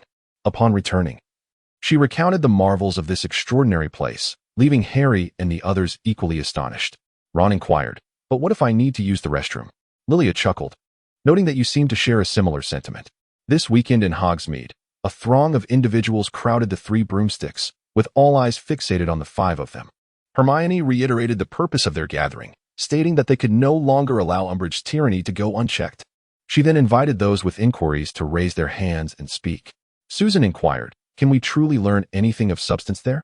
Not merely homework-related matters." Hermione responded with a smile, "Of course." Dean then asked, "Is it true that the Dark Lord has returned?" A hush fell over the room as Hermione glanced at Harry, uncertain of how to respond. Harry affirmed, "Yes, he has returned, which is why we must excel in our defense against the Dark Arts class." Seamus asked, "Could you recount the events of that night concerning the Triwizard Cup? The incident involving Cedric's demise?" Harry instinctively looked at Lilia, concerned that mentioning Lucius would upset her. Lilia, sensing his hesitation, shook her head and softly reassured him, "It's all right, Harry." Just as Harry was about to speak, Cedric entered, arm in arm with Cho. Smiling as he said, "Apologies for our tardiness, everyone. If there are questions, feel free to direct them at me." The students in the room were somewhat taken aback. "Cedric, what brings you here?" they exclaimed. Cedric replied, "Lilia invited me, and I couldn't decline. After all, this is my final year at Hogwarts, and creating lovely memories with my girlfriend is certainly worthwhile."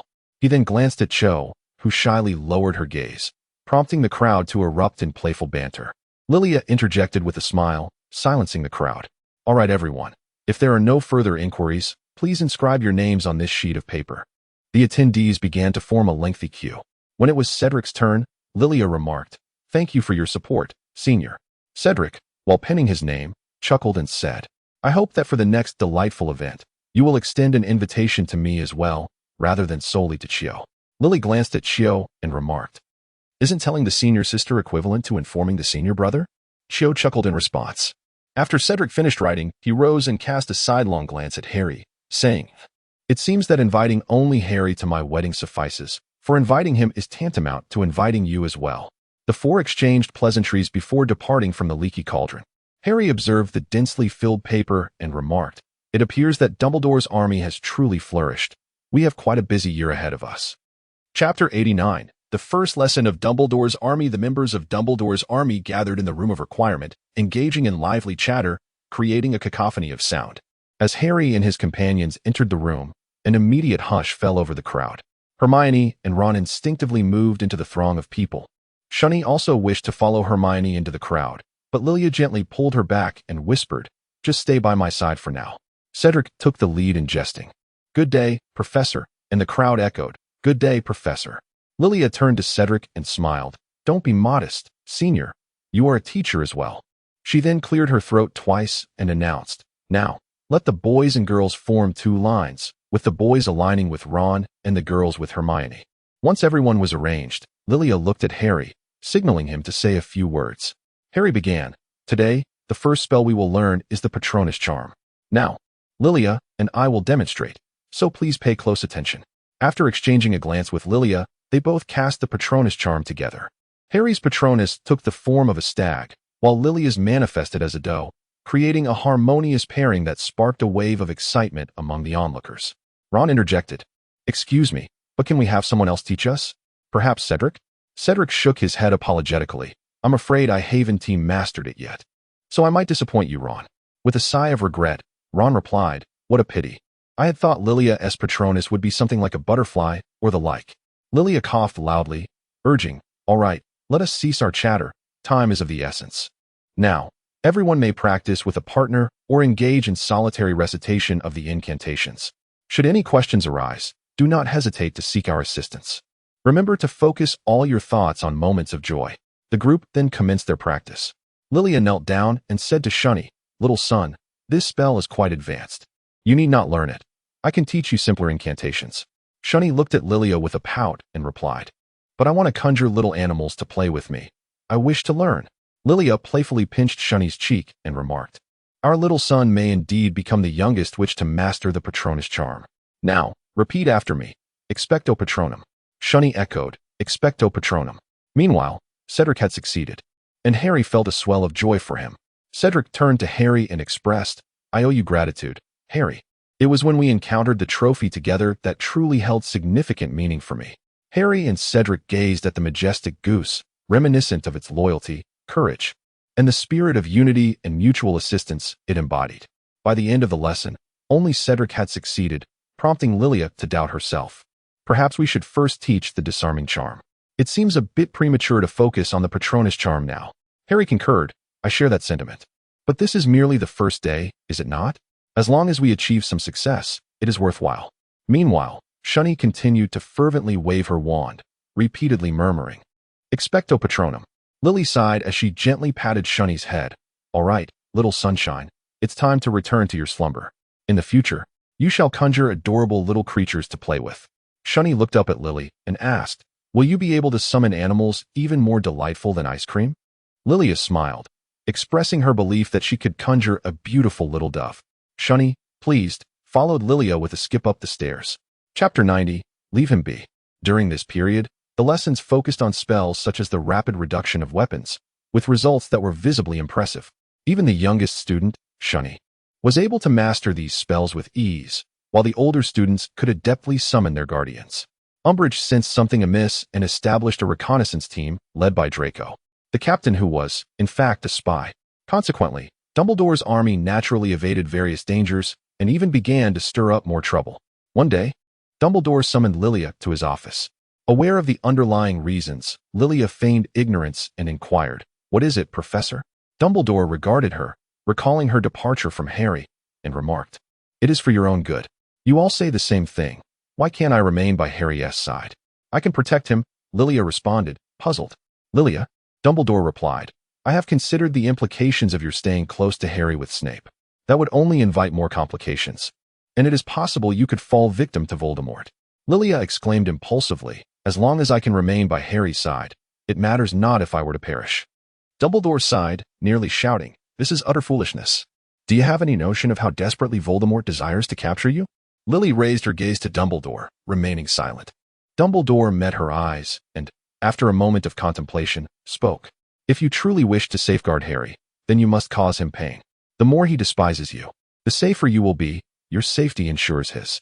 Lilia pondered why she was always compelled to undertake tasks she had no desire to fulfill. Dumbledore approached her, saying, return to Malfoy Manor, Lilia. Strive to earn Voldemort's trust. This is my final task for you, and it is within your capability.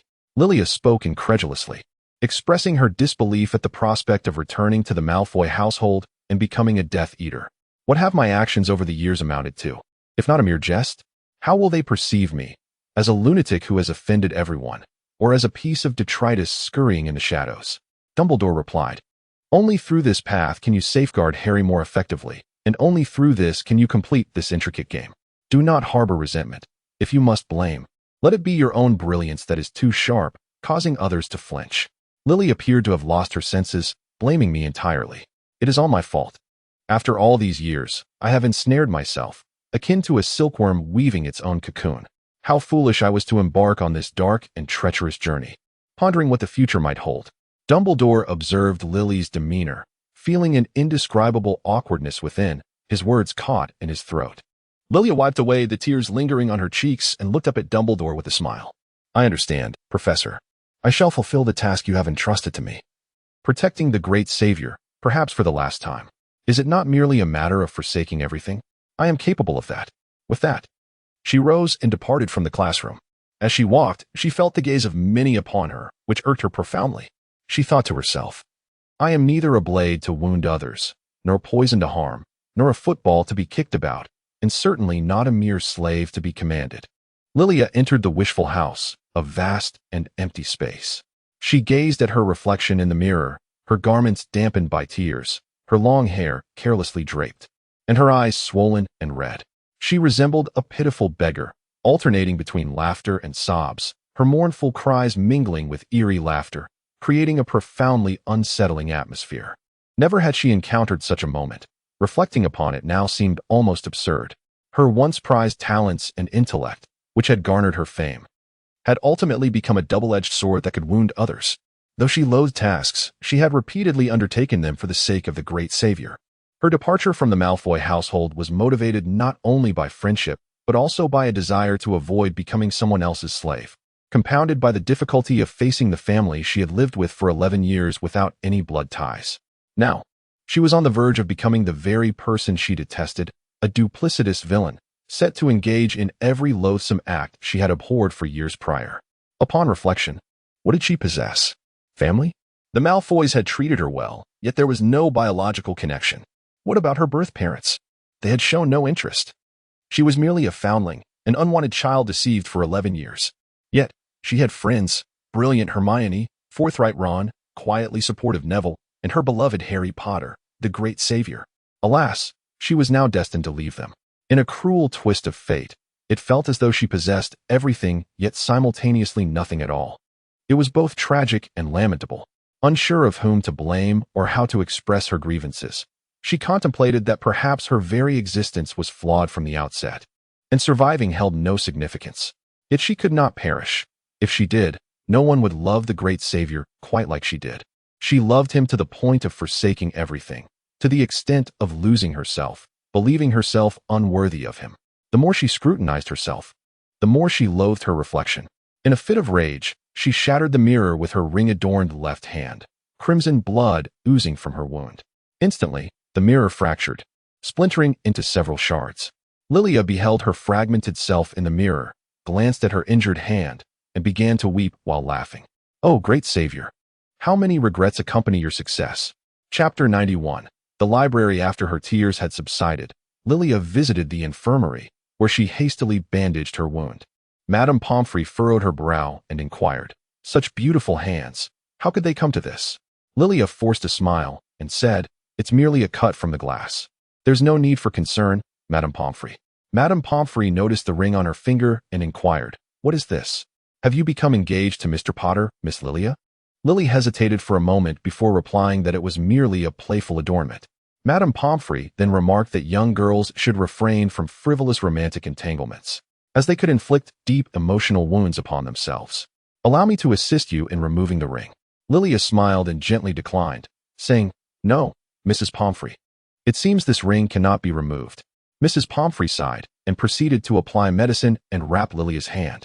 Upon returning to her dormitory, Lilia lay on her bed, engrossed in a book. Having nearly completed her studies in defense against the dark arts, she knew it was time to dedicate herself wholeheartedly to preparing for her O.W.L.S. examinations. If she aspired to become a Death Eater, particularly one favored by Voldemort, it was imperative that she made her presence known to him. Before long, Shunny returned and, noticing the bandage on Lilia's hand, approached with concern. "Dear sister," she inquired, "how did you hurt your hand? Does it hurt?" Lilia beamed with joy upon seeing Shunny's arrival, exclaiming that the pain had diminished significantly, expressing gratitude for the concern of our little son. Shunny, exhaling gently over the bandaged area, believed it would alleviate some discomfort. Lilia gazed at Shunny, lost in thought, contemplating how such a pure and beautiful girl was destined for a future filled with happiness. Noticing Lilia's gaze, Shunny lifted her head and asked, "Is something the matter, beautiful sister?" Lilia smiled and shook her head, expressing her desire to see our adorable little son. "Has our little son made friends of the same age?" Shunny nodded and replied, "Indeed. I have made many good friends, among whom my favorite is a Hufflepuff named Converse." Lilia gently stroked Shunny's head, remarking that a friend beloved by our little son must surely be wonderful. Shunny replied with a smile, affirming that Converse is indeed a very gentle person who treats her well, and they often have the pleasure of crossing paths. Lilia jested that our little son should not develop any fondness for him, for when she grows up, she will surely be pursued by many admirers. Shunny, somewhat perplexed, nodded in understanding. Lilia, with a smile, invited Shunny to lie on her bed. Nestled in Lilia's embrace, Shunny held Snowball close, her gaze drifting to the unlearned knowledge before her. For every question Shunny posed, Lilia patiently provided a thoughtful answer. After a while, both Shunny and Snowball succumbed to slumber, softly snoring. Lilia gently tucked them under the covers, quietly admiring Shunny's peaceful visage. She whispered, "Our little son must grow up happy and healthy." Subsequently, she rose and made her way to the library, where Hermione, Ron, and Harry were also present. Lilia hesitated for a moment before settling into a seat far from them. Opposite her was a Slytherin boy, yet regrettably, That was the only available seat aside from the one near Harry and his friends. Reluctantly, Lilia decided to try her luck there. Since she could not confront the situation, she chose to temporarily evade it, though she knew eventually she would have to face it head-on. Lilia, holding a book, softly inquired, "May I sit here?" The young man glanced up briefly and replied, "Certainly. Please do, as long as you remain sufficiently quiet." Lilia expressed her gratitude with a heartfelt thank you before taking a seat. After a while, as Harry and his companions prepared to leave, their voices grew louder. The boy, expressing his irritation, muttered to himself, "It's them again. Do they not realize that the library is a place that requires tranquility? Truly, they are from Gryffindor." Lilia also noticed, propping her head on her hand to shield herself from their gaze. She mused to herself that it seemed she had encountered a rather rigid-minded Slytherin. Fortunately, she had not donned her school robe when she visited the library, otherwise she would have been at a loss for words. However, the young man spoke, apologizing that he was not referring to her. Lilia glanced at her attire, which was certainly not a school robe. Could it be that he recognized her yet still allowed her to sit there? Judging by the book he was reading, he appeared to be a student on the cusp of graduation. How could he possibly know her? Lilia felt a twinge of embarrassment, remaining silent as she continued to immerse herself in her book. It was only when the library was left with just the two of them that she decided to rise and depart. At which point the young man also stood and remarked, "I sincerely apologize. My previous words were not directed at you." Lilia responded with a smile. "It is of no concern. It is quite natural for Slytherin to harbor biases. However, I believe you ought to be familiar with me. Am I correct? May I inquire your name, sir?" The young man replied, "Roderick Edwards, a seventh-year student." Lilia turned to Roderick and expressed, "It is a pleasure to meet you, Mr. Edwards. However, the curfew is approaching, and I believe Professor Snape would not be lenient should you return late. Therefore, farewell." Chapter 92. Christmas night, Harry sought out Lilia, hoping to accompany her to stay at Ron's house. Lilia resolutely rejected him. She had no desire to be alone with Harry and concocted an excuse to depart. Harry, seemingly having endured this for quite some time, finally spoke, "I do not understand what has transpired. Have I done anything to evoke your disdain? Why do you evade me? Even the news of your injury reached me through Ron." Lilia turned her gaze to the shattered glass before her, then fixed her eyes upon Harry. With a resolute heart, she stepped forward, declaring, "You have done nothing wrong. The fault lies solely with me. I have grown weary of you, Mr. Potter. Let us part ways." Harry stared at her in disbelief, his mind struggling to comprehend her words. "Wait, what did you say? Part ways? You must be jesting. This is not an April Fool's Day prank. I do not appreciate such a jest." He grasped Lilia's arm, yearning for her to offer some clarification. Lilia gazed at Harry's sorrowful countenance, her heart heavy with an indescribable ache. Yet, she summoned the strength to feign a smile, struggling to comprehend his words. "Are you certain?" Harry's eyes glistened with tears as he choked out, "What did I do wrong? I can change anything. Is it possible for us not to part ways this Christmas?" Lilia's arm was pinched painfully by Harry. Although he initially released his grip, he instead tightened it further. Lily was on the verge of losing her sanity as she shouted, "Let go." Yet Harry held on, embracing her with tears streaming down his face. "I cannot live without you, Lily. I beg you." His tears fell upon her neck, stirring a pang of sorrow within her heart. She, too, did not wish for it to be this way, but she believed that this was the only course of action that would be best for him. Mistletoe quietly crept above them, and emboldened by its presence, Harry began to kiss Lily with an intensity unlike any before, his fervor a raw expression of his unwillingness to let go.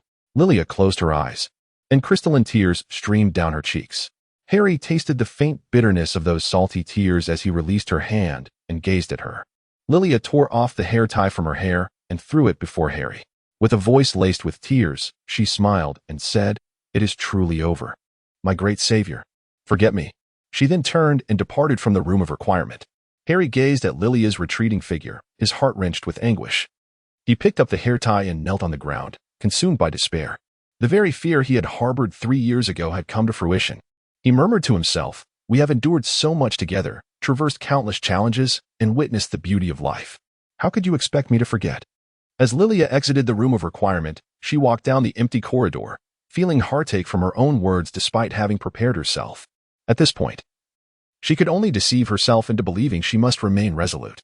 "Lilia, you do not love him. You never truly loved him. Let him go. Allow him to find a girl who can be by his side, one who loves him wholeheartedly. Do not torment yourself any longer." Severus blocked Lilia's path and said, "Come with me." Lilia hesitated and glanced at him. Severus continued, "If you do not wish for others to see you in such a state." Lilia had no choice but to accompany him to his office. Severus pulled out a chair for her to sit and remarked, "I presume you have parted ways with Mr. Potter, otherwise you would not be appearing in the school corridor in such a state." Lily remained silent as Snape continued, "Well then, during this holiday, I shall take you to Malfoy Manor to meet him. Prepare yourself. He will not be easily deceived by mere theatrics. Your practice in the occlumency has shown promise, and I believe you will be able to withstand his legilimency." Lily remained silent, and Snape handed her a tissue, urging her to cease her tears. "Lily, you have already taken the first step. There can be no turning back now. It is imperative that you demonstrate your worth to the Dark Lord and showcase your loyalty. This is what you must do." Lilia picked up a tissue and said, "I understand, Professor Snape. If there is nothing else, I shall take my leave." Snape cautioned her to wrap herself in her blankets upon returning home, advising that should anyone inquire about her, she should simply state that she had ended her relationship with Harry Potter. He further suggested that regarding the ring, she should either remove it or transfer it to a different finger, leaving the choice to her. Lilia lowered her gaze to the ring, sliding it onto her index finger as you wished, Professor, before rising and departing. Chapter 93, Gathering Clouds and Falling Rain. During the days leading up to Christmas, Lilia had been diligently researching new magic and inventing spells in the women's restroom. As clouds gathered above the sink, a light rain began to fall. Myrtis, resting her chin on her hand, remarked, "To invent a rain spell in winter, you truly are a remarkable talent." Lilia gazed longingly at the rain-soaked landscape, murmuring to herself with a hint of regret that she ought to practice more, for the downpour was insufficiently expansive. Myrtis, feeling neglected, stepped forward with a touch of discontent and inquired, "Where is your little boyfriend, Harry? Lilia? Did you not return home with him?" Lily paused for a moment, then, with her head bowed, softly uttered, "We have broken up." It seemed that the myrtle was struck by an astonishing revelation. "You two have parted ways. That is truly the most ludicrous jest I have ever heard. Ha ha ha. Wait a moment, are you serious?" Lilia remained silent, signifying her tacit agreement. Myrtis, filled with curiosity, inquired who had brought it up. "Did he stray? Or was it you who transgressed?" Lilia cast a sidelong glance at her, as dark clouds gathered ominously above the myrtle, unleashing a torrential downpour. A faint smile curled upon Lilia's lips. This time, it was rather satisfactory. Although the myrtle, being a spirit, would remain untouched by the deluge, it nonetheless felt a sense of indignation, trailing behind Lilia as she uttered, "Hey, Lilia, I apologize." Lilia lowered her gaze to the book, disregarding her. The myrtle floated before her, calling out, "Lilia." Lilia gazed at her. "Do you not feel that you owe me an apology?" she inquired. "Now we are even." The myrtle, aware of her own shortcomings, replied, "Well, you should at least clean that up. The water has spilled over, much like it did when you were in the second grade." Lilia lowered her gaze to the water beneath her, recalling the moment in second grade when the great savior rescued her, marking the beginning of everything. She hurriedly ran back, brandishing her wand and directing it at the ominous clouds, exclaiming, "Halt!" The clouds dissipated, and the rain ceased. As Lilia gazed at the scene, an unsettling feeling washed over her. Since everything could not revert to its origin, let the origin vanish instead. With that thought, she ventured out to the hall, where she beheld the magnificent Christmas tree, and once again, a wave of sorrow enveloped her. How could she possibly escape the memories of that Harry Potter? Lilia, filled with deep frustration, wandered aimlessly beside the Black Lake, gazing at the lush grass and falling into a profound reverie. Contemplating the corners of Hogwarts she had yet to explore alongside Harry, Lily returned to the girls' dormitory, perusing the monotonous textbooks. As she read, her thoughts drifted to that man, prompting her to close the book in exasperation. She intended to indulge in some ice cream before sleep, but as she closed her eyes, Harry's image filled her mind. Sighing, she gazed out at the swirling snowflakes, enveloped in silence. Meanwhile, in a humble abode, everyone was dining. Sirius observed Harry, who seemed disinterested in food, and inquired, "Is everything all right, Harry?" Harry did not respond. Mrs. Weasley, noticing Lily's absence, asked, "Where's Lily? Didn't she come back with you?" Harry immediately stood up, looking towards the door. "Has Lily arrived?" Upon seeing no one, he dejectedly lowered his gaze. The group exchanged puzzled glances at Harry, and Sirius rose, asking, "Did something happen between you and Lily, Harry?" Harry shook his head, then picked up an empty cup and pretended to sip air, Realizing his own oddity, he casually stated, "Lily and I have broken up." A wave of astonishment swept through the room. Hermione nearly choked, Ron's jaw dropped, and Ginny's eyes widened in disbelief. Mr. and Mrs. Weasley turned their attention to Harry, with Mrs. Weasley exclaiming, "Lily? That cannot be true. She cares for you deeply." With a sigh, Harry replied, "I think I should get some sleep. Good night, everyone." Ron and Hermione hurried after him, but Harry insisted, "Don't look for me." They fell silent and returned to their seats. Sirius and the Weasley couple exchanged knowing glances. And Mrs. Weasley said, "All right, children, go play. Quickly now." Once the room was empty, Arthur Weasley slowly spoke. "I believe there must be a reason for Lily and Harry's breakup. She is not one to abandon someone easily." Sirius replied, "I have complete faith in Lily, Arthur. But clearly, Harry has been deeply affected." Mrs. Weasley added, "How could Harry not be upset? He loves Lily. He's just a child, not an adult." Sirius recalled their days in the Order of the Phoenix and responded, "What we need to do now is support Harry. We cannot allow Lily's efforts to go to waste." Chapter 94. The St. Lilia was reporting in Snape's office about her newly invented spell, Gathering Clouds and Rain. As its name suggests, it conjures a dark cloud that brings rain, with the current effective range being a nearly circular area centered around the target, approximately 3 meters in radius. Snape, with a hand on his forehead, inquired, "So, you intend to demonstrate rain before the Dark Lord, Lilia? Should we prepare raincoats and umbrellas in advance?" Lily fell silent, and Snape remarked that one should not infuse personal emotions into spells. In truth, one need not invent new incantations to capture the Dark Lord's attention. Lilia remained silent, retreating to her dormitory, engrossed in her book, pondering over the spells yet to be conceived. Aimlessly, she waved her wand, her gaze drifting to the icicles hanging from the eaves, becoming ever more slender. Suddenly, she exclaimed, "Sharp as needles." Instantly, several needle-like icicles struck the wall, swiftly melting away, leaving behind only the faint water stains on the wall and the dampness on the floor as evidence of their fleeting presence. Lilia pondered carefully. If the ice were to extend a little further, aimed precisely at the heart of the intended target, it could very well result in death, and in an inconspicuous manner. Furthermore, when combined with a silent spell, one could eliminate a life without a trace. However, the disadvantages are equally apparent. It can only be employed in frigid climates, or else it would melt into water before even making contact. In this light, the shadowless strike appears to be far more practical. Lilia strolled through the library, hoping to glean inspiration from the myriad of books surrounding her. Suddenly, she was captivated by a scent emanating from the upper shelves, drawing her gaze. However, the book remained tantalizingly out of reach. Roderick inquired if she required assistance. Lilia turned to him, noticing his outstretched hand. With a flourish, she produced her wand and employed a levitation charm to retrieve the book. "No, thank you," she replied, leaving Roderick to awkwardly lower his hand, which had been suspended in midair. Lilia found a seat and settled down, followed by Roderick, who took his place beside her. Lilia glanced around at the vacant seats and inquired, "Is there something you need, Mr. Edwards?" Roderick replied, "I am simply curious as to why you chose this particular book." Lilia casually remarked that the name was quite unique. "Would you like to see it? If so, I shall provide it to you." Roderick chuckled and gestured towards the author's name on the book. "I think it is unnecessary. I have perused this book numerous times already." Lilia cast a glance at Roderick Edwards. "Did you write this?"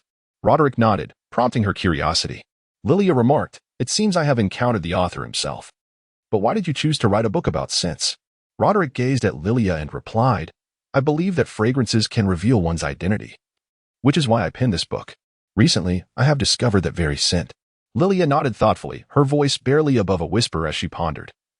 If a scent can affirm one's identity, what if another person bears the same fragrance? Would that not lead to a confusion of identities? Roderick replied, "What are you saying?" Lily replied, "It's nothing. I believe you have been of great assistance to me, Mr. Edwards." "Thank you." Roderick gazed at Lily and said, "Just call me Roderick, Mr. Edwards sounds rather like an old man." Lilia rose and smiled, "Thanking you, Senior Roderick. I will read this book very carefully. Farewell." Roderick gazed at her departing figure and softly murmured, "Merry Christmas, Lilia." Chapter 95. The Scent That Guides Lilia's Heritage Prologue. I firmly believe that a scent can reveal a person's identity, and that those whom we cherish will ultimately reunite. Scent. This unique mark symbolizes a fragment of memory. In the Slytherin common room, I once encountered a delicate fragrance of roses intertwined with an indescribable, Peculiar aroma, familiar yet elusive. For a year, that scent mysteriously vanished.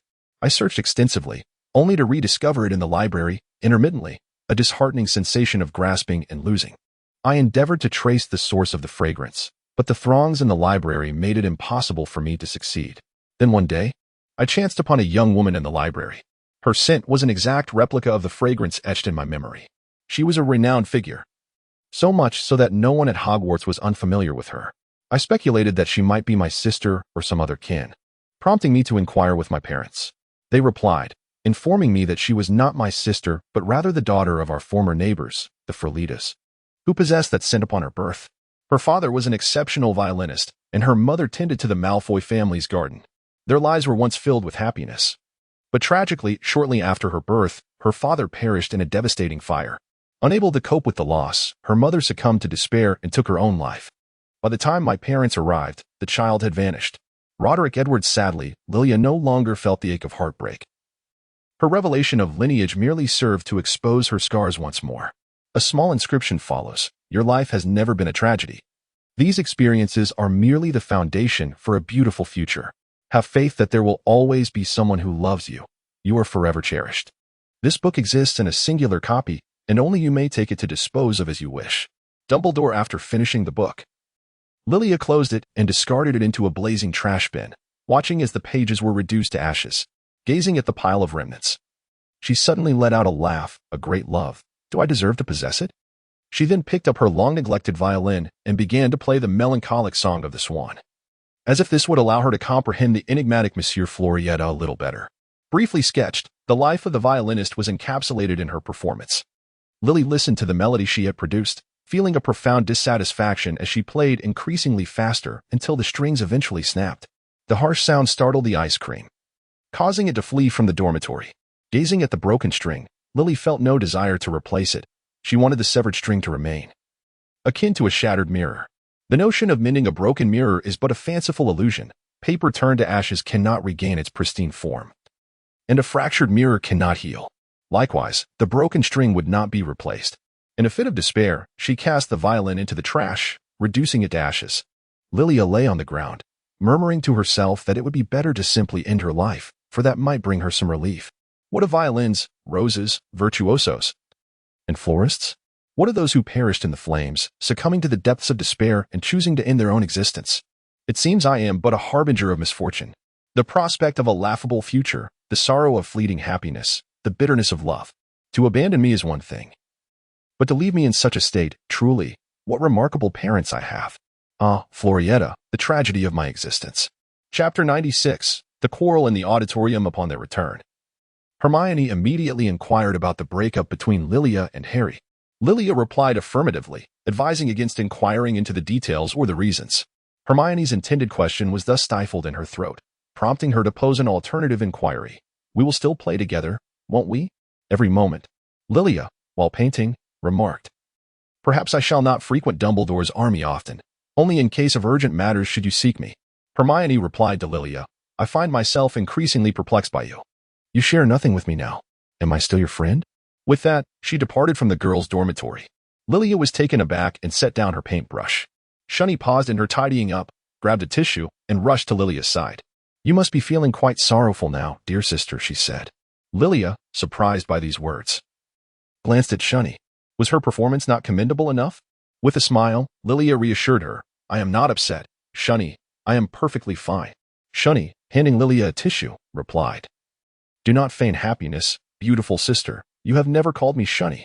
Do not bottle up your unhappiness. You can confide in me, and I assure you, I shall remain as silent as a statue. Lilia felt a pang of discomfort at the tip of her nose. She wished to conceal her tears from Shunny and quickly embraced her. Shunny gently patted Lilia's back, saying, if the beautiful sister cries, it won't be a pretty sight. However, if you hold back your tears, it will be even worse. It could lead to illness, and then you would become the ugly sister. Lilia, with a smile breaking through her tears, pondered whether if her sister were to become unattractive, would the little son cease to adore her.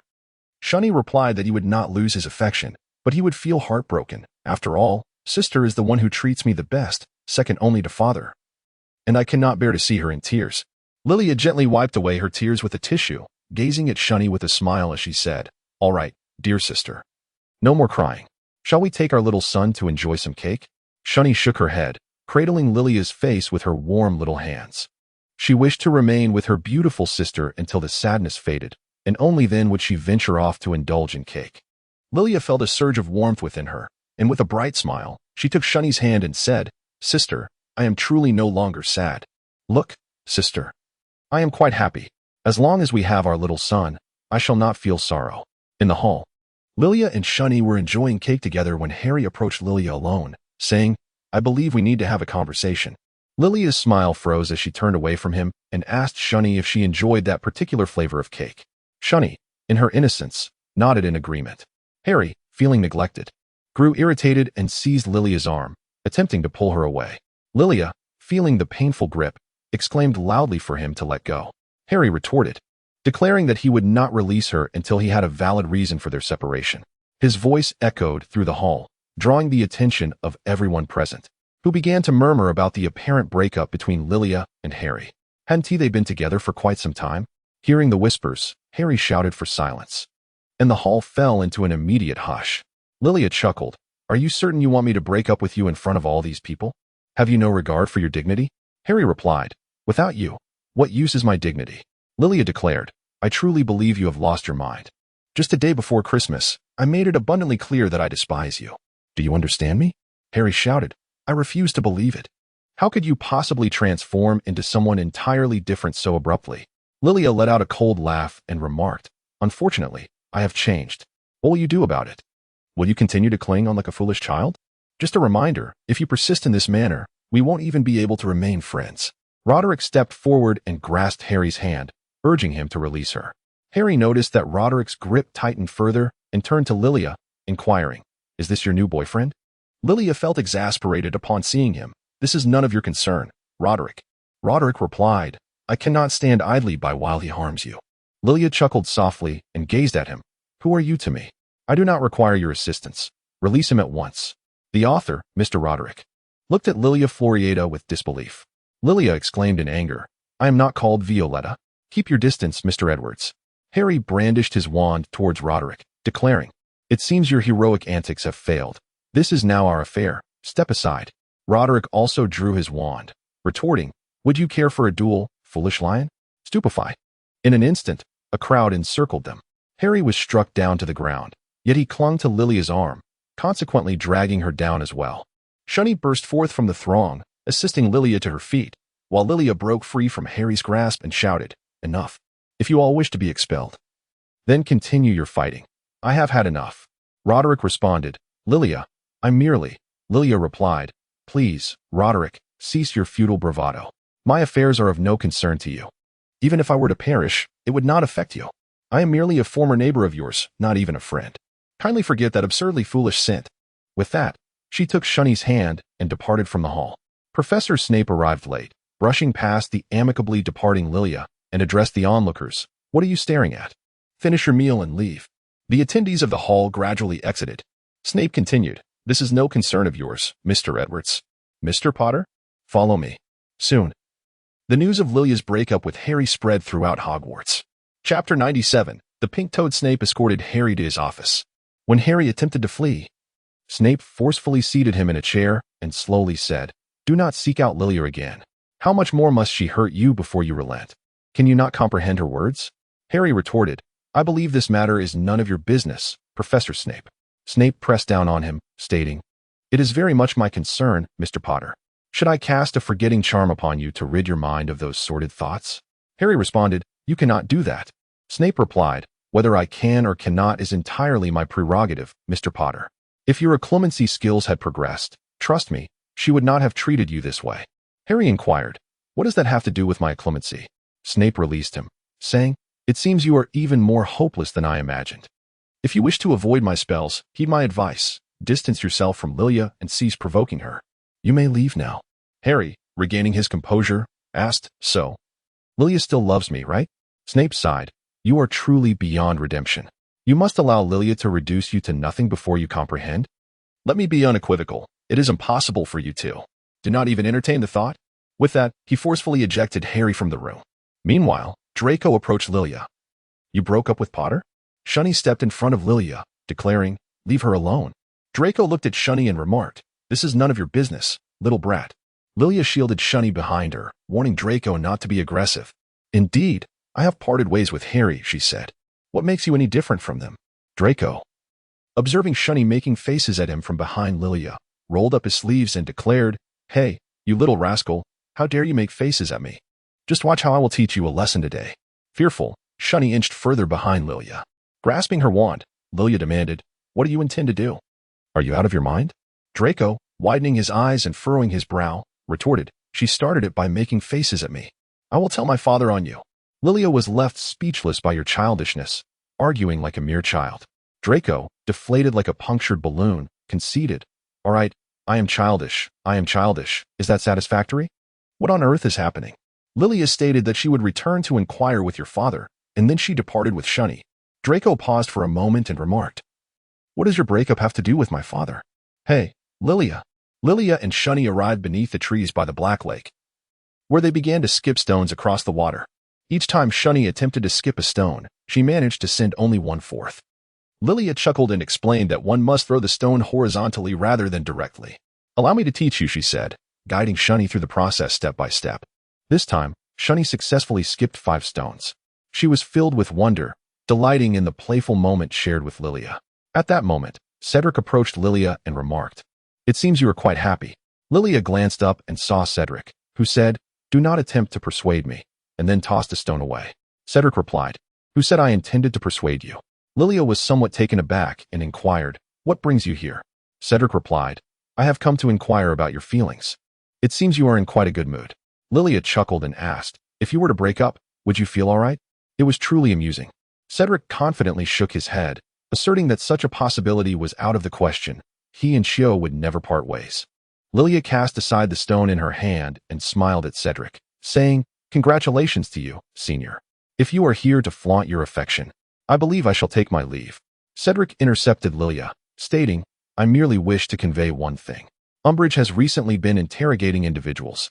I have heard she wishes to speak with you, so do exercise caution." Lilia remarked that the pink toad could very well confess under duress. Cedric raised an eyebrow, finding it quite plausible. Lilia stretched her limbs, eager to showcase her abilities that would leave me astounded. Truly, it was a moment of madness. Chapter 98, Practicing Performance. The following day, Lily and Snape were concocting potions in the potions classroom when she confided in him about Umbridge's illicit corporal punishment of students. Snape, fully aware of the situation, remarked, "Your turn is approaching, Lily.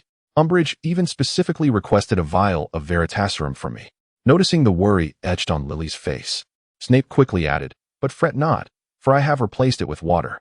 Lily let out a sigh of relief, yet she pondered, "Is the truth serum not typically employed for interrogating criminals? Why do I feel as though I am on the brink of being sent to Azkaban? Does Minister Fudge not care?" Snape remarked, "Fudge? He has entrusted all matters concerning Hogwarts to that Umbridge. Her authority at Hogwarts surpasses even that of the headmaster."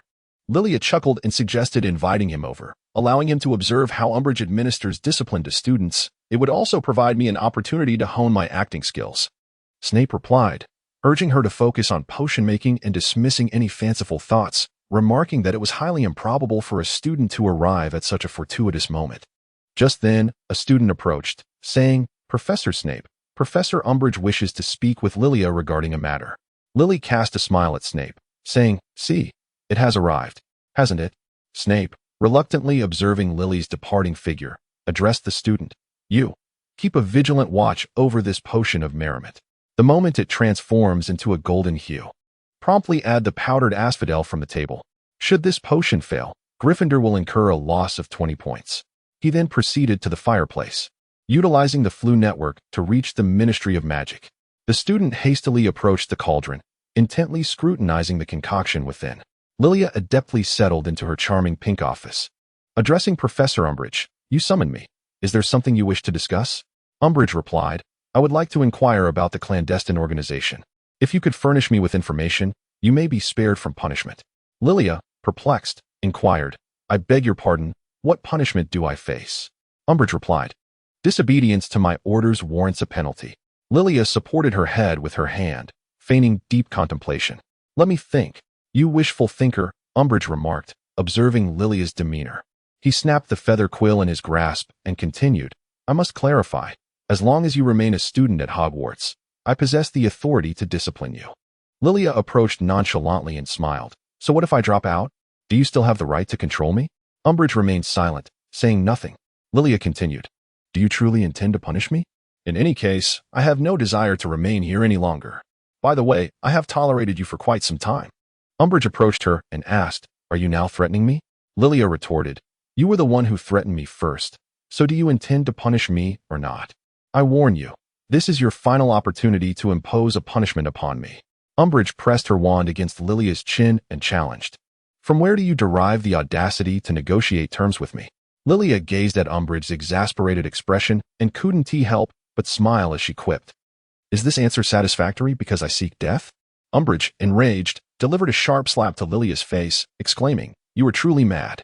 She then forcefully threw Lilia into a chair and inscribed the words respect your teacher upon Lilia's arm with her wand. Lilia laughed more joyfully, provocatively gazing at Umbridge. Umbridge pinched Lilia's face and remarked, what a troublesome girl you are. I have no time to waste with you. Quickly tell me what you are up to. What exactly is going on between you and that Harry Potter? Lilia pondered as the time drew near, adopting a pitiful demeanor as she gazed at Professor Umbridge. What exactly are you saying? I truly cannot comprehend. Umbridge struck her face once more, this time with greater force, causing blood to trickle from the corner of Lilia's mouth. You are deceiving me. It seems I have no choice but to employ that device against you. Umbridge produced a small vial. Lilia was aware that it was merely a bottle of ordinary water that Professor Snape had replaced, nothing to be feared. Nonetheless, she feigned ignorance and inquired, what is this? Umbridge, believing Lilia was frightened, smiled at her and said, truth serum. Suddenly, the door was flung open. Fudge entered, exclaiming, stop. With Snape and a large group following closely behind. Lilia cast a subtle smile towards Snape before once again adopting the guise of a pitiable victim. Umbridge, witnessing the arrival of the flustered Minister Fudge, inquired, what brings you to Hogwarts so unexpectedly? Fudge replied, if I hadn't come, I would scarcely believe you would compel minors to use Veritaserum. Umbridge hastily defended, Minister, I can explain. This girl has been clandestinely forming a secret organization, and I feared it might pose a threat to the Ministry of Magic, hence my drastic measures. Fudge turned his gaze towards Lilia, who bore 2 striking red handprints on her pale cheeks, a sight both shocking and sorrowful. Blood trickled from her lips while tears welled in her eyes. How could such a girl possibly engage in anything dangerous? Umbridge, noticing Fudge's skepticism, swiftly seized the vial and poured its contents into Lilia's mouth, demanding, quickly, tell me what trickery you are up to. Lilia stifled a laugh at the sight of her flustered demeanor, particularly as the water had a hint of sweetness. Yet, she restrained her mirth, feigning a cough after finishing her drink and collapsing onto the ground. I truly did not. Please believe me, she implored. Umbridge gazed at the prostrate Lilia in disbelief. How could this be? You must be deceiving me, she exclaimed. Enough, Fudge bellowed. Seize her. I believe you are no longer worthy of being a teacher at Hogwarts, nor should you serve in the Ministry of Magic. Deliberately harming minors and coercing them into consuming Veritaserum is sufficient grounds for a sentence in Azkaban. He then turned to Professor Snape, bowing slightly. This is a failure on the part of the Ministry, and I shall speak with Dumbledore about it. Snape nodded in agreement. I urge the Minister to take stringent action against Umbridge. We place great importance on the punishment of this student. Fudge cast an apologetic glance towards Lilia. I am truly sorry. Mississippi, rest assured, the Ministry of Magic will handle this matter with the utmost seriousness. Once the crowd had dispersed, Lilia remained on the ground. Snape approached her and said, enough of the theatrics. Umbridge will certainly face her reckoning. Lily slowly rose to her feet, gently touching her face as she lamented. It truly hurts. Snape gazed at her swollen visage, feeling a pang of discomfort in his heart. Furrowing his brow, he admonished, next time, refrain from proving your mettle. There was no need to strain your abilities and invite such suffering upon yourself. Lilia gazed earnestly at Professor Snape and remarked, if I do not perform well, how could Voldemort ever place his trust in me? Snape remained silent, and Lilia quickly brightened, exclaiming, well then, Professor. Congratulations on becoming the instructor for defense against the dark arts. Your wish has been fulfilled. Snape sighed, shaking his head with a smile, and said, you truly are a carefree, foolish girl. Chapter 99. An Unexpected Curfew, Special Edition 99. After Lilia returned, she sat by the fireplace, holding the ice pack that Professor Snape had gifted her, sighing in comfort. Ah, How delightful. The curfew is truly a blessing. The common room is completely empty. A voice emerged from behind her. Is that so? I'm still here. Upon hearing the familiar voice, Lilia immediately opened her eyes and fled in panic. Harry intercepted her path, noticing the bruised corner of her mouth and her swollen face, and gently placed the ice pack against her skin. Lilia gazed upwards at Harry, her heart a tumult of emotions. OS, why must I encounter my ex-boyfriend while looking battered and bruised? And he is offering me assistance. Can there be anything more awkward? Harry met Lilia's gaze, and I understood the plight she faced. I am aware of the actions Umbridge has inflicted upon you. Do not fret. I harbor no ill intentions towards you. My concern arises purely from the bonds of camaraderie we share as classmates. Lilia suddenly felt a pang of guilt towards Harry, yet found herself at a loss for words. She took the ice pack from Harry's hand and expressed her gratitude. Thank you, my classmate, but I believe there is little I can do in such matters. Good night. Harry grasped Lilia's hand, pulling her back. Lilia felt a wave of unease. Given Harry's disposition, it was inevitable that something would occur. Indeed. Harry enveloped Lilia in a tight embrace.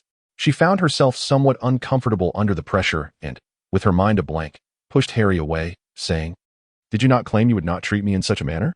OS. Indeed, a more awkward situation was bound to arise. Harry gazed at Lilia and replied, I am merely assisting a classmate, before once again wrapping his arms around her waist and continuing to kiss her. OS. It became even more awkward. Lilia felt a sharp sting at the corner of her mouth, unable to push away. She seized the opportunity to bite down on Harry's lip with fervor. At that moment, an odd sensation washed over Lilia, which Harry also sensed, prompting him to hastily release his embrace around her. Both stood there, their movements frozen, uncertain of what to do next. In Harry's mind, 1,000 alpacas were galloping. In Lilia's mind, a flock of crows flew by. There are even more embarrassing things. The atmosphere grew palpably awkward. Lilia remarked to Harry, The manner in which you assist your classmates is truly distinctive. To which Harry responded, Your way of declining is equally remarkable. Lily chuckled awkwardly. Huh? Thankfully no one saw that. You wouldn't spread it around, would you? Harry replied, No, certainly not. Lily exclaimed, That's wonderful. Today's mishap was truly embarrassing. It nearly jeopardized our friendship, haha. Harry fell silent, and Lily continued to laugh as she bounded up the staircase. Haha, that's a relief. What a bizarre day it has been, truly uncanny. Haha, good night. Harry stammered, Gee, good night. Lily hurried back to her dormitory and climbed into bed, clutching her pillow. Unable to sleep throughout the night. OS, how did I end up kissing him again? And such an awkward incident at that. He wouldn't think we VE reconciled. Would he? How could this get any more embarrassing? Ugh, this is so frustrating. Meanwhile, Harry experienced a similar plight, holding his pillow and unable to find rest. OS, why couldn't I resist kissing her? What compelled me to do so? This is so awkward. She wouldn't think I'm a creep, would she? Ugh, this feels even worse, truly annoying. Chapter 100, Chocolate Potion Class. Lilia found herself in an uncomfortable position, sandwiched between Pansy and Draco. Since their falling out last year, Pansy's relationship with Draco had not been as amicable as it once was. Lily secretly observed the two individuals, Draco and Pansy, who appeared undisturbed, methodically attending to their own tasks. As Lily contemplated assisting with the preparation of materials, Pansy interjected, I'll handle it, Lily. Just as Lily intended to place the ingredients into the cauldron, Draco seized the materials and asserted, I'll take care of this. You tend to something else. Lily pondered for a brief moment about what else she could do before exclaiming, This pot is splendid. Meanwhile, Snape, engrossed in a tome concerning the intricacies of dark arts defense, paid her no heed. Lilia exhaled in relief and began to idly enjoy herself in class. Draco, observing Lilia's inactivity, remarked, What are you dawdling for? Go lend a hand to Pansy. Lilia began to assist Pansy, who, upon receiving the materials, remarked that she would inform Draco of her independence. Draco paused his tasks, circled around Lilia, and inquired of Pansy, What is it? Do you wish to part ways as well? Pansy scoffed and hesitated, fearing that a certain eager junior might seize the opportunity. Draco furrowed his brow and asked, Are you jealous again? Is it once more due to that chocolate lady? Pansy smiled at Draco, replying, I never mentioned lady. That notion is entirely of your own making. Draco, stifling a surge of frustration, remained silent as he gazed at Pansy. In a state of distress, Lilia found herself yearning for an escape, wishing to burrow into a crack in the earth. Ultimately, she noticed that the potion in the cauldron was on the verge of overflowing. and she frantically stirred the mixture as if clinging to a lifeline. Unbeknownst to her, Snape had approached them, brandishing a book and commanding silence. He warned them not to disrupt the classroom any further, or they would be expelled from the room. Draco and Pansy exchanged a glance before returning to their respective places. After class, Pansy confided in Lilia, speaking ill of Draco. "Can you believe it, Lilia? I never mentioned any names, yet he brought up that lady on his own. He must have something to hide." Lilia reassured Pansy. "Rest assured, Pansy, Draco is not that kind of person." Then she inquired, "By the way, what caused your breakup last year?" Pansy, growing more agitated, replied, "Chocolate. Last year, an arrogant freshman had the audacity to gift Draco chocolate, and he, without a hint of embarrassment, intended to pass that very chocolate to me. Can there be anything more absurd than this?" Lilia recalled the words Draco had spoken to her earlier. She had mentioned that no one had gifted her chocolates, and he had assumed it was her desire for them that prompted his offering. Otherwise, he would have discarded them in the trash. As it was known that Pansy seldom expressed a craving for sweets in his presence, Lilia found herself at a loss regarding Draco's thought process. Perhaps there existed a possibility that he believed she desired the chocolate he had offered her. Pansy, perplexed, remarked, "You know, I have never been fond of sweets. Whenever I claim to crave them, I am merely deceiving. How could Draco be unaware of this? Moreover, how could I ever be so bold as to ask him for something?" Lilia pondered. Two individuals possess 180 discerning hearts. She consoled Pansy, saying, "In truth, Draco holds a profound affection for you. Reflect on the depth of your love for him. Such matters are trivial in comparison." Pansy gazed at Lilia and inquired, "Then why did you part ways with Harry Potter? Did you not also love him dearly?" Lilia found herself at a loss for words. It was simply inappropriate. "However, you and Draco are indeed a perfect match. Trust me." Meanwhile, Draco, along with Goyle and Crabbe, approached Pansy, bearing an abundance of chocolates. "All the chocolates in Hogwarts are here. I assure you I shall not accept any more chocolates from anyone, nor will I provoke your anger again. Please forgive me, Pansy." Pansy, upon seeing Draco, drenched in sweat, burst into laughter and embraced him. "This is what you said." Lilia, who had just been advising Pansy, witnessed this scene and thought to herself, "The jester is indeed myself," before picking up a piece of chocolate and indulging in it. Chapter 101. The Ministry of Magic. The OWL's exams arrived as anticipated. Regardless of the subject, Lilia answered with ease and confidence. After the exams concluded, she did not join Harry and the others. Instead, she returned to the dormitory alone.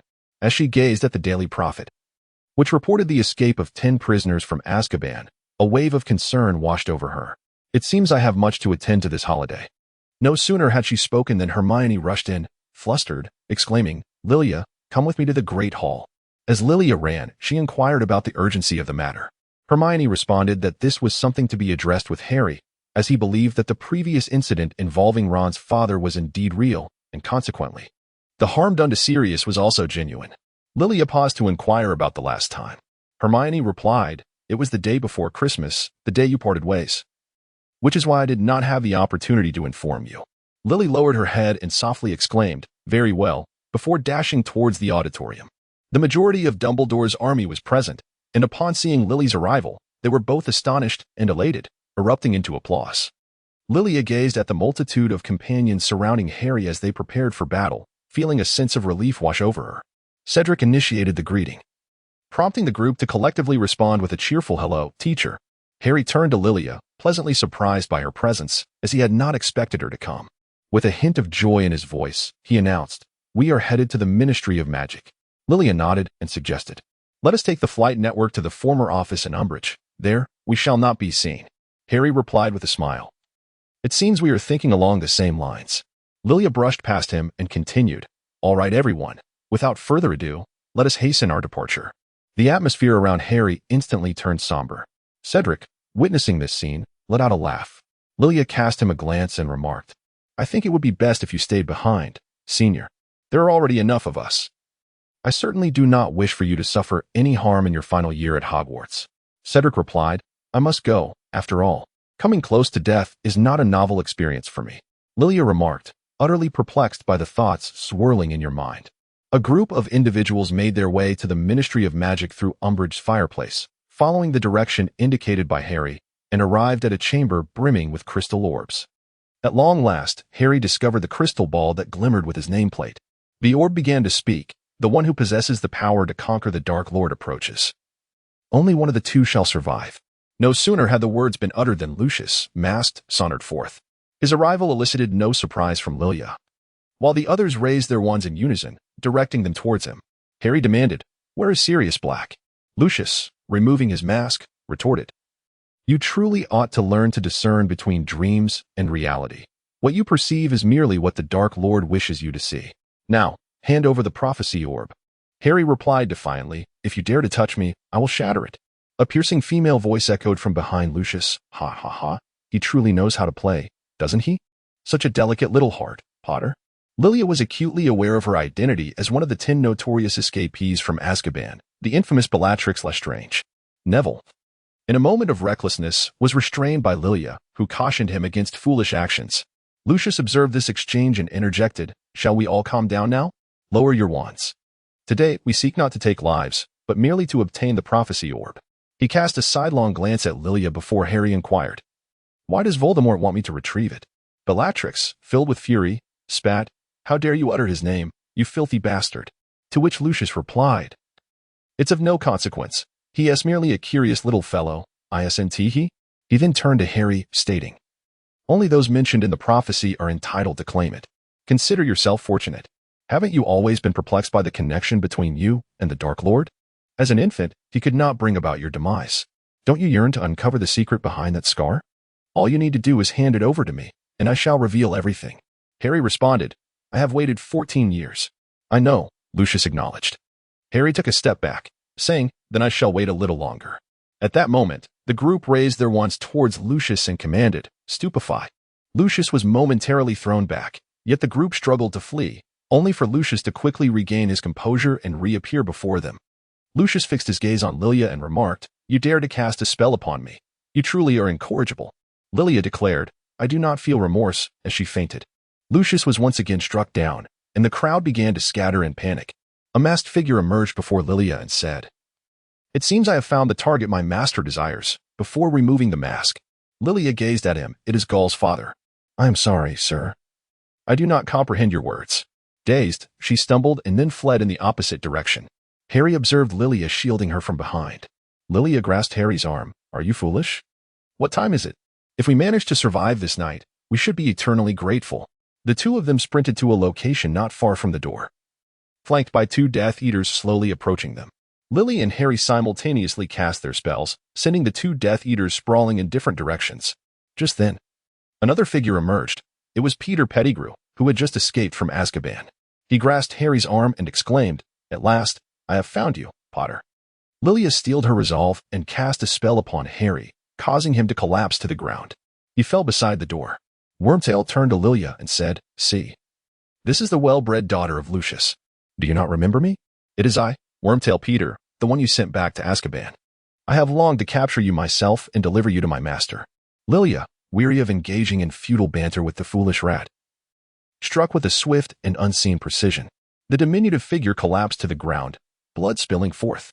Lilia regarded him with a smirk and remarked on his incessant prattle, lamenting its abundance. Subsequently, she encountered Neville and Luna, and together they hastened toward the door, plunging downwards. All members of Dumbledore's army who had participated in the battle were present. Harry rushed over, extending his hand in an attempt to assist Lilia. "Lilia, that little rat didn't harm you, did he?" Lilia stood up, pushing him aside, and declared, "Leave me be. Mind your own affairs." Harry was taken aback as several dark figures swooped in, seizing everyone around. Bloody Peter Pettigrew and Lucius Malfoy approached, with Peter stepping in front of Lilia, usurping her father's position and pressing his wand against her, exclaiming, "You truly are a heartless wretch." Lucius, hearing this, shot a glance at Peter. "This does not concern you." Pettigrew, "Step aside." Peter retorted, "Lucius, do you dare defy the Dark Lord's orders?" Lucius moved closer, bellowing, "If she is to be killed, it shall be by my hand." "What business is it of yours, foolish rat? Release her." It became evident that their intentions extended beyond merely acquiring the crystal ball. They aimed to eliminate her, with Malfoy tasked to carry out the deed. A pang of anguish struck Lilia, sending her into a near-manic laughter as she remarked, "It seems your negotiations did not go well, did they, Mr. Malfoy?" Seizing the moment, she broke free from Peter's grasp and uttered, "Avada Kedavra." In an instant, A green light erupted from Lilia's wand, and Peter collapsed to the ground. Everyone stared at Lilia, utterly stunned, while Harry, in disbelief, called out her name, Lilia. Lilia ignored Harry and, with tears glistening in her eyes, smiled at Lucius, saying, "Aren't you supposed to kill me, father? Why not do it now? Once you do, your mission will be complete." Lucius stood frozen in place, while Bella suddenly erupted into laughter, leaning closer to Lily, brushing aside the hair that obscured her eyes, and wiping the dust from her face. "No wonder our master insisted we bring you to him. You are truly a beautiful child. How intriguing, how delightful. Lucius, I must say, I have taken quite a liking to this child. Quickly, remove the prophecy ball. I can hardly contain my eagerness to play with her." The others, listening to Bella's cryptic words, assumed that Lily had betrayed them and glared at her with fury. Lucius slowly approached Harry, snatching the prophecy ball from him, and said, "From this moment on, do not utter a word." A flash of white light erupted, and Sirius emerged. "Stay away from my godchild." He struck Lucius down.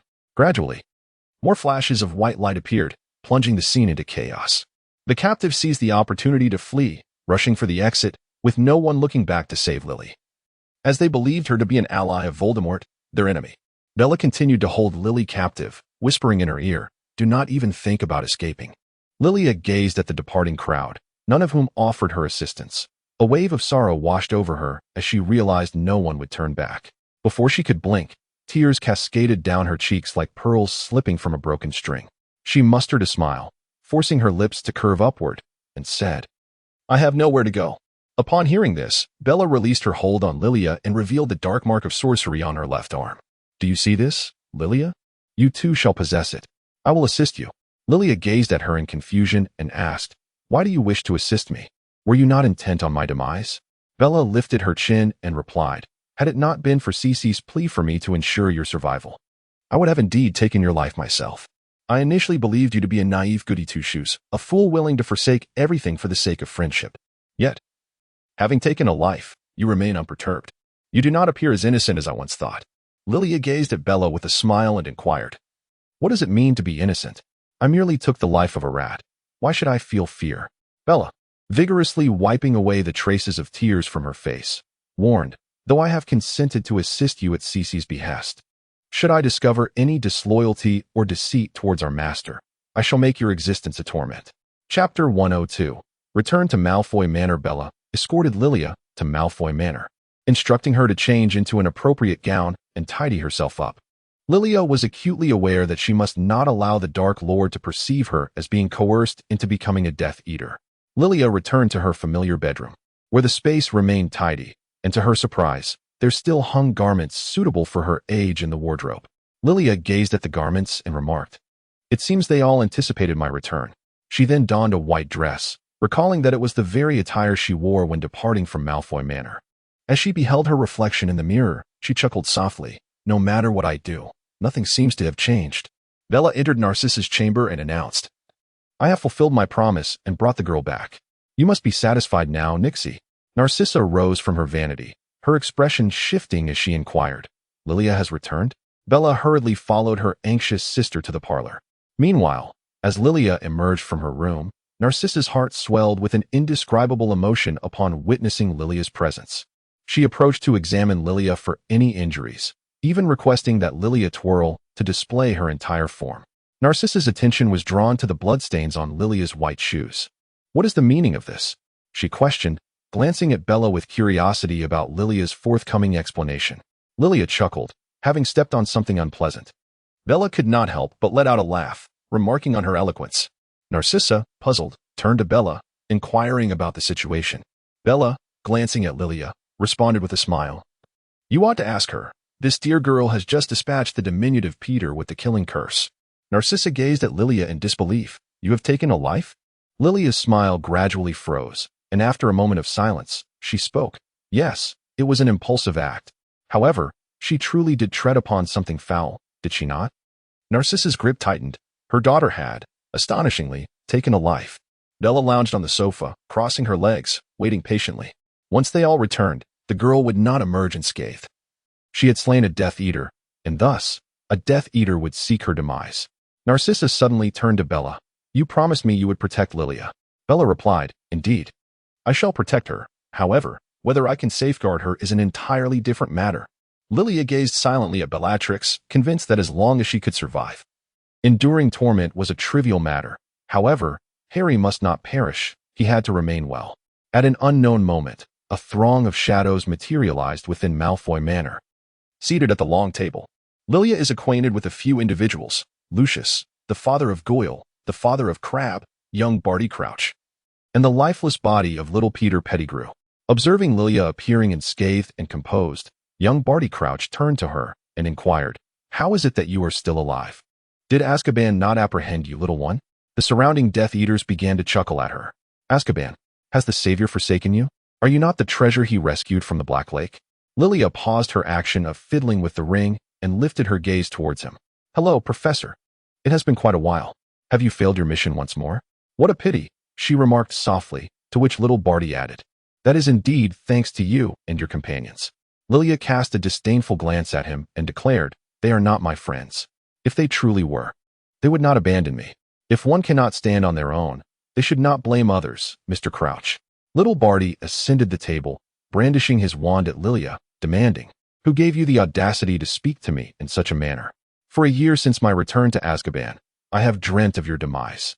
Narcissa tightened her grip on her handkerchief, while Lucius raised his wand protectively before Lilia, asserting, "This is the Malfoy estate. It is not your place to be insolent." Little Barty Crouch retrieved his wand, dismissing the situation. "It matters not. It would be better for the Dark Lord to deal with her." Snape arrived, remarking, "It appears I have stumbled into a farce. Just a reminder, the Master is on his way, and if you wish to avoid his reprimand regarding your lack of decorum, I suggest you sit quietly."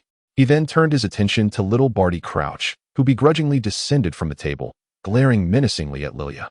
Lilia did not shy away from his gaze. Rather, she was preoccupied with how to perform before Voldemort and what justifications to conjure, rather than indulging in a display that would yield her no benefit. Chapter 103. Surrendering to Voldemort. After a while, Voldemort arrived, settling himself firmly at the head of the long table. This was Lilia's first encounter with Voldemort in his true form, noseless, resembling a serpent. As she beheld him, her heart raced with trepidation, fearing that he might see through her facade. Voldemort surveyed the individuals at the table, and amidst the oppressive darkness, the striking white of Lilia, standing at the end, caught his keen attention. He spoke slowly. "So, you are the Lilia that Harry Potter holds dear? Should I take your life? Would the great Savior be plunged into despair?"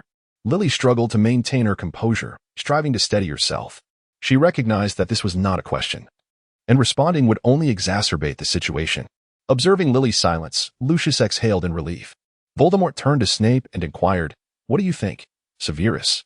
Snape, seated beside Voldemort, replied, "I believe not, my lord. They have been separated for some time now, and the circumstances of their parting were so unpleasant that it became common knowledge." "Is that so? What a pity." Voldemort continued to fixate on Lily, his gaze making her feel uneasy. Little Barty interjected, "Master, she is undoubtedly lying. She has just killed Peter Pettigrew." Voldemort snapped, "Silence.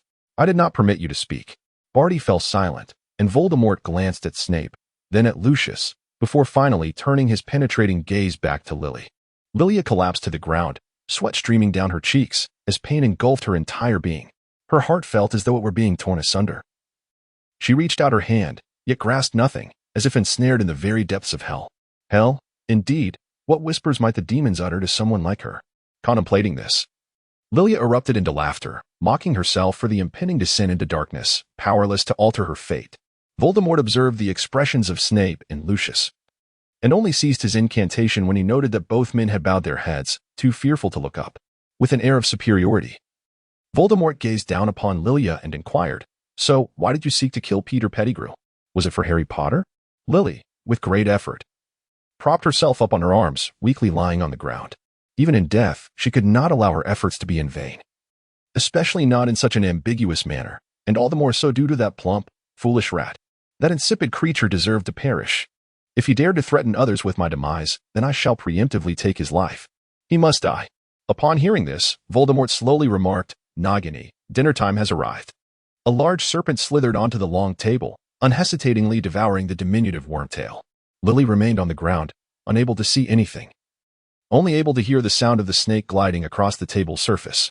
Lilia had initially believed that the dinner was meant for her, but now she felt a thrilling sensation akin to having survived a perilous encounter. However, her moment of joy was short-lived as Voldemort turned his gaze towards her and inquired, "Tell me, Lilia, have you and Harry parted ways?" "Why?" It was time for Lilia to showcase her acting prowess. She maintained her composure, paused briefly, and replied, "I have grown weary of standing in the shadow of the great savior. I detest his faint brilliance while I remain as inconspicuous as dust. I loathe him." This justification was one Lilia had concocted after much contemplation, as she struggled to find a credible reason for leaving Harry and had resorted to fabricating a rather implausible excuse. Bella observed Lilia, seated on the floor, in silence, scrutinizing her expression without detecting any signs of deceit. She was unable to discern whether Lilia was lying. Young Barty hurled a glass vase at Lilia, exclaiming, "Stop your deceit. How many admirers do you have at Hogwarts? Your illustrious tale, as inconspicuous as dust? I dare say it shines as brightly as the stars." Snape interjected, "Are you attempting to compliment her, Mr. Crouch?" Voldemort, who had just begun to place some trust in Lilia, now harbored suspicions. "Silence. You seem rather excessive today, Crouch." Young Barty Crouch, instinctively licking his lips, turned to Lilia and said, "If you possess the ability, prove that you are not lying. Otherwise, I shall be the one to end your life." The shattered glass grazed Lilia's cheek, and at that moment, she wished fervently to rid herself of Barty, who had thwarted her endeavors time and again. Lilia gazed at him with a sneer, expressing her gratitude for the compliment. "Thank you for your kind words, Mr. Crouch. Regardless of your belief, in the presence of the great savior, even the brightest stars are overshadowed. My excellence beside him is but a jest." Voldemort raised his wand, aiming it at Lilia, questioning whether she spoke the truth, and with a swift incantation, legilimens. As Professor Snape had indicated, Voldemort was far more ruthless in invading the minds of others. Despite Lilia's numerous practices, aside from the fleeting moments of achievement in her life, Voldemort glimpsed certain scenes involving Harry. The memories of their separation at Christmas, as well as the recent incident in the Ministry where she callously condemned Peter Pettigrew to death, unfolded before him. Viewing these images, Voldemort perceived Lilia as a remarkable yet merciless individual, deeming her a suitable candidate for a Death Eater.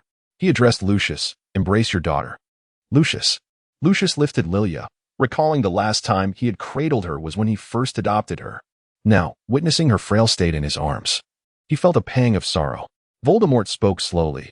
"We welcome both the exceptional and the cold-hearted to join us. Pledge your loyalty to me, and I shall grant you unparalleled glory."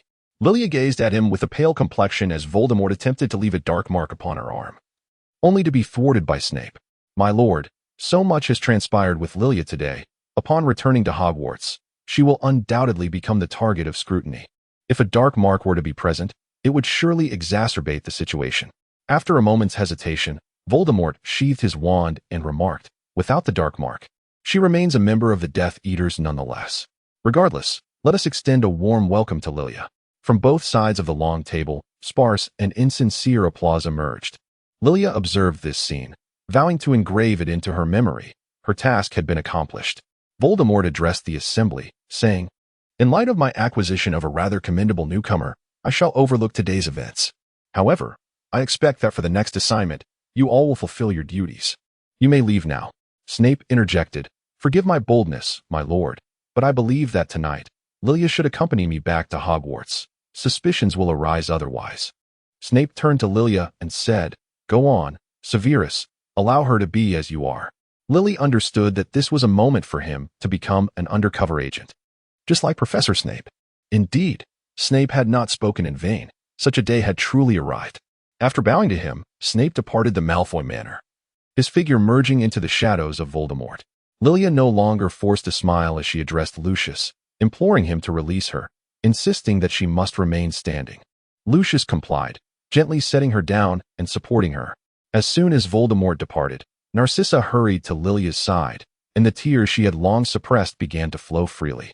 Lilia, her face ashen, gently wiped away Narcissa's tears with her icy hand and smiled. "I have returned.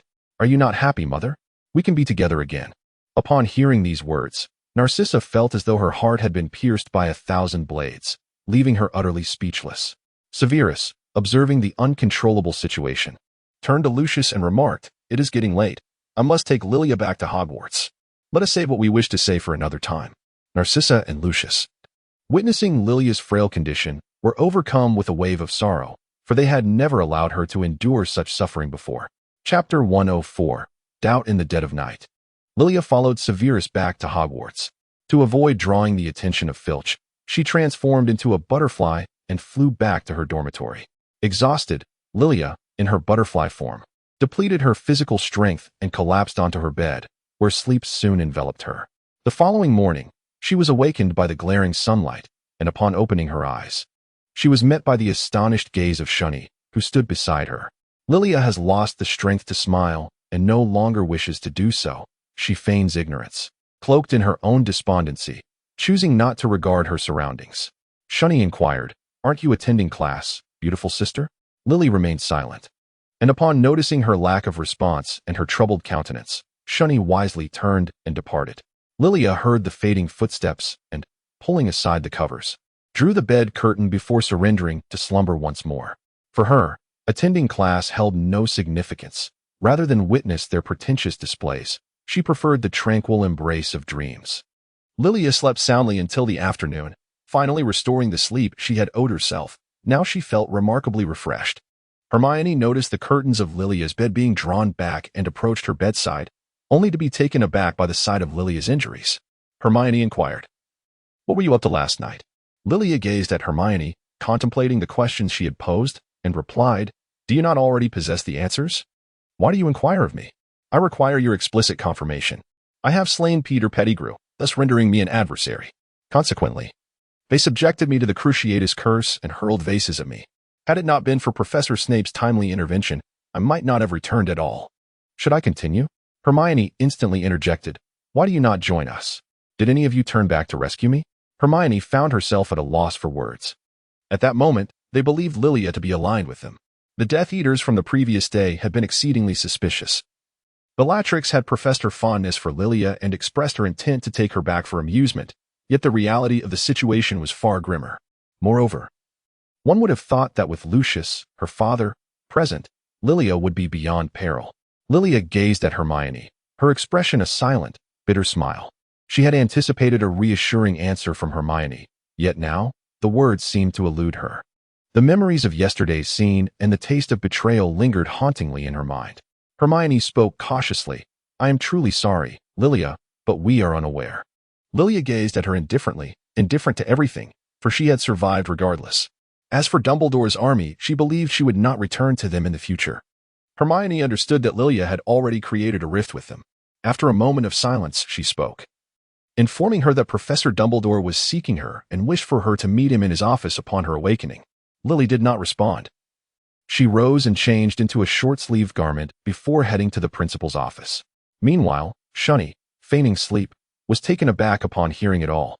It turned out that Lily had endured so much, which explained her disregard for her.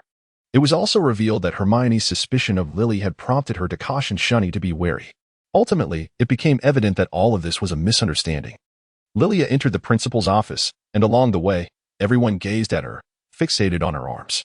Whispers circulated, questioning whether she had indeed murdered the diminutive Peter. Is it true? A murderer deserves to be sent to Azkaban. Lilia paid them no heed. Professor Dumbledore, upon seeing her enter, remarked, "Severus has informed me. How do you feel now?" Lilia remarked that she was still alive, having survived the ordeal. Dumbledore approached her and said, "It is perfectly acceptable to feel unwell. Just share your thoughts with me. Shunny has already granted you a 3-day leave. Make sure to rest well during this time. Lilia, you have accomplished more than enough." "Thank you, Professor Dumbledore. They all label me a murderer and claim they will imprison me in Azkaban. Can I still remain at Hogwarts?" Dumbledore replied, "Hogwarts will always be your home. I have already clarified the situation with the Ministry of Magic. You acted out of necessity when you took a life, particularly that of Peter Pettigrew, who had just escaped from Azkaban. You bear no guilt in this matter. Furthermore, Mr. Barty Crouch has spoken highly of you and even recounted the incident of your rescue." Lilia pondered that, due to this matter, young Batty harbored a strong disdain for her, considering her a thorn in his side. In stark contrast, old Batty regarded her as a savior, which rendered the father-son duo both ironic and amusing. Seeing that her concerns had been addressed, Lilia felt no further need to remain. "Please convey my gratitude to Mr. Crouch. If there is nothing else, I shall take my leave," Dumbledore remarked. Wait a moment. Lily turned back, exuding a sense of resignation. Professor Dumbledore, if you ever have any questions or find yourself in a melancholic state, do not hesitate to come to me and share your thoughts. I sincerely apologize for not having shown concern for you before. Lilia reluctantly displayed a feigned smile, expressing, I believe I shall not require this anymore, Professor Dumbledore. Nothing could possibly be worse than my current existence. Chapter 105, Conversation. 3 days swiftly passed, and today marked Lilia's return to the classroom, as well as the day when grades were revealed. As anticipated, Lilia achieved 11 outstanding marks, with the exception of Ancient Runes, a course she had not attended. Lilia donned her robe and took a moment to enhance her somewhat pallid complexion, which lent her a touch of vitality. She tucked away the necklace and bracelet that Harry had gifted her within her attire. As she entered, a hush fell over the classroom, and all eyes were instantly drawn to her, scrutinizing her from head to toe. Lilia had long since grown accustomed to being the center of attention, indifferent to whether the gazes were filled with kindness or malice. However, there was one pair of eyes whose scrutiny she could not ignore, those of the illustrious savior, Harry Potter. His gaze was laden with concern, prompting Lilia to feign ignorance and redirect her attention to Severus Snape, who glanced at the assembled students and instructed them to come forward.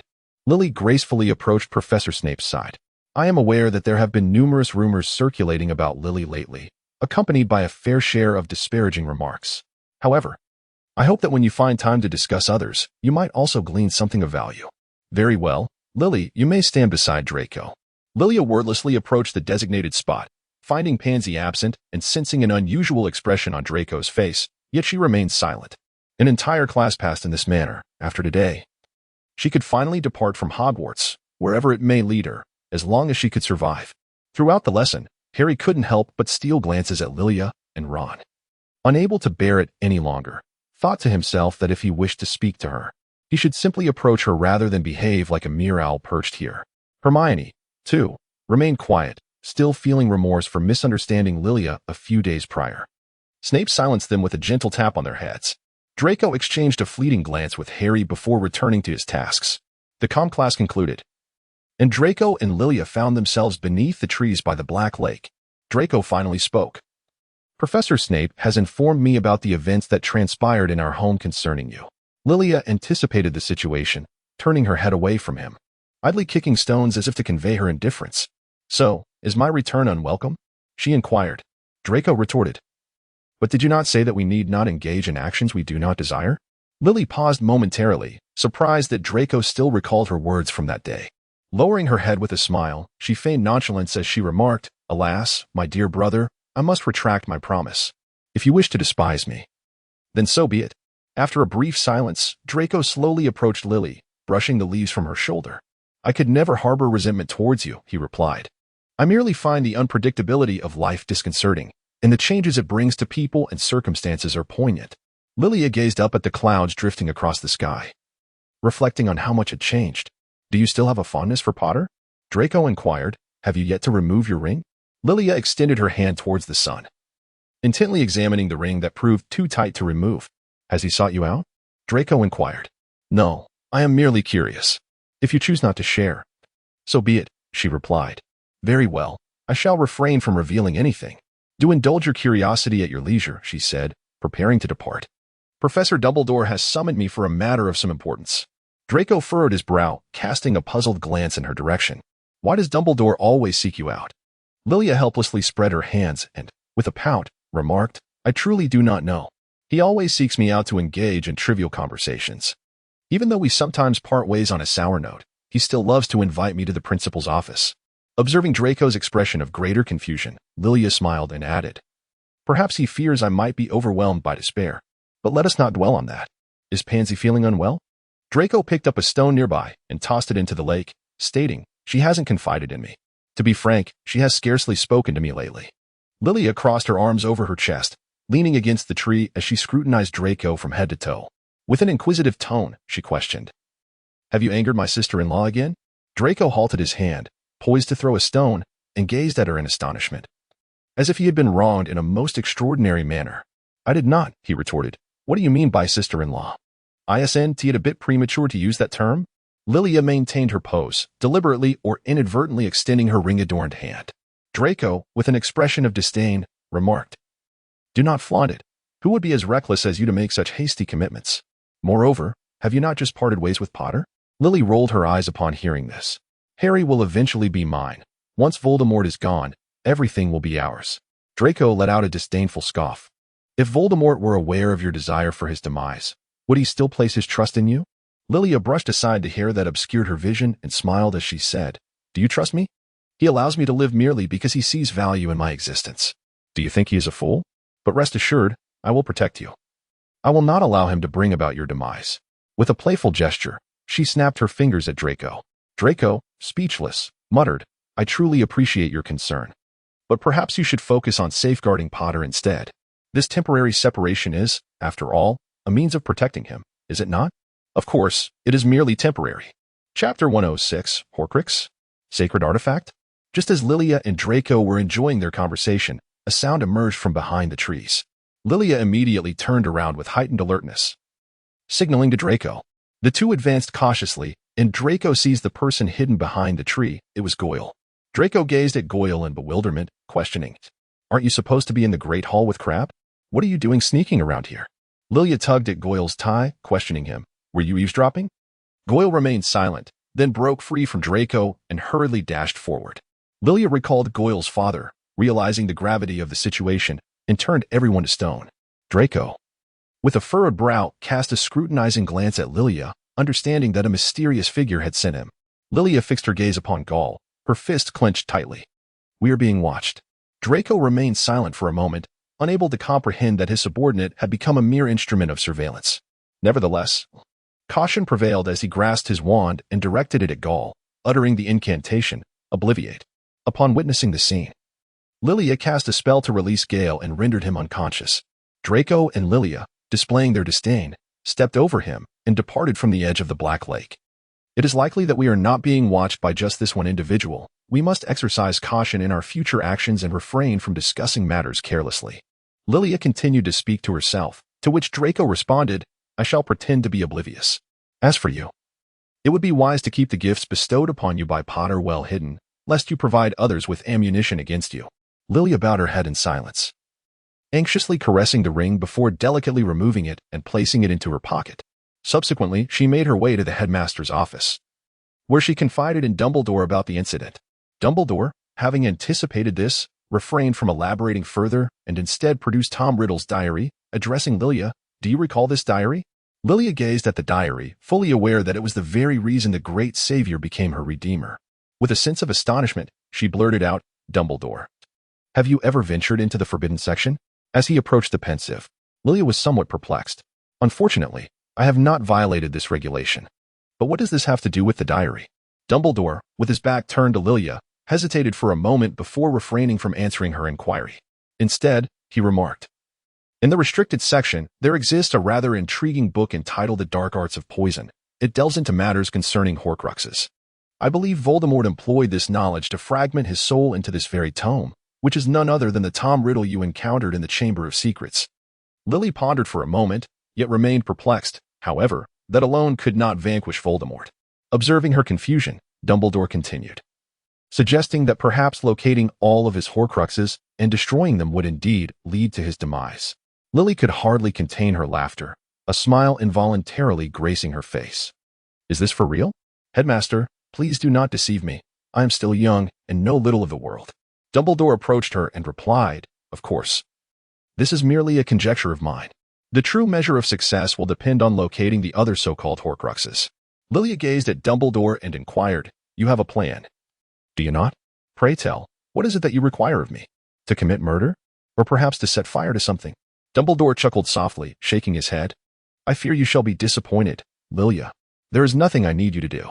Merely, I ask that you reside comfortably within the Malfoy household, earning Voldemort's trust and allowing him to lower his guard. Lilia extended her hands with a smile and said, As you wish, Mr. Principal. Dumbledore picked up a piece of licorice from the table and handed it to Lilia before taking a seat. There is another matter. Have you heard the tale of the three brothers, Lilia? Lilia recalled Harry's invisibility cloak and replied, Indeed, Headmaster, the Deathly Hallows. Dumbledore smiled and said, Correct. The Resurrection Stone, the Elder Wand, and the invisibility cloak together form the Deathly Hallows. It is said that possessing all three grants one mastery over life and death. Lilia nodded, expressing her unwavering belief in the veracity of that tale. Dumbledore, gazing at the Ancient One in his hand, remarked, "Indeed, it is true. Harry possesses the invisibility cloak, and I hold the Elder Wand. Now, only the Resurrection Stone remains. I shall visit the Gaunt residence during the holidays. Perhaps there I will find what I seek." Lilia also glanced at the wand. "Do you need me to accompany you, Professor?" Dumbledore gently patted Lilia's shoulder, remaining silent. Lilia gazed into Dumbledore's eyes, her heart already possessing the answer. Chapter 107. The Train. As she boarded the train home, Lilia found herself alone in a compartment, her thoughts swirling with profound emotions. No matter the twists and turns, she remained inexorably drawn to Malfoy Manor. Beside her, the ice cream lay in a drowsy slumber. Lilia took out the ring, clutching it tightly as if it were Harry's hand, yearning to feel his warmth. Suddenly, the compartment door swung open. "May I come in?" It was Roderick, the esteemed author. Lilia turned her head in silence and replied, "No, leave." Roderick, undeterred, seated himself opposite her as if her words had fallen on deaf ears. Lilia felt a surge of irritation and rose to leave. Roderick grasped her arm, only to be swiftly rebuffed. "Do not touch me, Mr. Author. Why are you here instead of writing that book about scent? What, do you wish to share some tragic tale of fate with me? Or perhaps you intend to confront Harry Potter once more?" Roderick replied, "That is precisely what I wanted to discuss. I apologize, Lilia. I made a mistake. But that book was indeed the first I poured my heart into." Lilia chuckled earnestly, remarking that it was the worst book she had ever read. Roderick replied with a knowing smile, "I anticipated you would say that. I have come this time to bid you farewell, for I am departing for Germany." Lilia's smile froze, and she pondered whether she ought to display a semblance of reluctance. "What on earth are you going to Germany for?" Roderick remarked with a sneer. "My parents have relocated to Germany, and I wish to explore the scenery and pin some thoughts, perhaps for a few years, perhaps never to return. Rest assured, I shall refrain from writing anything that might displease you." Lilia embraced her arms, scrutinizing him intently. "Why do you always seem to care for me? What is there about me that merits your concern?" Roderick hesitated for a moment before responding, "It is my father's request. He mentioned that he and your father are close friends and hopes that we can carry on this friendship. However, I believe it is time for me to take my leave. You are already in good hands. Until we meet again, fate permitting." Lilia did not respond, merely watching Roderick depart. Unbeknownst to her, Roderick's father had indirectly caused her father's demise, nor was she aware of the deep remorse Roderick felt for Lilia. After Roderick left, Lilia retrieved the music box Harry had gifted her from her suitcase. She opened the window and, with her eyes closed, listened to the enchanting melody. As the gentle breeze caressed her, Lilia felt an extraordinary coolness envelop her, gradually leading her into a serene slumber. Lilia dreamt that she was resting on Harry's shoulder, inhaling the unique scent of sun-dried clothes that belonged to him. In her dream, she faintly heard a voice whispering, "I have always been by your side, regardless of whether you still need me. When you gaze at the sun, you are gazing at me." In that slumber, Lilia experienced an unparalleled sense of comfort. Upon awakening, Lily stretched languidly and, to her surprise, discovered a slice of strawberry cake on the table. Despite her curiosity, she refrained from indulging in it and instead delicately secured her music box. Gazing out the window, she noticed the sun shining brightly as a white butterfly gracefully fluttered by, eliciting a joyful smile from her. Lilia picked up the collection of stories by the poet, revisiting the tale of the three brothers. At last, she discovered a peculiar symbol at the back of the book, identical to the design on Luna's father's necklace. Lilia intended to leave the private room to discuss the matter with Luna, while inside remained Navi and Simo. After Lilia greeted her, she held up a book for Luna to see. "I recall that Mr. Lovegood possesses a necklace adorned with a similar pattern. What is this?" Luna glanced at it and replied, "This is the symbol of the Deathly Hallows. Is there anything peculiar about it?" Lilia cast a careful glance, and after memorizing the appearance, she smiled and said it was nothing, merely a sudden curiosity. Neville remarked that it seemed she was in good spirits today, as she had appeared rather irritable lately. Seamus chimed in, "Indeed, ever since you and Harry," Neville interrupted him, gesturing for silence. Seamus, puzzled, questioned why he had stepped on his foot. Neville replied it was an accident. Luna turned to Lilia and inquired whether something interesting had transpired. Lilia's smile froze upon her face as she remarked, "I suppose so. I had a delightful dream. It has been quite some time since I last dreamed. Well then, I shall take my leave. Happy holidays to you all." Chapter 108. Homeward bound upon arriving at platform 9 3/4, Lilia reunited with Draco, while Goyle and Crabbe remained steadfastly behind him. Draco, slightly irked, inquired, "Are you imbeciles intending to accompany me home as well?" Goyle and Crabbe exchanged glances in silence. Lilia stood beside Draco. "I will return with Draco. You need not exert yourselves worrying about him." Goyle and Crabbe remained silent, for Draco was genuinely incensed. "Hey, are you deaf? Or perhaps you simply lack ears?" Goyle remarked. "We can follow behind you as we make our way back." Lilia's good mood had been utterly depleted as she glared fiercely at them. "Don't you have a home to return to? Do you need me to pay for a hotel for you?" Suddenly, she spotted Harry and his companions disembarking from their vehicle, and she quickly grasped Draco's arm, leading him forward into a narrow alley, momentarily shaking off the two persistent followers. Harry watched their departing figures in silence. Hermione, noticing Harry's gaze, inquired, "What are you looking at, Harry?" He swiftly turned his head, responding, "Nothing," narrowing his eyes.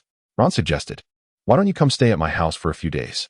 Sirius approached Harry, saying, "Thank you, Ron, but Harry has already decided to spend the holidays with me." Upon seeing Sirius, Harry's face broke into a radiant smile. Ron conceded, "All right then, goodbye, Harry." Harry bid farewell to Ron and Hermione, promising to see them at the start of term, before turning to walk away with Sirius. In the alley, they performed the disapparition spell and arrived at Malfoy Manor. Draco felt a bit disoriented, dazed, and confused. Lilia supported Draco as they made their way to the entrance. "Don't tell me you've been subjected to such scrutiny these past few days," she remarked. Draco slowly replied, "Unfortunately, yes. So are you ready? We are home." Lilia gazed upward at the sun hanging in the sky, a smile blossoming upon her lips as she resolutely declared her readiness. In contrast, Draco remained silent, his eyes fixed on the door. For reasons unbeknownst to him, he felt an aversion to returning home, to crossing that threshold, fearing that once he stepped inside, he would be engulfed by darkness. With a resounding clang, the door shut behind them. Approaching the long table, Lilia recalled how she had once been surrounded by a throng, their piercing stares feeling like daggers to her soul. The chilling sensation lingered in her memory, prompting her to instinctively take a step back. Draco, meanwhile, observed the roses blooming vibrantly in the garden, his heart a tumult of emotions. How long would it be until the mysterious figure chose him? Was that truly an honor?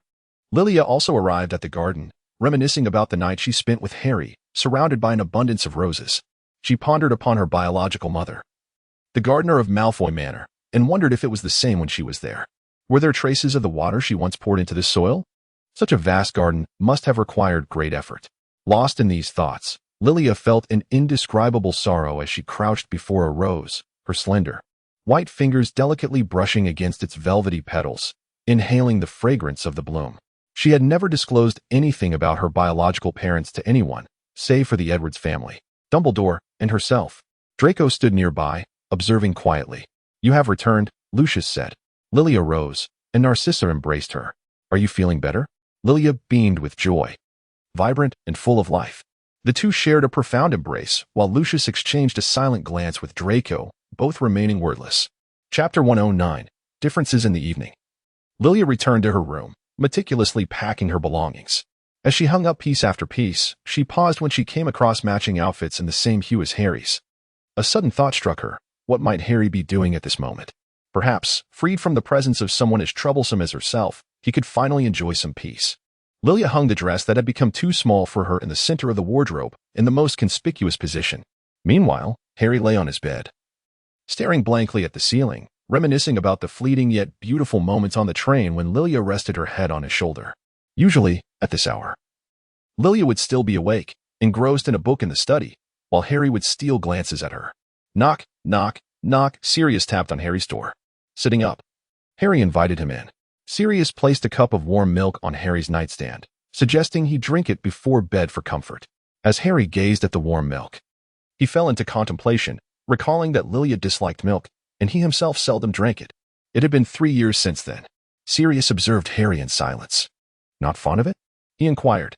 Regaining his focus, Harry replied, "No, I like it very much. Thank you."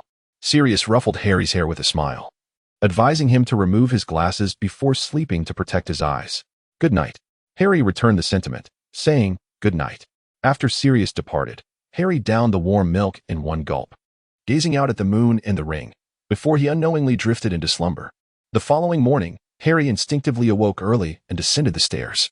As he reached the dining table and beheld the spread of dishes, he was reminded that he no longer lived with Lilia. The house elf, creature, busied himself in the kitchen, catching snippets of Harry's murmurs, which were surely not kind words. Harry ignored him and waited for Sirius at the dining table. Just as Creature completed the final dish, Sirius came downstairs. "Good morning, Harry. How did you sleep last night? Are you settling in?" Harry nodded, very comfortably. "I like everything here." Meanwhile, Lilia sat at a long table with her companions, sharing breakfast in silence. The oppressive atmosphere weighed heavily on her. Finally, Lucius broke the silence with his first words of the day. "I will be heading to the Ministry of Magic shortly to attend to some matters. Do not let me catch you leaving the house, understand? Lilia, Draco, keep your mother company." Lilia and Draco remained silent, enveloped in a profound stillness. Narcissa interjected, assuring, "I shall keep a watchful eye over them, rest assured." Lucius clasped Narcissa's hand, expressing, "You have borne much, my dear." Lilia stirred the soup in her bowl with a spoon until a whirlpool formed, gazing into its depths in silence. After finishing breakfast, Lucius departed, and Draco retreated to his own chamber. Lilia sat on the sofa alongside Narcissa, perusing the Daily Prophet's various reports on Voldemort and Harry Potter, which even included discussions regarding Lucius's past as a Death Eater. It seemed this was the reason for her father's visit to the Ministry of Magic, Lilia pondered. As Narcissa too noted this information, her concern evident. Lilia noticed something amiss with Narcissa and smiled as she diverted her attention. "Mother, allow me to show you a spell I invented earlier, frost as sharp as a needle." Before Lilia, the clear water instantaneously transformed into ice. The walls of the cup adorned with frost. She had refined the spell, enabling the ice to maintain its frigid temperature for 5 minutes. While it served little purpose, it was quite novel to amuse herself within her spare time.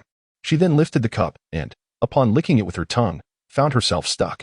In a moment of panic, Narcissa hastily instructed the house elf to fetch warm water.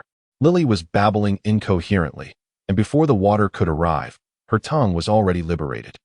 Lily took a hearty gulp of water and then turned to Narcissa with a smile, which eased the tension that had been lingering in Narcissa's heart. "Oh, you. Do be more careful next time." Lilia, beaming with joy at the success of the plan, nestled beside Narcissa and remarked, "Well, it's not like I did it on purpose." To which Narcissa responded, "I haven't seen your violin around. Where is it?" Lilia's smile gradually hardened and became lackluster. "It slipped away from me." Narcissa expressed her skepticism, remarking that I used to carry my violin with me everywhere. How could it have been lost? Lilia remained silent, and Narcissa remarked, "Never mind, it's just a violin. We can always purchase a better one." She then turned her gaze towards Lilia. Lilia's smile instantly returned as she deliberately picked up the vase adorned with roses, remarking that the flowers were nurtured splendidly by the little sprite, appearing to surpass even those cultivated by the outside gardener. Upon hearing the term gardener, Narcissa seemed to recollect a memory. "Indeed, we once had a gardener in our household. I encountered her at the flower shop. She was remarkably beautiful, and the flowers she tended exuded an extraordinary fragrance. However, after spending 2 years with us, she became pregnant and was never seen again." Lilia feigned ignorance and inquired, "Do you still remember her name?" Narcissa pondered for a moment before replying, "Rosalind, I remember it distinctly, a name reminiscent of roses. Moreover, she is French and speaks English with remarkable fluency." Lilia was somewhat astonished by the reason why the French had come to England. Narcissa remarked that she had heard it was in search of refuge, and it seemed that you were quite intrigued by her. Lilia replied that she had not, as she had yet to encounter a French person and was merely curious. Chapter 110, Draco and Voldemort. The tranquility at Malfoy Manor was short-lived, as Lucius was imprisoned in Azkaban, and to make matters worse, Voldemort returned once again. Lilia entered Draco's chamber, and upon noticing her, Draco turned with alertness, only to breathe a sigh of relief upon recognizing her presence. "You have arrived," he remarked. Lilia sat down beside him, noticing his pallid complexion. "Are you feeling unwell? Nervous?" Draco took a large gulp of water, remaining silent. Lilia reassured Draco, urging him not to fear. He bore no nose and lacked hair, resembling a distorted magical creature. This was Lilia's genuine perception. Draco responded, "Really?" Lilia rested her hand gently on Draco's shoulder, assuring him, "I will always be by your side." Draco's anxious heart eased slightly. Just then, Narcissa entered the room and turned to Draco, saying, "The Dark Lord has arrived. No matter what he says, you must comply. Do you understand, Draco?" I do not wish for you to depart as well. She then cast a glance at Lilia, inquiring, What are you doing here, Lilia? Draco hurriedly replied, I am going out with Lilia. After a moment of hesitation, Narcissa acquiesced, Very well, but do be swift. Lilia and Draco stepped outside, standing before Voldemort. Voldemort scrutinized Draco and Lilia carefully, instructing the others, You may all leave, save for Draco. Narcissa cast a meaningful glance at Lilia before departing. Lilia resolutely remained beside Draco, steadfast and unmoving. Draco turned to Lilia, hoping she would honor her promise. Voldemort addressed Lilia, What troubles you, Lilia? Do you have something to say?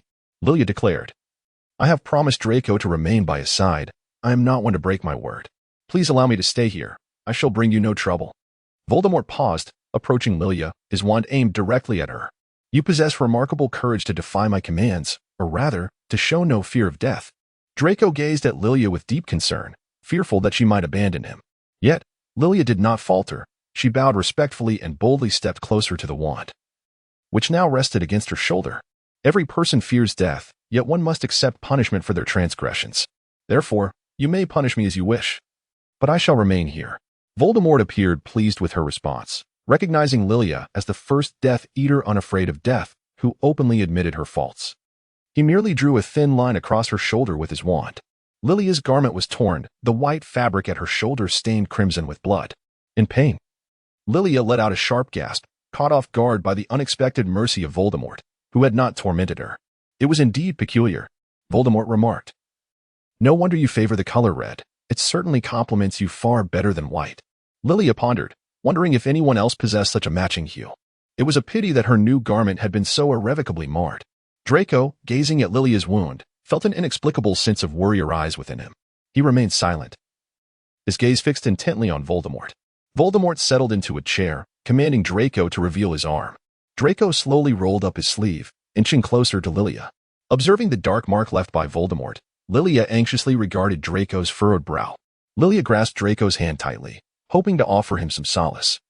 Voldemort observed their intertwined hands and remarked, It appears your bond is quite strong, is it not? Draco, you are aware of my purpose here, your parents, Lilia, and yourself.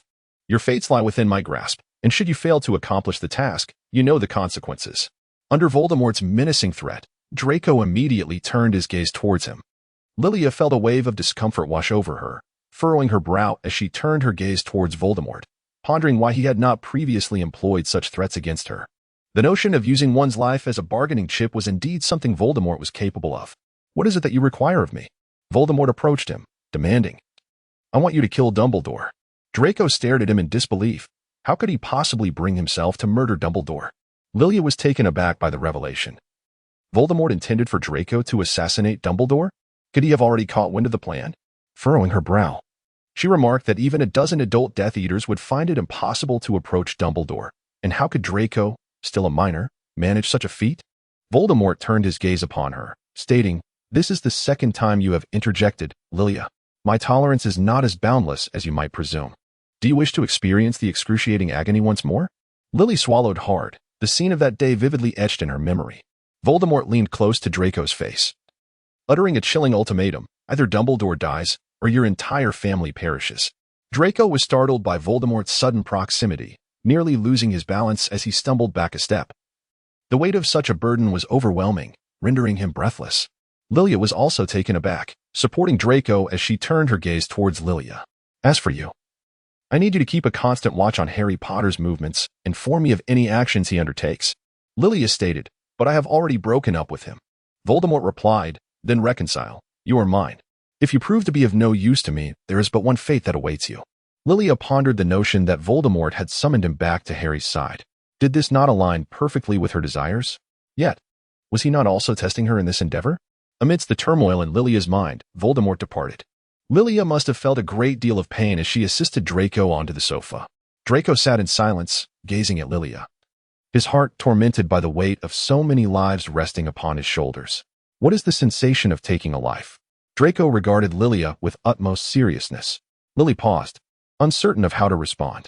In the fleeting moment when she took the life of the diminutive Peter, she experienced a surge of exhilaration, even a reckless impulse to dismember him. This morbid notion filled her with dread. She feared that she might come to revel in such sensations. Lilia gazed into Draco's eyes, responding with an unsettling feeling. You will become the very person you detest. Draco looked at her and inquired, will you abandon me? Just as you left home without a second thought when we were together? Lilia chuckled, declaring that she would never leave her family again. Draco embraced Lilia, his blood staining the pristine fabric of her skirt. He understood that only by submitting could he safeguard his family, his sister, even if he were to lose everything else. He could not afford to lose her. Chapter 111. One day, Narcissa informed Lilia that she and Bellatrix had matters to attend to, instructing Lilia to take care of Draco. Promptly, Lilia adorned herself with the ring Harry had gifted her. Gazing at Draco's door, which remained resolutely shut, an idea sparked within her. She donned casual attire and knocked on the door, saying, Brother, Mother has gone out. Let us venture out to play. After several moments of silence, with no response from Draco, Lilia pushed the door open. The sight before her caused her smile to vanish in an instant. Draco lay half reclined on the bed, his lips devoid of color as he stared out the window. Fresh wounds marred his left arm, deep and still oozing blood. Lilia hurriedly dashed outside, searching for potions and bandages. Upon returning, she knelt down to tend to Draco's wounds. Observing the bandage quickly stained with crimson, Lilia furrowed her brow and choked back tears as she questioned, What on earth are you thinking? Draco managed to muster a smile, gazing out the window as he replied, It has grown dark.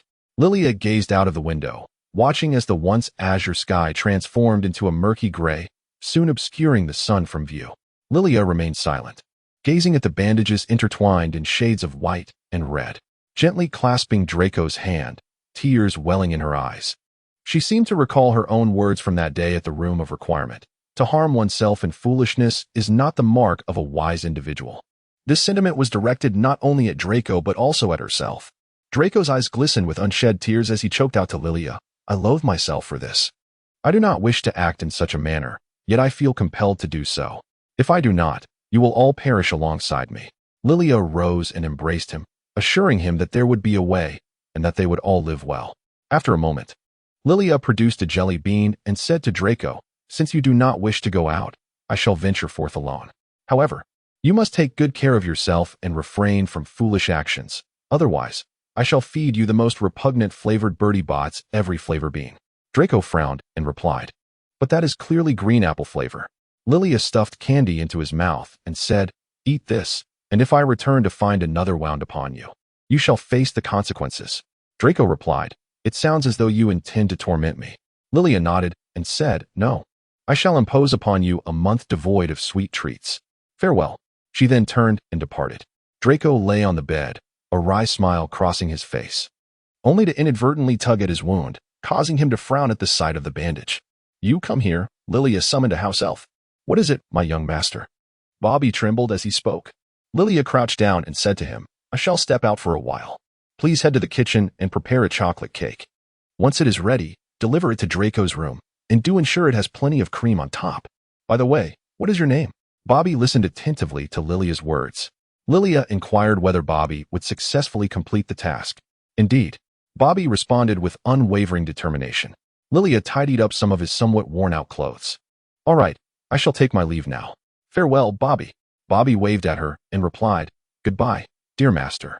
Lilia, clutching an ice cream, found herself inexplicably drawn to the place where they once resided. The remnants of fire marred the surroundings, leaving the peach trees barren and desolate. The Dark Lord truly acts with ruthless determination, Lilia murmured to herself, before turning towards the structure that once housed a multitude of cats, now reduced to mere remnants of their paws. Upon entering the house, the emptiness resonated like that of a shell awaiting revival. Stepping into the garden, she noted the stark barrenness of the peach tree, while the roses continued to bloom vibrantly. Suddenly, a voice emerged from behind her, calling Lilia. Lilia abruptly turned around, and there stood Harry. What are you doing here? Lilia asked, her voice tinged with a hint of panic as she rose to her feet. Harry responded with a smile. I've been staying at Ron's for a few days and decided to come back for a visit and tidy up. It seems there are some surprises in store. Lilia said calmly, I happened to pass by and came back to take a look. Everything is quite tidy, thank you. Harry gazed at Lilia, concern etched on his face. Have you been doing well lately? I saw in the newspaper that Malfoy has entered Azkaban. It hasn't affected you, has it? Lilia pondered. How am I to respond to such a question? Is this not a matter of asking the obvious? I'm well indeed. Happy birthday. I sincerely apologize for not preparing a gift for you, Harry replied.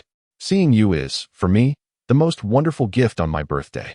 Lilia was caught off guard by his words and laughed. Haha, you truly have a knack for humor. Harry, gazing earnestly into Lilia's eyes, replied, I am not jesting. During this time, I have continually thought of you and reminisced about our shared moments, reflecting on why I have become this way. Lilia gazed at him, her heart heavy with emotion. You have done nothing wrong. Harry, the one who needs to reflect is me. I have been too headstrong. You truly are an exceptional boyfriend. Harry, harboring a flicker of hope, inquired, Can we still reconcile? Lilia recalled Voldemort's command, hesitating over whether to exploit Harry's feelings. Her indecision left Harry's hopes once more dashed as he lowered his gaze and murmured, All right, I understand. I should not indulge in such foolish fantasies. I apologize for the disturbance.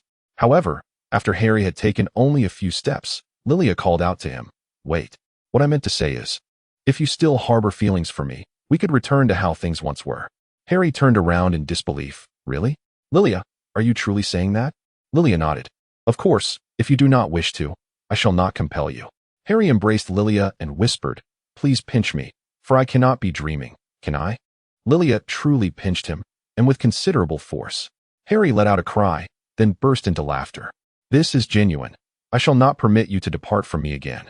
Lilia gently caressed Harry's back in silence, contemplating how to navigate their future interactions. She felt like a mere pawn in the grand scheme of things. Their reconciliation with Harry had been a serendipitous turn of events, yet the path ahead remained shrouded in uncertainty, especially with so many watchful eyes upon them.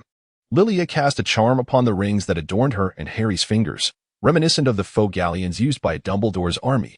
When you think of me, touch it. And I shall feel it, she proclaimed. Harry immediately caressed the ring, which began to radiate warmth. Lilia inquired, What is it that you wish to touch it for now? To which Harry replied, But at this moment, I yearn for you dearly. Lilia smiled and remarked on how clingy she had become. Harry embraced Lilia once more, expressing his deep fear of losing her again. Lily whispered softly in his ear, Regardless of whether I am by your side at all times, I shall forever love you. Lily shall eternally cherish Harry Potter. Instantly, Harry's ears flushed crimson. Chapter 112. On the train as the commencement of the school year approached, Draco frequently ventured out with Narcissa, leaving Lily behind. Day after day, Lily languished at home, growing weary of the solitude. The Death Eaters often paid visits as well. On this particular day, Snape escorted Lily to Spinner's Inn. Lilia sat beside Snape and inquired, Professor Snape, is there something you wish to discuss with me? I believe my potion's grades are satisfactory. Snape, with a stoic expression, replied, It is not your potions that concerns me, but rather the matter regarding Draco's intention to assassinate Dumbledore. Lily furrowed her brow and gazed at Snape. How did you know, Professor? Snape turned his attention to Lily. Are you not aware? Narcissa and I have forged an unbreakable vow, binding me to assist Draco in his undertaking, which entails that I must aid him in the assassination of Dumbledore. Lily hesitated for a moment. You came to see me solely to discuss this matter? Snape responded, Dumbledore has located the Resurrection Stone. It is set within a ring that has been cursed by the Dark Lord. The poison spreads rapidly, and Dumbledore has little time left, at most a year to live. Upon hearing these words, Lilia felt as if struck by a thunderbolt. In other words, Professor Dumbledore had. Lilia suddenly found herself unable to articulate her thoughts. Snape interjected, asserting that he must die. Lily had not yet regained her composure. Was there truly no means to save him? Snape lifted his coffee, not waiting for the vanishing cabinet to be repaired, for the hour of Dumbledore's demise approached. On that fateful day, one had to remain constantly by the side of the Death Eater, earning his trust, and when the moment of his death arrived, one must not betray even a hint of sorrow, lest all efforts be rendered futile. Lilia, with tears glistening in her incredulous eyes, thought to herself, the great Dumbledore, even in death, must issue tasks, a lifetime of scheming, and he has ensnared himself in his own intricate web, a true tragedy. Lilia inquired of Snape, Why did you choose to become a double agent? It seems so troublesome, having to master the art of deception. Snape gazed at Lilia, refraining from offering a direct response. Instead, he remarked coolly, Some questions are best left unasked. Lilia, it is time for you to depart. Lilia caressed the ring that was perpetually warm, responding to its presence. She felt as though she possessed an abundance of knowledge, yet simultaneously, an overwhelming sense of ignorance. That evening, Draco and Narcissa returned home laden with a multitude of books. Draco had been in a foul mood for several days, often wearing a scowl that betrayed his inner turmoil, yet fortunately, he had refrained from self-harm since that incident. The three of them sat in the living room, each preoccupied with their own thoughts as they perused the newspaper. Narcissa was troubled by concerns for Lucius's safety. Draco was mulling over the task assigned by Voldemort, while Lilia contemplated the matter of Horcruxes that Dumbledore had mentioned to her. After a while, Narcissa spoke up, urging them to retire to their rooms early, as they would need to head to the platform the following day. Draco and Lilia nodded in agreement and returned to their respective chambers. The next day, aboard the Hogwarts Express, Draco, Pansy, and Lilia sat together. Draco murmured, "I do not wish to attend Hogwarts. May I refrain from going?" He was well aware of the answer, deliberately posing the question despite knowing the truth. Lilia responded to him, "If you wish for us to meet in paradise." Draco remained silent, seemingly not expecting Lilia to provide any response. Soon, Lilia noticed the ring growing warm. "I shall make a brief visit to the restroom and return shortly," Draco remarked. "You are going to seek Potter, aren't you?" Lilia laughed heartily indeed. "But how did you come to know?" Draco, maintaining a stoic expression, turned his gaze towards the window and remarked, with such trivial thoughts, "Do you think you can deceive me? If you wish to go, do so swiftly and return promptly." Lilia beamed with gratitude, thanking her brother before turning to Pansy, saying, "Sister-in-law, please take good care of my brother." With that, she dashed out. Pansy glanced at Draco, their eyes locking momentarily. "Is this something you taught her?" she inquired. Draco replied, "I did not.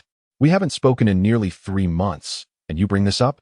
Pansy retorted, "Hasn't it only been 2 months?" Draco pressed, "Have you not thought of me at all?" Pansy responded, "Of course I have, but your owl cannot reach me." She then retrieved a large stack of letters from a box and placed them on the table. "These are all letters I wrote to you. You can read them yourself. There is no way I could convey this directly to you." Draco looked at the pile of letters and chuckled with satisfaction. "Now this is more like it." He opened one and read aloud, "Dear Draco, I have not heard from you lately. How are you? I had a quarrel with my family, which left me in a foul mood. I apologize for taking it out on you. You have always been so patient with my temper, yet I have never considered your feelings. Regardless of what happens, I will always stand by your side." Pansy felt a rush of warmth to her cheeks and interrupted, "Just read it yourself. There's no need to recite it." She quickly turned her head away, avoiding his gaze. Draco quietly finished reading the letter, embracing her gently. "Thank you, Pansy, for caring so deeply for me. I acknowledge my previous shortcomings." Pansy gasped for air as he tightened his hold, playfully punching his shoulder. "Draco, I warn you, if you squeeze me like that again, I will ignore you." Draco loosened his grip slightly but still held on to Pansy, who did not resist. They remained in that embrace for quite some time before finally parting. Meanwhile, on another side, Lilia had scarcely taken a few steps forward when she collided with Harry. He quickly steadied her and inquired, "Are you all right? I've been searching for you." Lilia rubbed her head and replied, "I am fine." Harry pulled Lilia into a corner, and she inquired, "Is there something you need from me?" Harry responded, "It's nothing. I simply wanted to see you sooner." Lilia beamed as she embraced Harry, her hands draped around his neck, sharing a tender kiss. Harry, reciprocating, encircled her waist, his kissing skills having evolved, infused with new sensations. Suddenly, a voice interrupted their moment. "Do you need to sing a counterpoint?" Flustered, Harry and Lilia hastily released each other, akin to being caught in a compromising situation. Luna chimed in, "Oh, Harry, Lilia, have you reconciled? I believe you need to perform the latest counterpoint on the topic of love potions." Harry and Lilia exchanged a glance before accepting the counterpoint. "Thank you, Luna," they replied. Luna responded, "No need to thank me," then pointed to Lilia's lips and added, "Your lipstick has smudged," before turning and departing. Lilia hastily wiped her mouth and turned to Harry, inquiring if there was more. Harry assisted her in cleaning up and replied that there was none left. "Shall we continue then?" Lilia chuckled and suggested they postpone their conversation for another time, inquiring if he had just enjoyed a coconut ice cream, which he found delightful. With that, she swiftly departed, leaving Harry somewhat bewildered. After clearing his throat a couple of times, he returned to the compartment. Chapter 113, The Hall in the Hall. Lilia effortlessly took a seat beside Harry, attentively slicing his steak. This intimate gesture unmistakably conveyed to everyone that they had reconciled. Ron, gnawing on a chicken leg, remarked to Hermione, "I told you they would get back together." Hermione, looking disdainfully at Ron, retorted, "Perhaps you should swallow before speaking." Shunny appeared somewhat glum, her appetite waning as she barely touched her cream puffs. It was perplexing how the very man who had once upset Lilia now seemed to have rekindled their relationship so suddenly. Lilia noticed something amiss with Shunny. "What's wrong, Shunny? Do you not enjoy these?"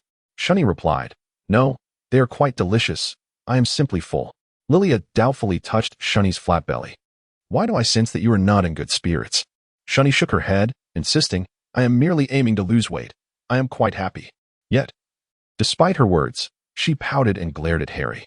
Lilia turned to Harry, who, bewildered, inquired, "Have I done something wrong?" Shunny averted her gaze, choosing to ignore him. Harry spread his hands in a gesture of innocence, asserting that he had done nothing amiss. Lilia merely smiled and shook her head in silence. The chatter surrounding Lucius's incarceration in Azkaban continued unabated, with whispers about Lilia and Draco never ceasing. Like father, like son. It was presumed that both of them were undoubtedly Death Eaters. Lilia had even wielded the killing curse, yet she had not been sent to Azkaban. In my opinion, both of them ought to be expelled. They represent a grave danger. Lily inadvertently slammed her fork onto the table, causing the murmur of conversation to diminish significantly. Lilia remarked that it truly is necessary to find something to occupy oneself each year, both timid and rather irksome. Her voice trailed off abruptly, and Ron raised an eyebrow at Harry, subtly indicating for him to observe Lilia. Harry, exasperated, shrugged his shoulders. There was little he could do about his fierce girlfriend, as it was not his place to play the hero. Hermione addressed Lilia, stating that just a few days prior, they had indeed witnessed Draco and Mrs. Malfoy searching for a peculiar cabinet in the Borgin and Burke shop. Of course, I am not suggesting they were up to anything nefarious, merely finding it rather odd. Lilia reflected calmly that the Malfoy family had always been peculiar. She then glanced towards the Slytherin table, which seemed markedly better, devoid of idle chatter. Save for Goyle and Crabbe, who were fixated on Draco. It was evident that Pansy could no longer restrain herself as she shouted at the two of them, questioning why they were incessantly staring at Draco. "Is he my boyfriend or yours? Enjoy your little cakes." Goyle and Crabbe were not particularly courteous in their response to Pansy, choosing instead to continue their observation of Draco. With a frown, Draco interjected, "Did you not hear what my girlfriend just said? Or do you wish to be my girlfriend as well?" He found himself increasingly perplexed by his two friends. It seemed that the moment he found himself in misfortune. Crabbe and Goyle were eager to vie for dominance, not to mention their desire to keep him under surveillance. Goyle and Crabbe fell silent, restoring a sense of tranquility. Lilia coughed twice while supporting her head, unexpectedly attracting not only Draco, but also Goyle and Crabbe. Lilia rolled her eyes and made a gesture that suggested they would be wasting their time if they continued to stare.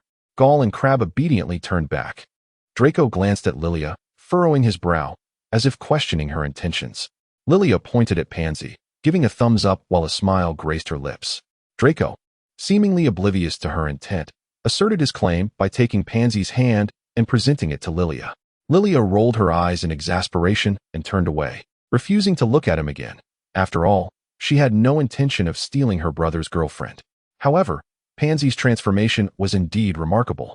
She had become considerate and no longer seemed as oblivious as before, even appearing more attractive. It seemed that love truly had the power to foster personal growth. Harry remarked to Lilia that Draco appeared to be rather unhappy lately. Lilia responded, pondering how one could find joy amidst such a multitude of events. However, how did they reconcile in the end? "I am utterly unaware of what I have missed," Ron remarked, sharing the same curiosity, though it pertains specifically to you and Harry. "He has never confided in me about it." Lilia cast a smile at Harry, wordlessly. As Dumbledore spoke of Voldemort, Lilia and Draco exchanged a glance, only to swiftly turn their attention back to Dumbledore. Lilia observed the expression on Dumbledore's face. Despite being on the brink of death, he still feigned ignorance. The thought of Dumbledore soon departing from this world filled her with an inexplicable sorrow.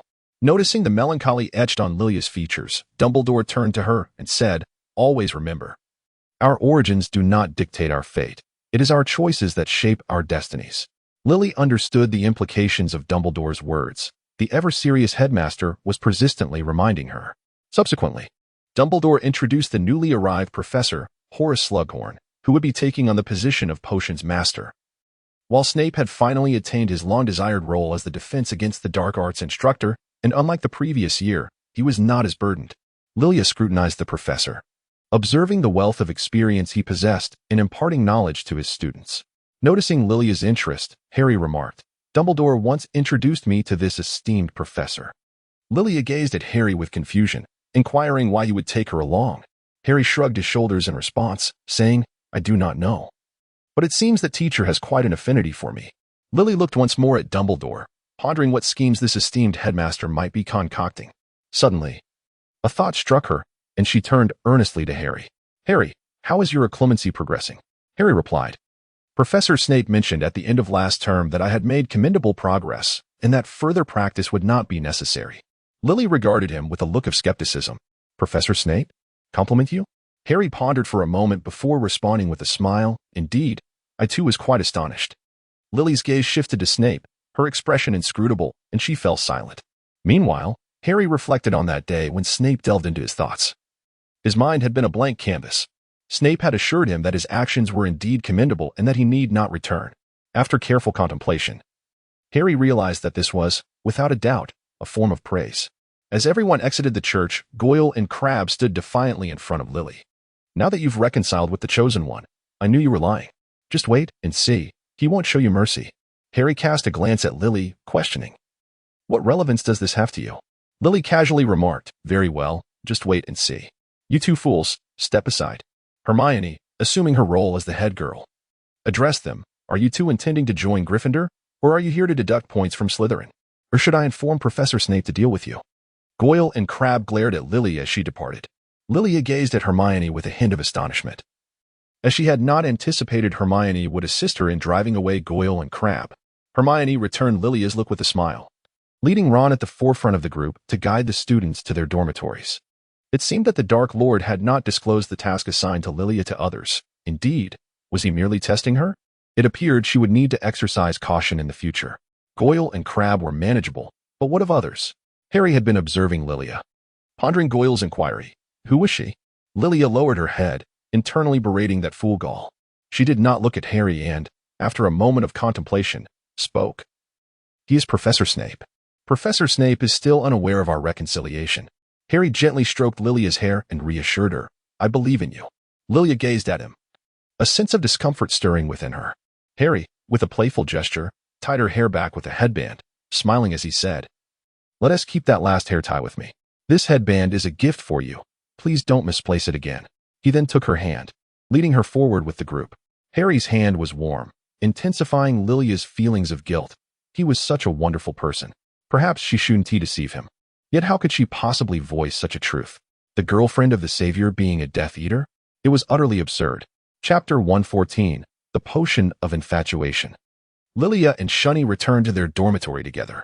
As soon as Shunny entered, she enveloped herself in her blanket. Hermione, puzzled, inquired about Shunny's well-being, noting that she had not seen her smile even once. Lilia gazed at Shunny, who was cocooned in a blanket, and with a smile, she untied her headband and said, Perhaps the journey has worn you out. You should rest early, Hermione. We have an early start tomorrow. Hermione approached Lilia and said, I am truly sorry, Lilia. Throughout this holiday, I have been reflecting on my actions. I regret not trusting you that day, which led to your capture by the Death Eaters. Please forgive me. Lilia paused for a moment, gazing at her as she spoke. It's perfectly fine. I have long forgotten it. Everyone makes mistakes, and you are not obliged to trust me unconditionally. Hermione, interpreting her words as an expression of frustration, replied, No, I will always believe in you. Lilia gazed at the headband and smiled, playfully admonishing, Do not, before burrowing into her blankets. Good night, Hermione.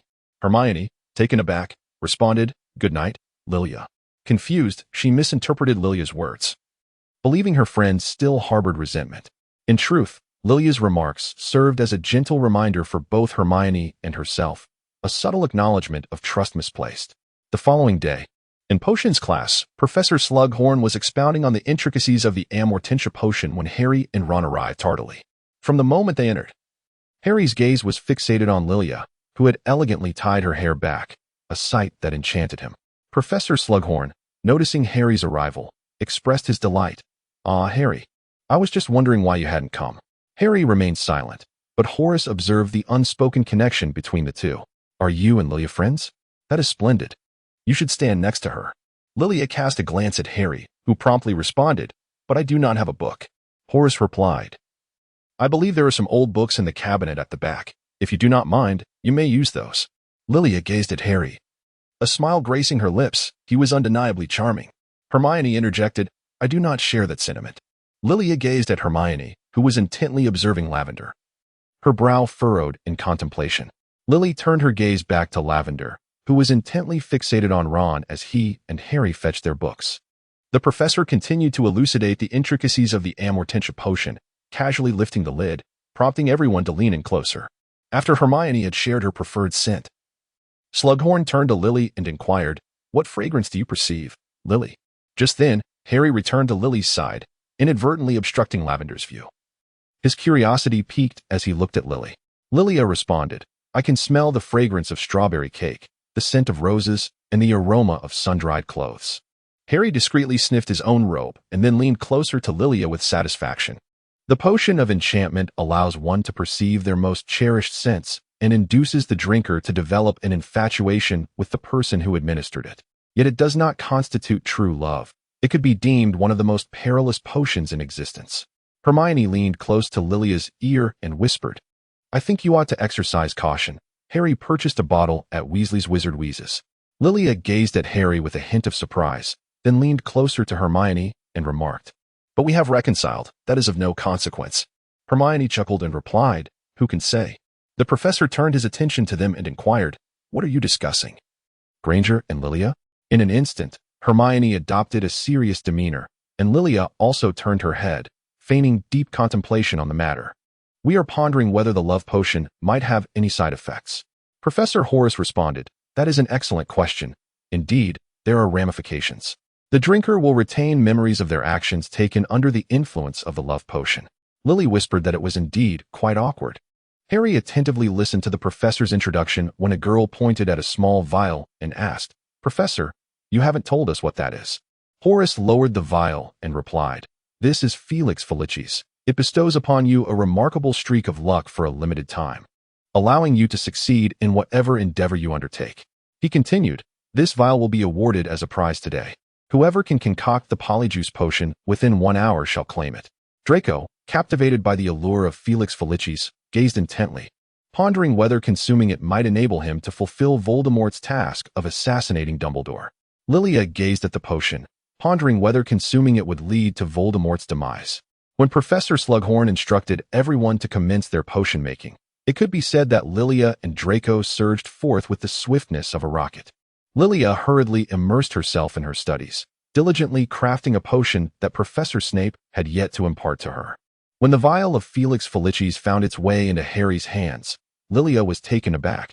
After all, it was she who had previously instructed Harry. How could he have grown so formidable in just a single holiday? Although Harry intended to gift this vial to Lilia, she resolutely declined, for she believed that what she desired must be earned through her own efforts. Besides, how could she allow herself to fall short compared to her boyfriend? After class, Lilia swiftly sought out Professor Snape. Breathless, she arrived at his office and pushed the door open, exclaiming, "Professor!" Snape, hearing her voice, promptly lowered his sleeves and, upon seeing Lilia, breathed a sigh of relief. "Has no one ever told you to knock, Lilia?" Lily observed his action and inquired, "What has happened to your arm, Professor?" Snape, caught off guard by Lily, rolled up his sleeve, revealing the dark mark, which appeared somewhat reddened. Lily inquired about the situation, expressing her surprise at the newfound clarity. Severus replied that this signifies the Dark Lord is gradually gaining strength, and our time is running short. Lily earnestly said to Snape, "Please teach me how to brew the Felix Felicis, Professor. Perhaps then I could locate all the Horcruxes and ultimately vanquish Voldemort." Snape, somewhat speechless, replied, "You truly have audacious thoughts. Do you have any idea how arduous it is to gather the ingredients for the Felix Felicis? Not to mention the 6-month wait required." Lily's recently ignited hope was swiftly extinguished as she gazed at Snape with a sense of grievance, remarking that it was still preferable to doing nothing at all. Snape remained silent for a moment, exasperated and resting his forehead in his hand, before retrieving several small vials from the shelf of potion ingredients and handing them to Lily. "These are all the materials required for the creation of the Felix Felicis. Do not ruin them. Should you fail, Gryffindor will lose 50 points. Lily smiled as she accepted. "Thank you, Professor." Just as she was about to depart, a thought struck her, and she turned to Snape, saying, "By the way, Professor, could you provide me with some ingredients for a love potion?" Snape's expression darkened as he replied, Don't even think about it. Lilia sighed. Well then, farewell, Professor. Chapter 115, The Diadem of Ravenclaw. In recent days, Lilia frequently visited the headmaster's office to converse with Dumbledore, or returned to her dormitory to concoct potions, or immersed herself in her studies. Last weekend, she even abstained from visiting Hogsmeade, leading Harry to believe that Lilia was exceedingly busy, and that their bond was not as close as it once was, prompting a sense of impending loss regarding their relationship. During lunch, while Lilia dined, she perused her advanced potion-making textbook. Harry proposed, "How about we venture to the Leaky Cauldron this weekend for some novel games? It has been far too long since we last enjoyed ourselves together." Ron, opening a letter, suggested, "Why not invite Fred and George as well? They mentioned in their letter that the joke shop is flourishing, and they could surely use a day off." Harry chuckled. "That sounds splendid. Their presence would undoubtedly make it entertaining. What do you think, Lilia?" Lilia was so engrossed in her book that she failed to hear Hermione's comment to Harry, stating that his girlfriend was just as enchanted by the tome. Harry replied, "I'm doing just fine." Ron, with a teasing grin, remarked to Harry, "Come on. You're even reading it before bed." Harry turned his gaze to Lilia and said, "But my girlfriend is clearly more enthralled by this book than I am. She carries it everywhere. Has this book cast a spell on her?" Her eyes were solely fixed on the book as she resentfully jabbed her fork into the bread. At the mention of enchantment, Hermione glanced sideways and said, "I believe Lavender appears to be the one under a spell." Ron cast a sidelong glance at Lavender before replying to Hermione, "She is acting strangely, always looking over here. Harry, do you think she might have feelings for you?" Lilia, upon hearing that someone harbors affections for Harry, instinctively set her book aside. Harry, observing Lilia's attentive demeanor, chuckled, "Impossible. With Lilia around, who would dare to like me?" Ron responded with a laugh, "That is indeed true." Hermione, casting a bemused glance at Ron, remarked, "You truly are a blockhead." Seeing Hermione in such a state, Lilia deduced that it was Lavender, considering Hermione's daily attentiveness towards her. Reassured, she picked up the book once more. Harry pressed the book down onto the table, grasping Lilia's hand, pleading with her to refrain from reading that book any further. "How about you accompany me to Hogsmeade this week? It's a rare opportunity for us to visit Hogsmeade openly." Lilia gazed into Harry's eyes and reflected on her recent neglect of him.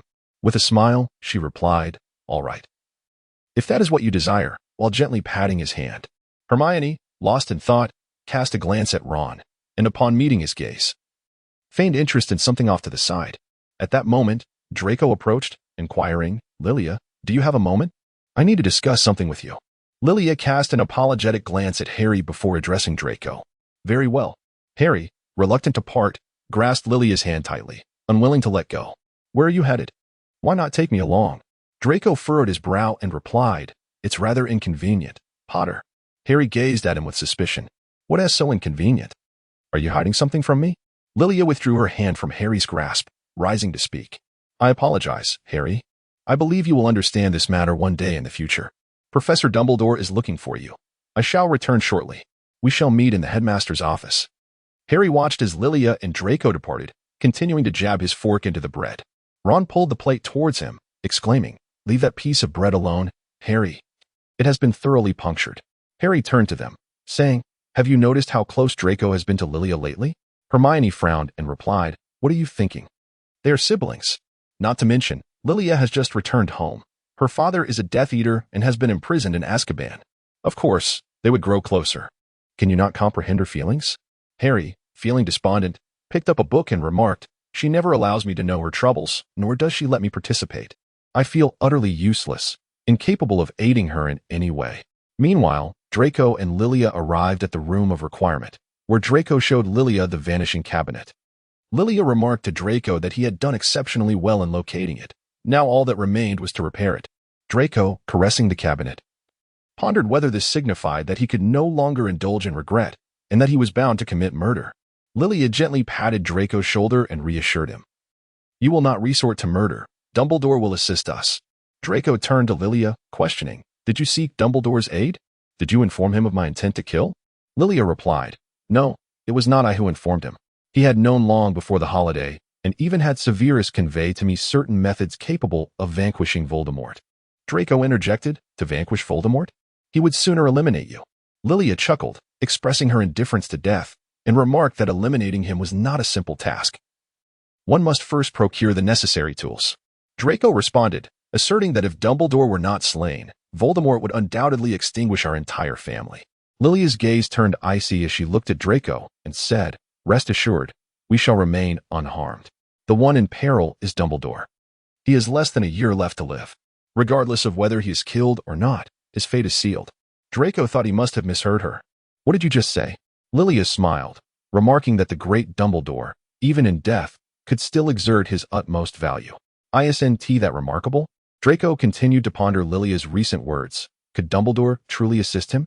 Lilia meandered nearby and stumbled upon a cabinet, beside which lay a crown adorned with intricate embroidery. Despite its age, the gemstone sparkled with a crystalline clarity, captivating Lilia's attention.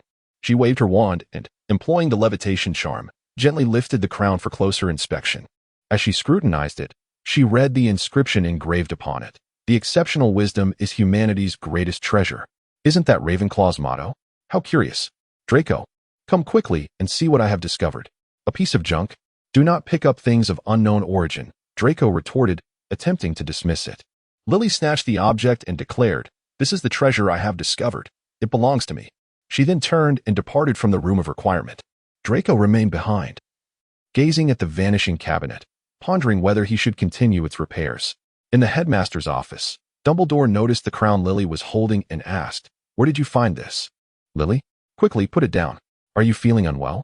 Lilia placed the crown upon Dumbledore's desk and replied, "No, Professor, I am quite well. I found this atop a cabinet in the room of requirement." Dumbledore gazed at the crown and remarked, "Ah, this is the diadem of Ravenclaw. It has been missing for quite some time. How peculiar that it should appear in the room of requirement." Harry looked on, perplexed by their exchange. Lilia inquired if she believed this was connected to Voldemort. Dumbledore pondered for a moment before responding, asserting that it was quite possible.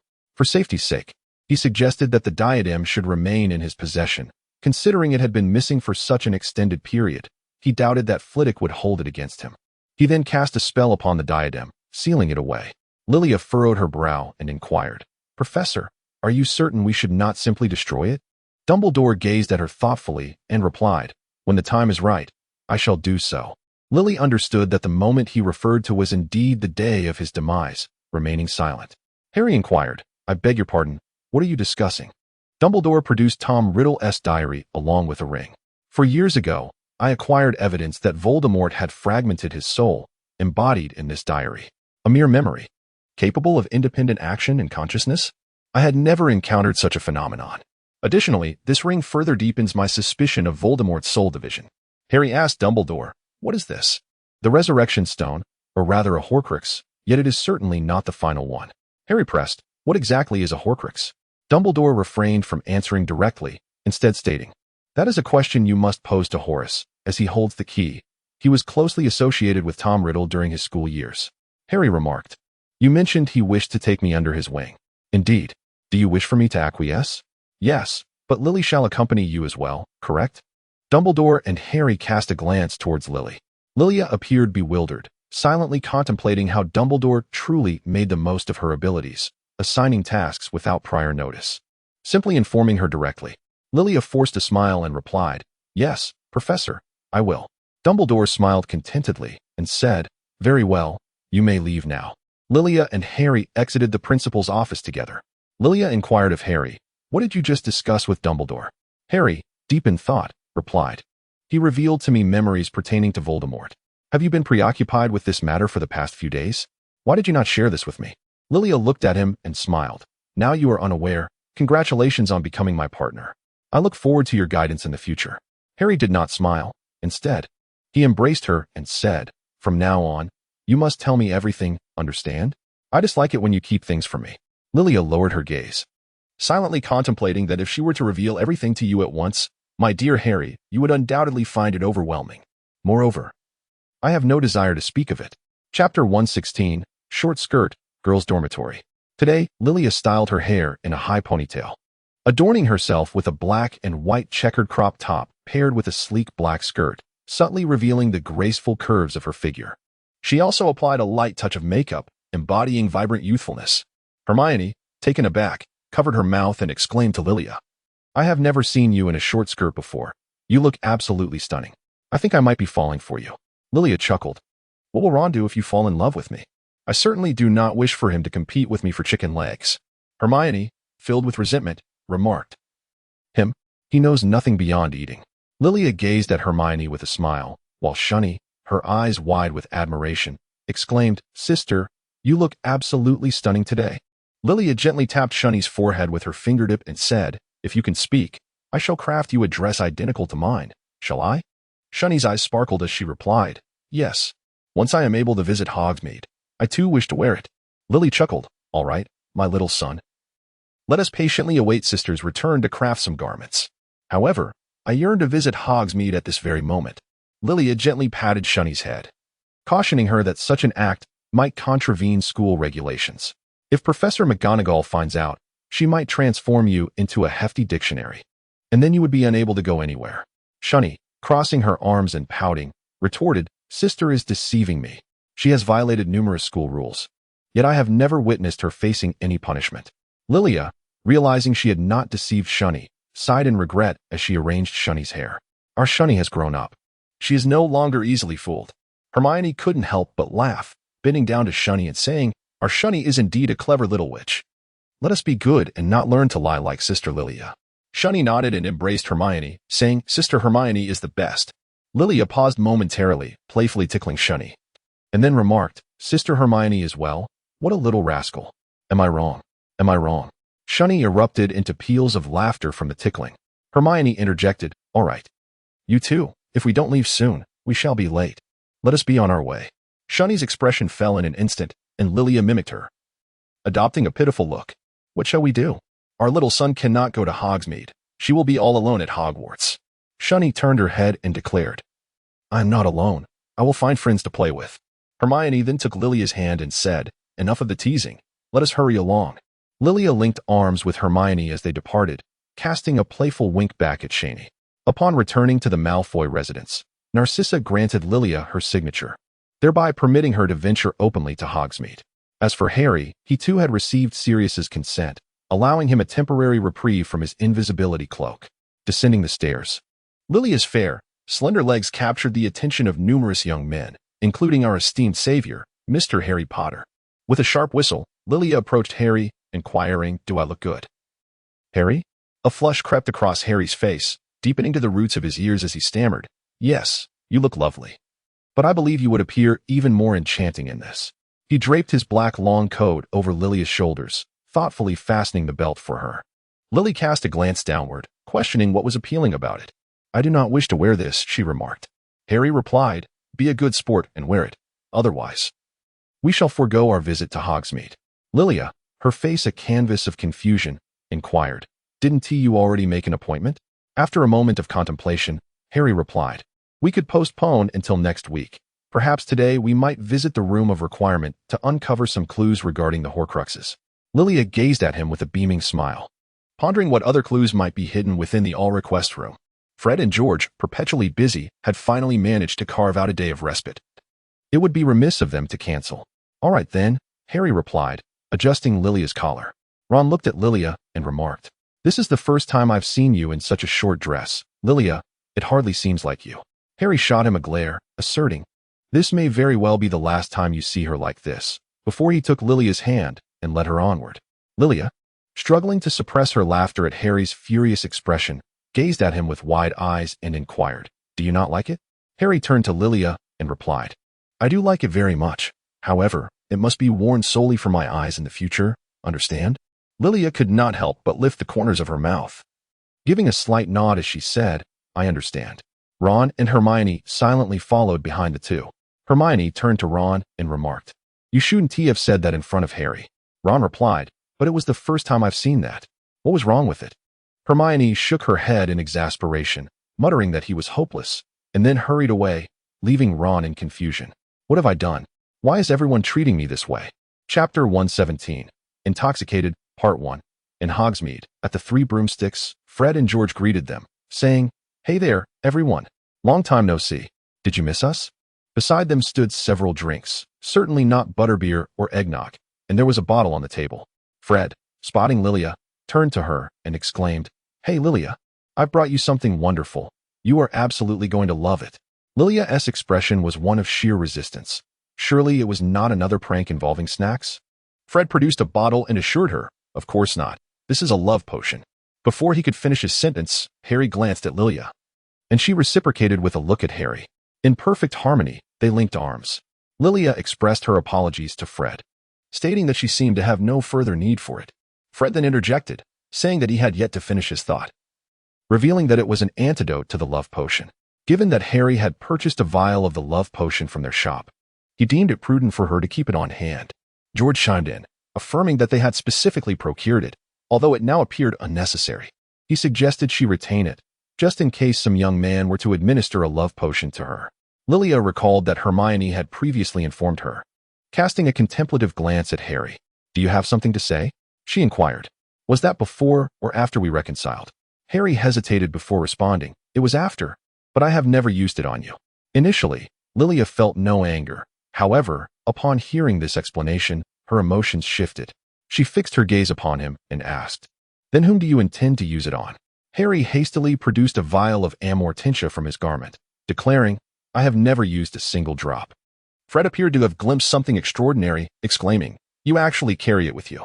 George chimed in, "I never imagined you to be such a person. It's quite frightening." Lily was so amused that she couldn't help but laugh. She looked at him and asked, "Is there anything about me that displeases you? Should I always carry the elixir of enchantment?" Harry hesitated. "I merely brought it for fun." Ron and Hermione quietly took their seats, with Hermione casting a worried glance at Harry, while Ron chuckled mischievously. "This is quite a predicament." Hermione shook her head disapprovingly at Ron. Lilia glanced at the people around her and chose to grant Harry a semblance of respect. She removed her coat and handed it to him before taking her seat. Fred marveled, "How is it that you are so well bundled up?" They had reserved 2 adjacent seats for Lilia and Harry, with Harry settling in a bit closer to her. Lilia interjected, inquiring about the game. The neglected Harry silently draped his coat over Lilia's lap, casting a resentful glance at Fred and George, as if to blame them for their incessant chatter. George, avoiding Harry's gaze, explained the rules of spin the bottle. The bottle would spin, and whoever it pointed to must choose between truth or dare. Should they fail to comply, they would be obliged to consume 3 glasses of sherry. Ron protested, "But we are not yet of age." Fred retorted, "Then you must fulfill the challenge without any regrets. However, George and I are exempt. If you are too timid to participate, alternative options are available." Liliana promptly declined, stating her preference for the game. On her first turn, the bottle landed before Hermione. Fred inquired, "Oh Hermione, will you choose truth or dare?" Hermione instinctively glanced at Ron and replied, "Truth, I suppose." Fred then asked, "Do you still correspond with Crumb?" Hermione looked at him with a hint of confusion. "I expected you to ask something different." "Well, yes, we do still exchange letters, but we are merely friends." She deliberately emphasized the word friends, casting a glance at Ron, who muttered under his breath, "Just friends, huh?" On her second turn, the bottle pointed towards Liliana, who opted for dare. George and Fred simultaneously turned their gaze towards Harry, remarking, "Dear friends, one among us here." Without a moment's hesitation, Lilia planted a kiss on Hermione's cheek, clearly startling her. Harry glanced at Fred, who immediately remarked, "Boys." Lilia chuckled, remarking that you hadn't mentioned he was a boy. Harry retorted, claiming he had only revealed half of the truth and that you must kiss him once more.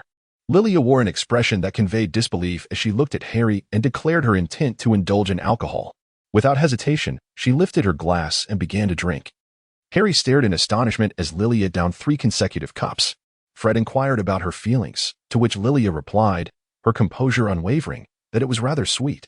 Fred glanced at Harry, conveying his own helplessness, while George gestured for Harry to look below. Under the pretense of picking something up, Harry stole a glance and saw George pointing his wand at the bottle. Instantly, Harry rose to his feet and glanced at Lilia, who was staring at him with an intensity that suggested she might devour him. As expected, the bottle once again pointed toward Lilia, who similarly opted for a dare this time. It involved kissing one of the boys present. Lilia regarded them with skepticism but continued to drink 3 more cups. For some reason, it seemed she drank rather recklessly this time. Her head drooped as she half lay on the table. Harry discreetly remarked to Fred and George that they should change the subject, for if this continued, Lilia would surely overindulge. Fred and George nodded in agreement, and the bottle once again spun toward Lilia.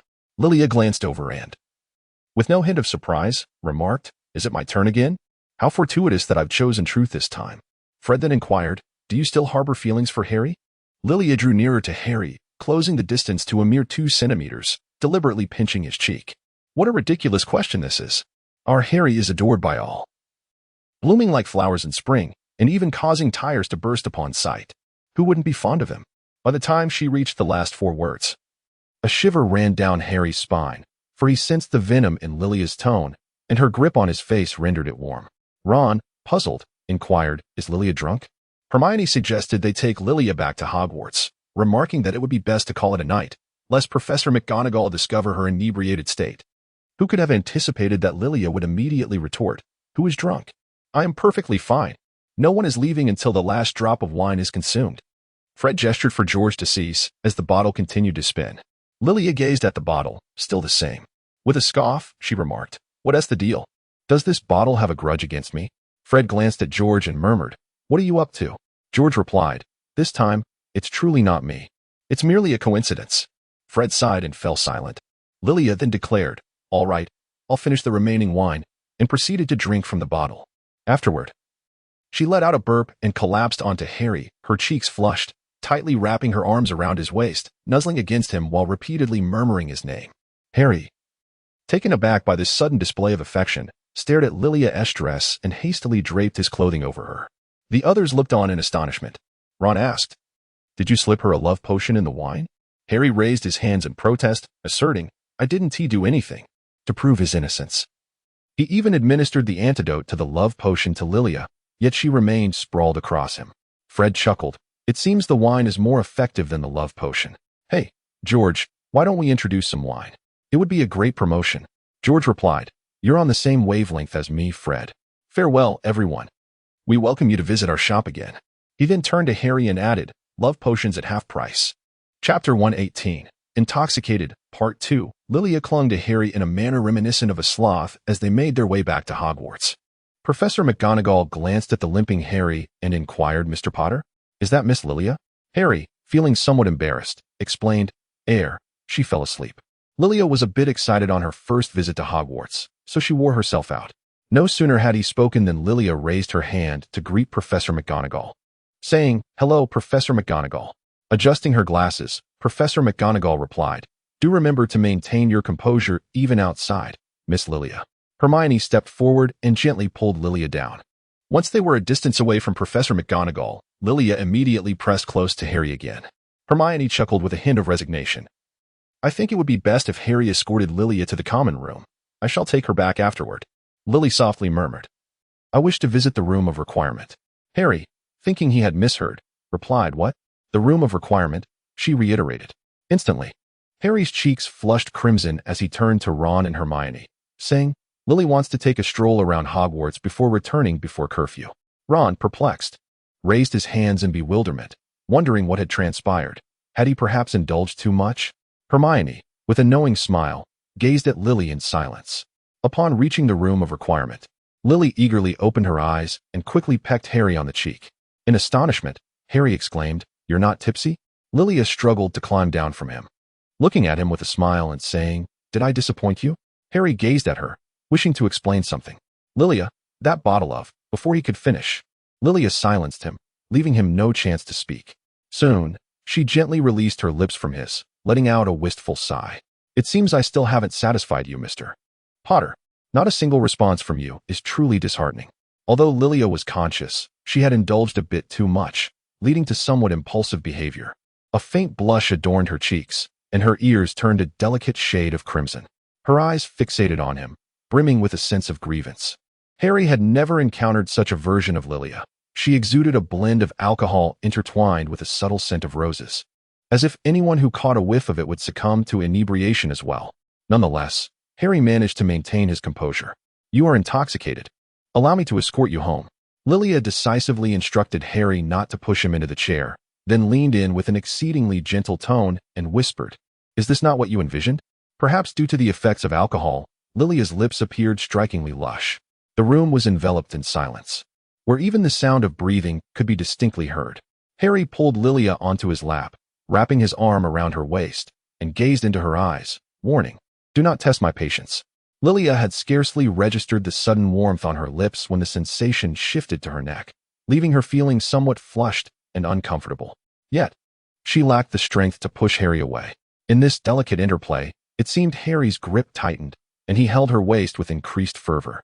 Lilia's skirt barely concealed her porcelain skin, as if it might slip away in the next moment. How could Harry remain oblivious to such a tantalizing sensation? With Lilia perched upon his lap, he strained to master his restless hands, channeling his impulses into tender kisses from her collarbone to her neck. Lilia felt as though she might be drained of her very essence, let alone struggling to catch her breath. Upon hearing Lilia's subtle command, Harry obediently redirected his attention to her lips. Initially hesitant, he was soon swept away by the warmth of her breath near his throat, abandoning all rationality. His other hand inadvertently rested upon Lilia's thigh. The moment his fingers brushed against her skin, he sensed an overwhelming heat radiating from her, as if her entire being was aflame. In this season, which was neither too cold nor too warm, one could easily succumb to illness. Instinctively, Harry reached out to touch Lilia's forehead, finding it warm, and inquired gently, "Are you feeling unwell?" Lilia, succumbing to a sudden bout of sneezing, seemed to have caught a cold, her head spinning as she leaned against Harry's shoulder. Harry, draping his coat over Lilia once more, gazed at her flushed face and could not help but chuckle, remarking on what a troublesome companion she was. He then lifted Lilia in his arms and made his way towards the Gryffindor common room. As he stepped out of the room of requirement, he spotted Hermione and Ron waiting for them. Ron, astonished, exclaimed, "By Merlin's beard, Hermione was telling the truth. You really were in the room of requirement." Harry, feeling a touch of embarrassment, replied that it was indeed Lilia's idea to come there. Upon hearing her name, Lilia immediately raised her hand. Is it me?" Hermione glanced at Lilia and smiled. "Are you feeling tired?" Lilia nodded her little head and said, "Shall we return to our dormitory?" Lilia nodded once more and said to Harry, "Put me down. I wish to find our Hermione." Harry looked at Lilia with a hint of confusion and inquired, "What about your boyfriend?" Lilia replied, "I haven't drunk too much." "Isn't that a rather nonsensical question, Harry Potter?" Chapter 119, An Ordinary Day. Once back in the dormitory, Lilia instantly perked up, murmuring to herself in front of the mirror, "Goodness, why is it so conspicuous this time?" Hermione glanced at Lilia's neck and shook her head. "It seems you'll have to wear turtlenecks for a while, Lilia. Harry has truly gone too far." Lilia pondered. "In truth, it was I who took the initiative first. Yet I did not anticipate that he would be even more assertive than I. Ultimately, this evening has demonstrated that we do not require that accursed love potion. Our connection suffices. It appears you hold a strong aversion to the love potion." Lilia frowned and remarked, "Of course, do you recall that absurd journalist, Rita Skeeter? Every time she mentions Harry and me, it's as if we cannot survive without love potions." The mere thought of it infuriated Lilia even more. Not to mention that Harry had actually purchased some. "I simply cannot comprehend the allure of love potions." Hermione glanced at Lilia and said, "I remember someone was researching the methods of creating love potions just a few days ago." Lilia retorted, "I am merely curious. Curious about what enchantment it possesses that can make one fall in love with another. Moreover, it was Harry who purchased it. I was merely taking a glance." "One must be prudent, after all." Shunny, cradling her ice cream, chimed in, "Including the bottle of aphrodisiac hidden beneath your bed?"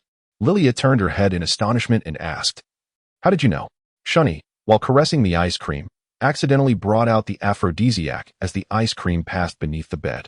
In the instant that Lilia's secret was unveiled, her cheeks flushed a deeper crimson than when she stood before Harry. Lilia feigned fatigue, saying, "I believe I am truly a bit weary now. Good night, Hermione." "Good night, Shunny." Shunny set aside her ice cream and went to the restroom to fetch a warm towel, adding, "Do not pretend, sister. I am aware that you are not asleep." Lilia reluctantly opened her eyes, casting a pitiful glance at Shunny, silently pleading for her not to expose her any further, for today she felt utterly humiliated. Shunny gently placed a warm towel around Lilia's neck, hoping it would bring her some comfort, as those unsightly red marks were simply dreadful. Lilia gazed at Shunny with a smile and remarked, "When will our little son learn to care for others?" Shunny offered no response and rose to return to her own bed. Meanwhile, Ice Cream meowed persistently from the side, climbing onto Shunny's bed. Lilia observed Ice Cream's apparent betrayal, but merely shook her head with a smile. Admittedly, she had not paid much attention to it recently. So having Shunny tend to her was rather agreeable. After all, it was considerate, and the blanket was quite comfortable. The following day marked the Quidditch tryouts, and Lilia noticed that the red mark on her neck had faded significantly since yesterday. She donned the scarf that Hermione had knitted for her previously. Upon seeing Lilia adorned in the scarf, Hermione exclaimed in surprise, "Oh, Lilia, I can't believe you've worn the same scarf for 4 years. It's starting to pill." Lilia remarked with a light-hearted tone that she had grown accustomed to it. "Besides, had it not been a gift from you, I would have discarded it long ago." Hermione replied to Lilia, expressing her genuine gratitude, yet added that it was time for them to depart as the Quidditch tryouts were about to commence. Lilia was taken away by Hermione, laughing as she remarked, "I see you are eager to see Ron." Meanwhile, Shunny cast a silent glance towards Hermione and Lilia at the Quidditch pitch. Lilia and Hermione took their seats in the audience. Hermione turned to Lilia and inquired, "Aren't you going to participate in the training selection?" Lilia smiled and said, "I have already applied to withdraw from the team, and Dumbledore has agreed." Hermione inquired, "Why are you leaving the team? Did you not enjoy Quidditch?" Lily responded that, in comparison to Quidditch, she had matters of greater significance to attend to. "Are you referring to potion making?" Hermione inquired, perplexed. "Indeed, to some extent," Lily replied. "You have been working on this potion since the beginning of the school year, yet you have not completed it." "What potion is it?" "It is the Felix Felicis, and if I fail to produce it, Professor Snape will deduct 50 points from Gryffindor." Hermione chuckled in understanding. "No wonder you have been so eager to answer questions in class these past few days." Lily sighed, expressing her helplessness. Losing 50 points at once was unbearable. If she were to ruin Professor Snape's potions, he would undoubtedly annihilate her, possibly meeting the same fate as the innocent mouse that had perished before. Draco, seated beside Lily, glanced at Hermione. Understanding his intent, Hermione turned to Lily and said, "I believe I should go check on Harry and the others. You two take your time to chat." Lilia scrutinized Draco, incredulous that he would take the time to attend the Gryffindor Quidditch tryouts. Draco, casting a discontented glance at Lilia, retorted, "Some individuals even find the time to rendezvous at the room of requirement." "How did your date go?" Lilia was taken aback. "Were you at the all-answering house last night?" "Why did I not hear a sound?" Draco, amused by her inquiry, replied, "What an excellent question. Your brother toils diligently in the cabinet every day, while you unabashedly rendezvous with the Savior. How can you even ask me why? Do you have any idea how terrified I was when I heard someone approaching last night? Fearing discovery?" Lilia suddenly realized the gravity of the situation. "So you saw everything last night?" she inquired, her brow furrowed in concern as she exchanged glances with Draco, who raised an eyebrow in disbelief. "It's all so apparent. I had no idea Potter was that kind of person. And you, wearing such a short skirt, what would you do if other boys harassed you? Why do you not take measures to protect yourself?" Lilia coughed twice. Although she had kissed Harry numerous times in various places, she had never allowed Draco to witness any of those moments. She was apprehensive about Draco's incessant chatter. This was the first time she had heard him speak so extensively in one breath. At that moment, Lilia felt as though she might just sink into the ground and count radishes for distraction. Lily chuckled awkwardly, while Draco furrowed his brows even tighter. "How can you still manage to laugh? Are you intending to report on your rendezvous with Potter?" Given the presence of others around, Draco refrained from uttering the name of the Dark Lord. Lilia felt her mind was infested with tormenting thoughts. "Draco, I believe you should calm down," she implored. Draco retorted, "How am I supposed to remain calm? You expect me to watch my sister kiss her boyfriend? Just a glance last night made me want to vomit." Lily murmured softly, "I never asked you to watch. Who told you to stay up late fixing the cabinet? Is it my fault that your hair is thinning due to sleepless nights?" Draco inquired, "What are you mumbling about?" She replied, "Never mind. I have no intention of involving myself in your affairs. Let us not forget the reason behind your reconciliation with Potter. By the way, should I catch you wearing such a short skirt again, do not blame me if I replace all your clothes with burlap sacks." With that, she stormed off in a huff. After his departure, Lily experienced an unprecedented tranquility. Yet guilt began to gnaw at her. It certainly was not easy for Draco, and she ought not to add to his burdens. Chapter 120. Quidditch tryouts. Once Draco had left, Lily descended from the stands, where Harry approached her and asked, "Is your cold quite severe? Why are you still wearing a scarf?" Lily chuckled and replied, "Ha ha, much better." Internally, she thought, "I'm not even sick. Why do you have to wear a scarf? Don't you have any awareness?" Lilia deftly shifted the topic, inquiring, "Are you feeling anxious, Ron?" To which Ron replied, "Anxious? My heart feels as though it might leap from my chest." Hermione, appearing to evade someone, swiftly moved behind Lilia and whispered, "Please, assist me, Lilia."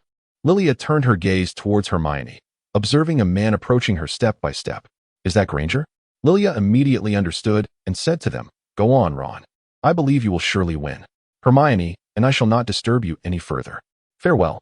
Harry, watching Lilia drag Hermione away, remarked, "What about me?" Lilia turned to him casually and said, "Do as you wish." Harry glanced back at Ron, who appeared utterly perplexed. Lily and Hermione, while running, inquired about the identity of that man. Hermione replied, "That's Cormac McLaggen. He is truly insufferable." Lilia and Hermione took their seats in the audience. Lilia attentively observed Cormac below and remarked, "It's evident he has been casting glances in our direction. I must have a word with Ron shortly." Meanwhile, Harry complained to Ron, "Lilia has tea, even wished me good luck." Ron, not quite grasping Harry's sentiment, replied, "But you don't have to do anything." Harry was left speechless. At that moment, Cormac approached Ron and said, "Hey Ron, don't be nervous. I will be vying for the position of keeper as well. This isn't aimed at you, but could you introduce me to Hermione? Preferably in a manner that allows me to address her by name, if you catch my drift." Ron gazed in astonishment at the departing Cormac, then turned to Harry, pondering what he was thinking. Harry, however, paid him no mind. "All right, everyone, let us begin." Ron hastily mounted his broom and soared towards the goal. Hermione kept a vigilant eye on Ron, but it was evident that Cormac appeared far more at ease, which only heightened Ron's anxiety. Finally, Hermione cast a confundus charm to assist Ron. Lily tilted her head as she gazed at Harry, who, with his eyes fixed on her, was met by her subtle indication that the match had concluded and he should cease his staring. In a moment of panic, Harry hastily blew the whistle. Hermione, unable to contain herself, chuckled at Ron's bewildered expression, as though they had unexpectedly triumphed. Meanwhile, Lily, still with her head tilted, turned to Hermione and remarked, "How delightful it is that charming Hermione has resorted to assisting others in their deceit. It only makes her even more endearing." Hermione replied, "Please, do not tease me, Lily." Lilia chuckled, "Look at Mike. His face has turned quite dark." Hermione, with a hint of disdain, turned her head and grasped Lilia's hand, commenting on his merits. "Let's hurry down for Ron." Before Hermione could finish her sentence, they heard Lavender exclaim from below, "Ron is absolutely marvelous." This instantly dampened Hermione's spirits. Lilia sighed, urging, "Hurry up and make your move, Hermione. If you delay any longer, Ron may be swept away by someone else." She grasped Hermione's hand and hastily rushed down, with Lavender trailing behind. Upon reaching Ron, Lavender attempted to convey her feelings, saying, "Ron, I need to talk to you." However, Lilia, overhearing Lavender's intentions, exclaimed in dismay, "This is not good," and promptly dashed over to embrace Ron, inadvertently pushing Lavender aside. "You are fantastic, Ron. I am truly happy for you." At that moment, not only was Lavender taken aback, but Ron was too, and even Harry looked on in confusion. Ron glanced at Harry with surprise, quickly raising his hands to indicate he had not touched anything. Lilia winked at Hermione, swiftly releasing her hold.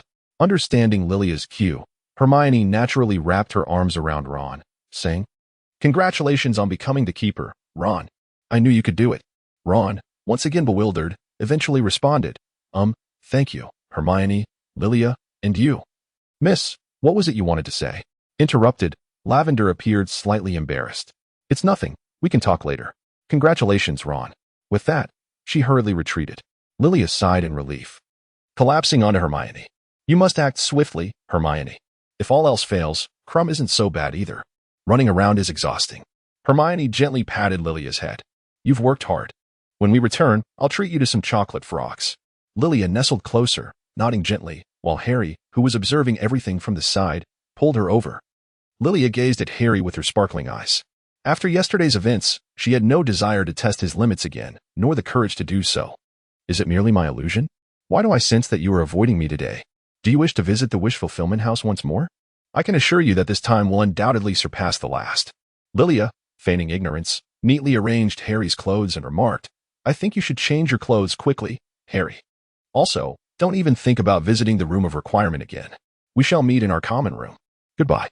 She pushed Harry away and, seizing Hermione's hand, dashed off.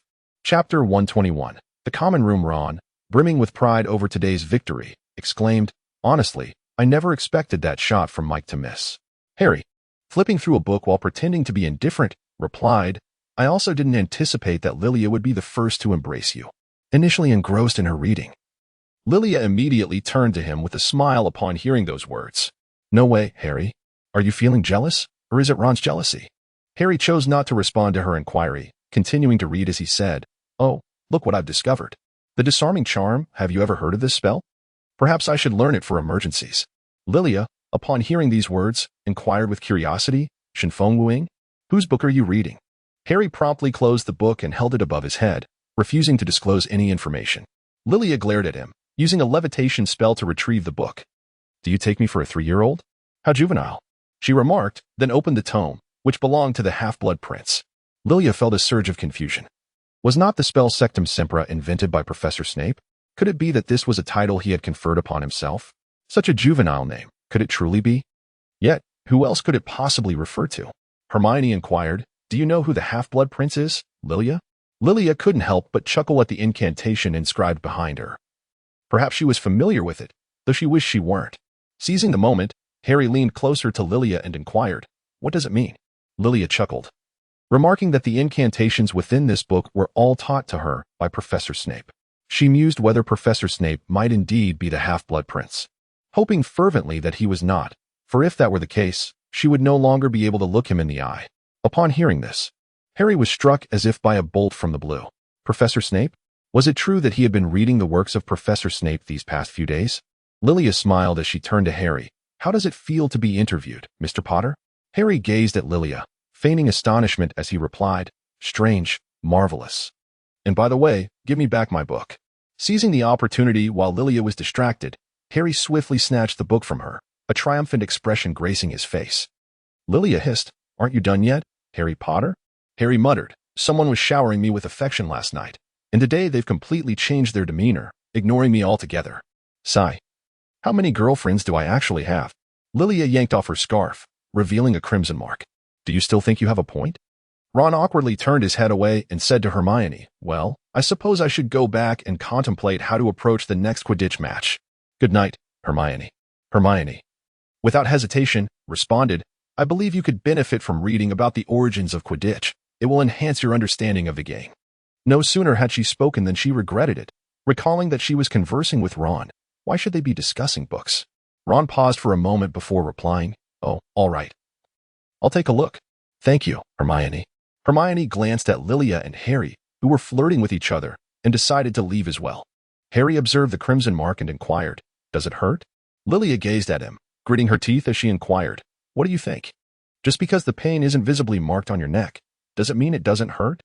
Harry, with an impulsive gesture, pinched one of the red marks. Lilia, in a reflexive response to the pain, struck Harry's hand and, clutching her neck, muttered furiously, "You shall never lay a finger on me again." At once, Harry shrank back, exclaiming, "I'm sorry, I was wrong." Lilia gazed at him, both exasperated and amused, and playfully pinched his neck, inquiring, "Does it hurt?" Harry responded, "No, it doesn't hurt." Lilia scoffed, lacking any semblance of honesty, to which Harry replied, "It hurts." Lilia smiled as she gazed at Harry, playfully pinching his face. "That hurts. Just endure it," she remarked. Chapter 122, Confession. Harry pondered that no matter how he responded, it would be erroneous. Remaining silent seemed the wisest course of action. He instinctively drew Lilia closer, which startled her. She instinctively shielded herself, exclaiming, "Don't come any closer. If you do, I shall resort to magic. I don't hold back. And I won't be responsible for what may happen." Harry feigned innocence, saying, "To be fair, for every red mark you leave on my neck, I shall leave an equal one on yours. Of course, this must not involve pinching." Lilia pondered thoughtfully for a moment before murmuring in disbelief, "Why do I feel as though I have been at a disadvantage? Moreover, there are others present here." Indeed, aside from themselves, there were only a few others in the Gryffindor common room. Harry glanced at Lilia and remarked, "So, are you suggesting the room of requirement?" Lilia playfully poked Harry's forehead with her finger, insisting, "Do not even think about it. We shall each return to our own beds and rest in peace. Good night."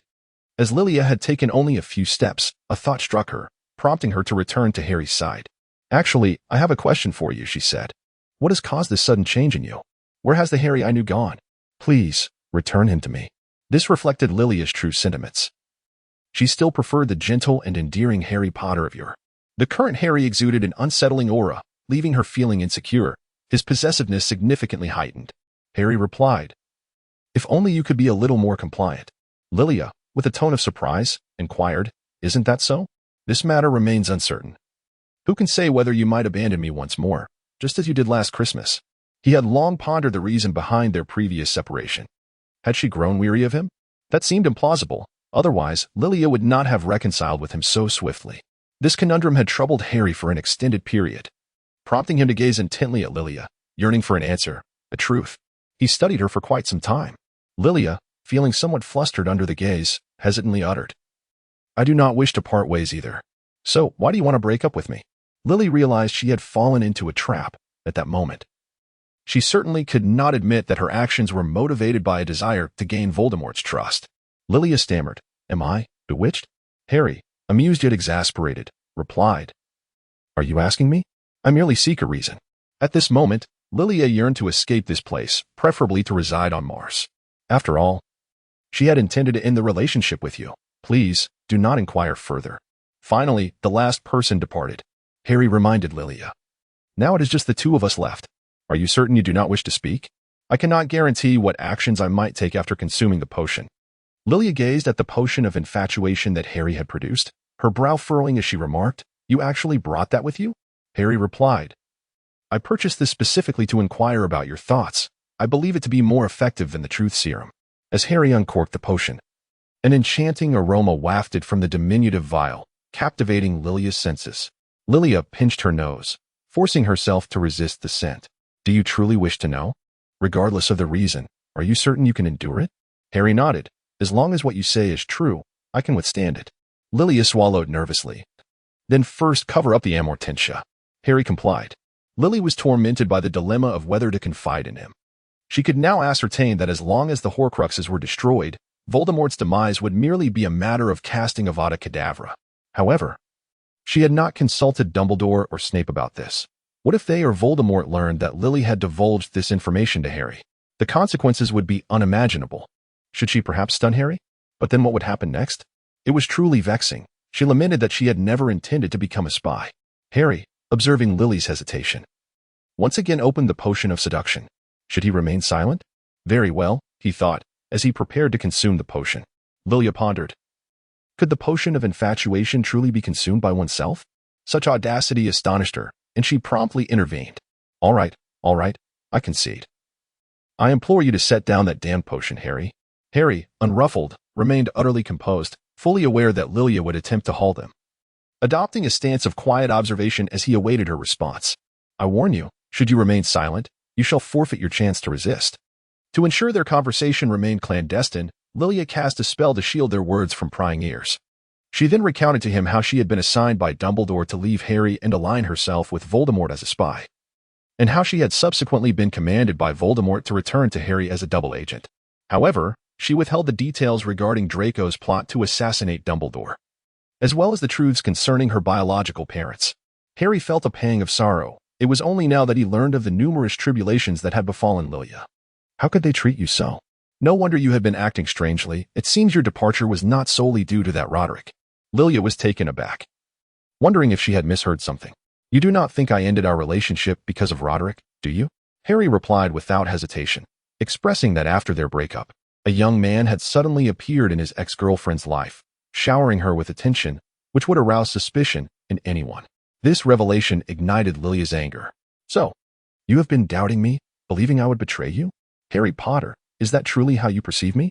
Harry quickly responded, No, I have faith in you. But I cannot trust Roderick. He appears to be a rogue. Lilia recalled the multitude of secrets she had kept from Harry before finally revealing them. Suppressing the anger within her, she decided to change the subject. Your girlfriend is a Death Eater. Do you not feel any regret about being with her? Harry retorted, Absolutely not. You acted that way for my sake. On the contrary, I am truly sorry for having doubted you back then. I apologize, Lilia. Lilia had initially believed that after expressing these sentiments to Harry, he would disregard her entirely. To her surprise, he did not exhibit any anger. Lilia hesitated, contemplating whether to employ Obliviate on Harry. It seemed that Harry had sensed her intent and resolutely thought, You shall not wield your wand. Lilia forced a smile. Her thoughts laid bare as she poked Harry's shoulder. You must ensure that Voldemort does not catch wind of anything, or else your girlfriend will be doomed. Harry winced slightly from her words. I understand. Perhaps we should consult Professor Slughorn. He might possess valuable insights regarding the Horcruxes. Lilia smiled as she gazed at Harry. I initially thought you would doubt, be skeptical, and eventually become so frustrated that you would want to end things. It appears you have matured considerably. Harry furrowed his brow and replied, end things? Don't even think about it. I could never utter such words.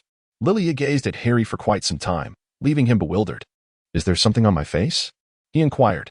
Lily solemnly remarked, I fear my intimidation has waned. The ever-obedient Mr. Harry Potter has dared to use a love potion to threaten my girlfriend. Harry glanced at the vial and chuckled. I must admit, it is indeed quite effective.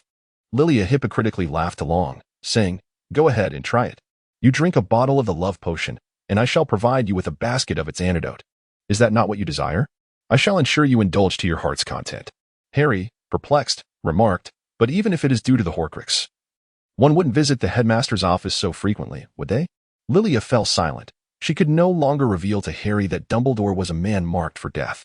Otherwise, the entire plan would be thrown into disarray, and perhaps it would not be Voldemort who would take her life, but Dumbledore himself. Of course, this was merely a conjecture. Thus, Lilia contemplated deeply and finally uttered 7 words. I am willing. Does it concern you? Chapter 123. Lilia's Inner Thoughts. Lilia. And perhaps the most unfortunate double agent in history. Why do I say this? Because just moments ago, I divulged all our plans to Harry Potter. Indeed, the painstaking efforts of my comrades were laid bare before him. Regret is a genuine feeling I harbor, yet there is also a peculiar thrill in this revelation. For at least now, I share in the discomfort with someone else, even if that someone is my boyfriend. Allow me to speak of Harry. My time with him has been filled with joy. A year ago, I lamented the impending end of our relationship, and now, contrary to all reason, I find myself inexplicably happy, almost forgetting that my very life remains in the grasp of Voldemort. Recently, however, I have noticed a change in him. He is no longer the Harry I once knew. How shall I put it? Previously, Harry lacked security and was somewhat reliant on others, but never to this extent. For instance, when approached by other boys, he would simply say, I don't like this, and I would promptly inform the suitor, I'm sorry, I have a boyfriend. Now, when faced with a male admirer, he pulls me behind him and sternly declares, Excuse me, sir, are you not aware that she is my girlfriend? Please leave at once, and I hope not to see you again. I was not the only one taken aback. Even the younger student seemed bewildered.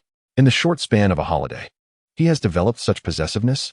Perhaps it was during that moment he threatened me with a love potion, a notion he would have never dared to entertain before. Moreover, I must confess, the sensations during our kisses have transformed. I was once the one in control, able to halt our intimacy at will. Now, since the beginning of this term, everything feels uncontrollable. It is an intriguing sensation, filled with a sense of adventure and excitement, each encounter bringing forth new surprises. Yet, I wonder if such thoughts are inappropriate. Regardless, aside from this shift, he continues to treat me with the utmost kindness, even more so than before, attending to my every need. I feel as though I have grown weaker, as if I can no longer manage my own life, rendering me a mere shadow of my former self, albeit a contented one.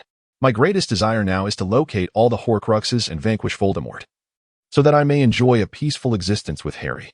I fear that if I linger too long in this sweet haven, I may lose my resolve to strive for more. Telling Harry that Voldemort has inflicted upon me a torment so profound fills me with dread. What if Voldemort meets a fate so dire that his very existence is obliterated? This is no jest. Can you fathom the expression that would grace his face? To describe it, at that moment, I would have preferred to endure the torment again rather than have Harry bear witness to my suffering. It may sound exaggerated, yet it is the truth. I find myself unable to meet his gaze, as if I were a Death Eater who has committed unspeakable acts, and he is the Auror poised to send me to Azkaban for life. Wait, am I truly a Death Eater? Surely he cannot be an Auror. In any case, I no longer hold resentment towards anyone. Dumbledore? No, he is a good headmaster, albeit one who relishes in finding others' faults. Voldemort? Well, he is the very one I sought to serve, and I have even uncovered one of his Horcruxes. I yearn for his demise. Yet he remains blissfully unaware of my intentions. As for my father, Lucius, he remains imprisoned in Azkaban, and I have not spoken to him in years. My mother, Narcissa, she is undoubtedly the person who cares for me the most in this world. I love her dearly. Regarding my biological parents, I know not what they look like, nor the location of their graves. They did consider me, after all, when they left me at Malfoy Manor. I am uncertain whether to blame them. Mr. Florelet was framed, and perhaps my mother simply lacked the courage to continue living. I ought to be grateful to her for not taking me along into the abyss. At this juncture, I cannot help but question my own choices. Perhaps my transformation into someone who bears no ill will towards others stems solely from my own repeated misjudgments. Let us set aside these disheartening thoughts. Of course, I am surrounded by many who love me. Harry, for instance, our bond has endured for 4 years, beginning when we were mere children, unaware of love's complexities. I believe we shall never part ways again, except perhaps through death. Indeed, that is the only interpretation. Now, let us speak of Draco, a proud yet childish soul. Nevertheless, he remains my unique protector, shielding me from the storms of life. Though his own circumstances are not particularly favorable at present. Then there are Hermione, Ron, and Neville, my cherished friends, though doubts may occasionally creep in. Such feelings are natural and cannot harm our friendship. Shunny is a radiant sun that brings warmth to all. Her smile is her brightest feature, and her confidence and charm are her trademarks. She is my beloved sister. Fred and George, with mischief woven into their very being, are astute businessmen who bring joy and laughter wherever they go. My only grievance is their failure to invite me to invest in their shop.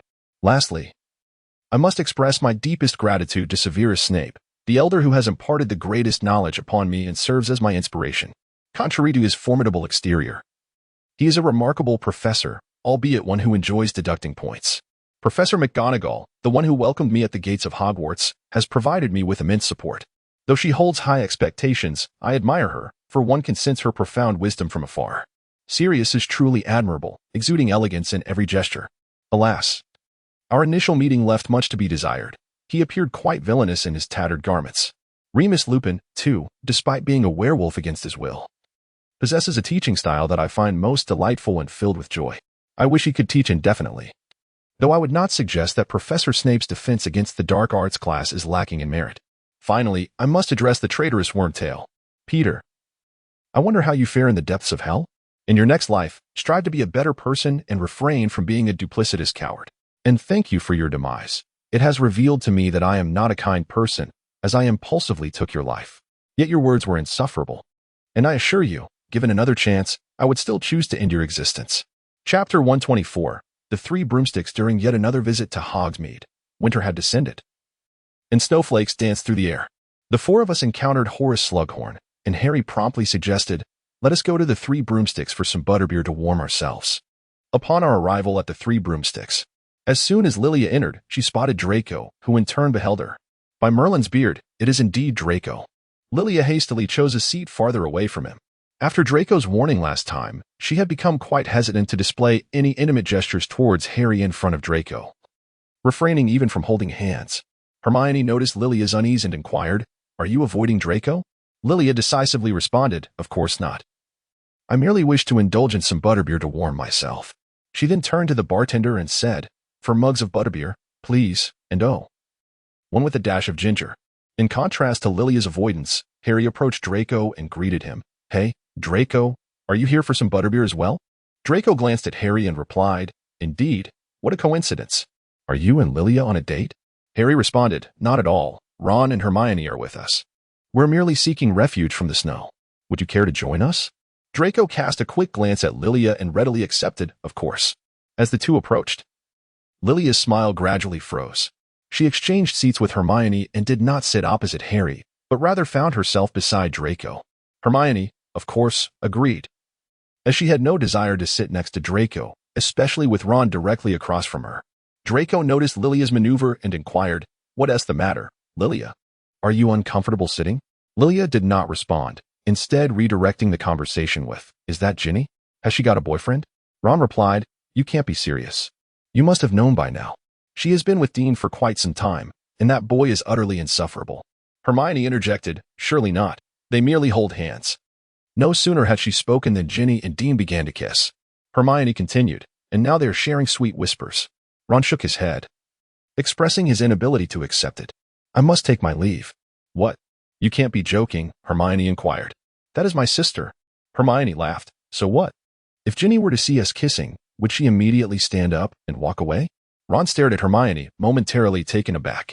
This exchange inadvertently struck a nerve with Lilia and Draco. Lilia cast a glance at Draco, either intentionally or inadvertently, and replied, I don't believe so. Draco let out a derisive laugh and retorted, unless there is no way out at all, how could one possibly bear to watch his sister kiss another man?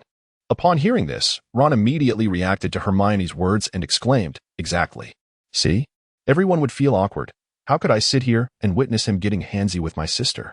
Draco took a sip of butterbeer, raised an eyebrow at Lilia, and stated, on this matter, I stand with you, Ron. I believe it's time for us to leave. Ron agreed, right? Shall we? Draco nodded, indeed. He then picked up his coat and strode towards the door, followed closely by Ron. Harry, bewildered, looked at Lilia and asked, what is wrong with Draco? He seems quite upset, yet it is not us who are kissing. Lilia consumed the butterbeer in one swift gulp, oblivious to the world around her. Hermione, meanwhile, was still reflecting on her earlier conversation with Ron. At that moment, Horace Slughorn approached them. Ah, my dear students. What a pleasure it is to encounter you here. Harry feigned ignorance and inquired, Professor, do you enjoy coming here as well? Slughorn replied, indeed. I used to frequent this place long ago. I shan't divulge just how long it has been. Back then, it was known as the Leaky Cauldron. He continued. I occasionally host impromptu dinner parties and invite a select few students. Would you be interested in attending? The trio responded in unison, yes, we would be delighted, Professor. Slughorn beamed with satisfaction, then await my owl with the details. Chapter 125, The Dinner Party for the Dinner Party. Lilia donned a lovely apricot dress paired with a brown coat, and she set off with Hermione. Lilia inquired of Hermione whether she would like to dress up, to which Hermione replied in the negative, stating that Colin would also be present, and she had no desire to adorn herself in his presence. Lily chuckled, well, I suppose you only dress up when Ron is around, right? The two of them laughed and made their way to the dinner party. They arrived rather early, and only Neville and Slughorn were present. Horace remarked, ah, Lily Granger, you've arrived. Please, take a seat. Once everyone is here, we shall commence dining. Upon seeing them, Neville appeared to have found a beacon of hope. Horace turned to Lily and said, I was just speaking with Longbottom. He mentioned that his potion class grades have significantly improved, thanks in part to you. It seems you are quite willing to assist your classmates. Lilia pondered when she had assisted Neville and replied, well, not exactly. At times, I lend my class notes to Neville. The rest he comprehends on his own. He is quite intelligent. Horace remarked, indeed, Professor Sprout has mentioned his talent in herbology, though he applies himself diligently in potions. Neville chuckled awkwardly and said, thank you, Professor Slughorn. Gradually, more people arrived, including Harry, whose attire complemented that of Lilia splendidly. Horace jested, did you plan this in advance? Lilia replied in the negative, attributing it merely to coincidence. Horace chuckled, remarking on the remarkable synchronicity. Harry gazed at Lilia, as if seeking her approval. While gently clasping her hand below, Lilia smiled and did not decline. While enjoying dessert, Horace posed a question to Lilia. I have long been curious, Lilia. Why did you leave the Malfoy household several years ago? Some claim it was a choice you made, but that is utterly preposterous. Lilia chuckled and replied, indeed. What they said is true. At that time, I acted impulsively and decided to run away from home. Horace, slightly embarrassed, responded, oh, is that so? Well, it's rather fortunate, especially considering that Lucius Malfoy has been accused by Sirius of still serving Voldemort. Lilia paused momentarily. Sirius? Sirius Black? Horace replied, indeed, Regulus's elder brother. I recall him vividly. I have always regretted that he never became my student. What is the matter? Lilia chuckled, dismissing the matter as trivial. She had never disclosed her surname to Horace, thus it was quite natural for him to remain oblivious to the melodramatic intricacies involved. All Horace knew was that she had defected from the Malfoy family with no knowledge of her true lineage. Nearby, a fellow Slytherin remarked, but didn't Roderick mention that Lilia's surname is? Lilia immediately cast a sharp glance at the student, who, recognizing the cue, wisely refrained from continuing. Horace inquired, what is the matter? What is Lilia's surname? With a contemplative smile, Lilia remarked, Violetta, the surname of my biological father. This secret, which she had wished to conceal, had now been unveiled. It was Roderick once again, whose presence lingered even after his departure, still exuding an air of annoyance. Harry gazed at Lilia in astonishment, for he had never known that she had discovered the identities of her biological parents. Horace, filled with curiosity, inquired, what does he do? Lilia bore the taunt of being a Muggle-born violinist with a heavy heart. A Slytherin student jeered, I'm sorry, but I was unaware that your father was a Muggle. Surely your mother cannot be one as well. Are you a mudblood? Harry, observing Lilia's distress, tightened his grip on her hand, filled with indignation. Hermione and Neville cast worried glances in Lilia's direction. Lilia smiled, her eyes glistening with a hint of crimson, gazing at the student with a resolute and fierce intensity, as if she could send him to the heavens to join his parents at any moment. She was a witch, while I was of mixed blood. However, there is no need for you to feel remorse. They departed from this world 16 years ago and cannot hear your nonsensical ramblings. Is there any other matter to discuss? Shall I elaborate further on the topic of spells? The atmosphere fell into silence, and Horace, with a tone of regret, said, I apologize, Lilia, for bringing up your sorrowful past. Let us indulge in dessert. Today's offering is chocolate ice cream. Lilia once again exposed her wound, for she most dreaded any mention of her parents. Excuse me, I need to visit the restroom, she uttered. She succeeded in not shedding tears before others. Just as she stepped outside, she encountered Ginny, whose eyes were similarly swollen with emotion. Their meeting was undoubtedly ill-timed. Lilia merely nodded at her before moving on. Ginny turned to gaze at Lilia, having never witnessed her in such a state. In the restroom, Lilia touched the mirror's illusion, pondering whether she resembled her mother, Rosalind. What would her appearance be like? Lilia splashed her face with clear water, washing away her tears into the drain. From her pocket, she retrieved a lipstick and lightly applied it to her lips. She was permitted to feel sorrow, yet she refused to succumb to despair. She could weep, but she would not allow others to witness her humiliation. Once composed, Lilia confidently re-entered the dinner party, smiling as she remarked, I apologize for the delay. I hope my ice cream hasn't been pilfered. Horace observed Lilia and perceived no trace of emotional disturbance. Come in, Lilia. Your ice cream is perfectly intact. Lilia curled her lips into a smile, expressing her gratitude.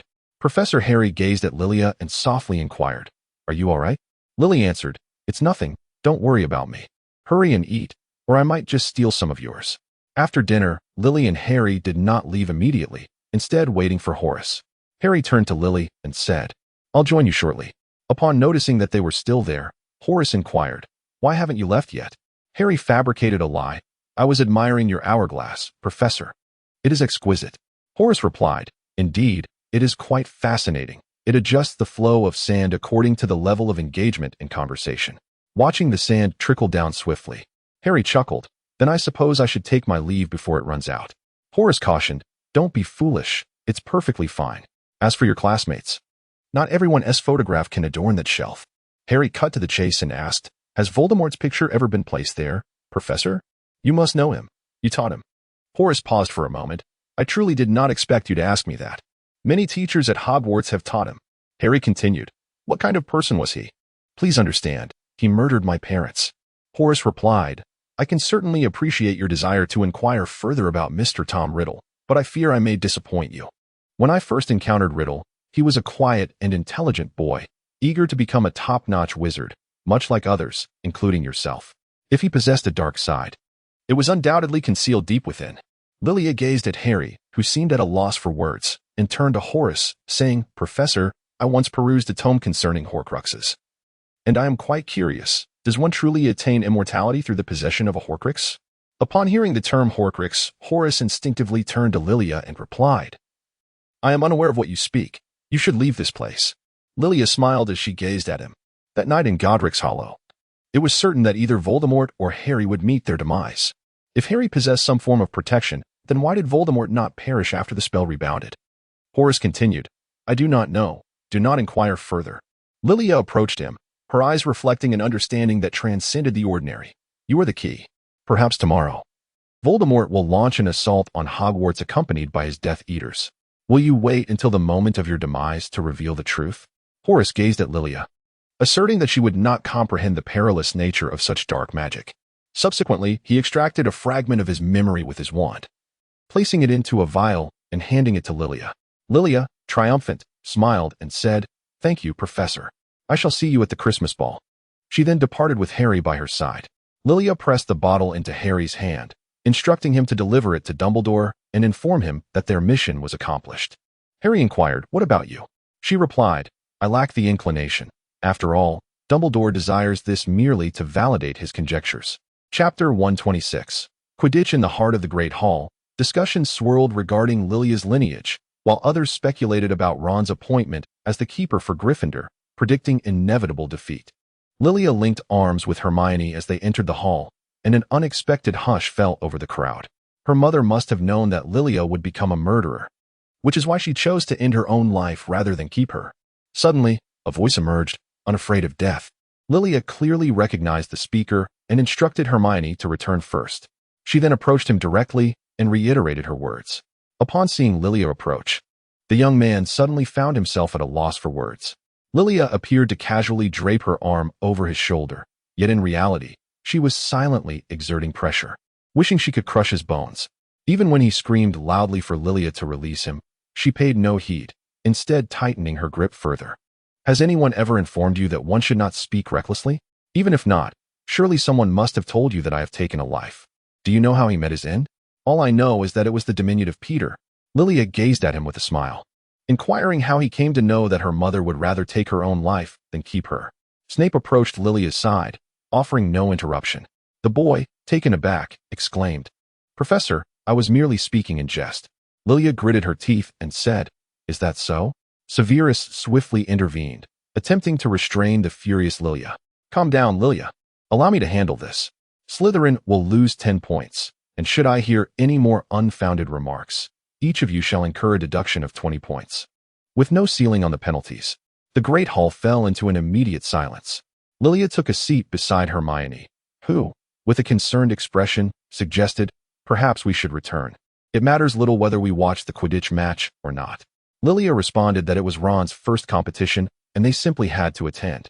Harry and Ron arrived late, greeting everyone with a cheerful good morning. Lilia smiled and greeted, "Good morning." Harry observed Neville and Hermione, both frowning, and inquired, "What troubles you?" Hermione and Neville remained silent, while Ron, anxious about the upcoming Quidditch match, appeared quite distressed.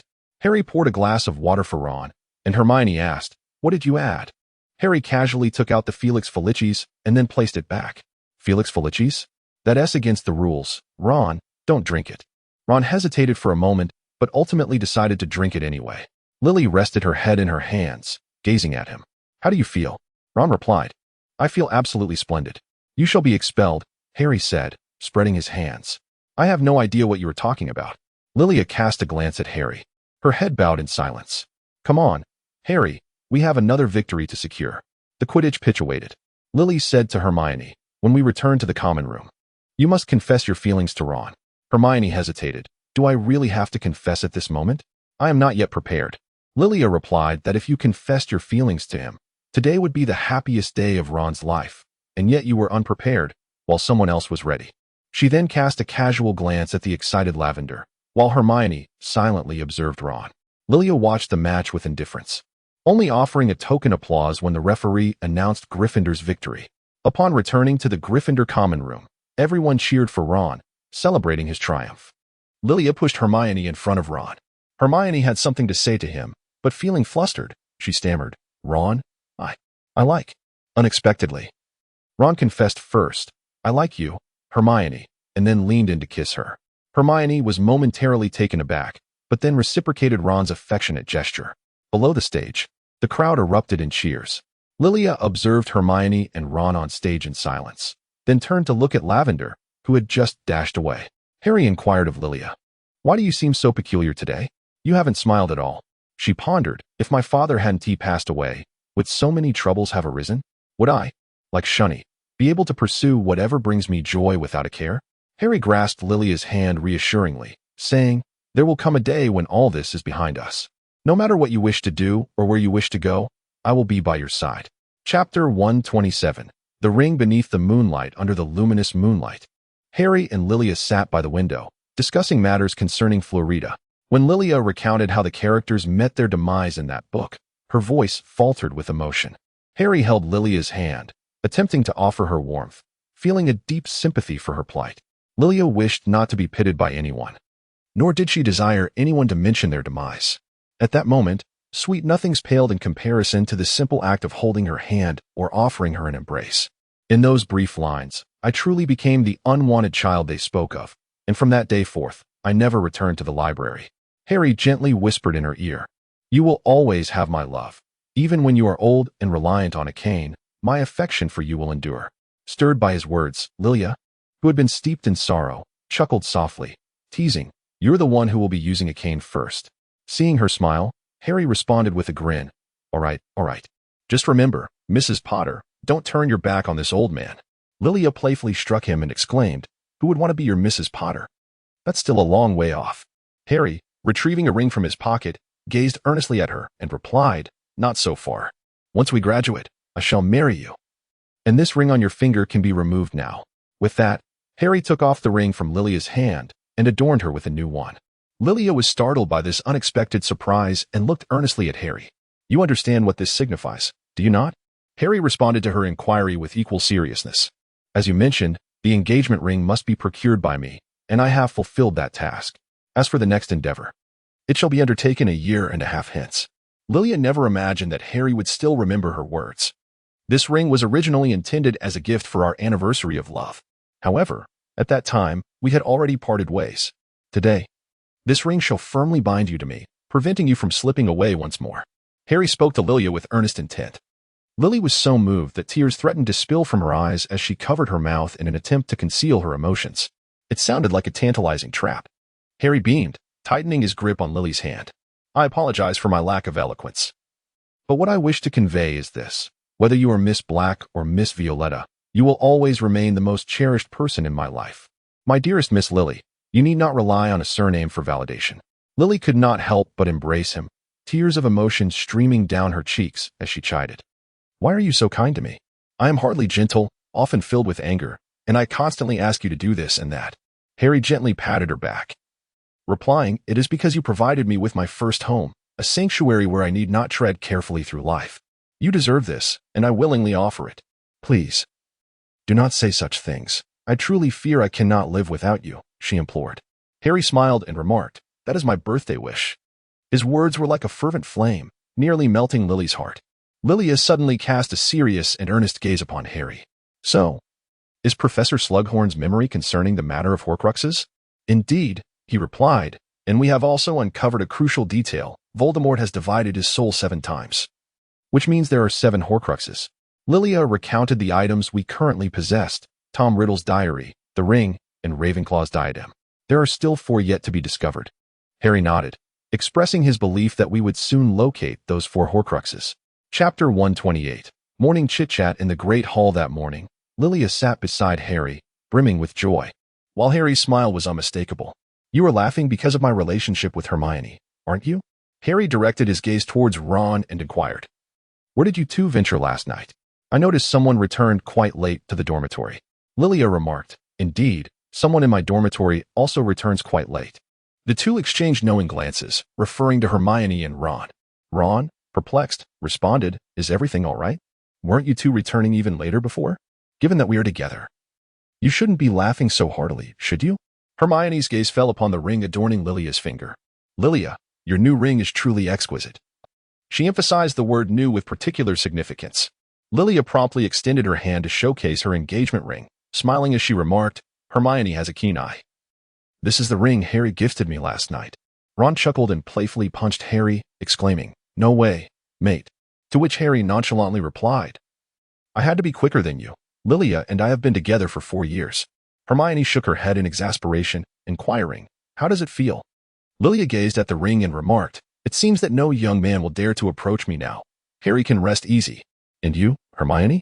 How does the sensation of kissing feel?"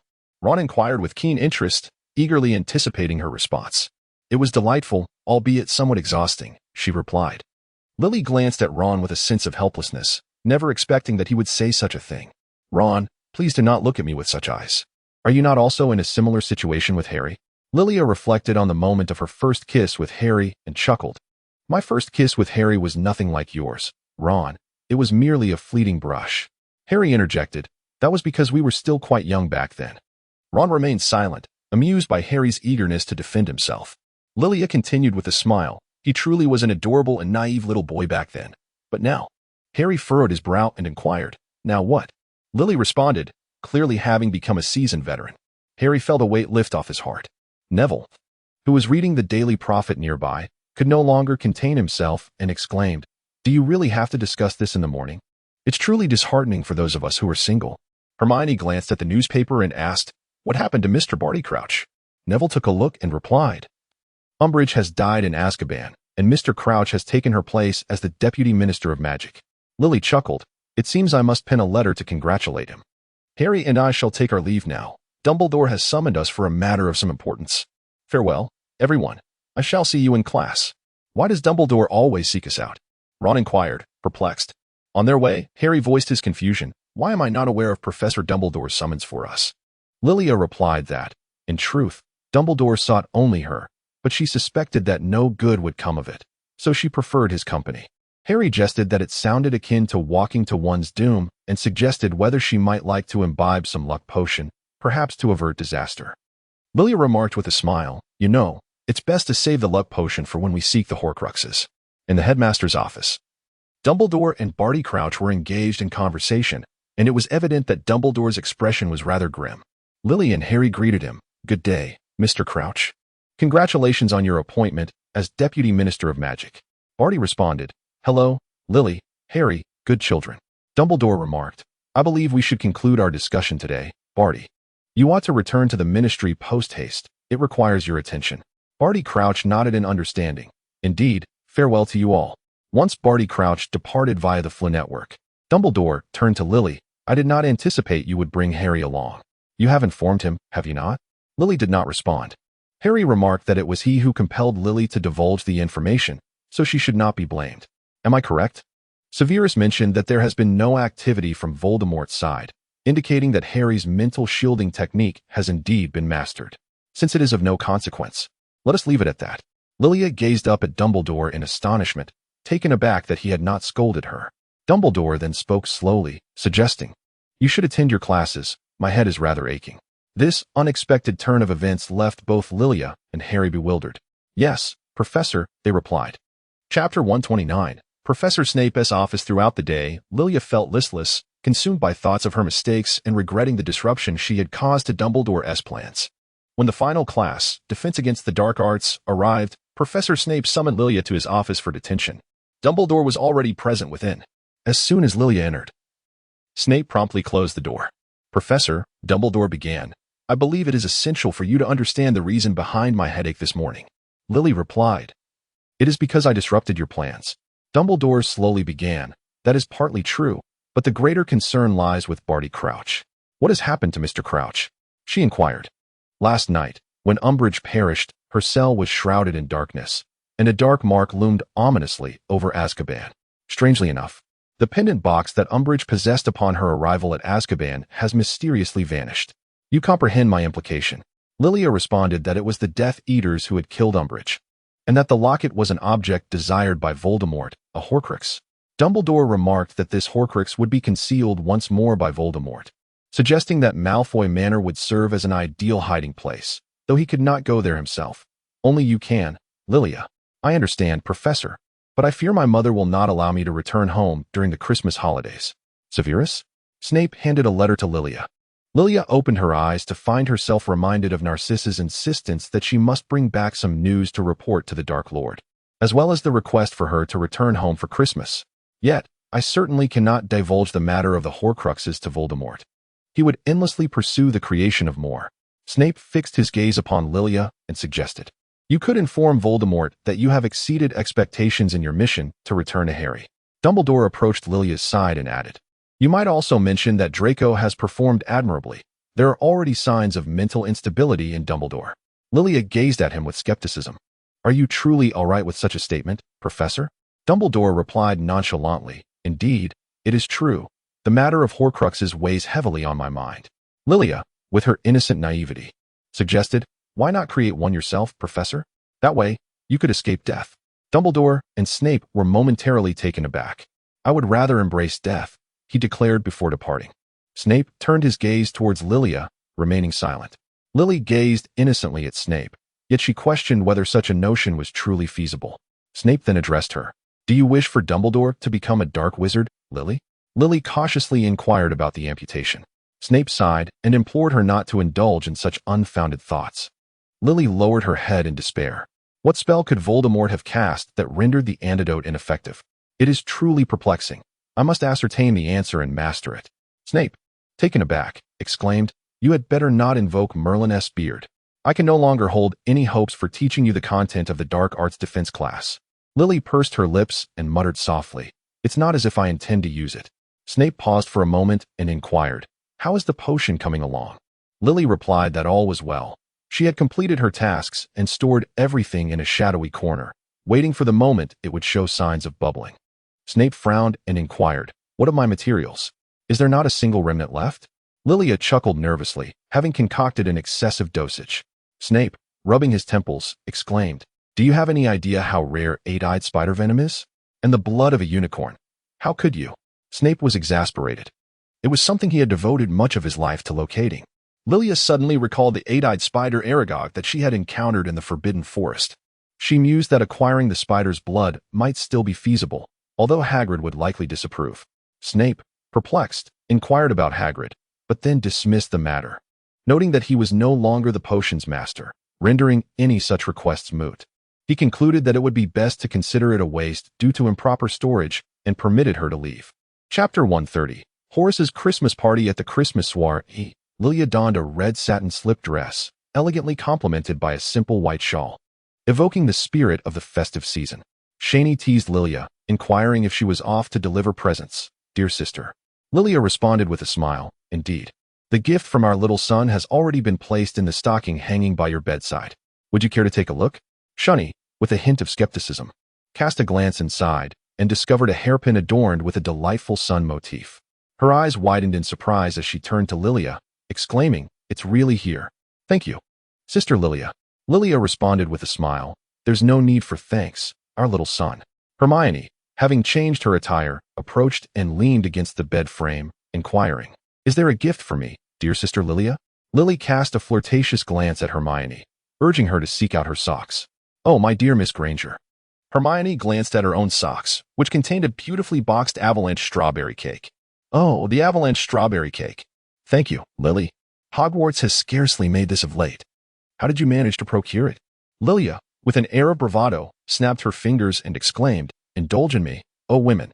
This young lady has acquaintances among the house elves in the Hogwarts kitchen, and she had specifically requested one to prepare a treat. However, he mentioned that the strawberries recently acquired were rather lacking in sweetness, hence the absence of a dish.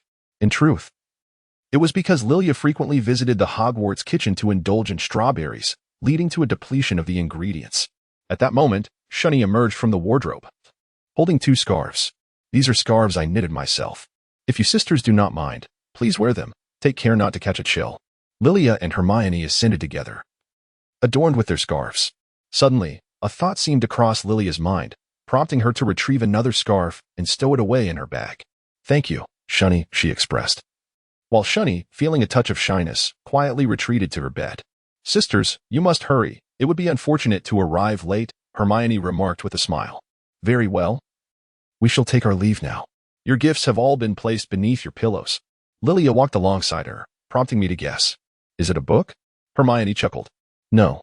"Is it a quill?" "No." "Then what is it?" "It's a bookmark I made myself."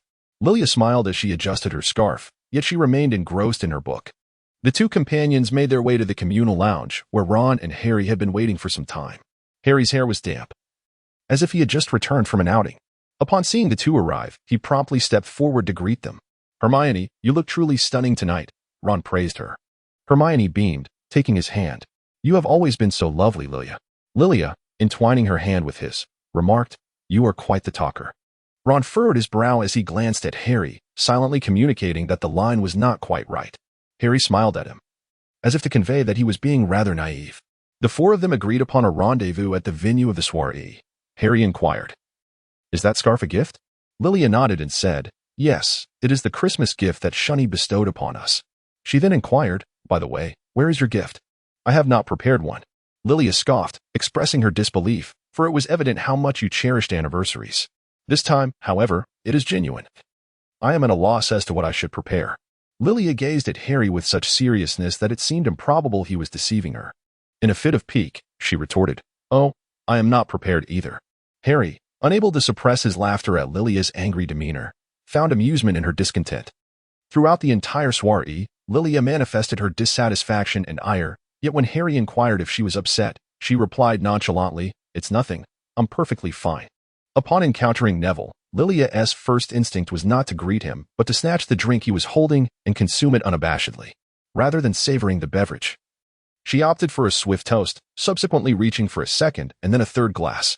Observing Lilia's unusual behavior, Neville exchanged a knowing glance with Harry, silently questioning what was amiss with her. Harry gestured towards himself, indicating, "She is angry with me." Neville nodded in understanding, hastily departing as if fearing Lilia might deplete the entire supply of drinks. At that moment, Harry seized the cup from Lilia's grasp, saying, "All right, Lilia, that's enough. If you drink any more, you won't be able to see the gift I have for you." "You just said there was no gift." "You're lying," Lilia retorted. Harry leaned closer and whispered, "The gift is not here. We must go outside to see it." Confused, Lilia looked at Harry, pondering what kind of gift could only be unveiled outdoors. Just then, Horace approached them, asking, "Are you enjoying yourselves?" Harry replied, "Very much so. Thank you for the invitation." Professor Slughorn. Lilia's previously discontented emotions began to subside. Horace remarked, "No need for thanks. I simply relish the lively atmosphere. Enjoy yourselves, and by the way, I've procured the last few jelly slugs. If you are interested, you are welcome to stay and indulge after everyone has departed. It seems your gift will have to wait." Lilia observed, casting a smile at Harry. "Indeed. I suppose this serves as my punishment for deceiving you, does it not?" "Clearly, Mr. Potter," he replied. The two of them lingered until the crowd dispersed, with Lilia feeling so drowsy that she could have easily drifted off while standing. Fortunate to have a shoulder to lean against. "I knew you couldn't resist the allure of jelly slugs.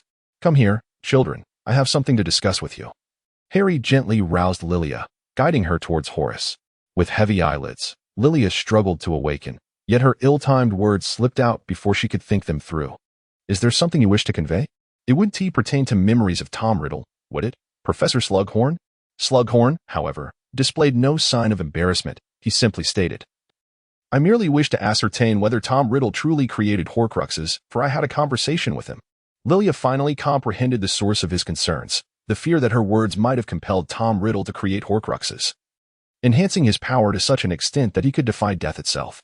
"Indeed, while this was true, I wish to reassure you, Professor, that you need not bear the burden of guilt. Even without your inquiries, he would have inevitably discovered the means to forge Horcruxes on his own, perhaps leading him to commit even more heinous acts." This comforting sentiment alleviated Horace's distress somewhat, yet he remained engulfed in regret. "Thank you for addressing my queries, Lilia. I have come to understand." Observing the professor's troubled expression, Harry interjected, "Then we shall take our leave, Professor. Please do not dwell on the matter of Horcruxes. It shall come to an end." Chapter 131. The snow of Christmas once again. The season of Christmas had arrived, and it seemed that each year, something significant transpired for Lilia during this time. Whether it be a joyous occasion or a sorrowful event, it invariably left an indelible mark on her memory. Thus, her feelings towards Christmas and snowfall were a blend of affection and aversion. What, then, would this year's Christmas bring for Lilia? Harry guided Lilia to the edge of the Black Lake, where two grand snowmen stood, adorned with luminous Christmas ornaments. Their height was roughly equivalent to Lilia's own stature, and beside them lay a pair of ice skates. The sight of snowmen was familiar to Lilia, having previously built one with Harry.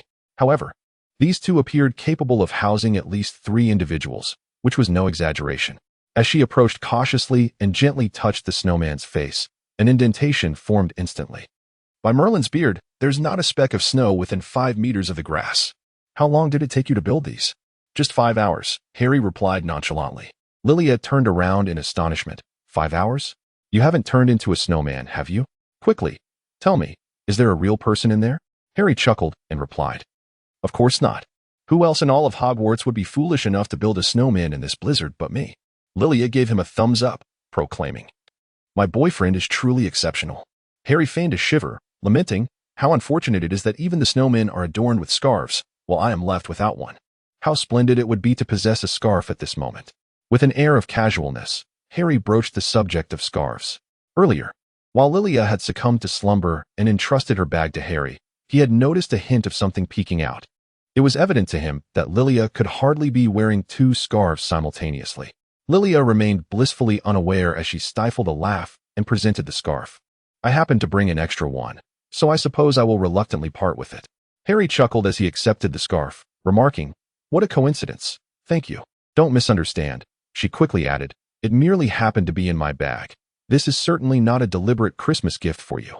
Her feeble explanation, a pale and ineffective lie, lacked any persuasive power. Nevertheless, the scarf was quite nice and comfortable. Noticing his skepticism, Lilia hastily shifted the topic, clearing her throat. "And what about those ice skates over there? Surely, those two snowmen cannot skate?" "Snowmen cannot skate, but I can," he replied. Lilia immediately exclaimed, "But I cannot. Do you want me to fall the moment I step onto the ice? Surely you have not skated before, have you? Such a perilous place, who would venture there? What if one were to fall into the water? The odds seem minuscule, yet I have witnessed it." Lily's profound fear stemmed from a childhood incident where she fell into the water, subsequently enduring a fever for an entire week, all while being subjected to Draco's incessant mockery. The chilling, damp sensation she experienced was something she wished never to relive. Moreover, considering her current attire, how could she possibly skate? "If you wish to skate, do so on your own. I shall take my leave," she declared. Observing Lily's aversion to ice skating, Harry acquiesced, saying, "Very well, let us return." Truth be told, he had not skated much either, having only ventured onto the ice once during his childhood with the Dursleys. "Since you are disinclined, we shall abandon the idea." Lilia gazed at Harry and inquired, "Do you enjoy it?" Harry chuckled and replied, "It's not too bad. I only fell twice during my ice skating experience before I mastered it. As for my cousin Dudley, he had a rather unfortunate time. He actually fell into the water. I believe there is no one else in the world as clumsy as he is." Lilia initially intended to give skating a try, but upon hearing Harry's remark, she scoffed.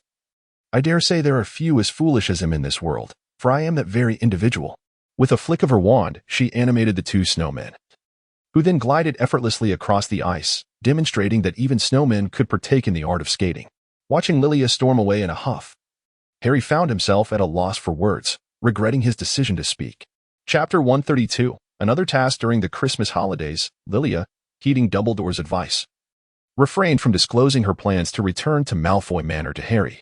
Instead, under the pretense of remaining at school, she stealthily slipped away using Snape's fireplace and the Floo network. As she journeyed, Lilia pondered the lines she would deliver and the emotions she needed to convey. The recent merriment had nearly caused her to forget her character's attributes. She was meant to embody calmness and cruelty, rather than joy and laughter. Transforming into a butterfly proved too slow, so she utilized disapparition in a secluded corner and arrived at Malfoy Manor, just in time to spot a white peacock strolling about, which harbored a distinct aversion to her. This disdain stemmed from her childhood penchant for collecting its fallen feathers, even fashioning a fan that she waved in front of it. At that time, the white peacock was molting and quite bare, and witnessing Lilia flaunt her feathered fan before it only intensified its distress, leading to a lasting animosity towards her. Lilia watched him depart, her thoughts drifting to the peacock feather fan, long since broken. She was taken aback by the lingering resentment of the white peacock. Paying it no mind, she stepped directly into the house. The interior was dimmer than the outside, enveloping the entire home in a profound sense of stillness. Lilia surveyed her surroundings and casually remarked, "I am back." Bellatrix and Narcissa were engaged in conversation by the window. But upon hearing Lilia's voice, Narcissa promptly approached her. Observing from behind Narcissa, Bellatrix commented, "It's been a long time, little mongrel." Narcissa admonished Bellatrix, saying, "Do not speak to her that way, Bella." Yet, Lilia displayed neither anger nor impulsiveness at the term. Instead, she smiled. "It appears you have aptly assigned me a name. Is there a reason you summoned me?" As she perceived that her demeanor had failed to provoke Lilia, Bella took a few steps back, seemingly disinterested. Narcissa responded, "The Dark Lord hopes you can provide Bella with something valuable. How is Draco faring? Has the task proceeded smoothly?" Lilia nodded, acknowledging that Draco had executed his task exceptionally well. Recently, Dumbledore had become increasingly paranoid, exhibiting signs of mental decline, and had not been as attentive towards Harry Potter as he once was. Bellatrix scrutinized her, asking, "Is what you say true? Are you certain?" "Absolutely," Lilia replied. Bellatrix turned to Narcissa and said, "Narcissa, I wish to have a private conversation with Lilia. We shall return later today." After a moment of hesitation, Narcissa departed from the drawing room. Once Narcissa had left, Bellatrix began to inquire about Harry Potter. "So what of Harry Potter? How do you find your interaction with him? What has he been focused on lately? Has he acquired any news?" Lilia responded, "His recent thoughts have been consumed by potions. He has not been as amiable towards me as before. As for what he has been occupied with, let me think. Ah, yes. There is the matter of Umbridge's suicide in Azkaban. In truth, The one plagued by doubt was Lilia herself, yet having posed the question, she felt compelled to uncover some clues. Moreover, the Daily Prophet, in an effort to suppress panic, had refrained from disclosing the dark mark that had appeared at that time, rendering Umbridge's suicide utterly nonsensical. Would she truly take her own life? It seemed implausible. Upon hearing Lilia mention Umbridge's suicide, Bellatrix's suspicions were immediately piqued. Umbridge? That madwoman who steals from others? What interest does Harry Potter have in her? Lily responded with a premeditated answer. Perhaps you are unaware that Umbridge's incarceration in Azkaban bears our mark of responsibility. She is a woman consumed by vengeance. The kind who would carve marks into her own skin merely for dissenting opinions during class. She ought to bide her time, awaiting the opportunity to exact her revenge upon us, rather than succumbing to a silent demise. Such a fate is unbecoming of her character. Bellatrix cast a condescending gaze upon her, and after a moment, jestingly inquired, "How many souls have you dispatched to Azkaban?" "Peter Pettigrew, Barty Crouch Jr. And Umbridge, are you perhaps an Auror?" Lilia was taken aback by such a question, momentarily at a loss for words. Bella rose and gazed intently at her, as if attempting to see through her very soul. The breath of her words could be felt near Lilia's ear. "The Dark Lord has informed me that you are untrustworthy, for you have yet to accomplish a single task. It has always been mere talk. If tonight's mission fails, perhaps upon the conclusion of your holiday, you shall find yourself unable to return to Hogwarts, or worse." Upon hearing these words, Lilia couldn't help but feel a surge of fear. Could it be that Voldemort had begun to suspect her to such an extent? Was he truly intent on her demise? What mission could possibly entail the capture of Harry Potter? Lilia pondered. It was indeed characteristic of Voldemort to assign her an utterly impossible task from the very beginning. "Tell me, where has Harry Potter ventured this evening?" In truth, Bella was already aware that he was at number 4, Privet Drive. Her inquiry merely served to gauge whether Lilia was concealing anything from her. "Ottery St. Catchpole, just beyond the village." Lilia's response merely hinted at the general location of the dilapidated abode, without explicitly revealing its identity. That house was well concealed, and even if one were to seek it out, it would take at least an entire night to locate. Bella let out a cold laugh, remarking, "You certainly have a way with words, little wretch, as insufferable as ever." Chapter 133, The Encounter at the Dilapidated Abode, Turning Point, on a frigid winter night. With biting winds swirling around her, Lilia emerged from Malfoy Manor, donning a mask as she listened to Bella's words. In addition to the mask, Lilia carried a dazed creature, with a note tied to its leg to alert Harry and his companions. She cradled it in her hands, draping her robe over most of the creature's body. "Must you really bring that beast?" Bella asked skeptically, eyeing Lilia with suspicion. "Without it, Harry Potter will not emerge," Lilia replied defensively, further tucking the creature away while gripping its paw, which was bound by the note. "Is that so?" Bella, filled with doubt, immediately lifted Lilia's robe to inspect, finding nothing amiss. "Let us hope I do not discover it causing trouble," she remarked, before proceeding with several Death Eaters to the dilapidated abode. The mask concealed all but her eyes and mouth, and she wore a black robe that seemed to melt seamlessly with the night. Lilia trailed behind Bella, her heart brimming with anxiety and trepidation, fearful that Harry and the others might meet a grim fate today. Several Death Eaters had stealthily concealed themselves amidst the thick underbrush that surrounded the dilapidated dwelling.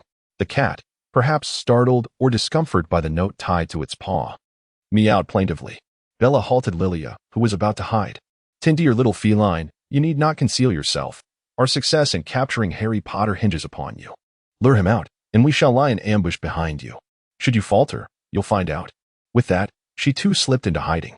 Lilia pondered the purpose of wearing a mask.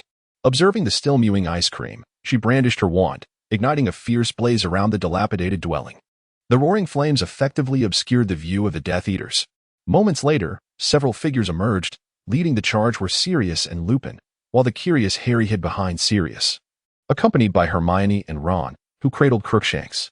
At that moment, all Lilia could discern were her crimson lips and turquoise eyes, along with the pure white head of the ice cream peeking from her embrace. Harry was all too familiar with these scenes. Exercising caution, he touched the ring, confirming Lilia's identity. Lilia sensed the warmth emanating from the ring and, feigning nonchalance, casually brushed it against her ice cream, offering a subtle response to Harry. With considerable effort, she inscribed the word "run" on the ring, urging him to flee. Observing that Harry had failed to grasp her intent, he instead approached her. Neither Sirius nor Lupin could intercept him, brandishing their wands at Lilia, unaware of the peculiar woman before them, clad in dark attire reminiscent of a Death Eater.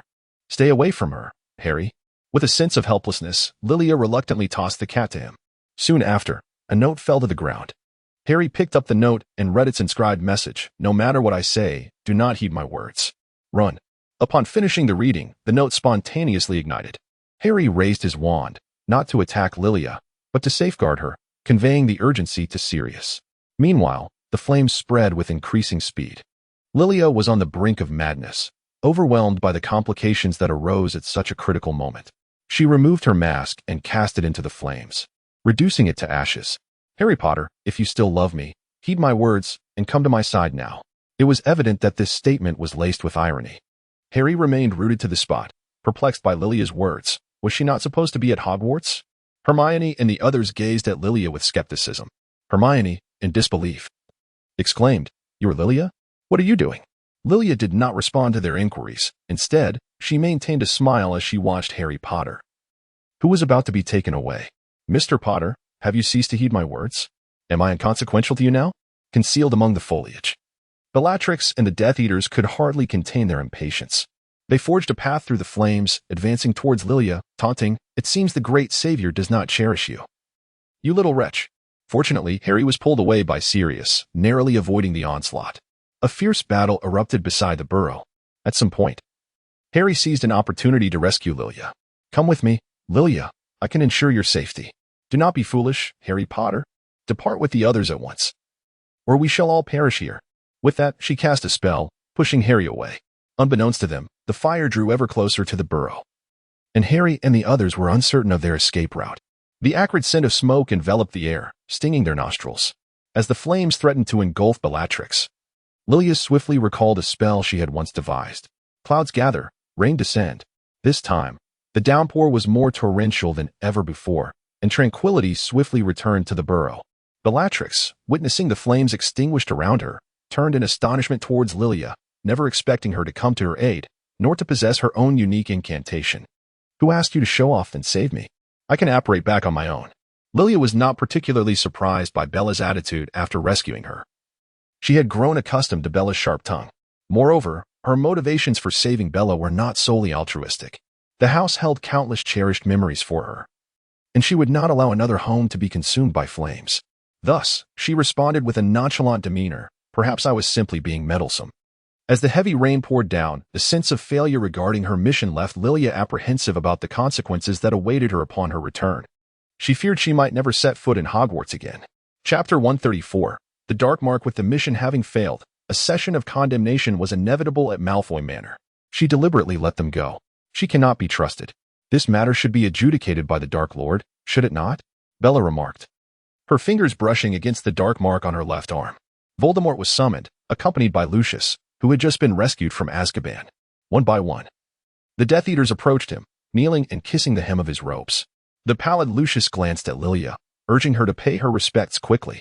Lilia was taken aback to discover that one had to kneel before Voldemort. One could only imagine the multitude of germs that must inhabit that robe. Just as Lilia steeled herself to approach, Voldemort turned to her and declared, "You are not one of my true servants. I do not require your submission." Lilia hesitated for a moment but ultimately bowed to Voldemort as a sign of respect. Voldemort surveyed his surroundings, noting the absence of Harry Potter. "It seems your mission has once again failed, Miss Lilia. Should I continue to keep you?" Lilia dared not gaze upon him, fearful that the next moment might herald her departure from this world. Voldemort slowly approached Bellatrix. "I entrust this matter entirely to your discretion," he began, believing the outcome to be assured, only to be met with regret at your insistence that I need not intervene personally. "Do you have anything to say, Bella?" "My master. I can explain. I was present at the time. I heard how Lilia summoned Harry Potter to her side. It is merely that Harry Potter no longer harbors feelings for her." "You sound like a pitiful soul, recently betrayed in love," Voldemort retorted. "Indeed, I have not witnessed Harry Potter's memories of you since then. Everything appears suspiciously fortuitous." Confronted by the malevolent gaze of Voldemort, Lilia felt a surge of panic within her. Yet she responded with composure, "Even were I to possess immense power, I cannot dictate the emotions of others. I have disappointed you, my master. I failed you once. Will there be a second time, or perhaps a third?" Voldemort, like a wraith, materialized before Lilia in an instant. Startled, she promptly bowed low, beseeching him. Please grant me another chance, my master. I shall prove my loyalty and will not disappoint you again. Do you presume I shall afford you numerous opportunities to demonstrate your worth? He inquired. I assure you, this time I shall succeed in the task at hand. Whatever it may be, I will exert every effort to fulfill your request. Voldemort scrutinized her before addressing Lucius. What do you think? Should I grant her this opportunity? My dear Lucius, your ward is not nearly as beneficial as you are. Lucius fell to his knees. My master, Lilia is utterly devoted to you. Whatever she sets her mind to, she shall accomplish. Therefore, I implore you to grant her another chance.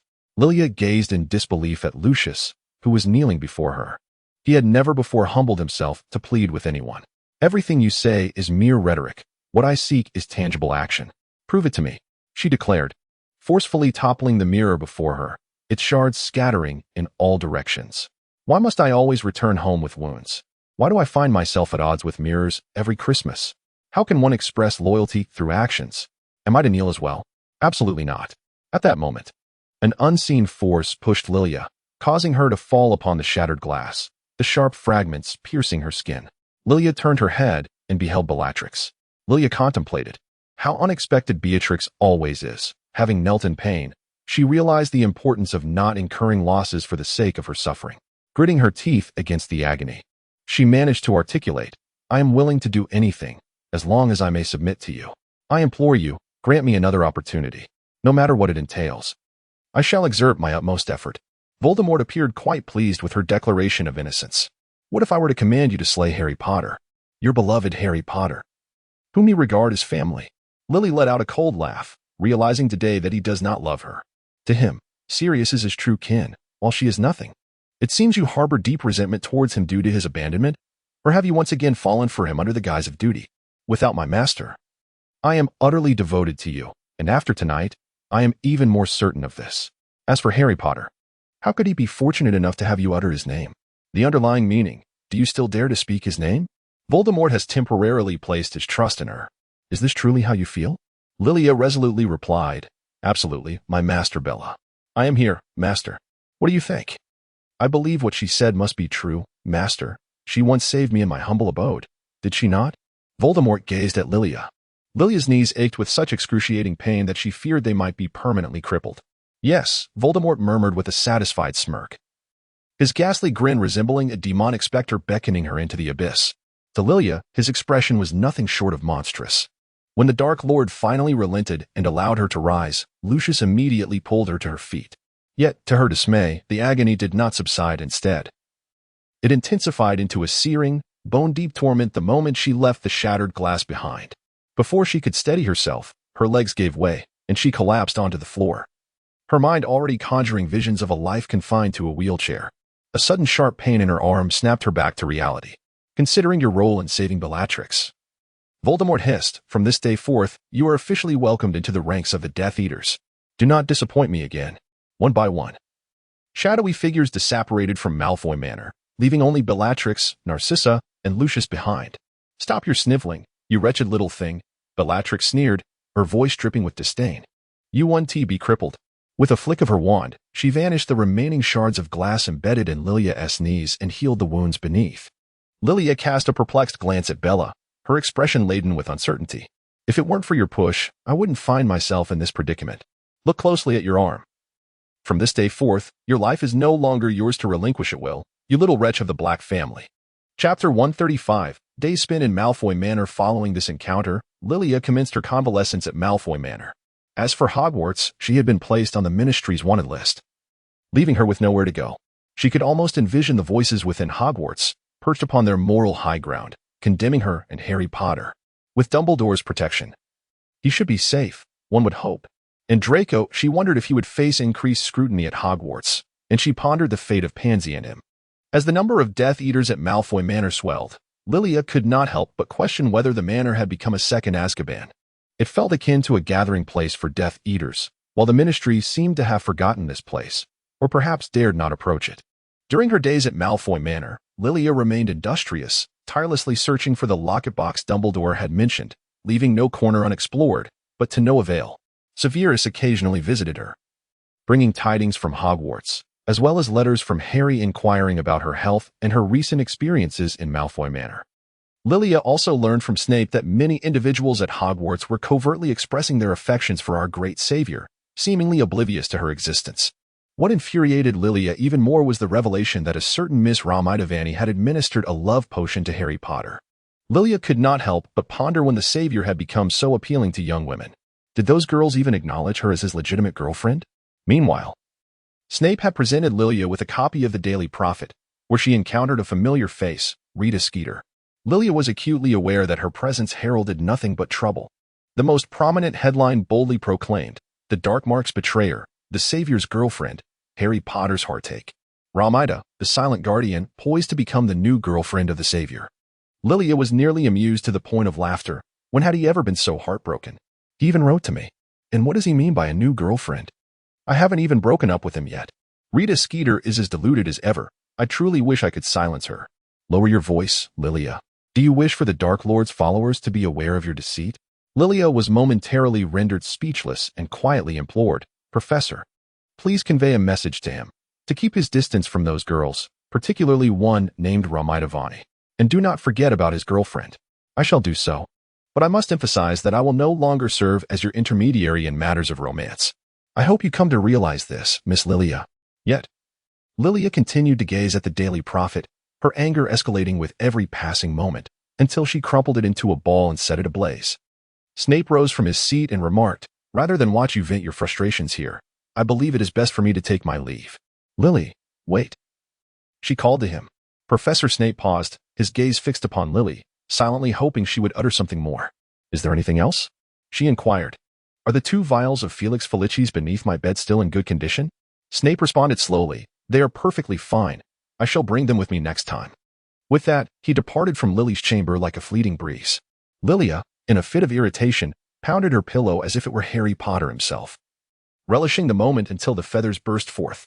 Chapter 136, The Astronomy Tower, The Death of Dumbledore. After several days, a span of 6 months had passed. Not only had the Felix Felicis been crafted 3 months prior, but even the Vanishing Cabinet had been repaired by Draco by the end of June. Lilia has finally been granted her 3rd opportunity to return to Hogwarts and assist Draco in the assassination of Dumbledore. This time, Lilia seemingly had no choice but to don black attire to maintain uniformity.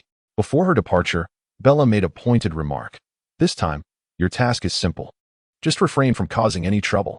Do not let my sister be distressed, or I shall not spare you, you little wretch." Over the months, Lilia had grown indifferent to the derogatory term, realizing that she could not afford to oppose Bella. Otherwise, not only would Voldemort eliminate her without hesitation, but even Narcissa would no longer forgive her. Accepting her fate, she resolved to let things unfold as they would. Before long, they arrived at Borgin and Burke's Nocturne Alley. Upon entering, an oily voice greeted them. Old Borgin welcomed the gentlemen and ladies. Bella, standing at the forefront, interjected, "No need for idle chatter, Mr. Borgin. This is not the time for conversation."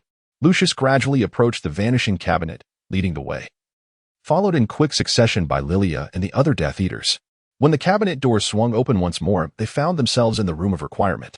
Draco stood before the Vanishing Cabinet, his concern mounting at the sight of so many Death Eaters, until he noticed Lilia's furrowed brow, which offered him some solace. Lily and Draco walked ahead, guiding the way. "Have you been well lately? The Hogwarts students have not been bullying you, have they?" "I am quite well, or rather, with Pansy, the school bully, protecting me, they dare not do much." "That is reassuring. Are you feeling anxious?" "Not particularly. He spoke to me today, suggesting that I should assist him in staging a performance. He even instructed me to head straight to the Astronomy Tower. For some reason, I sense he is rather eager for the end. Regardless, we must perform well. We cannot allow Dumbledore's final act in life to be tarnished by our performance." This statement seemed less directed at Draco and more like a reflection of Lily's own thoughts. Their conversation was hushed, although the Death Eaters could not hear the critical details. The murmur of their voices was still audible. Bella reminded them, now is not the time for reminiscing. Once Dumbledore is dealt with, there will be ample opportunity for you to catch up. Lilia and Draco exchanged a glance, falling into silence. Upon reaching the pinnacle of the Astronomy Tower, Lilia beheld Dumbledore. His calm demeanor in the presence of these Death Eaters, displaying an indifference towards death, left a lasting impression on her. Dumbledore regarded Lilia and addressed Bellatrix, saying, "It has been a while, Bellatrix. Will you not introduce your companions? I would, Albus, but I fear I lack the time for idle chatter with you, Bellatrix replied. Draco? Do what you must, disarm him. Dumbledore's wand was struck from his hand by Draco's spell. Observing Dumbledore's stillness, Draco felt a surge of panic. At that moment, dissent arose among the Death Eaters. Let it be. He dares not kill. Allow me to handle him. No, the Master has decreed that only Draco may act. What of that little brat? She was present at the time, was she not? This would be the perfect opportunity for her to prove herself, wouldn't it? After all, she has taken lives before. Lilia did not turn around to retort. Instead, she hesitated to squander a single moment gazing at Dumbledore, knowing she would never see him again. Never be obliged to heed his commands, nor would she be forced to undertake actions against her will for Harry Potter. Yet, why did she feel such reluctance? Perhaps it was due to having grown accustomed to the guidance of this elderly man, or perhaps it was the uncertainty of her next steps without his direction. Lilia was overwhelmed with countless emotions yearning to escape her lips, yet found herself unable to articulate them. Despite her profound reluctance, she could only watch helplessly. Ironically, someone had the audacity to demand that she eliminate Dumbledore. Lilia felt an intense desire to rid herself of him before ensuring Dumbledore's demise. I have stated that only Draco is permitted to kill Dumbledore. When did you cease to understand human speech? Or do you intend to defy the Dark Lord? Bellatrix scolded the Death Eater. Dumbledore interjected, suggesting that they negotiate before proceeding. The Ministry and I shall be awaiting your decisions at any moment. Draco, what are you doing? Hurry up, Lucius urged him. Just as Draco hesitated, the silence was shattered by the sound of approaching footsteps. Severus Snape glided forth like a gust of wind. Severus, I implore you. Without a moment's hesitation, Snape cast the killing curse, and with the incantation of Avada Kedavra, Dumbledore plummeted from the astronomy tower. This act extinguished the last glimmer of hope for Lilia, rendering her once cherished miracle an eternally unattainable dream. As she watched Fawkes soar into the distance, her thoughts drifted alongside him. Perhaps our esteemed professor would, like the Phoenix, be reborn anew. Chapter 137, The Farce of Returning to Hogwarts in the Aftermath of Dumbledore's Death. It was evident that Bellatrix reveled in her elation, her laughter ringing louder and more jarring than ever before. Snape, unwilling to linger any longer, departed the astronomy tower with the same swiftness. Lucius and Narcissa merely cast a fleeting glance at Lilia before dragging the reluctant Draco away. As the crowd dispersed, Lilia felt an immense heaviness as she retrieved the Elder Wand. She conjured a butterfly that fluttered gracefully from the tower. After 115 seconds, it would transform into a rose, symbolizing her final farewell of the past year. Come here, little brat, Bellatrix called, her tone sharp. We have our games to play. The mere mention of games triggered unwelcome memories for Lilia. She knew that whenever play was involved, it rarely boded well, not to mention that Harry's whereabouts were still unknown. If he were to be discovered by the Death Eaters, all hope would be lost. Noticing Lilia's indifference, Bellatrix seized her arm. Your task is complete. You won't die. So why were such a sour expression? Have you spotted that faithless wretch, Harry Potter? Lilia, upon hearing the term heartbreaker, couldn't help but question whether she had truly been betrayed. She fervently hoped that Harry Potter would refrain from wandering about carelessly where she might see him. This statement encapsulates two meanings. Firstly, Lilia harbors resentment towards Harry Potter due to the misleading reports in the Daily Prophet. Secondly, she is deeply concerned for Harry's safety. Wishing to catch sight of him, for such an encounter would imply that Voldemort or his Death Eaters would undoubtedly inflict suffering upon Harry, perhaps even leading to his demise. Lilia spoke of the latter, yet it is evident that Bella comprehended the former. Fear not, little wretch. Once we capture Harry Potter, I shall allow you the first opportunity to torment him. Lilia forced a smile. I truly thank you, madam. Madam? You are the first little wretch to address me as such. They all call me by my name, or Mrs. Lestrange, or Bella, but do not presume to refer to me in that manner. Lilia pondered to herself that madam was the most succinct title, while the remaining two were increasingly cumbersome. I shall address you as madam. The other appellations are simply too convoluted. It was a mystery who bestowed upon her the audacity to voice her true thoughts. You are indeed quite lazy. Never mind, I am exceedingly occupied at the moment. Call me whatever you wish, little brat, Bella remarked as she wreaked havoc. Her apparent delight evident in her beaming smile, which was impossible to conceal following Dumbledore's demise. Lilia gazed at her, contemplating. You truly are busy. Since you find me so distasteful, why not simply rid yourself of me for your amusement? In the hall, Bella approached the long table, violently kicking the plates and candles to the ground, the cacophony of shattering echoes incessantly in Lilia's ears. She muttered under her breath, "How unbearably noisy." As Lilia beheld the floor transformed into a landscape of shattered glass, a surge of irritation washed over her, especially as other Death Eaters, in a frenzy, wreaked havoc, smashing anything they could find. In that moment, Lilia lost her composure. She shattered the largest pane of glass in the hall, silencing the chaos, drawing the attention of all present toward her. Lilia, however, departed the hall in silence. Bella's laughter grew louder as she followed Lilia out. Lilia initially desired solitude, but the sudden silence emanating from the group of Death Eaters behind her was palpable. Bella had once again set fire to Hagrid's hut, and Lilia could vividly imagine Hagrid blissfully enjoying his rock cakes, only to discover his home engulfed in flames. Once more, fire was the culprit. Lilia gazed at the inferno, rendered speechless, before transforming into a firefighting guardian to extinguish the blaze. However, to her astonishment, Hagrid emerged just as she doused the flames, drenched, and assuming Bella was responsible. He erupted in a loud tirade.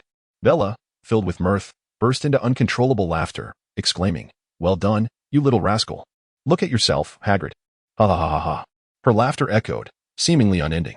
Lilia, burdened by guilt, ceased her incantation and swiftly turned to escape the awkwardness of the moment. Severus, with a tone laced with sarcasm, addressed Lilia, remarking, "It appears this spell not only summons rain but extinguishes fire as well. Well done, Lilia. Thank you for successfully illuminating the true essence of this enchantment for me." Lilia set down her hat and remarked, "I never anticipated that you would so decisively eliminate Professor Dumbledore." Snape, employing a silencing charm, responded, "We have been preparing for a year. You should have known a year ago that Dumbledore's demise was inevitable, Lilia. Throughout the year, we have not devised a means to save him. Why have you suddenly developed such a concern for Dumbledore? I recall 2 years ago, you were lamenting about his commands to me. Now that you are free, are you not? That was 2 years ago, and besides, I had grown accustomed to his directives." Snape scoffed, ceasing his incantation. "You certainly never opposed him."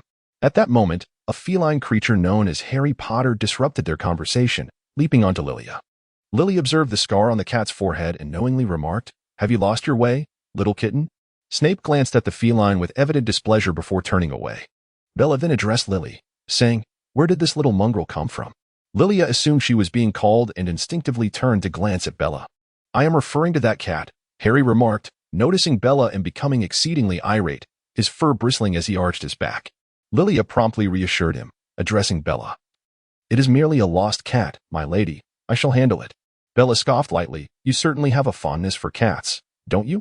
Did not the last one run off with someone else? Be wary, for this one may also escape." Lilia seemed to recall something, her grip tightening slightly. "Indeed, for instance, my illustrious ex-boyfriend has found a second refuge, hasn't he, little kitty?" Harry, the cat, appeared startled and shook his head in denial. Lilia nodded in satisfaction and whispered to Harry the cat, "Live well. Do not return to Hogwarts until you have found the Horcruxes. And should I catch wind of any scandal involving you again, you can forget about keeping your tail." With all her strength, she hurled Harry the cat away. Bella laughed. "Are you afraid it might leave you as well?" Lilia gazed at the dark mark emblazoned across the sky and stated, "Think as you wish. My mission is accomplished, and there is no longer any necessity for me to remain here." Chapter 138. Reunion with Hall. Upon returning to Malfoy Manor, Voldemort gleefully rewarded his followers. For instance, who had become his confidant, who had received his forgiveness, who had attained wealth and status, and who had been compelled to possess a crystal ball along with a fiancé named Hall D'Angelo. This unfortunate soul, without exception, was Lilia. It was one thing to endow her with a crystal ball for divination, but was it not rather excessive for Voldemort to arbitrarily pair her with Hall, simply because Bellatrix had mentioned him in his presence? Moreover, it was rather fortuitous that he had stumbled upon such a brash fellow. Lilia pondered whether there was some connection with the Hall family, or if perhaps the threshold for Death Eaters was simply low. Why else would they forsake Bulgaria to venture to Scotland? Was it a mutual betrayal akin to wearing green hats?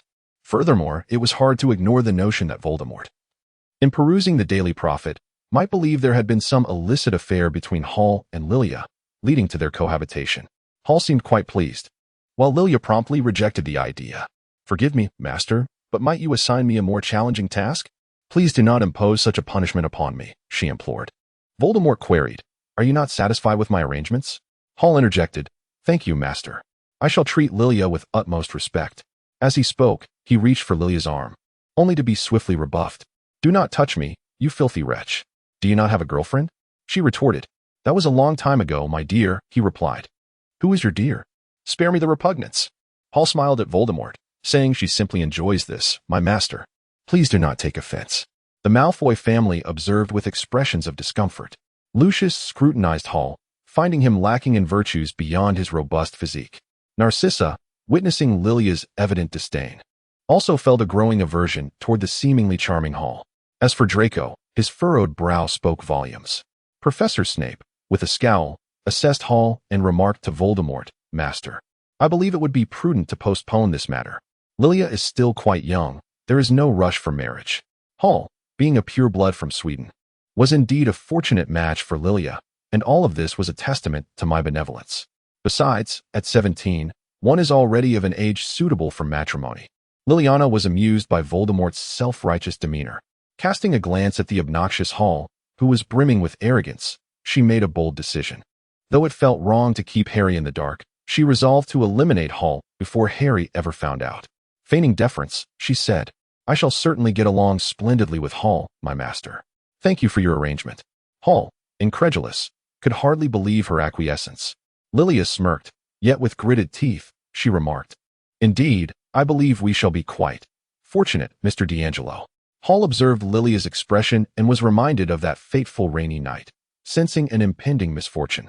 Witnessing Lilia's transformation from utter resistance to willing acceptance, Draco appeared to grasp the situation, a smirk emerging on his lips as he glanced at Hall. Voldemort had evidently taken note of Draco's unusual demeanor, suggesting that he too found satisfaction in his sister's forthcoming nuptials, did he not? Lilia cast a playful glance at Draco. Her brother truly understood her, knowing precisely what she intended to do. "Are you satisfied with my arrangements?" Voldemort inquired of Lilia. "It is my greatest honor, my master," she replied. Despite the cheerful facade that Lilia presented, her mind was already concocting a scheme to orchestrate the untimely demise of her fiancé. Upon returning home, as Hall had just closed the door, Lilia swiftly seized his wand and cast a binding spell upon him. "What are you doing?" "I am your fiancé," he exclaimed. "Fiancé? That is even more ludicrous than Merlin being a muggle," she retorted. "You remain as insufferable as ever." As Lilia bound him with ropes as a secondary precaution, she remarked, "You too, especially when you speak nonsense in front of that detestable reporter. If it weren't for that newspaper, the Dark Lord would never have suspected our past. Why not grant me another chance? What do you think, you perverse one? I have been thinking of you for the past 3 years. My feelings for you have deepened immensely. I have changed significantly. If you don't believe me, you may inquire with my 5 former girlfriends." Lilia gazed at the solemn Hall and offered him a round of applause as encouragement. "Heh, I suspect there are more than 5. Don't you think I would believe your nonsensical claims of affection towards me? In any case, if you wish to preserve your life, heed my words. Otherwise, I shall ensure that you remain oblivious to the manner of your demise." "Wait, what does that ring on your hand signify?" she mused. "There have been far too many instances of silencing and deafening me to your commands, but next time, I shall resort to a petrification spell instead." In addition to casting spells, Lilia thoughtfully covered Hall's eyes with a ribbon, peering into the crystal ball, hoping to glean something significant. For this was crucial to resolving her predicament with Hall, and the sooner, the better. After gazing into the orb for a considerable time, Lilia suddenly stumbled upon a peculiar scene. Was that Harry, along with others? Wow, how astonishing. It seems the polyjuice potion can be utilized in such a manner. Her laughter echoed, yet perhaps the volume of her mirth attracted the attention of the Death Eaters. Small Barty Crouch pushed the door open, inquiring, "What are you up to?" Lilia hastily concealed the crystal ball behind her, her composure faltering as she exclaimed, "Do you not understand the concept of knocking? We are engaged in a game." As she spoke, she released the spell binding Hall, allowing him to move slightly to affirm his vitality. The ribbons and bindings evoked unsettling associations in little Batty's mind. "Humph, who would have thought that regardless of the circumstances, you should keep your voices down? You are disturbing others' rest." Upon witnessing Batty's departure, Lilia breathed a sigh of relief. Hall cautiously inquired, "May I sleep now?" "Sleep away. Together with you? Get lost." With that, she severed the bed in half with her wand. Hall, perplexed, remarked, "Is this truly acceptable? Otherwise, you shall stand and sleep." Hall reluctantly acquiesced, collapsing onto the bed. "I have never felt so humiliated in my life." "Silence," she retorted, casting a petrification spell upon Hall. Chapter 139, Dumbledore's Relics. The following morning, Lilia arose early due to Hall's thunderous snoring. Lilia has found yet another reason to detest Hall. After reverting the bed to its original state, she made her way to the living room to peruse the Daily Prophet. The publication features an article on Dumbledore's death, as well as a piece by Rita Skeeter detailing the life and lies of Albus Dumbledore. Lilia contemplated whether she should pay a visit to her home. Considering the arduous nature of writing, surely it must be quite taxing for her, and she likely yearned for some affection. Before long, Narcissa emerged as well. Noticing Lilia's presence, she wished to engage her in a heartfelt conversation. "Lilia, how have you been getting along with Hall? I heard from Mr. Crouch that you both were seen together last night." Upon hearing this, Lilia quickly interjected, No, Mother, you misunderstand. We were merely having a chat, nothing more." "Is that truly the case? That is reassuring. I hope you find someone who brings you joy, rather than feeling that Mr. Hall is somewhat peculiar. Where is he, by the way? I have yet to see him." "He is still asleep. I was actually awakened by his snoring," Lilia replied. After a moment of hesitation, Narcissa suggested, "Perhaps it would be best if you both lived separately? After all, you are not married, and this could tarnish your reputation." "That suits me perfectly. I love you so much, Mother," Lilia exclaimed, embracing Narcissa with excitement. Narcissa gently patted her back, then asked, "My dear, have you truly been involved with Mr. Hall?" At this question, Lilia grew frantic. "Absolutely not. That is entirely false. I have only ever had one boyfriend, and that is Harry Potter." Narcissa, sensing something deeper, looked at her with utmost seriousness. "Do you still harbor feelings for Mr. Potter? Or was the breakup not your decision?" Lilia sensed that something was amiss. It was truly a predicament. She could not divulge to Narcissa that she had never actually broken up with Harry Potter. "In truth, Mother," she began. But Narcissa gazed at Lilia with a serious demeanor. After a brief silence, before Lilia could respond, Severus arrived. "Good morning, Narcissa. How did you and your fiancé fare last night, Lilia?" Lilia was about to refer to him as her savior, yet she feigned ignorance, clearly stabbing her own heart with such words. Lilia smiled. "Is there something you need, Professor Snape?" "Following the Dark Lord's orders, I shall reside here in the future for the convenience of our meetings. Thus I have come early to move my belongings." Narcissa inquired of Snape, "Do you require assistance?" "Severus?" "No, Narcissa, I have only brought a few sets of clothing and a mirror." "A mirror?" "I never knew Professor Snape had an affinity for mirrors," Lilia pondered. "Where's the mirror, Professor?" "I misplaced it," Snape replied decisively, then continued, "Are there any vacant rooms?" Narcissa paused for a moment and responded, "Yes, Lilia. Please show Professor Snape to his room." Snape glanced at Lilia and said, "Then I shall trouble you, Lilia." Lily regarded Snape with a look of perplexity. What was amiss with the professor today? Leading him to his chamber, she boldly voiced her curiosity. "Is there something you wish to discuss with me, Professor Snape?" He responded with an enigmatic remark. "That mirror was lost by me amid the ruins, in a place resembling a cat's claw." He then swiftly closed the door. Snape's cryptic words swept over Lily like a sudden gust of wind, leaving her momentarily bewildered. A mirror? Ruins? A cat's claw? Could it be that Professor Snape had left something at my home? Lilia pondered deeply, her thoughts lingering until the morning when Voldemort convened his usual meeting. "Do we have any new intelligence regarding Harry Potter?" he inquired. Severus Snape replied, "Yes, my lord. Their departure is scheduled for next Saturday evening. However, I have heard differently. My lord, a certain Auror inadvertently divulged that they will not leave until after the 30th of this month, waiting until his 17th birthday." "That is false," Voldemort retorted. "The Auror office no longer participates in the protection of Harry Potter. They firmly believe in the loyalty of our ranks." Lily sat upright, listening to their debate with little interest, merely grasping the general idea. It was not until Voldemort called her name that she was drawn into the conversation. "What are your insights, Lily?" he inquired. "I concur with Professor Snape's assessment. According to the crystal ball, Harry Potter did not complete his birthday that day. So it must be next Saturday, without a doubt." Snape turned his gaze towards Lily, his expression inscrutable. Voldemort chuckled. "It seems you have not squandered your skills in numerical divination. And where will they go, Severus?" he continued. "They will be relocated to the residence of one of the members of the Order of the Phoenix, a place reputed for its formidable protections. Once there, it will be exceedingly difficult to capture Harry Potter." Bellatrix interjected, "Master, I volunteer for the task. I yearn to eliminate that boy, and Lily wishes to join me." "Does she not?" Lilia thought to herself, "Do as you wish, but do not involve me." When the time comes, who slays whom remains to be seen. I find your fierce demeanor quite captivating, Bella, yet it is I who shall bring an end to Harry Potter. As for you, Lilia, do you truly wish to see Harry Potter perish? With no other option, Lilia could only respond, I would relish the opportunity to flay his skin. How dare he betray me?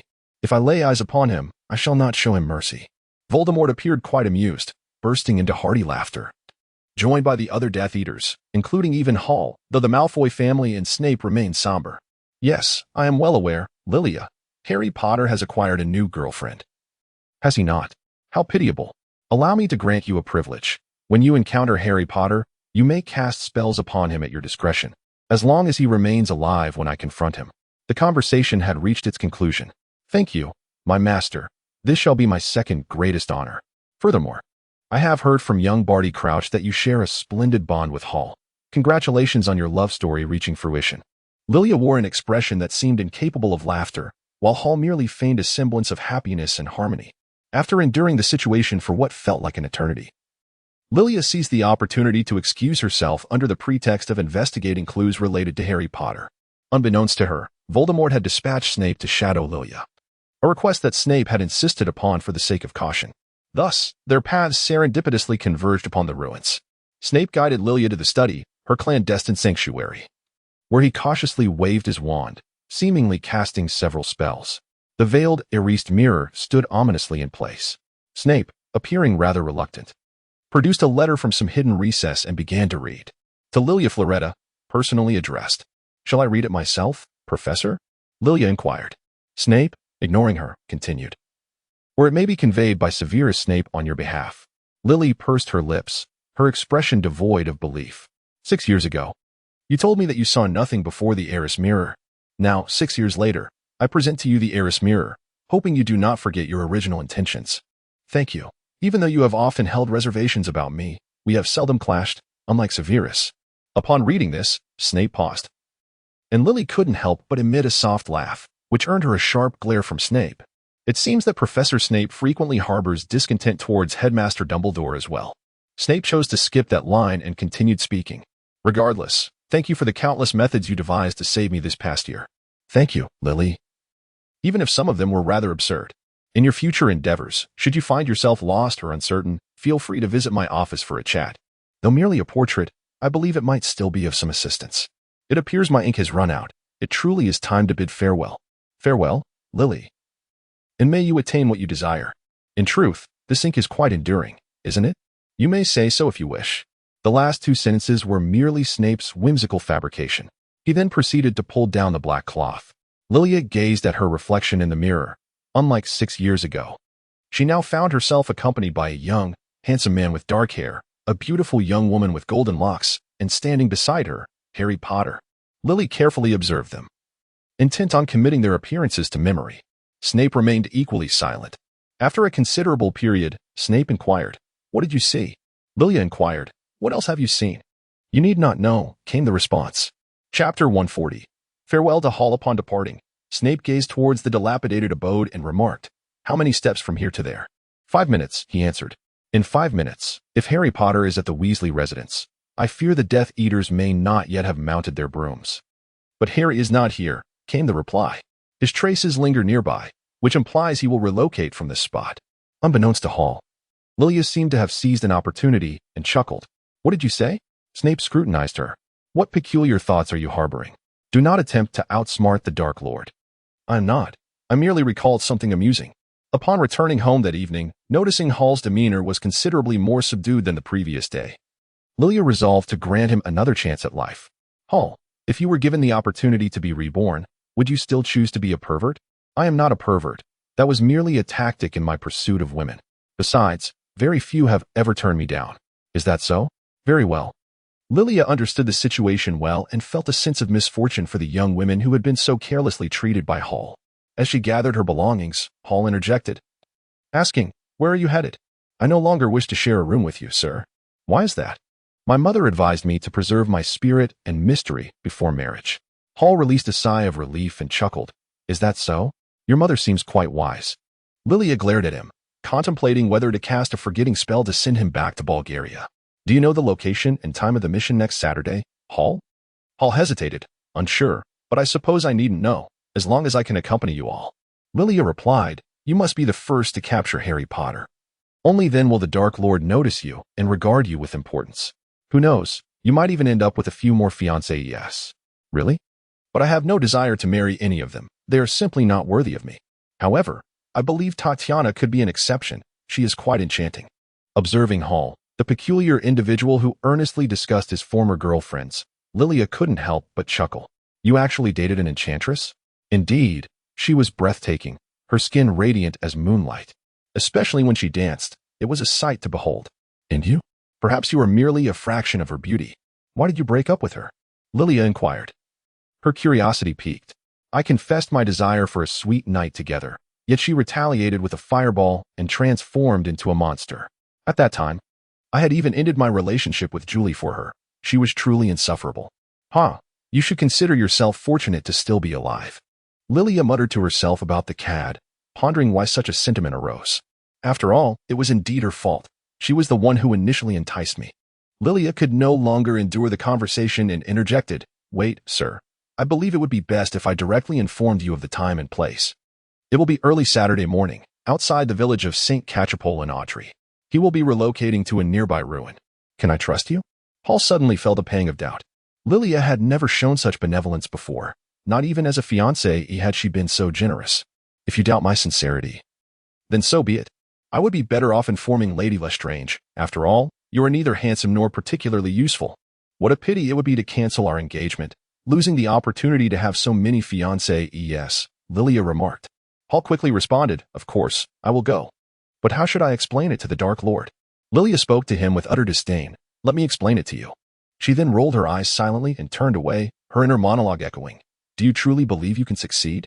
How unfortunate it is that I cannot witness how Harry brings about your demise. Had it not been for Voldemort, he would show you no mercy. Afterward, she touched the warm ring before arriving at Snape's door and knocking. Is there something you need at this late hour, Lilia? Snape inquired. Would you use legilimency on me? Professor? Snape regarded her with curiosity. What an odd request. What are you scheming? Perhaps I am merely curious to ascertain whether my occlumency skills remain as proficient as before. Would you be so kind as to assist me, Professor? I would prefer not to expose any weaknesses in front of you. As you wish. Fleeting images filled her mind, all revolving around Hall discussing his former girlfriends.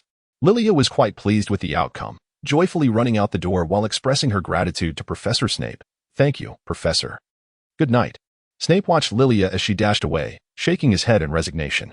When the night before the mission arrived, Hall indeed went out, marking the completion of half of Lilia's plan. Before setting off that evening, Voldemort, during a routine meeting, noticed an empty seat and inquired, Who is yet to arrive? Lilia, with a heart-wrenching display of sorrow, replied, It is Hall. I did not see him last night. Draco and Snape observed closely, taking note of Lilia's performance. Voldemort exclaimed, I simply wish to know where he is gone. On such a momentous day, where could he possibly be? Lilia immediately rose and knelt before him, her voice trembling as she implored, Please allow me to express my apologies, my master, but I am deeply concerned for the safety of my fiancé. Bella, for reasons unbeknownst to her, let out a laugh, questioning, Isn't it peculiar that he has gone missing without explanation? Just a few days ago, were you not inseparable? As per his usual custom, Voldemort employed legilimency on Lilia, uncovering her discussions with Hall regarding his former lovers and their desire for additional fiancés. Voldemort was loath to admit that the individual he had personally designated was now engaged and still reminiscing about other women, not to mention Hall's audacity to deceive him. Let us not delay further. We shall depart at once, my friends. Do not disappoint me. One by one, the Death Eaters departed, leaving the vast Malfoy Manor with only Voldemort and Lilia. Just as Lilia contemplated her own departure, Voldemort spoke. You need not partake in this endeavor, Lilia. Seek out Hall and bring him to me. Lilia nearly burst into laughter. Indeed, my master. Lily deliberately wandered outside for an hour before finally arriving at her humble abode, where the chilling screams of ghouls ceased the moment she stepped inside. Lilia ascended to the loft, permeated by the stench of decay, where she beheld a ghoul ravenously gnawing on a bloody piece of flesh that belonged to Hall. Even she found the scene too gruesome to endure, however. Given that the ghoul was a member of the Weasley household, she hesitated to slay him. Instead, she resorted to a Petrificus curse to temporarily subdue the creature and employed a levitation charm to lower the disfigured Hall. I sincerely apologize for interrupting your meal, she began. I understand that your usual diet of flies and insects may require some enhancement. Nonetheless, I must take him back with me, and I trust you will understand. After consuming a potion of luck, hoping for protection against death, she utilized apparition to transport herself and haul back to Malfoy Manor. Immediately, she disdainfully discarded the foul-smelling haul onto the ground, startling the Death Eaters who had just returned. Particularly affected were Draco and Narcissa. Bellatrix, pinching her nose, exclaimed, "What is this foul thing you have brought back? It reeks." "He is not merely a thing. He is Hall," Lilia retorted. Voldemort approached, gazing at the remains of Hall, now partially exposed, and remarked, "It appears you have handled him quite effectively, have you not, Lilia?" Lilia was at a loss for words and simply knelt down to bow before Voldemort once more. "I am deeply sorry, my master. In truth, this was entirely the doing of Harry Potter, and I bear little responsibility." Someone in the crowd remarked, "What a lunatic." This was Lilia's first experience of being unjustly blamed for such a grave matter. Voldemort, however, appeared unfazed and merely stated, "You dare to speak after failing the mission?" His voice trailed off. "Nagini, it is time for dinner." Once again, Nagini feasted on a human before Lilia, casting a glance that seemed to convey, "This sister is worthwhile. She always brings me food." After the crowd dispersed, Voldemort retained Lilia, yet remained silent, simply gazing at her alongside Nagini. Lilia now perceives an unpleasant odor emanating from herself, prompting her to express a desire to take a bath. She spoke first, "I deeply regret the demise of Hall. I accept all the consequences. You have done nothing wrong. Indeed, you brought him back, did you not?" The prophecy was also remarkably precise. It was they who faltered. After this, she fell silent once more. Lilia furrowed her brow, gazing at Voldemort in confusion, awaiting his further words. Voldemort produced a pendant box from his robe. "This is your reward, a compensation for you. And also a task. You must wear it at all times, and even in death, it must not endure the slightest harm." Lilia gazed in astonishment at the pendant box before her, realizing it was none other than the Slytherin pendant box. This was a Horcrux, the very artifact she had longed for. The Felix Felicis had indeed proven its worth. Approaching, she took the pendant box and adorned it around her neck. Voldemort, observing the butterfly necklace that Harry had gifted Lilia, remarked, "Remove that necklace. Your neck shall bear only the pendant box." Lily lowered her gaze to the necklace, questioning its necessity. Voldemort forcefully yanked the necklace from Lily's neck, obliterating it in the process. Lilia was compelled to wear it. "Thank you for the reward, master. I shall treat it with utmost care." Chapter 141, The Assistant to the School Principal. 2 months passed, and for reasons unknown, ever since she began donning that pendant box, Lilia found herself increasingly vexed and irritable. Yet, to others, her behavior was merely a reflection of what one would expect from a lunatic who had slain her own spouse. Snape cautioned Lilia, "The Dark Lord's insistence on your wearing it is far from a mere token of appreciation. You would do well to learn to control it." "I am aware," she retorted. "But how am I to exert such control? Instead of offering me counsel, you ought to hasten to locate that cursed Horcrux and put an end to this wretched ordeal." Lilia's emotions grew increasingly uncontrollable, to the extent that her speech no longer adhered to formalities. Once again, during a routine meeting, the primary agenda revolved around the personnel changes at Hogwarts and the preventive measures against Harry Potter's potential return to the school. "The new headmaster of Hogwarts shall be you, Severus." "Indeed, my master." Lilia inquired, "Master, shall I also return to Hogwarts? To continue in Gryffindor?" "Indeed, Lilia, you shall return to Hogwarts, though not as a student. Instead, you will serve as the assistant to the headmaster, which will facilitate your collaboration with Severus on various tasks." Lilia felt a sense of relief and fell into silence, refraining from further conversation. "Amicus, you shall assume the role of the new defense against the dark arts professor at Hogwarts. I trust that you will impart your knowledge to the students with utmost dedication, will you not?" "Indeed, my master, I shall leave a lasting impression on them." It was unclear when the meeting would conclude, but after Lilia packed her belongings, she departed Malfoy Manor alongside Snape. Draco would journey to Hogwarts by train. Lilia felt that after departing from Malfoy Manor, even the air was imbued with sweetness, and her steps quickened somewhat. She wondered how Harry was faring, whether he had located the Horcruxes, and where he might be now. Throughout their journey, they had exchanged not a single word until the commencement of the school's feast. In their seats, a handful of students glared at the teachers on the stage, and it was evident that even Professor McGonagall shared their sentiments. Though reluctant, Snape adhered to the customary protocols of previous years and took to the stage to address the assembly. I am aware that most of you present are disinclined to continue your studies at Hogwarts. However, you have no alternative. Shunny observed Lilia seated on the stage. She was not alone, for Neville also appeared to harbor disappointment towards her. Lilia did not shy away from their gazes, maintaining her steadfast stare. As for Draco, his interest in Lilia stemmed solely from curiosity regarding her demeanor in her unprecedented role as assistant headmaster. Now, I would like to introduce the personnel changes. This year, Lilia will be living with you as assistant headmaster and will also serve as the second potions professor. Professor Ferleta will be substituting for me during my absence. As for the defense against the dark arts class, it will be taught by Amicus Caro. Let us extend a warm welcome to him. Silence prevailed once more. Lilia cast her gaze across the inhabitants of the Gryffindor long table, seeking the young lady named Ramida Vanni, observing that no one was paying attention to Amicus. Snape entrusted this burden to Lilia, giving her a discreet nod, as if to say, "Would you kindly say a few words, Professor Ferleta?" Lilia donned a black spaghetti-strap dress, with a red ribbon elegantly wrapped around her arm concealing the dark mark.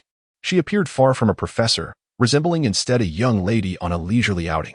Stepping to the center, she spoke with an air of nonchalance. "Everyone here, save for the freshmen, is familiar with me, so I shall refrain from wasting time on introductions. My role is akin to what Severus has mentioned. I am both an assistant and a professor, though I share the same age as the 7th-year students. Let me make it abundantly clear to the first-year newcomers that I am neither amiable nor gentle in disposition. Rather than tolerate insubordination, I prefer to ensure compliance. Thus, do not attempt to disrupt my class. Now, allow me to outline a few expectations for my course. Tardiness will not be tolerated. Points will be deducted for each instance. The first late arrival incurs a deduction of 5 points, the second, 10 points, the third, 15 points, and the fourth, 20 points. Should your house points descend into the negatives, I cannot predict what actions I may take. Those undeterred may wish to test their luck. Furthermore, no speaking without raising a hand, and sleeping during class is strictly prohibited, with penalties mirroring the previous rule. Additionally, any mention of Harry Potter, be it name or matter, will result in detention should I catch wind of it, though no points will be deducted. Lastly, driven by personal curiosity, I would like to inquire.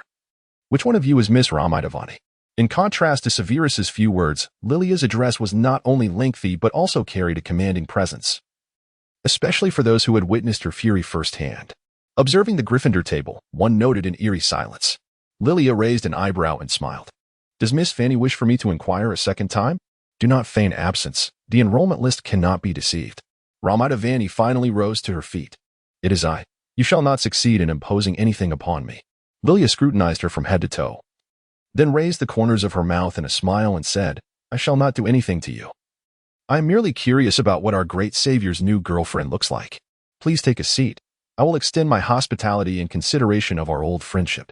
The murmurs below rose and fell, creating a lively, dense silence. Once more, complete quiet. Lilia expressed her satisfaction as she said, "Now, let us once again welcome Principal Snape to deliver his address." This time, in contrast to the past, the applause thundered resoundingly. Lily once again passed this heavy burden back to Snape, offering him a brief smile. Snape, with a scowl upon his face, announced that the banquet was about to commence. Lilia sat beside Snape and remarked, "The role of assistant to the headmaster is more exhausting than I had anticipated. Is it enjoyable?" "Quite satisfactory," he replied. In Chapter 142, titled Horcruxes, she reflected on her inaugural teaching experience. Although Lilia was aware that she would eventually step in to teach, she had not anticipated that her first day would involve such a responsibility. The reason being, the Dark Lord had captured Harry Potter and his companions, and he needed to release them inadvertently. Lilia, in a state of confusion, remarked that she could also go, to which Snape simply replied, "Then Mr. Potter would have no chance of survival whatsoever." Lilia pondered that dating Harry Potter felt akin to a long-distance relationship. It had been 2 months since they last met, a duration that surpassed even the challenges of physical separation. She resolved to return whenever the ring grew warm. Gazing at the portrait of Dumbledore, Lilia held her teacup and initiated a conversation. "Headmaster, don't you find it monotonous to remain in this portrait all day? Why didn't you choose to become a ghost like Nick and stay at Hogwarts?" Dumbledore lifted his teacup and replied, "I have no desire to become a ghost, Lilia, for that would signify the end of my existence. I believe Nick may also harbor regrets about his choice." Lilia took a sip of tea and remarked, "Very well. Let's not dwell on that topic. Do enlighten me about the remaining Horcruxes. You departed without leaving me any clues. Are you suggesting that I should deduce it all by myself? Dumbledore chuckled. I assure you, Lilia, I did leave clues for you. Do you recall what you saw in the Mirror of Erist? Harry? That is impossible. He is a person, a living being. How could he be a Horcrux? Indeed. It is not solely objects that can be considered Horcruxes, Lilia.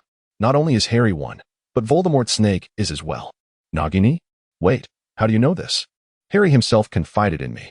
Each time he dreams about Voldemort, he perceives it from a peculiar perspective, specifically that of Nagini. Why? Lilia still struggled to comprehend. Because Horcruxes can sense one another. Indeed, the remaining two Horcruxes are Harry and Nagini. So Harry must die?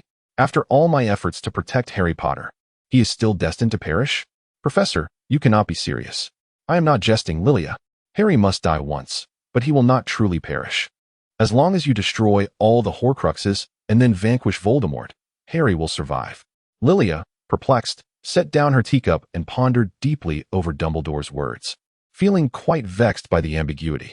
What did he mean by saying that Harry would die once, yet could not truly perish? Was it perhaps because he was the chosen one, and thus invulnerable to death? Just as Lilia was lost in contemplation, Professor McGonagall entered the room. Professor Floretta, what brings you here? Lilia, upon noticing Professor McGonagall's arrival, feigned an intention to rise and depart, remarking, I was just about to attend my class, Professor McGonagall. By the way, Professor Flitwick, perhaps you might consider donning a bit more attire. The recent weather has turned rather chilly, making one susceptible to catching a cold. Lilia glanced at her attire and replied, I will, Professor McGonagall. I shall take my leave now. Farewell. Although Lilia had grown accustomed to her peers addressing her as Professor, hearing Professor McGonagall refer to her in such a manner was somewhat disconcerting. It felt akin to a teacher calling you teacher, a driver addressing you as driver, or your father referring to you as father. The sound of her high heels echoed against the floor as Lilia pushed open the door to the potions classroom, preparing to instruct the third-year students. Upon reaching her designated spot, she began to survey each student, her gaze lingering on Shani in the front row, who seemed less than captivated by the subject of potions. It appeared that the third-year students were still quite obedient. Now, kindly close the books in your hands. My potions class does not require texts, she instructed. The students, puzzled, complied and shut their books. Do not presume that potions is any less useful than defense against the dark arts. The draught of living death can plunge you into a slumber akin to death itself. While the amortentia can toy with one's emotions, the polyjuice potion, in a certain sense, can transform you into an entirely different person. You know whom I am referring to. Mundungus Fletcher, a quintessential example of a successful deception, is in fact the deranged Barty Crouch Jr. There may be others as well. Observing the furrowed brows of her students, Lilia couldn't help but chuckle as she strolled about, scrutinizing their expressions. Are you frightened? That is from the perspective of the user. However, if you were the user, it is others whom you would fear. This is also my philosophy on life. Do not grant others the opportunity to harm you. Only by becoming powerful can you master the game of life, becoming the pivotal determinant of another's fate. Furthermore, remember this. If you afford me respect, I shall reciprocate it. I hope you carry this lesson with you for life, for it applies to you as well. Without further ado, she continued, let us not linger. We shall begin our lesson now. Today, we shall concoct a powerful healing potion. You are familiar with the ingredients. White ash, daffodil, and wormwood, correct? Let us commence. And I hope you can complete it before class concludes. With that, Lilia paused in front of Shani, inquiring, do you require assistance? Shani replied, I do not need help. I can manage. Lilia smiled with a sense of satisfaction, saying that she would await your creation before returning to the stage. She observed the students below, noting who was slacking off and who resembled a foolish Harry Potter, with the exception of Shani. As the class drew to a close, it was evident that everyone was prepared, except for Shani.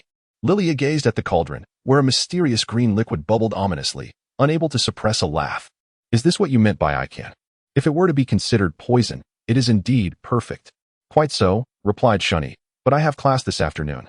Lilia raised an eyebrow at her with a smile, casually waving her wand to dispose of the obviously toxic potion. Then I shall await your return this evening, she declared, remaining behind until the crowd had dispersed. Once alone, Lilia stored the acceptable potions in the cabinet. During lunch, she ventured into the Hogwarts kitchen to seek out Dobby, hoping he might visit Malfoy Manor. Subsequently, She attended the 7th-year students' class, which, much like the previous lesson, focused on the preparation of white fresh essence. The remainder of the class was spent by Lilia scrutinizing Romida. As she passed by Pansy and Draco, she noted Draco's presence, suggesting that there was not much amiss at Malfoy Manor. She touched her ring, hoping to elicit a response. Draco instinctively called her name, Lilia. Lilia replied with a detached demeanor, "Call me Professor." "Very well, Lilia," responded the Slytherin student. "I apologize, Professor." Observing Draco's demeanor improve significantly upon seeing Pansy, Lilia smiled with satisfaction and patted his shoulder encouragingly. "Keep it up, Malfoy and Parkinson." Naturally, Lilia remained entirely impartial towards others, such as summoning Neville to tutor him in the evening. She also stored the useful potions in the cabinet. After all, who would be foolish enough to disregard such a valuable source of emergency remedies? At long last, night fell, and Lilia was so fatigued that she could barely stand. She realized just how exhausting a day in the life of Professor Snape could be. Just as Shunny and Neville arrived outside, she exclaimed, "You finally made it. I have prepared everything." At that moment, Lilia suddenly felt her ring grow warm, and, noticing that Snape had yet to return at such a late hour, she expressed her concern to Neville and Shunny. "Let's call it a day. I have something to attend to. The materials and cauldrons are all set. You may attempt the potion on your own, and I will assess your results upon my return." With that, she strode purposefully towards the door, only to be embraced suddenly by someone whose voice, barely containing laughter, chimed, "Professor Ferlita?" Lilia gazed at Harry, taken aback by his foolishness, and, unable to restrain her tears, began to weep. "Harry Potter, you are an absolute scoundrel. I thought something terrible had happened to you, yet you only decided to inform me upon your return." Harry gently patted Lilia's back in a comforting gesture, remarking, "Am I not here, safe and sound? Look, I even brought back something wonderful." Neville had long since grown accustomed to such scenes, while Shunny crossed her arms, staring at Lilia in disbelief, recalling how she had resembled a fierce taskmaster just that morning. "What did you bring?" Harry replied with a playful shake of his head, "Hufflepuff." Lily supported Harry's head, asking, "Have you been rendered foolish by Voldemort?" Snape approached like a gust of wind, separating the two. "I wish it were the case, but he merely consumed a Felix Felicis. This is a side effect of the potion." Lilia expressed her suspicion. "Was I similarly affected when I consumed the elixir?" "Regrettably, the answer is affirmative. And with the presence of a corpse, you appear even more deranged. Alas, Voldemort will soon arrive at Hogwarts with his Death Eaters. So it would be prudent for you to swiftly destroy those 2 Horcruxes instead of indulging in such romantic distractions." Lilia inquired, "Why so sudden?" To which Snape replied, "Indeed. It is quite abrupt." The endearing Dobby observed them, refraining from further embraces, and addressed Lilia, saying, "Dobby too wishes for a hug from Lilia." Lilia suddenly realized, crouching down to embrace Dobby. "Thank you, Dobby, for bringing Harry back safely. I am grateful that you all are unharmed." Dobby smiled, his lips curling into a grin. "The tasks entrusted to Dobby by Lilia shall surely be accomplished." Snape shook his head, separating them once more. "Am I not being clear enough? Or do you both truly underestimate the Dark Lord? Allow me to remind you, Lilia, the Dark Lord is already aware of my undercover identity, and he will soon discover yours as well." Chapter 143, The Great Battle. Upon hearing this, Lilia hastily tore off the pendant box. "What use do I have for this wretched thing? Quickly, where is the Sword of Gryffindor?" Harry replied, "It's with Hermione. She and Ron have gone to inform Professor McGonagall." "Merlin's beard, we must hurry to find them. Neville, Shunny, you go and notify Professor Sprout and the other professors. As for Severus," he continued, "I shall go and deal with Electo, and while I am at it, I will inform the students." Lilia promptly returned and packed the entire cabinet of first aid supplies into a bag, all the while lamenting the abruptness of the situation. How was it that they were suddenly thrust into a battle? How had they acquired the relics of Hufflepuff? The tale is rather lengthy. We were captured by Bella at Malfoy Manor and subsequently learned about the significant items she was guarding. It was then that Professor Snape and Dobby came to our rescue. Following that, Professor Snape led us to Gringotts, where he cast a Confundus charm on a goblin, guiding us to the fabled cup. Lilia, with a sense of disbelief, remarked on the sensation that she had slumbered for a century. Harry responded, inquiring about the origins of the pendant box. Upon hearing this, Lilia smiled as she gazed at him. "You played a part in this, Harry, had you not left Hall in such a dire state. Perhaps Voldemort would not have bestowed it upon me." Upon hearing the name Hall, Harry's expression darkened instantly. "Do not utter that name in my presence. I detest it." Lilia gazed at Harry, her expression tinged with amusement as she remarked, "Are you feeling jealous?" Harry halted his steps and replied, "Indeed, a peculiar individual approached me, threatening my life and claiming to be engaged to my fiancée, even asserting that they reside in the same chamber. How could I possibly not feel jealousy? He deserves every bit of it." As he spoke, he pressed Lilia against the wall, venting his pent-up frustrations. For the two of them, who had endured 8 long months devoid of any cordial communication, this reunion was both a long-awaited and bittersweet moment. Yet, for Dobby, who stood by, bewildered by the unfolding events, it was utterly alarming. Perking up his ears in astonishment, he exclaimed, "Harry Potter has bitten Lilia." Although Harry Potter was Dobby's savior, he could not allow Harry to mistreat Lilia. With that, he leaped onto Harry's head, forcibly separating the two. Harry couldn't help but ponder why their moments together were so frequently interrupted, and now there was an additional little elf to contend with. Lilia vigorously wiped the lipstick stain from Harry's lips, glaring at him with irritation. "I think it would be best to postpone such matters until after the battle. You have your fair share of scandalous gossip as well, don't you? Romida Vaughn is silent guardianship, perhaps?" Harry retorted, insisting that all of it was mere fabrication by Rita Skeeter, claiming she had simply administered a love potion to him. Lilia seems to have stumbled upon some earth-shattering revelation regarding the love potion. "Regardless of whether you believe it or not, we have done nothing wrong." Dobby reminded them that Harry Potter and Lilia should be seeking the sword to destroy the Horcruxes, rather than bickering here. As if awakened by the reminder, Lilia and Harry quickened their pace. While still some distance away from Professor McGonagall's office, they encountered Ron and Hermione. Upon seeing Lilia, Hermione instinctively embraced her, apologizing. "Lilia, I should not have doubted you before. Harry has told me everything." Ron chimed in, "And I too." Lilia cast a glance at Ron, then turned her head to Hermione and said, "It's actually my fault. I should have informed you sooner. However, now is not the time for such discussions.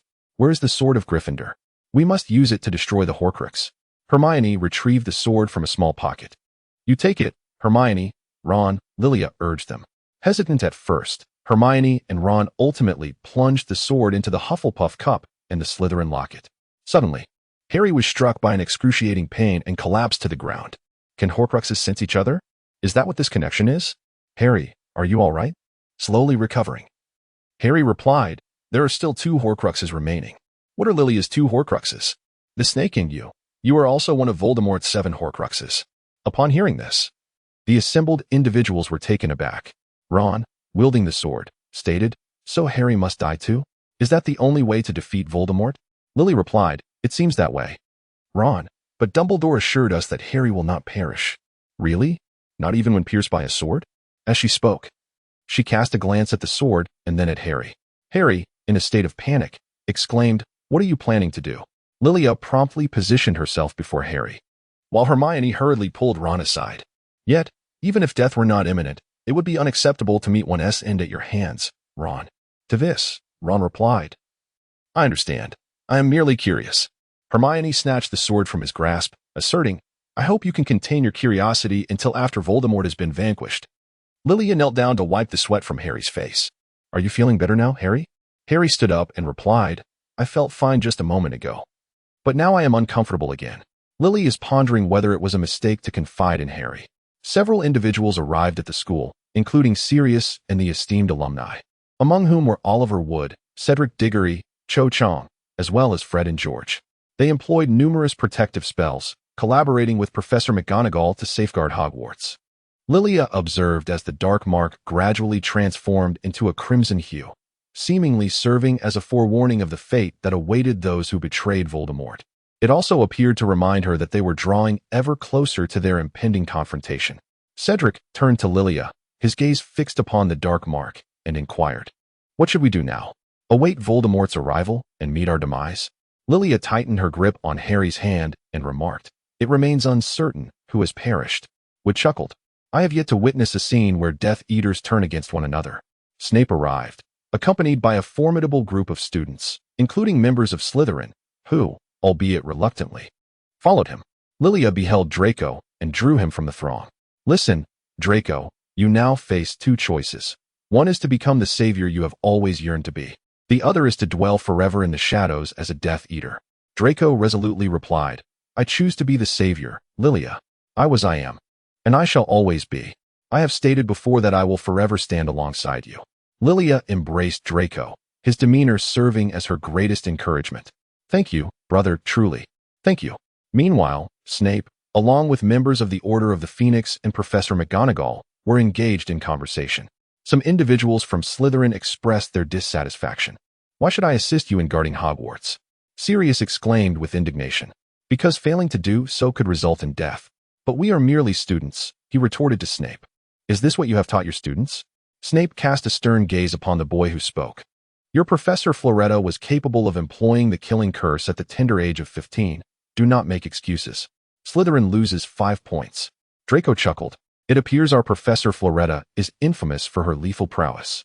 Lily quickly retracted her emotional response and approached Severus, saying, At this hour, deducting points is futile, Severus.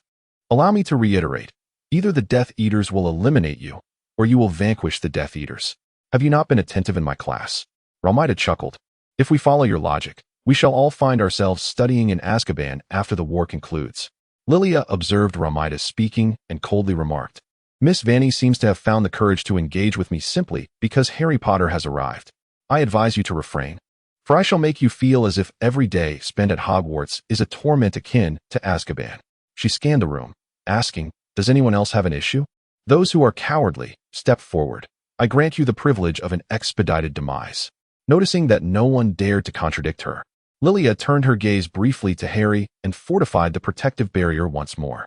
Sirius chuckled at Snape, saying, Do you see? Lilia's words carry far more weight than yours. Snape, maintaining his stoic demeanor, replied, Indeed, she need not even address her elders with respect. Fred glanced at Harry and remarked, It seems Lilia is quite displeased with Miss Vanny. Harry approached Lilia, intending to converse with her, but she brusquely pushed him aside. I beg your pardon, sir, but you are obstructing my path. Harry pleaded, Are you still angry with me? I am on the brink of death. Lilia wore a solemn expression as she gazed at him, remaining silent. At that moment, Lupin approached, apologetically interrupting, Forgive me for intruding, Lilia. But I would like to inquire if you have any remaining Wolf's Bane potion, for I wish to. Lilia rummaged through her bag for quite some time before finally retrieving a small vial. Of course, please take it, Professor Lupin, Harry said. What have you brought? A potion. Observing the tense standoff between the two, Lupin shifted the topic. Ah, Lilia, I believe you are unaware that Harry has become the godfather to my child. Therefore, I think, Sirius has taken him, interrupted Harry. All right. Remus, we are all aware that Donald is expecting. Let us refrain from discussing that matter with Lilia at this moment. Lily thought to herself, When did Professor Lupin marry Donald? And is she expecting a child? What on earth have I missed in these past 8 months? Harry then said to her, Allow me to finish Professor Lupin's words. I am the godfather, and you shall be the godmother, Mrs. Potter. Lilia's cheeks flushed as she exclaimed, Who would want to be your Bellatrix? Shunny approached Lilia and remarked, I cannot fathom why. But I feel that Voldemort is not as formidable as he seems. Rather, I believe that once he sets foot in Hogwarts, he will be utterly thwarted by the magical defenses. After a while, Voldemort finally arrived with his Death Eaters. At that moment, Hogwarts was no longer a sanctuary. The protective barrier had been fortified to such an extent that even birds flying by were instantly electrocuted. Voldemort surveyed the throng of students at Hogwarts and glanced back at his Death Eaters, who were desperately attempting to breach the defenses. Suddenly overwhelmed by a sense of impending defeat, with the last vestiges of his strength, he struck the barrier, yet it remained immovable. Lucius, go negotiate with your beloved daughter and son, he commanded. But they must surrender Harry Potter. We shall meet in the Forbidden Forest. Lucius wished to bring Narcissa along. But Voldemort dismissed the notion. Only when Harry Potter is in your possession will Narcissa be allowed to accompany you. Lucius turned to see Narcissa, her eyes brimming with tears as she was held at one point by young Barty. Despite her distress, she reassured Lucius, saying, I will be here, waiting for your return. With a heart full of trepidation, Lucius approached the barrier, only to be taken aback by the sight of thousands of wands raised in unison. Lilia, Draco, lower your wands. Severus urged. Lilia set aside her wand and approached Lucius alongside Draco. A protective barrier stood between them, seemingly creating a chasm of separation. I implore you, Lilia. Allow Harry Potter to venture into the Forbidden Forest. Otherwise, the Dark Lord will ensure that Narcissa suffers greatly. Lily's gaze turned icy. Are you implying that Voldemort threatened you with your mother, father? I see. Before proceeding, I would like to inquire about one matter. Is Nagini by Voldemort's side? Lucius replied. No, Nagini has been left at Malfoy Manor by the Dark Lord. Why do you ask? Lilia raised a smile before turning away, leaving Lucius to believe that she did not wish to save Narcissa. Draco, you will rescue your mother, won't you? I implore you, Lucius said, his tears falling to the ground with a soft patter. Draco felt it was the most challenging moment of his life. He did not wish to face a dilemma, for choosing one would mean losing the other. Just as they hesitated, Lilia arrived with Harry and Dobby, wielding a sword. Harry did not exhibit any reluctance. Instead, he accepted the prospect of death with remarkable composure. Lucius, witnessing Lilia's successful retrieval of Harry Potter, wore an expression not of joy but of disbelief, unable to fathom that Lilia had indeed brought Harry Potter with her. Dobby also could not comprehend how Harry had followed Lilia without a hint of resistance. Let us depart. Father, it is time to end this all. Do not worry, Mr. Malfoy. Mrs. Malfoy will return safely, Harry said calmly. Standing beside them, Draco added, I will accompany you. The Dark Lord trusts me. Then I entrust Harry to you, Draco. Lilia replied as Harry grasped her arm, asking, Where are you going? Lily gently pressed her lips to Harry's forehead and whispered, I shall go to slay a serpent. My dear, wishing you safety. With that, she vanished alongside Dobby. Lucius observed Harry Potter in silence, uttering nothing further. Malfoy Manor. Lilia instructed Dobby to wait outside while she searched for Nagini's presence. At last, she discovered Nagini in the parlor, accompanied by Bellatrix. Bella reclined on the sofa, with Nagini quietly lying beside her. You have arrived, little mongrel. I can hardly believe you are indeed a traitor. Lilia gazed at her, noting that she had not wielded her wand, and replied, I too find it hard to believe that you did not end my life at the first opportunity. Bella remained seated, her eyes fixed upon her. I once had a sister. You remind me so much of her. Equally disobedient, a complete and utter traitor. I truly despise you. Lilia felt a profound discomfort upon hearing those words. Many individuals perceive in me the reflections of those they yearn to see. Yet I have never been a mere shadow of anyone. Those are but the obsessions and illusions of others. Bella erupted into laughter at this, remarking that it sounded rather pretentious and suggested that I truly possess the potential to become a professor. I am aware of your intentions, and do not dare to entertain any illusions. One of us must perish today, madam. I have never comprehended why they label you as insane. In truth, you are quite lucid, are you not? Even after enduring over a decade in Azkaban, you remain alive, while others might have succumbed to despair long ago. I am curious to know what compels your survival. Voldemort, is it? Bella shouted, Do not utter his name. You pitiful little wretch. She attempted to draw her wand to strike at her. Lilia, after evading, lifted the corners of her mouth and gazed at her. It seems I was correct, Mrs. Lestrange pales in comparison. Can you guess the reason I strive to survive? Upon finishing her words, she transformed into a butterfly. Though diminutive, the creature was remarkably agile, vanishing in the blink of an eye. Bella exclaimed, You are the true madwoman, forsaking everything for that ridiculous boy. Is it truly worth it? Lilia, perched atop the towering wine cabinet, responded to the inquiry that had haunted her for 7 long years. Madam, each time regret washes over me. That absurd boy goes to great lengths to provide me solace, a sensation you may never truly comprehend. There exists a profound connection between us, an unyielding bond that defies separation. Have you ever been cherished in such a manner? Bella, provoked, directed a spell towards Lilia, but before she could complete her incantation, Lilia transformed back into a butterfly, deftly evading Bella. With Gryffindor's sword, she severed Nagini's head, blood splattering across her face and attire. Farewell, madam, Lilia bid adieu to Bella. Chapter 144. Thus concludes the tale. When Lilia found Dobby, he was running frantically after the white peacock. Dobby, regaining his composure, transported Lilia to Hogwarts. Upon her return, she witnessed Harry being embraced by Hagrid. While the students of Hogwarts and the Malfoy family wore expressions of deep concern, some students even weeping. The few surviving Death Eaters, however, reveled in their victory, laughing heartily. Lilia could hardly believe her eyes as she gazed upon the lifeless Harry.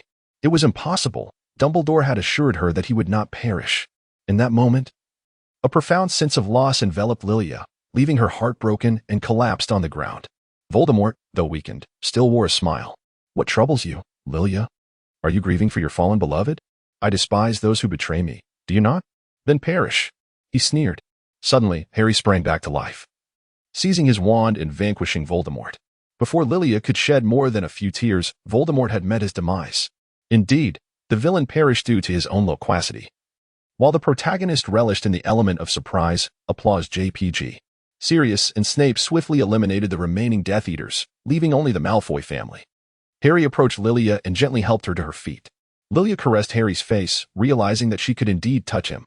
And tears of joy streamed down her cheeks as she pushed him away. Harry Potter, you absolute scoundrel. You feigned your own death. I almost believed I would never see you again. Harry knelt on one knee, grasping Lilia's hand, and spoke to her. It is all over, Lilia. Voldemort is dead. At long last, I can fulfill my promise to marry you, Lilia. Miss Violetta, will you do me the honor of becoming my wife? Lilia could hardly contain herself. Was it truly necessary to propose immediately after vanquishing Voldemort, her body stained with blood and surrounded by corpses? The crowd was far too numerous for such a moment. Someone in the throng exclaimed, "Agree to him." And soon everyone echoed, "Agree to him. Agree to him." Even Sirius joined in the raucous cheer. While Snape shook his head in disbelief, mockingly retorting, "Your pupil is about to wed, yet you remain without a partner. By Merlin's beard. This is the most hilarious thing I've ever heard." Sirius chuckled, "And what of you? At least I have someone who cares for me, unlike a certain greasy-haired half-blood prince." Snape, seemingly agitated, replied, "Do not speak of Lily. At least I am not like someone who languished in Azkaban for years. The Dementors must have adored you." Sirius continued to jest, "At least I have admirers, unlike some oily-haired half-blood prince." Snape, vested in their banner once more, appeared as though he might choke with rage. Just then, Lupin, dampening the mood, interjected, "I'm afraid I'm already married." Both men chorused, "We weren't talking about you." Lupin, feeling a bit aggrieved, retreated to Arthur Weasley's side, distancing himself from the two singletons. The Malfoy family was evidently embroiled in a dispute. Lucius found Harry's choice of venue for the proposal far too casual and inappropriate. How could he propose to Lilia in such a grimy place? "It is utterly lacking in decorum," he stated. Narcissa responded with a smile. "What could be more ceremonious than proposing before Voldemort's grave? Let it be, Lucius. Our lives were saved by Mr. Potter. Perhaps it is time to address him as Harry." Draco, standing nearby, remained silent, quietly acknowledging this brother not earned through Quidditch wagers. Meanwhile, Professor McGonagall watched the proposal scene with joy, reminiscing with Mrs. Weasley about their past. Hermione and Ron laughed together, fully aware that Lilia would undoubtedly say yes. Would it? Curious, inquired when they had become a couple.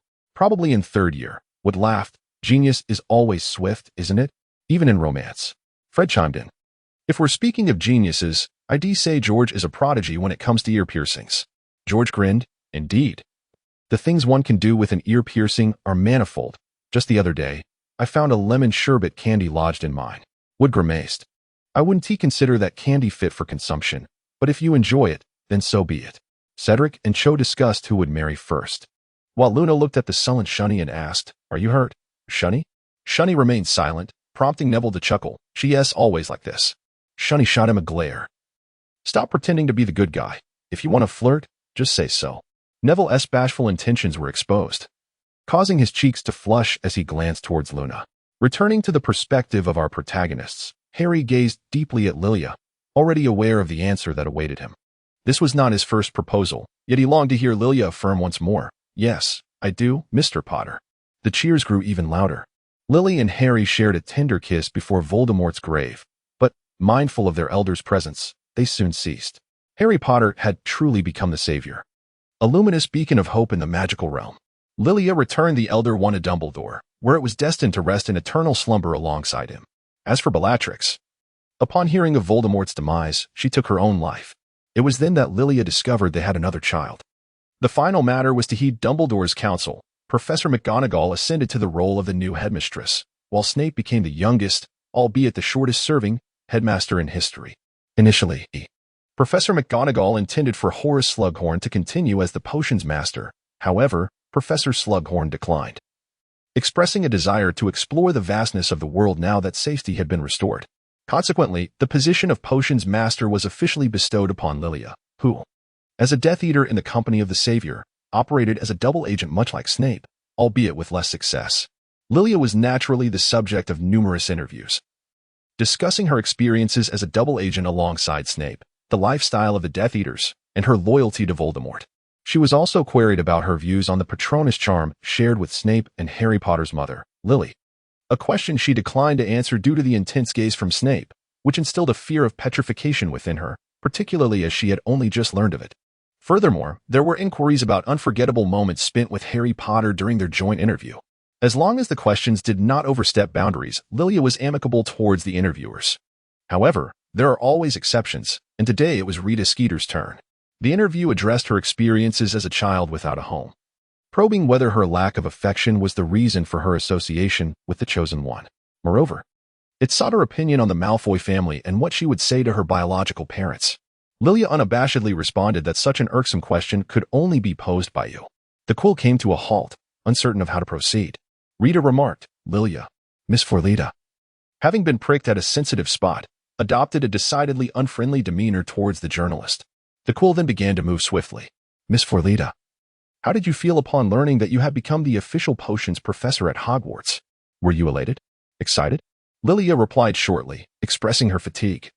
As the quill came to a halt once more, Rita conveyed her exhilaration at becoming the youngest professor in Hogwarts history, prompting the quill to resume its swift movement. "So, when will you and Mr. Potter set a date for your wedding?" At last, Harry seized the opportunity to interject. Rita, intrigued, inquired, "Will having your fiancé as your potions professor impose any burden upon you, or perhaps bring you delight?" Lilia crossed her arms and gazed at Harry, indicating that he should leap into the pit he had dug for himself. Harry replied, "I believe my grades in potions will surely see a remarkable improvement." The quill resumed its writing. Harry Potter chose to evade the matter at hand. Frowning, he remarked, "Wait, isn't this merely following your own line of thought?" Lilia could not help but burst into laughter. Rita, undeterred, continued speaking. "As for the final question, it is well known that Professor Florietta has a notoriously irritable temperament and often makes enemies. Do you, perhaps, have someone you dislike?" Lilia responded decisively. "All the people I detest are dead." Rita and Harry gazed at Lilia together. Lilia suddenly burst into laughter, as if she had unearthed a sensational headline. Rita Skit seemed to be musing over something, pondering the identity of the fortunate soul who had escaped from Lilia Florietta's grasp. "I wonder if I might be so fortunate as to learn who this individual is?" Lilia exclaimed. "Well, this is splendid." The quill promptly ceased to function, and Rita Skeeter hastily terminated the interview, making a swift exit from Hogwarts. Regardless, Lilia felt a profound sense of relief that her emergency potions had remained largely untouched, signifying that everyone was well and no lives were lost. This haphazard and unexpected debacle had finally come to a close. Now, the time for a tranquil retirement had arrived. Chapter 145, Days After the War, Part 1. Subsequently, Lilia's interview gained immense popularity, featuring prominently in both the Daily Prophet and Witch Weekly. Naturally, she did not overlook Rita Skeeter's abrupt cessation of the interview, and with Luna's dissenting voice, the publication's singing contradictions soared in sales. In a flash, news disseminating the inaccuracies of Rita Skeeter's interview flooded major newspapers and magazines, tarnishing her reputation significantly. As for Hogwarts, it returned to its former serenity, appearing even more enchanting than before. Our protagonist, Lilia, gradually adapted to her position as Professor Floretta, taking pride and joy in the honorable title that accompanied the name Floretta. She was also awarded the second-class Order of Merlin. Snape, in a display of boastfulness, reveled in this achievement before Sirius, who had only received the second-class Order of Merlin himself. Ultimately, Sirius resorted to using fireworks purchased from Weasley's Wizard Wheezes to celebrate in Snape's office, a gesture I shall dub a blatant act of societal retribution. With Voldemort vanquished, Hogwarts graciously granted a 10-day holiday in accordance with Dumbledore's suggestion. Everyone gathered at number 12 Grimmauld Place, sharing drinks and lively conversation, with the predominant topic being Lilia and Harry's impending nuptials. Perhaps due to the effects of the alcohol, Lilia appeared quite bashful, consistently diverting the subject. Donald encouraged Lilia to touch her abdomen, consequently appointing her as the godmother of her child. Remus proposed that they should seize this holiday to marry, but Snape swiftly dismissed the idea, asserting that Lucius would never consent to it. "It's rather quick for Remus to marry right after graduation," he argued. "In my opinion, they ought to postpone their marriage by 3 to 5 years. Sirius chuckled. "Do you presume everyone shares your antiquated views?" Snape retorted. "I have not forgotten the fireworks you set off in my office a few days ago, Black." Speaking of fireworks, Fred and George were truly masters of invention. Both Fred and George pretended not to hear. Ron jovially nudged George. "Stop pretending." George feigned realization, responding, "Oh, is Professor Snape calling me? I have no ears and cannot hear." Mrs. Weasley, smiling, addressed Lilia. Then, Please do take special care of our Ron and Ginny in potions class, Professor Floretta. Ron's smile instantly faltered. Harry chimed in. I believe Lilia will certainly look after Ron and Ginny. Ginny, with a grin, turned to Ron. Indeed. Our Professor Floretta is quite strict in her lessons, not one to jest. Her gaze could very well slay. Lilia harbored doubts about herself, perhaps reasonably so. Fred, with a hint of insolence, suggested that it might be a consequence of having once been a Death Eater. Before Lilia could respond, Snape interjected. Do you harbor any opinions about the Death Eaters, Fred? I merely seek to lighten the atmosphere, Fred retorted. You merely, Sirius interrupted Snape, asserting, pay him no mind, Fred. You are a vibrant young man. He is simply a dreadfully dull old codger. Snape, with a heavy tone, replied, do not speak as though you are brimming with vitality. Sirius. Lilia and Harry whispered beneath, sharing their grievances and old grudges.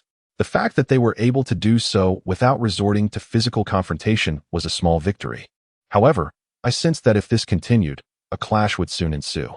At that moment, Snape and Sirius were glaring at each other, neither willing to yield. Perhaps we should conclude our discussion for today and ensure they are not seated together next time. A splendid idea. After dinner, Lilia and Harry strolled to the ruins, deciding to take advantage of this semester to restore the place, as it would be their future home.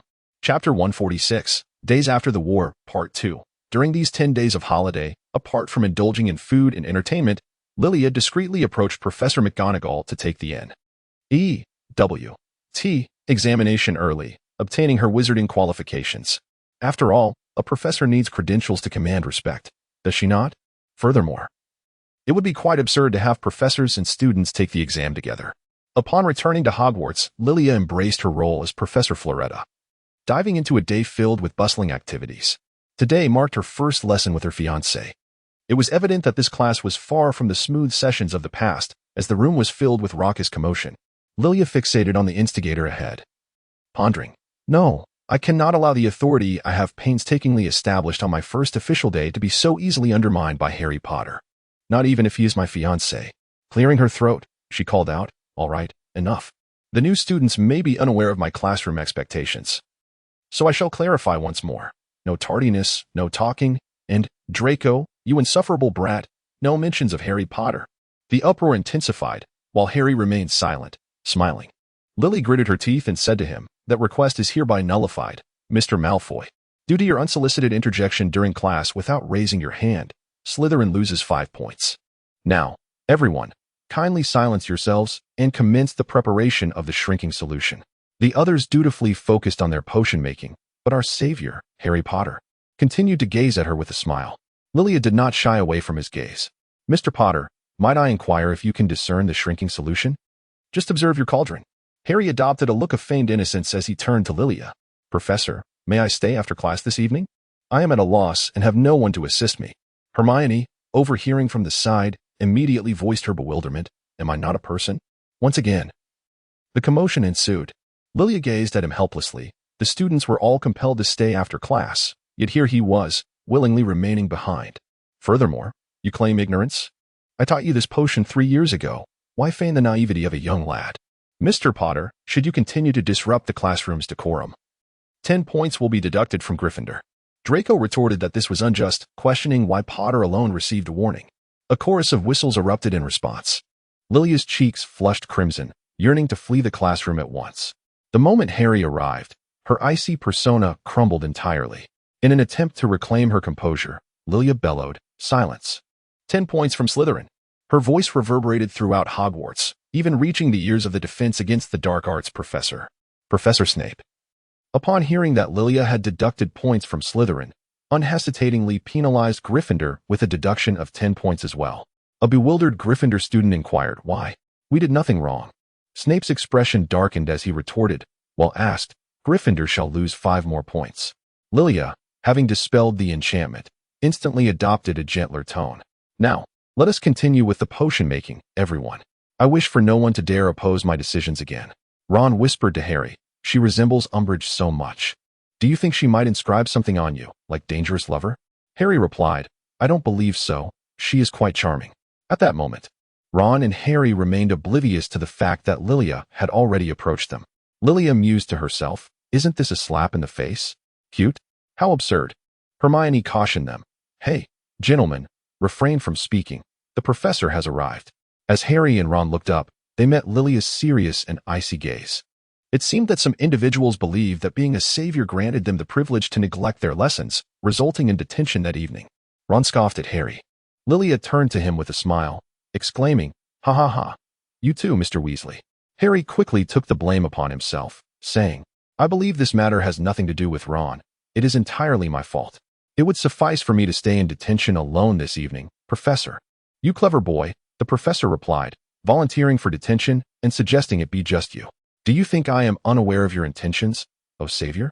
Lilia, with a serious expression, declared, "Whoever dares to cause a ruckus again will face a deduction of 20 points, along with a week's detention." Silence enveloped the room. Lilia had just returned to the classroom after dinner when she discovered our great savior already waiting there. "Did you not have dinner?" Lilia inquired kindly, only to be met with a less than cordial response. "I was just about to eat," Harry said, pulling Lilia close and simultaneously shutting the door. "I knew your voluntary detention wouldn't bode well, Mr. Savior. Allow me to remind you that I am your professor." Harry lifted Lilia onto the table. "So, can we now concoct potions together, Professor?" Chapter 147. The wedding graduation had arrived. Yes, indeed, it came swiftly. Harry Potter honored his promise and wed the love of his life. Today, July 13th, marks not only their registration day, but also the day of their wedding. Lilia, after a long absence, donned a white dress. After all, she did not possess a red wedding gown, although she had wished to create one herself. Ultimately, she adorned the designated gown from the Harry Potter series, a strapless creation. The bridesmaids were Hermione and Shunny, while the groomsmen consisted of Ron and Draco. As for the groom, he is undoubtedly our savior. In the room, Shunny diligently endeavored to conceal the scar on Lilia's left arm with foundation. By Merlin's beard. That scar was truly unsightly. Lilia gazed at the scar, an unsettling sensation washing over her. "Forget about concealing it. I'll just wrap it with this ribbon," she declared. Producing a crimson ribbon. Shunny hesitated momentarily as she accepted the ribbon, her movements languid, casting a glance at her. "Are you serious? Stop dawdling. If you linger any longer, you'll lose points," Lilia said with a playful smile. Shunny pouted slightly. "It's the holidays. What points are there to lose? Hermione isn't here to lend a hand. And I'm the only one toiling away for you. You should count your blessings." Lilia chuckled, remarking that her sister Hermione was preoccupied with her romantic endeavors, leaving little time to attend to her. "By the way," she continued, "you've mentioned that Converse fellow numerous times. Why can't you seem to remember him?" Shunny, with a hint of annoyance, replied, "Yes, Converse. How is your relationship with him? Are there any signs of romance? I could keep an eye on him for you."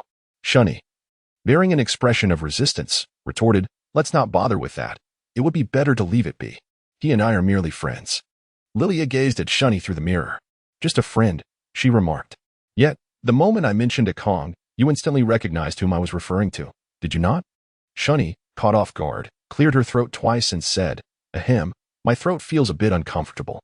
As Lilia gazed upon her, an uncontrollable smile spread across her face. "Our little son has grown up, no longer as adorable as in her childhood. Back then, she would affectionately call me beautiful sister at every turn, but now—" "Alas," Shunny remarked to Lilia, who was reflected in the mirror, "you are indeed beautiful, yet your charm has been whisked away by the Savior. What use is it to be called beautiful sister now? It is no longer mine." "Ah, young ones, your thoughts are quite perilous," Lilia teased her. Finally, Shunny tidied her hair and adorned her with a veil. "I truly cannot comprehend why you would go to such lengths for a man. You, who cherish beauty above all, willingly seek the mark of Voldemort." Lilia gazed silently at the white ribbon adorning her arm for a moment before speaking. "One day, you shall understand." Shunny vehemently shook her head, exclaiming, "I have no desire for that. I am quite content as I am, and I certainly do not wish to marry." Lilia's eyes sparkled with a crescent-shaped smile. At merely 14, Shunny has grown indifferent to the notion of marriage. "Let me tell you," her sister remarked. "Love is a beautiful thing, akin to how the world eternally requires the sun, and flowers are forever in need of water. Yet," Shunny retorted, "I find solace in the shadowy corners devoid of sunlight, thriving like a cactus that flourishes without the necessity of water." Lilia was suddenly reminded of a vague memory upon hearing those words. The darkness existed only because of the sun, and although cacti thrive without water, one would find them to be moist upon slicing them open. As she finished reading this passage, for reasons unbeknownst to her, Lilia's eyes became moist. She could not recall who had spoken to her, nor the time it had been uttered. She only knew that it was a woman. Lilia immediately thought of her deceased mother, Rosalind, but found it hard to believe. Shani noticed Lilia's distress and gently wiped away her tears with a tissue. "What's wrong, sister?" Lily raised the corners of her mouth, yet her eyes remained reddened. "It reminded me of a cherished memory of my mother, Rosalind. Shani, I finally possess a fragment of memory concerning her. She must have known today was a pivotal day for me, hence her unconventional way of offering her blessings." Shani, at a loss for words, could only embrace Lily, for she too was a child without a mother. The wedding commenced, and Lily, having composed herself, gracefully linked her arm with Lucius Malfoy, making her way towards her husband, Harry Potter. With deliberate, measured steps, she approached Harry, her gaze unwavering. He was her destined sanctuary, her radiant sun, her vital source of sustenance. Scarlet roses adorned the surroundings, while a few white butterflies danced in the sky. The ceremony was attended solely by familiar elders and friends, including Roderick from distant Germany, and, of course, the infant child of Lupin and Tonks, Professor Snape. Serving as the officiant, having even washed his hair for the occasion, offered a few succinct remarks, prompting Harry to declare his feelings for Lily, an unsolicited suggestion from Snape. Harry, undeterred, smiled after a moment of contemplation. "Lily, we have journeyed together since our innocent childhood, and now, nearly 6 years have passed. In my heart, you have long since become family." Lucius, taken aback, mused, "So this lad has been ensnaring my daughter for 6 years? How utterly outrageous at such a tender age." Unaware of the burning gazes upon him, Harry continued, "In these 6 years together, we have exhausted all sweet nothings, and through countless experiences, I have come to realize that the most poignant declaration of love is not 'I love you,' but rather 'I shall always be by your side.' Throughout this journey, you have done so much for me. You often conceal your sorrows, revealing them only when they become too burdensome to bear. If you could hide them, you would endure them in silence. You consistently strive to embody a fearless persona. While I must concede that you perform this role excellently, I hope that I will no longer be merely a spectator in your life, but rather the protagonist who stands beside you, offering protection and warmth. I dislike when you keep secrets from me, fearing that you might find me unreliable. In the future, I shall be your eternal confidant, your most steadfast support, and the cushion that appears just when you need it. As long as I am here, I will always remain at your side." The applause from the guests resonated powerfully. Moved by his heartfelt words, Lilia was overwhelmed with joy, tears streaming down her face, unable to contain her emotions. Lucius silently offered her a handkerchief. He had to concede that this young man possessed quite a way with words, even managing to sway him slightly. Snape's expression softened as he addressed Lilia, urging her to express her sentiments. Lilia's smile remained etched upon her face as she gazed into those emerald eyes, her voice tinged with a quiver of emotion. "You have truly given me more than enough, dear Savior. Oftentimes, I feel unworthy of your affection. In truth, my disposition has not been commendable. Particularly over the past 2 years, I have grown somewhat obsessive. Even the Death Eaters have labeled me a lunatic. I cannot claim to be a virtuous individual. Having directly or indirectly taken the lives of 3 people, ironically, all of whom were Death Eaters." Beneath, some laughed while others wept. Lily recalled the recently deceased Bellatrix, her smile fading into a shadow of melancholy. "Among the trio, the one who evoked the deepest sense of guilt within me was an unmitigated madwoman. A coward who abandoned her newborn child, lacking the courage to endure life. Reflecting upon it now, it is rather intriguing." She gazed through me at her sister, while I looked through her at my mother, both of us harboring mutual disdain. Yet, I have come to a profound realization. No one is born a villain. Nor is anyone born a savior. My dear Savior, you are the family I meticulously selected, the treasure I sought across the vast seas, the singular and most cherished man of my life. If we can triumph over Voldemort, then regardless of the tumultuous waves that lie ahead, as long as you are by my side, I shall fear nothing." The audience erupted in applause, and even Professor Snape seemed somewhat moved, hastily uttering, "Now, please exchange the rings." In a moment of emotion, Harry inquired, "Must I not kneel?" Lily laughed at these words. "You have knelt enough, Harry." Sirius handed the wedding ring to Harry. Lucius released Lily's arm and gazed at her, saying, "My daughter, may you forever find joy and happiness." Lilia smiled at him. "Thank you, Father. I wish the same for you and Mother." After exchanging rings, Snape spoke with a composed demeanor. "Now, may the groom kiss the bride." Harry embraced Lilia, bestowing upon her a deep kiss upon her crimson lips. The applause and cheers resonated like thunder. As for the bouquet toss, Lilia directly handed it to Hermione. hoping she and Ron would hasten their wedding plans. Hermione gazed at the flowers, a smile gracing her lips. With the wedding concluded, the festivities commenced. Whispering. Although it was a celebration, the music remained soft and melodic. Lucius forbade any rock bands from gracing the wedding, leading to a fierce argument with Snape and Sirius. Ultimately, it was Harry who persuaded Sirius to yield for Lilia's sake. Roderick approached Lilia, wineglass in hand. "Greetings, beautiful bride. Might I have the honor of inviting you for a drink?" Lily sighed and said, "Please refrain from being so insipid, Mr. Edwards." Roderick smirked and replied, "Well, I traveled all the way from Germany just to hear this from you." Lilia crossed her arms and said, "Mr. Edwards, I summoned you here merely to inquire directly about the previous residence of your family. I wish to revisit my home. Spider Alley, perhaps number 17? Spider Alley?" Roderick glanced at Lilia. "Indeed, but it has been reconstructed due to a fire, so I believe you would find little upon your return." "I understand. I think I shall first return to change my attire before joining you for a drink." Chapter 148, Supplement 1. The moon rose in the west as night descended. Lily and Harry listened intently to the admonitions of their elders before departing. "After marriage, you must behave. You have established a household and are now adults, so you can no longer afford to be capricious." "I understand, Mother." Sirius pulled Harry aside, urging him, "I hope you both cherish one another. At times, please be accommodating to Lily. I am eager to assist you in raising children. You know that old Remus is always boasting about your parenting skills." Harry smiled at him. "I understand, Sirius. I will do my utmost. You have never disappointed me." Sirius brushed a leaf from Harry's shoulder. Once all the guests had departed, the smile on Lily's face faded instantly, leaving only a look of exhaustion. She involuntarily sank into Harry's embrace, saying, "I never imagined that marriage would be this tiring." Harry wrapped his arms around Lily and led her into the house. "I will prepare some comforting soup in the kitchen. Please wait for me here for a moment." Lilia cast a glance at Harry, her lips curving into a smile as she nodded in agreement, saying, "Yes, please add more seasoning. I find the taste rather bland." "Very well, my dear," Harry replied, the term rolling off his tongue effortlessly. Observing his remarkable husband, who, despite his own exhaustion, was up late preparing soup for her, warmed her heart. She stepped closer to lend a hand, saying, "I'll handle the chopping. You should take a break. Call me when it's ready."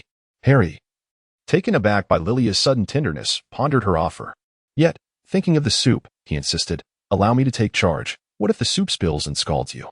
Lilia believed he genuinely worried about her getting burned, and she decisively replied, "Making soup is no different from brewing potions. I can manage it." Harry gently ruffled her hair, saying, all right, let us do it together." After a while, the steaming soup was ready, and the two of them savored it together. "Is it comforting?" he inquired. "Indeed. It feels very comforting. My stomach is pleasantly warm." Reflecting on Sirius's teachings, Harry felt a rush of warmth that left his face flushed. "Are you all right, Harry? Why is your face so red?" Lilia remarked, noting that it was one of the rare occasions she had seen Harry blush over the years, evoking a sense of familiar strangeness within her. "Could it be that my dear Harry has returned?" Finally, mustering his courage, Harry suggested, "The day is getting late. Perhaps we should retire early." Lilia understood his meaning, a faint blush gracing her cheeks as she stammered a response. Lilia experienced the dreams that Harry had previously encountered, and one could only remark on his boundless imagination. As for the sensations, they were undeniably painful, and Lilia wished not to relive them for the entirety of the month. After bathing and changing into her evening attire, Lilia instinctively embraced her pillow during the night's repose, only to have it snatched away by Harry. "Embrace me instead." "No, you are not nearly as soft as Mr. Pillow. It is rather uncomfortable to hold you." Noticing Lilia's reluctance, Harry wrapped his arms around her first. "You will only know how comforting it is if you try it once."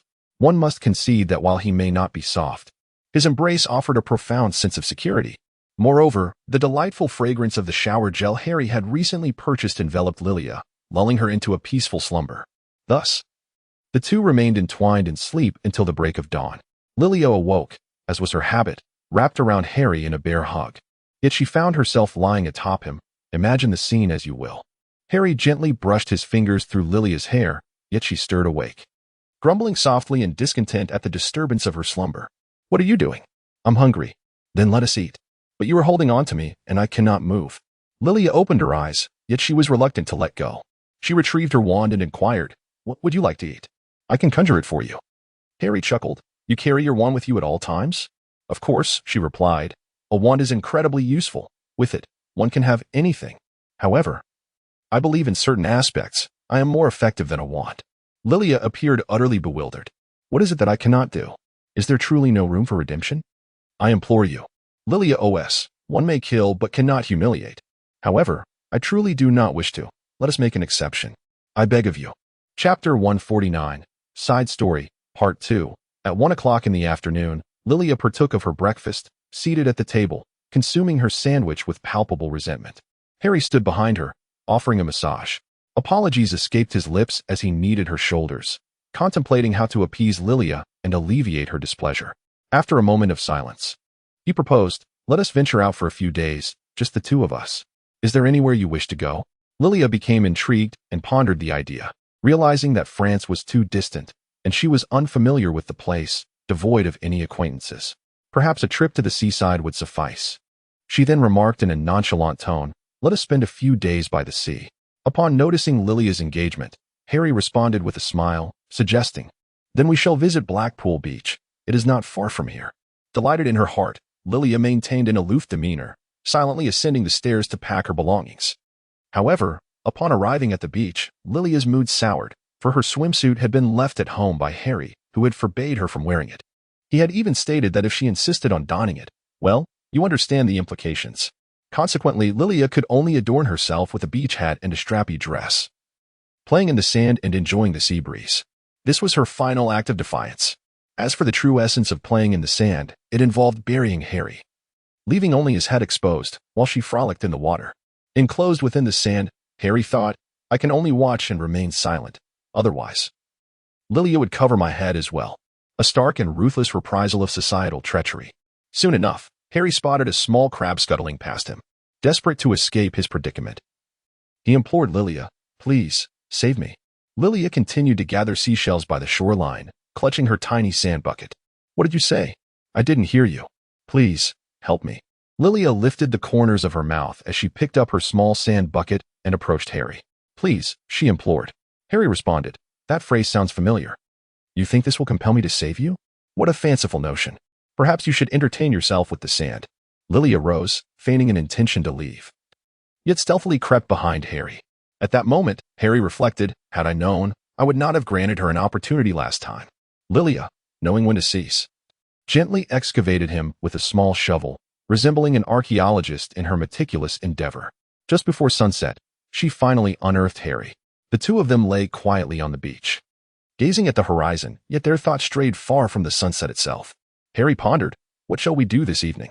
Lilia, "If he dares to do anything tonight, I'll grab my wand. No, perhaps a pillow instead, and send him flying with it." Ha ha ha ha ha ha. Their laughter harmonized perfectly in that moment. Lilia felt a slight thirst and beckoned Harry to fetch her some water. Harry handed her a straw and suggested, "Let us have a child." Startled, Lilia spat out the water and gazed at him in astonishment. "Is this for real? We are merely on the second day of our marriage. How swiftly you wish to usher a child into our lives." Harry replied, "While we cannot conceive immediately, we can certainly endeavor to make it happen." Lilia OS, "What are you calling the dog? Isn't it quite evident what you intend?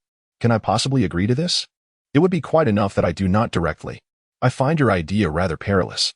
Before Lilia could finish her thought, Harry interjected, suggesting it would perfectly complement our child-rearing efforts. "What do you think?" Lilia OS, "How can I possibly make a decision? It is evident that you have already made one. Perhaps I should return to Malfoy Manor until the commencement of Hogwarts. Yet, would that be inappropriate? Or should I go to the Weasley residence? No. Family matters must remain confidential." Merlin's trousers, I am truly exasperated.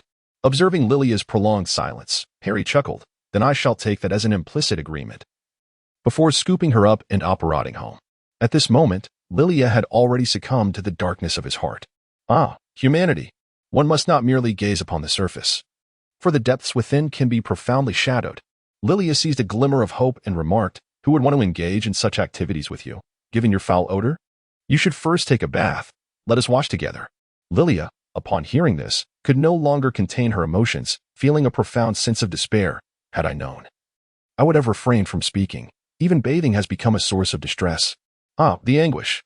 The following content is left to your imagination. Chapter 150, Epilogue 3, 11 years later. Lilia continues to teach at Hogwarts and has become the most beloved professor among both male and female students. One day during class, she was posed an intriguing question. "Professor Floretta, do you have a boyfriend?" Upon hearing this, the students immediately glanced at the boy. For everyone knew that Professor Floretta had married young, and her partner was none other than the renowned savior. Lilia smiled, raising the corners of her mouth, and remarked that there was no such thing. The classmates below stared at her in astonishment, believing that she and her husband had divorced. However, she continued, "I have a husband and several children." At this proclamation, a wave of murmurs swept through the classroom. "I thought there was still hope," someone whispered. Lilia sighed and remarked, "Young people should not harbor such perilous thoughts. I once taught a student whose methods of pursuing me far surpassed yours. In the end, alas, what transpired? Ultimately, we wed." A chorus of murmurs followed. "Teacher, why do you keep us in suspense? It would be better if you simply lectured us." Lilia suddenly realized her smile had vanished. "Ah, indeed, it is class time," she remarked. Hufflepuff loses 10 points. The student's expression darkened at once, accompanied by a few chuckles from nearby. "Let me see who dares to laugh. Those who do shall lose an additional 5 points," she declared, and the classroom fell into a hush. That evening, after work, Lilia rubbed her neck and lamented, "What a predicament. Perhaps next time, I shall teach seated. I wonder if Headmaster McGonagall would consent to that." Upon exiting, she found Harry before her, holding a bouquet of flowers. "How adult we are, yet still indulging in such frivolities. What a child," she mused. "At Sirius's place. We can truly relax tonight." Harry whispered softly into Lilia's ear, the gentle breeze carrying his words. Lilia chuckled. "Wait a moment. I certainly do not wish to endure another pregnancy. Even Professor Snape, while substituting for me, seems to be consumed by irritation. However, it is of no consequence." The instant he lays eyes on little Lily Floretta Potter, his demeanor transforms into one of sheer delight, and the lines on his face appear almost as if they could squash a fly. Lilia was amused by this remark, as if she could envision the scene. After all, she bore the closest resemblance to her mother, did she not, Harry? Although Professor Snape's laughter often sent little Lily into tears, he was indeed a source of great amusement.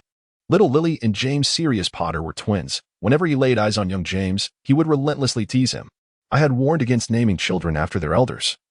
Yet you chose to disregard my advice." Harry chuckled as he wrapped his arm around Lilia's shoulders and walked forward. "Indeed, we also have a child named Albus Severus Potter, whom Professor Snape seems to particularly disfavor.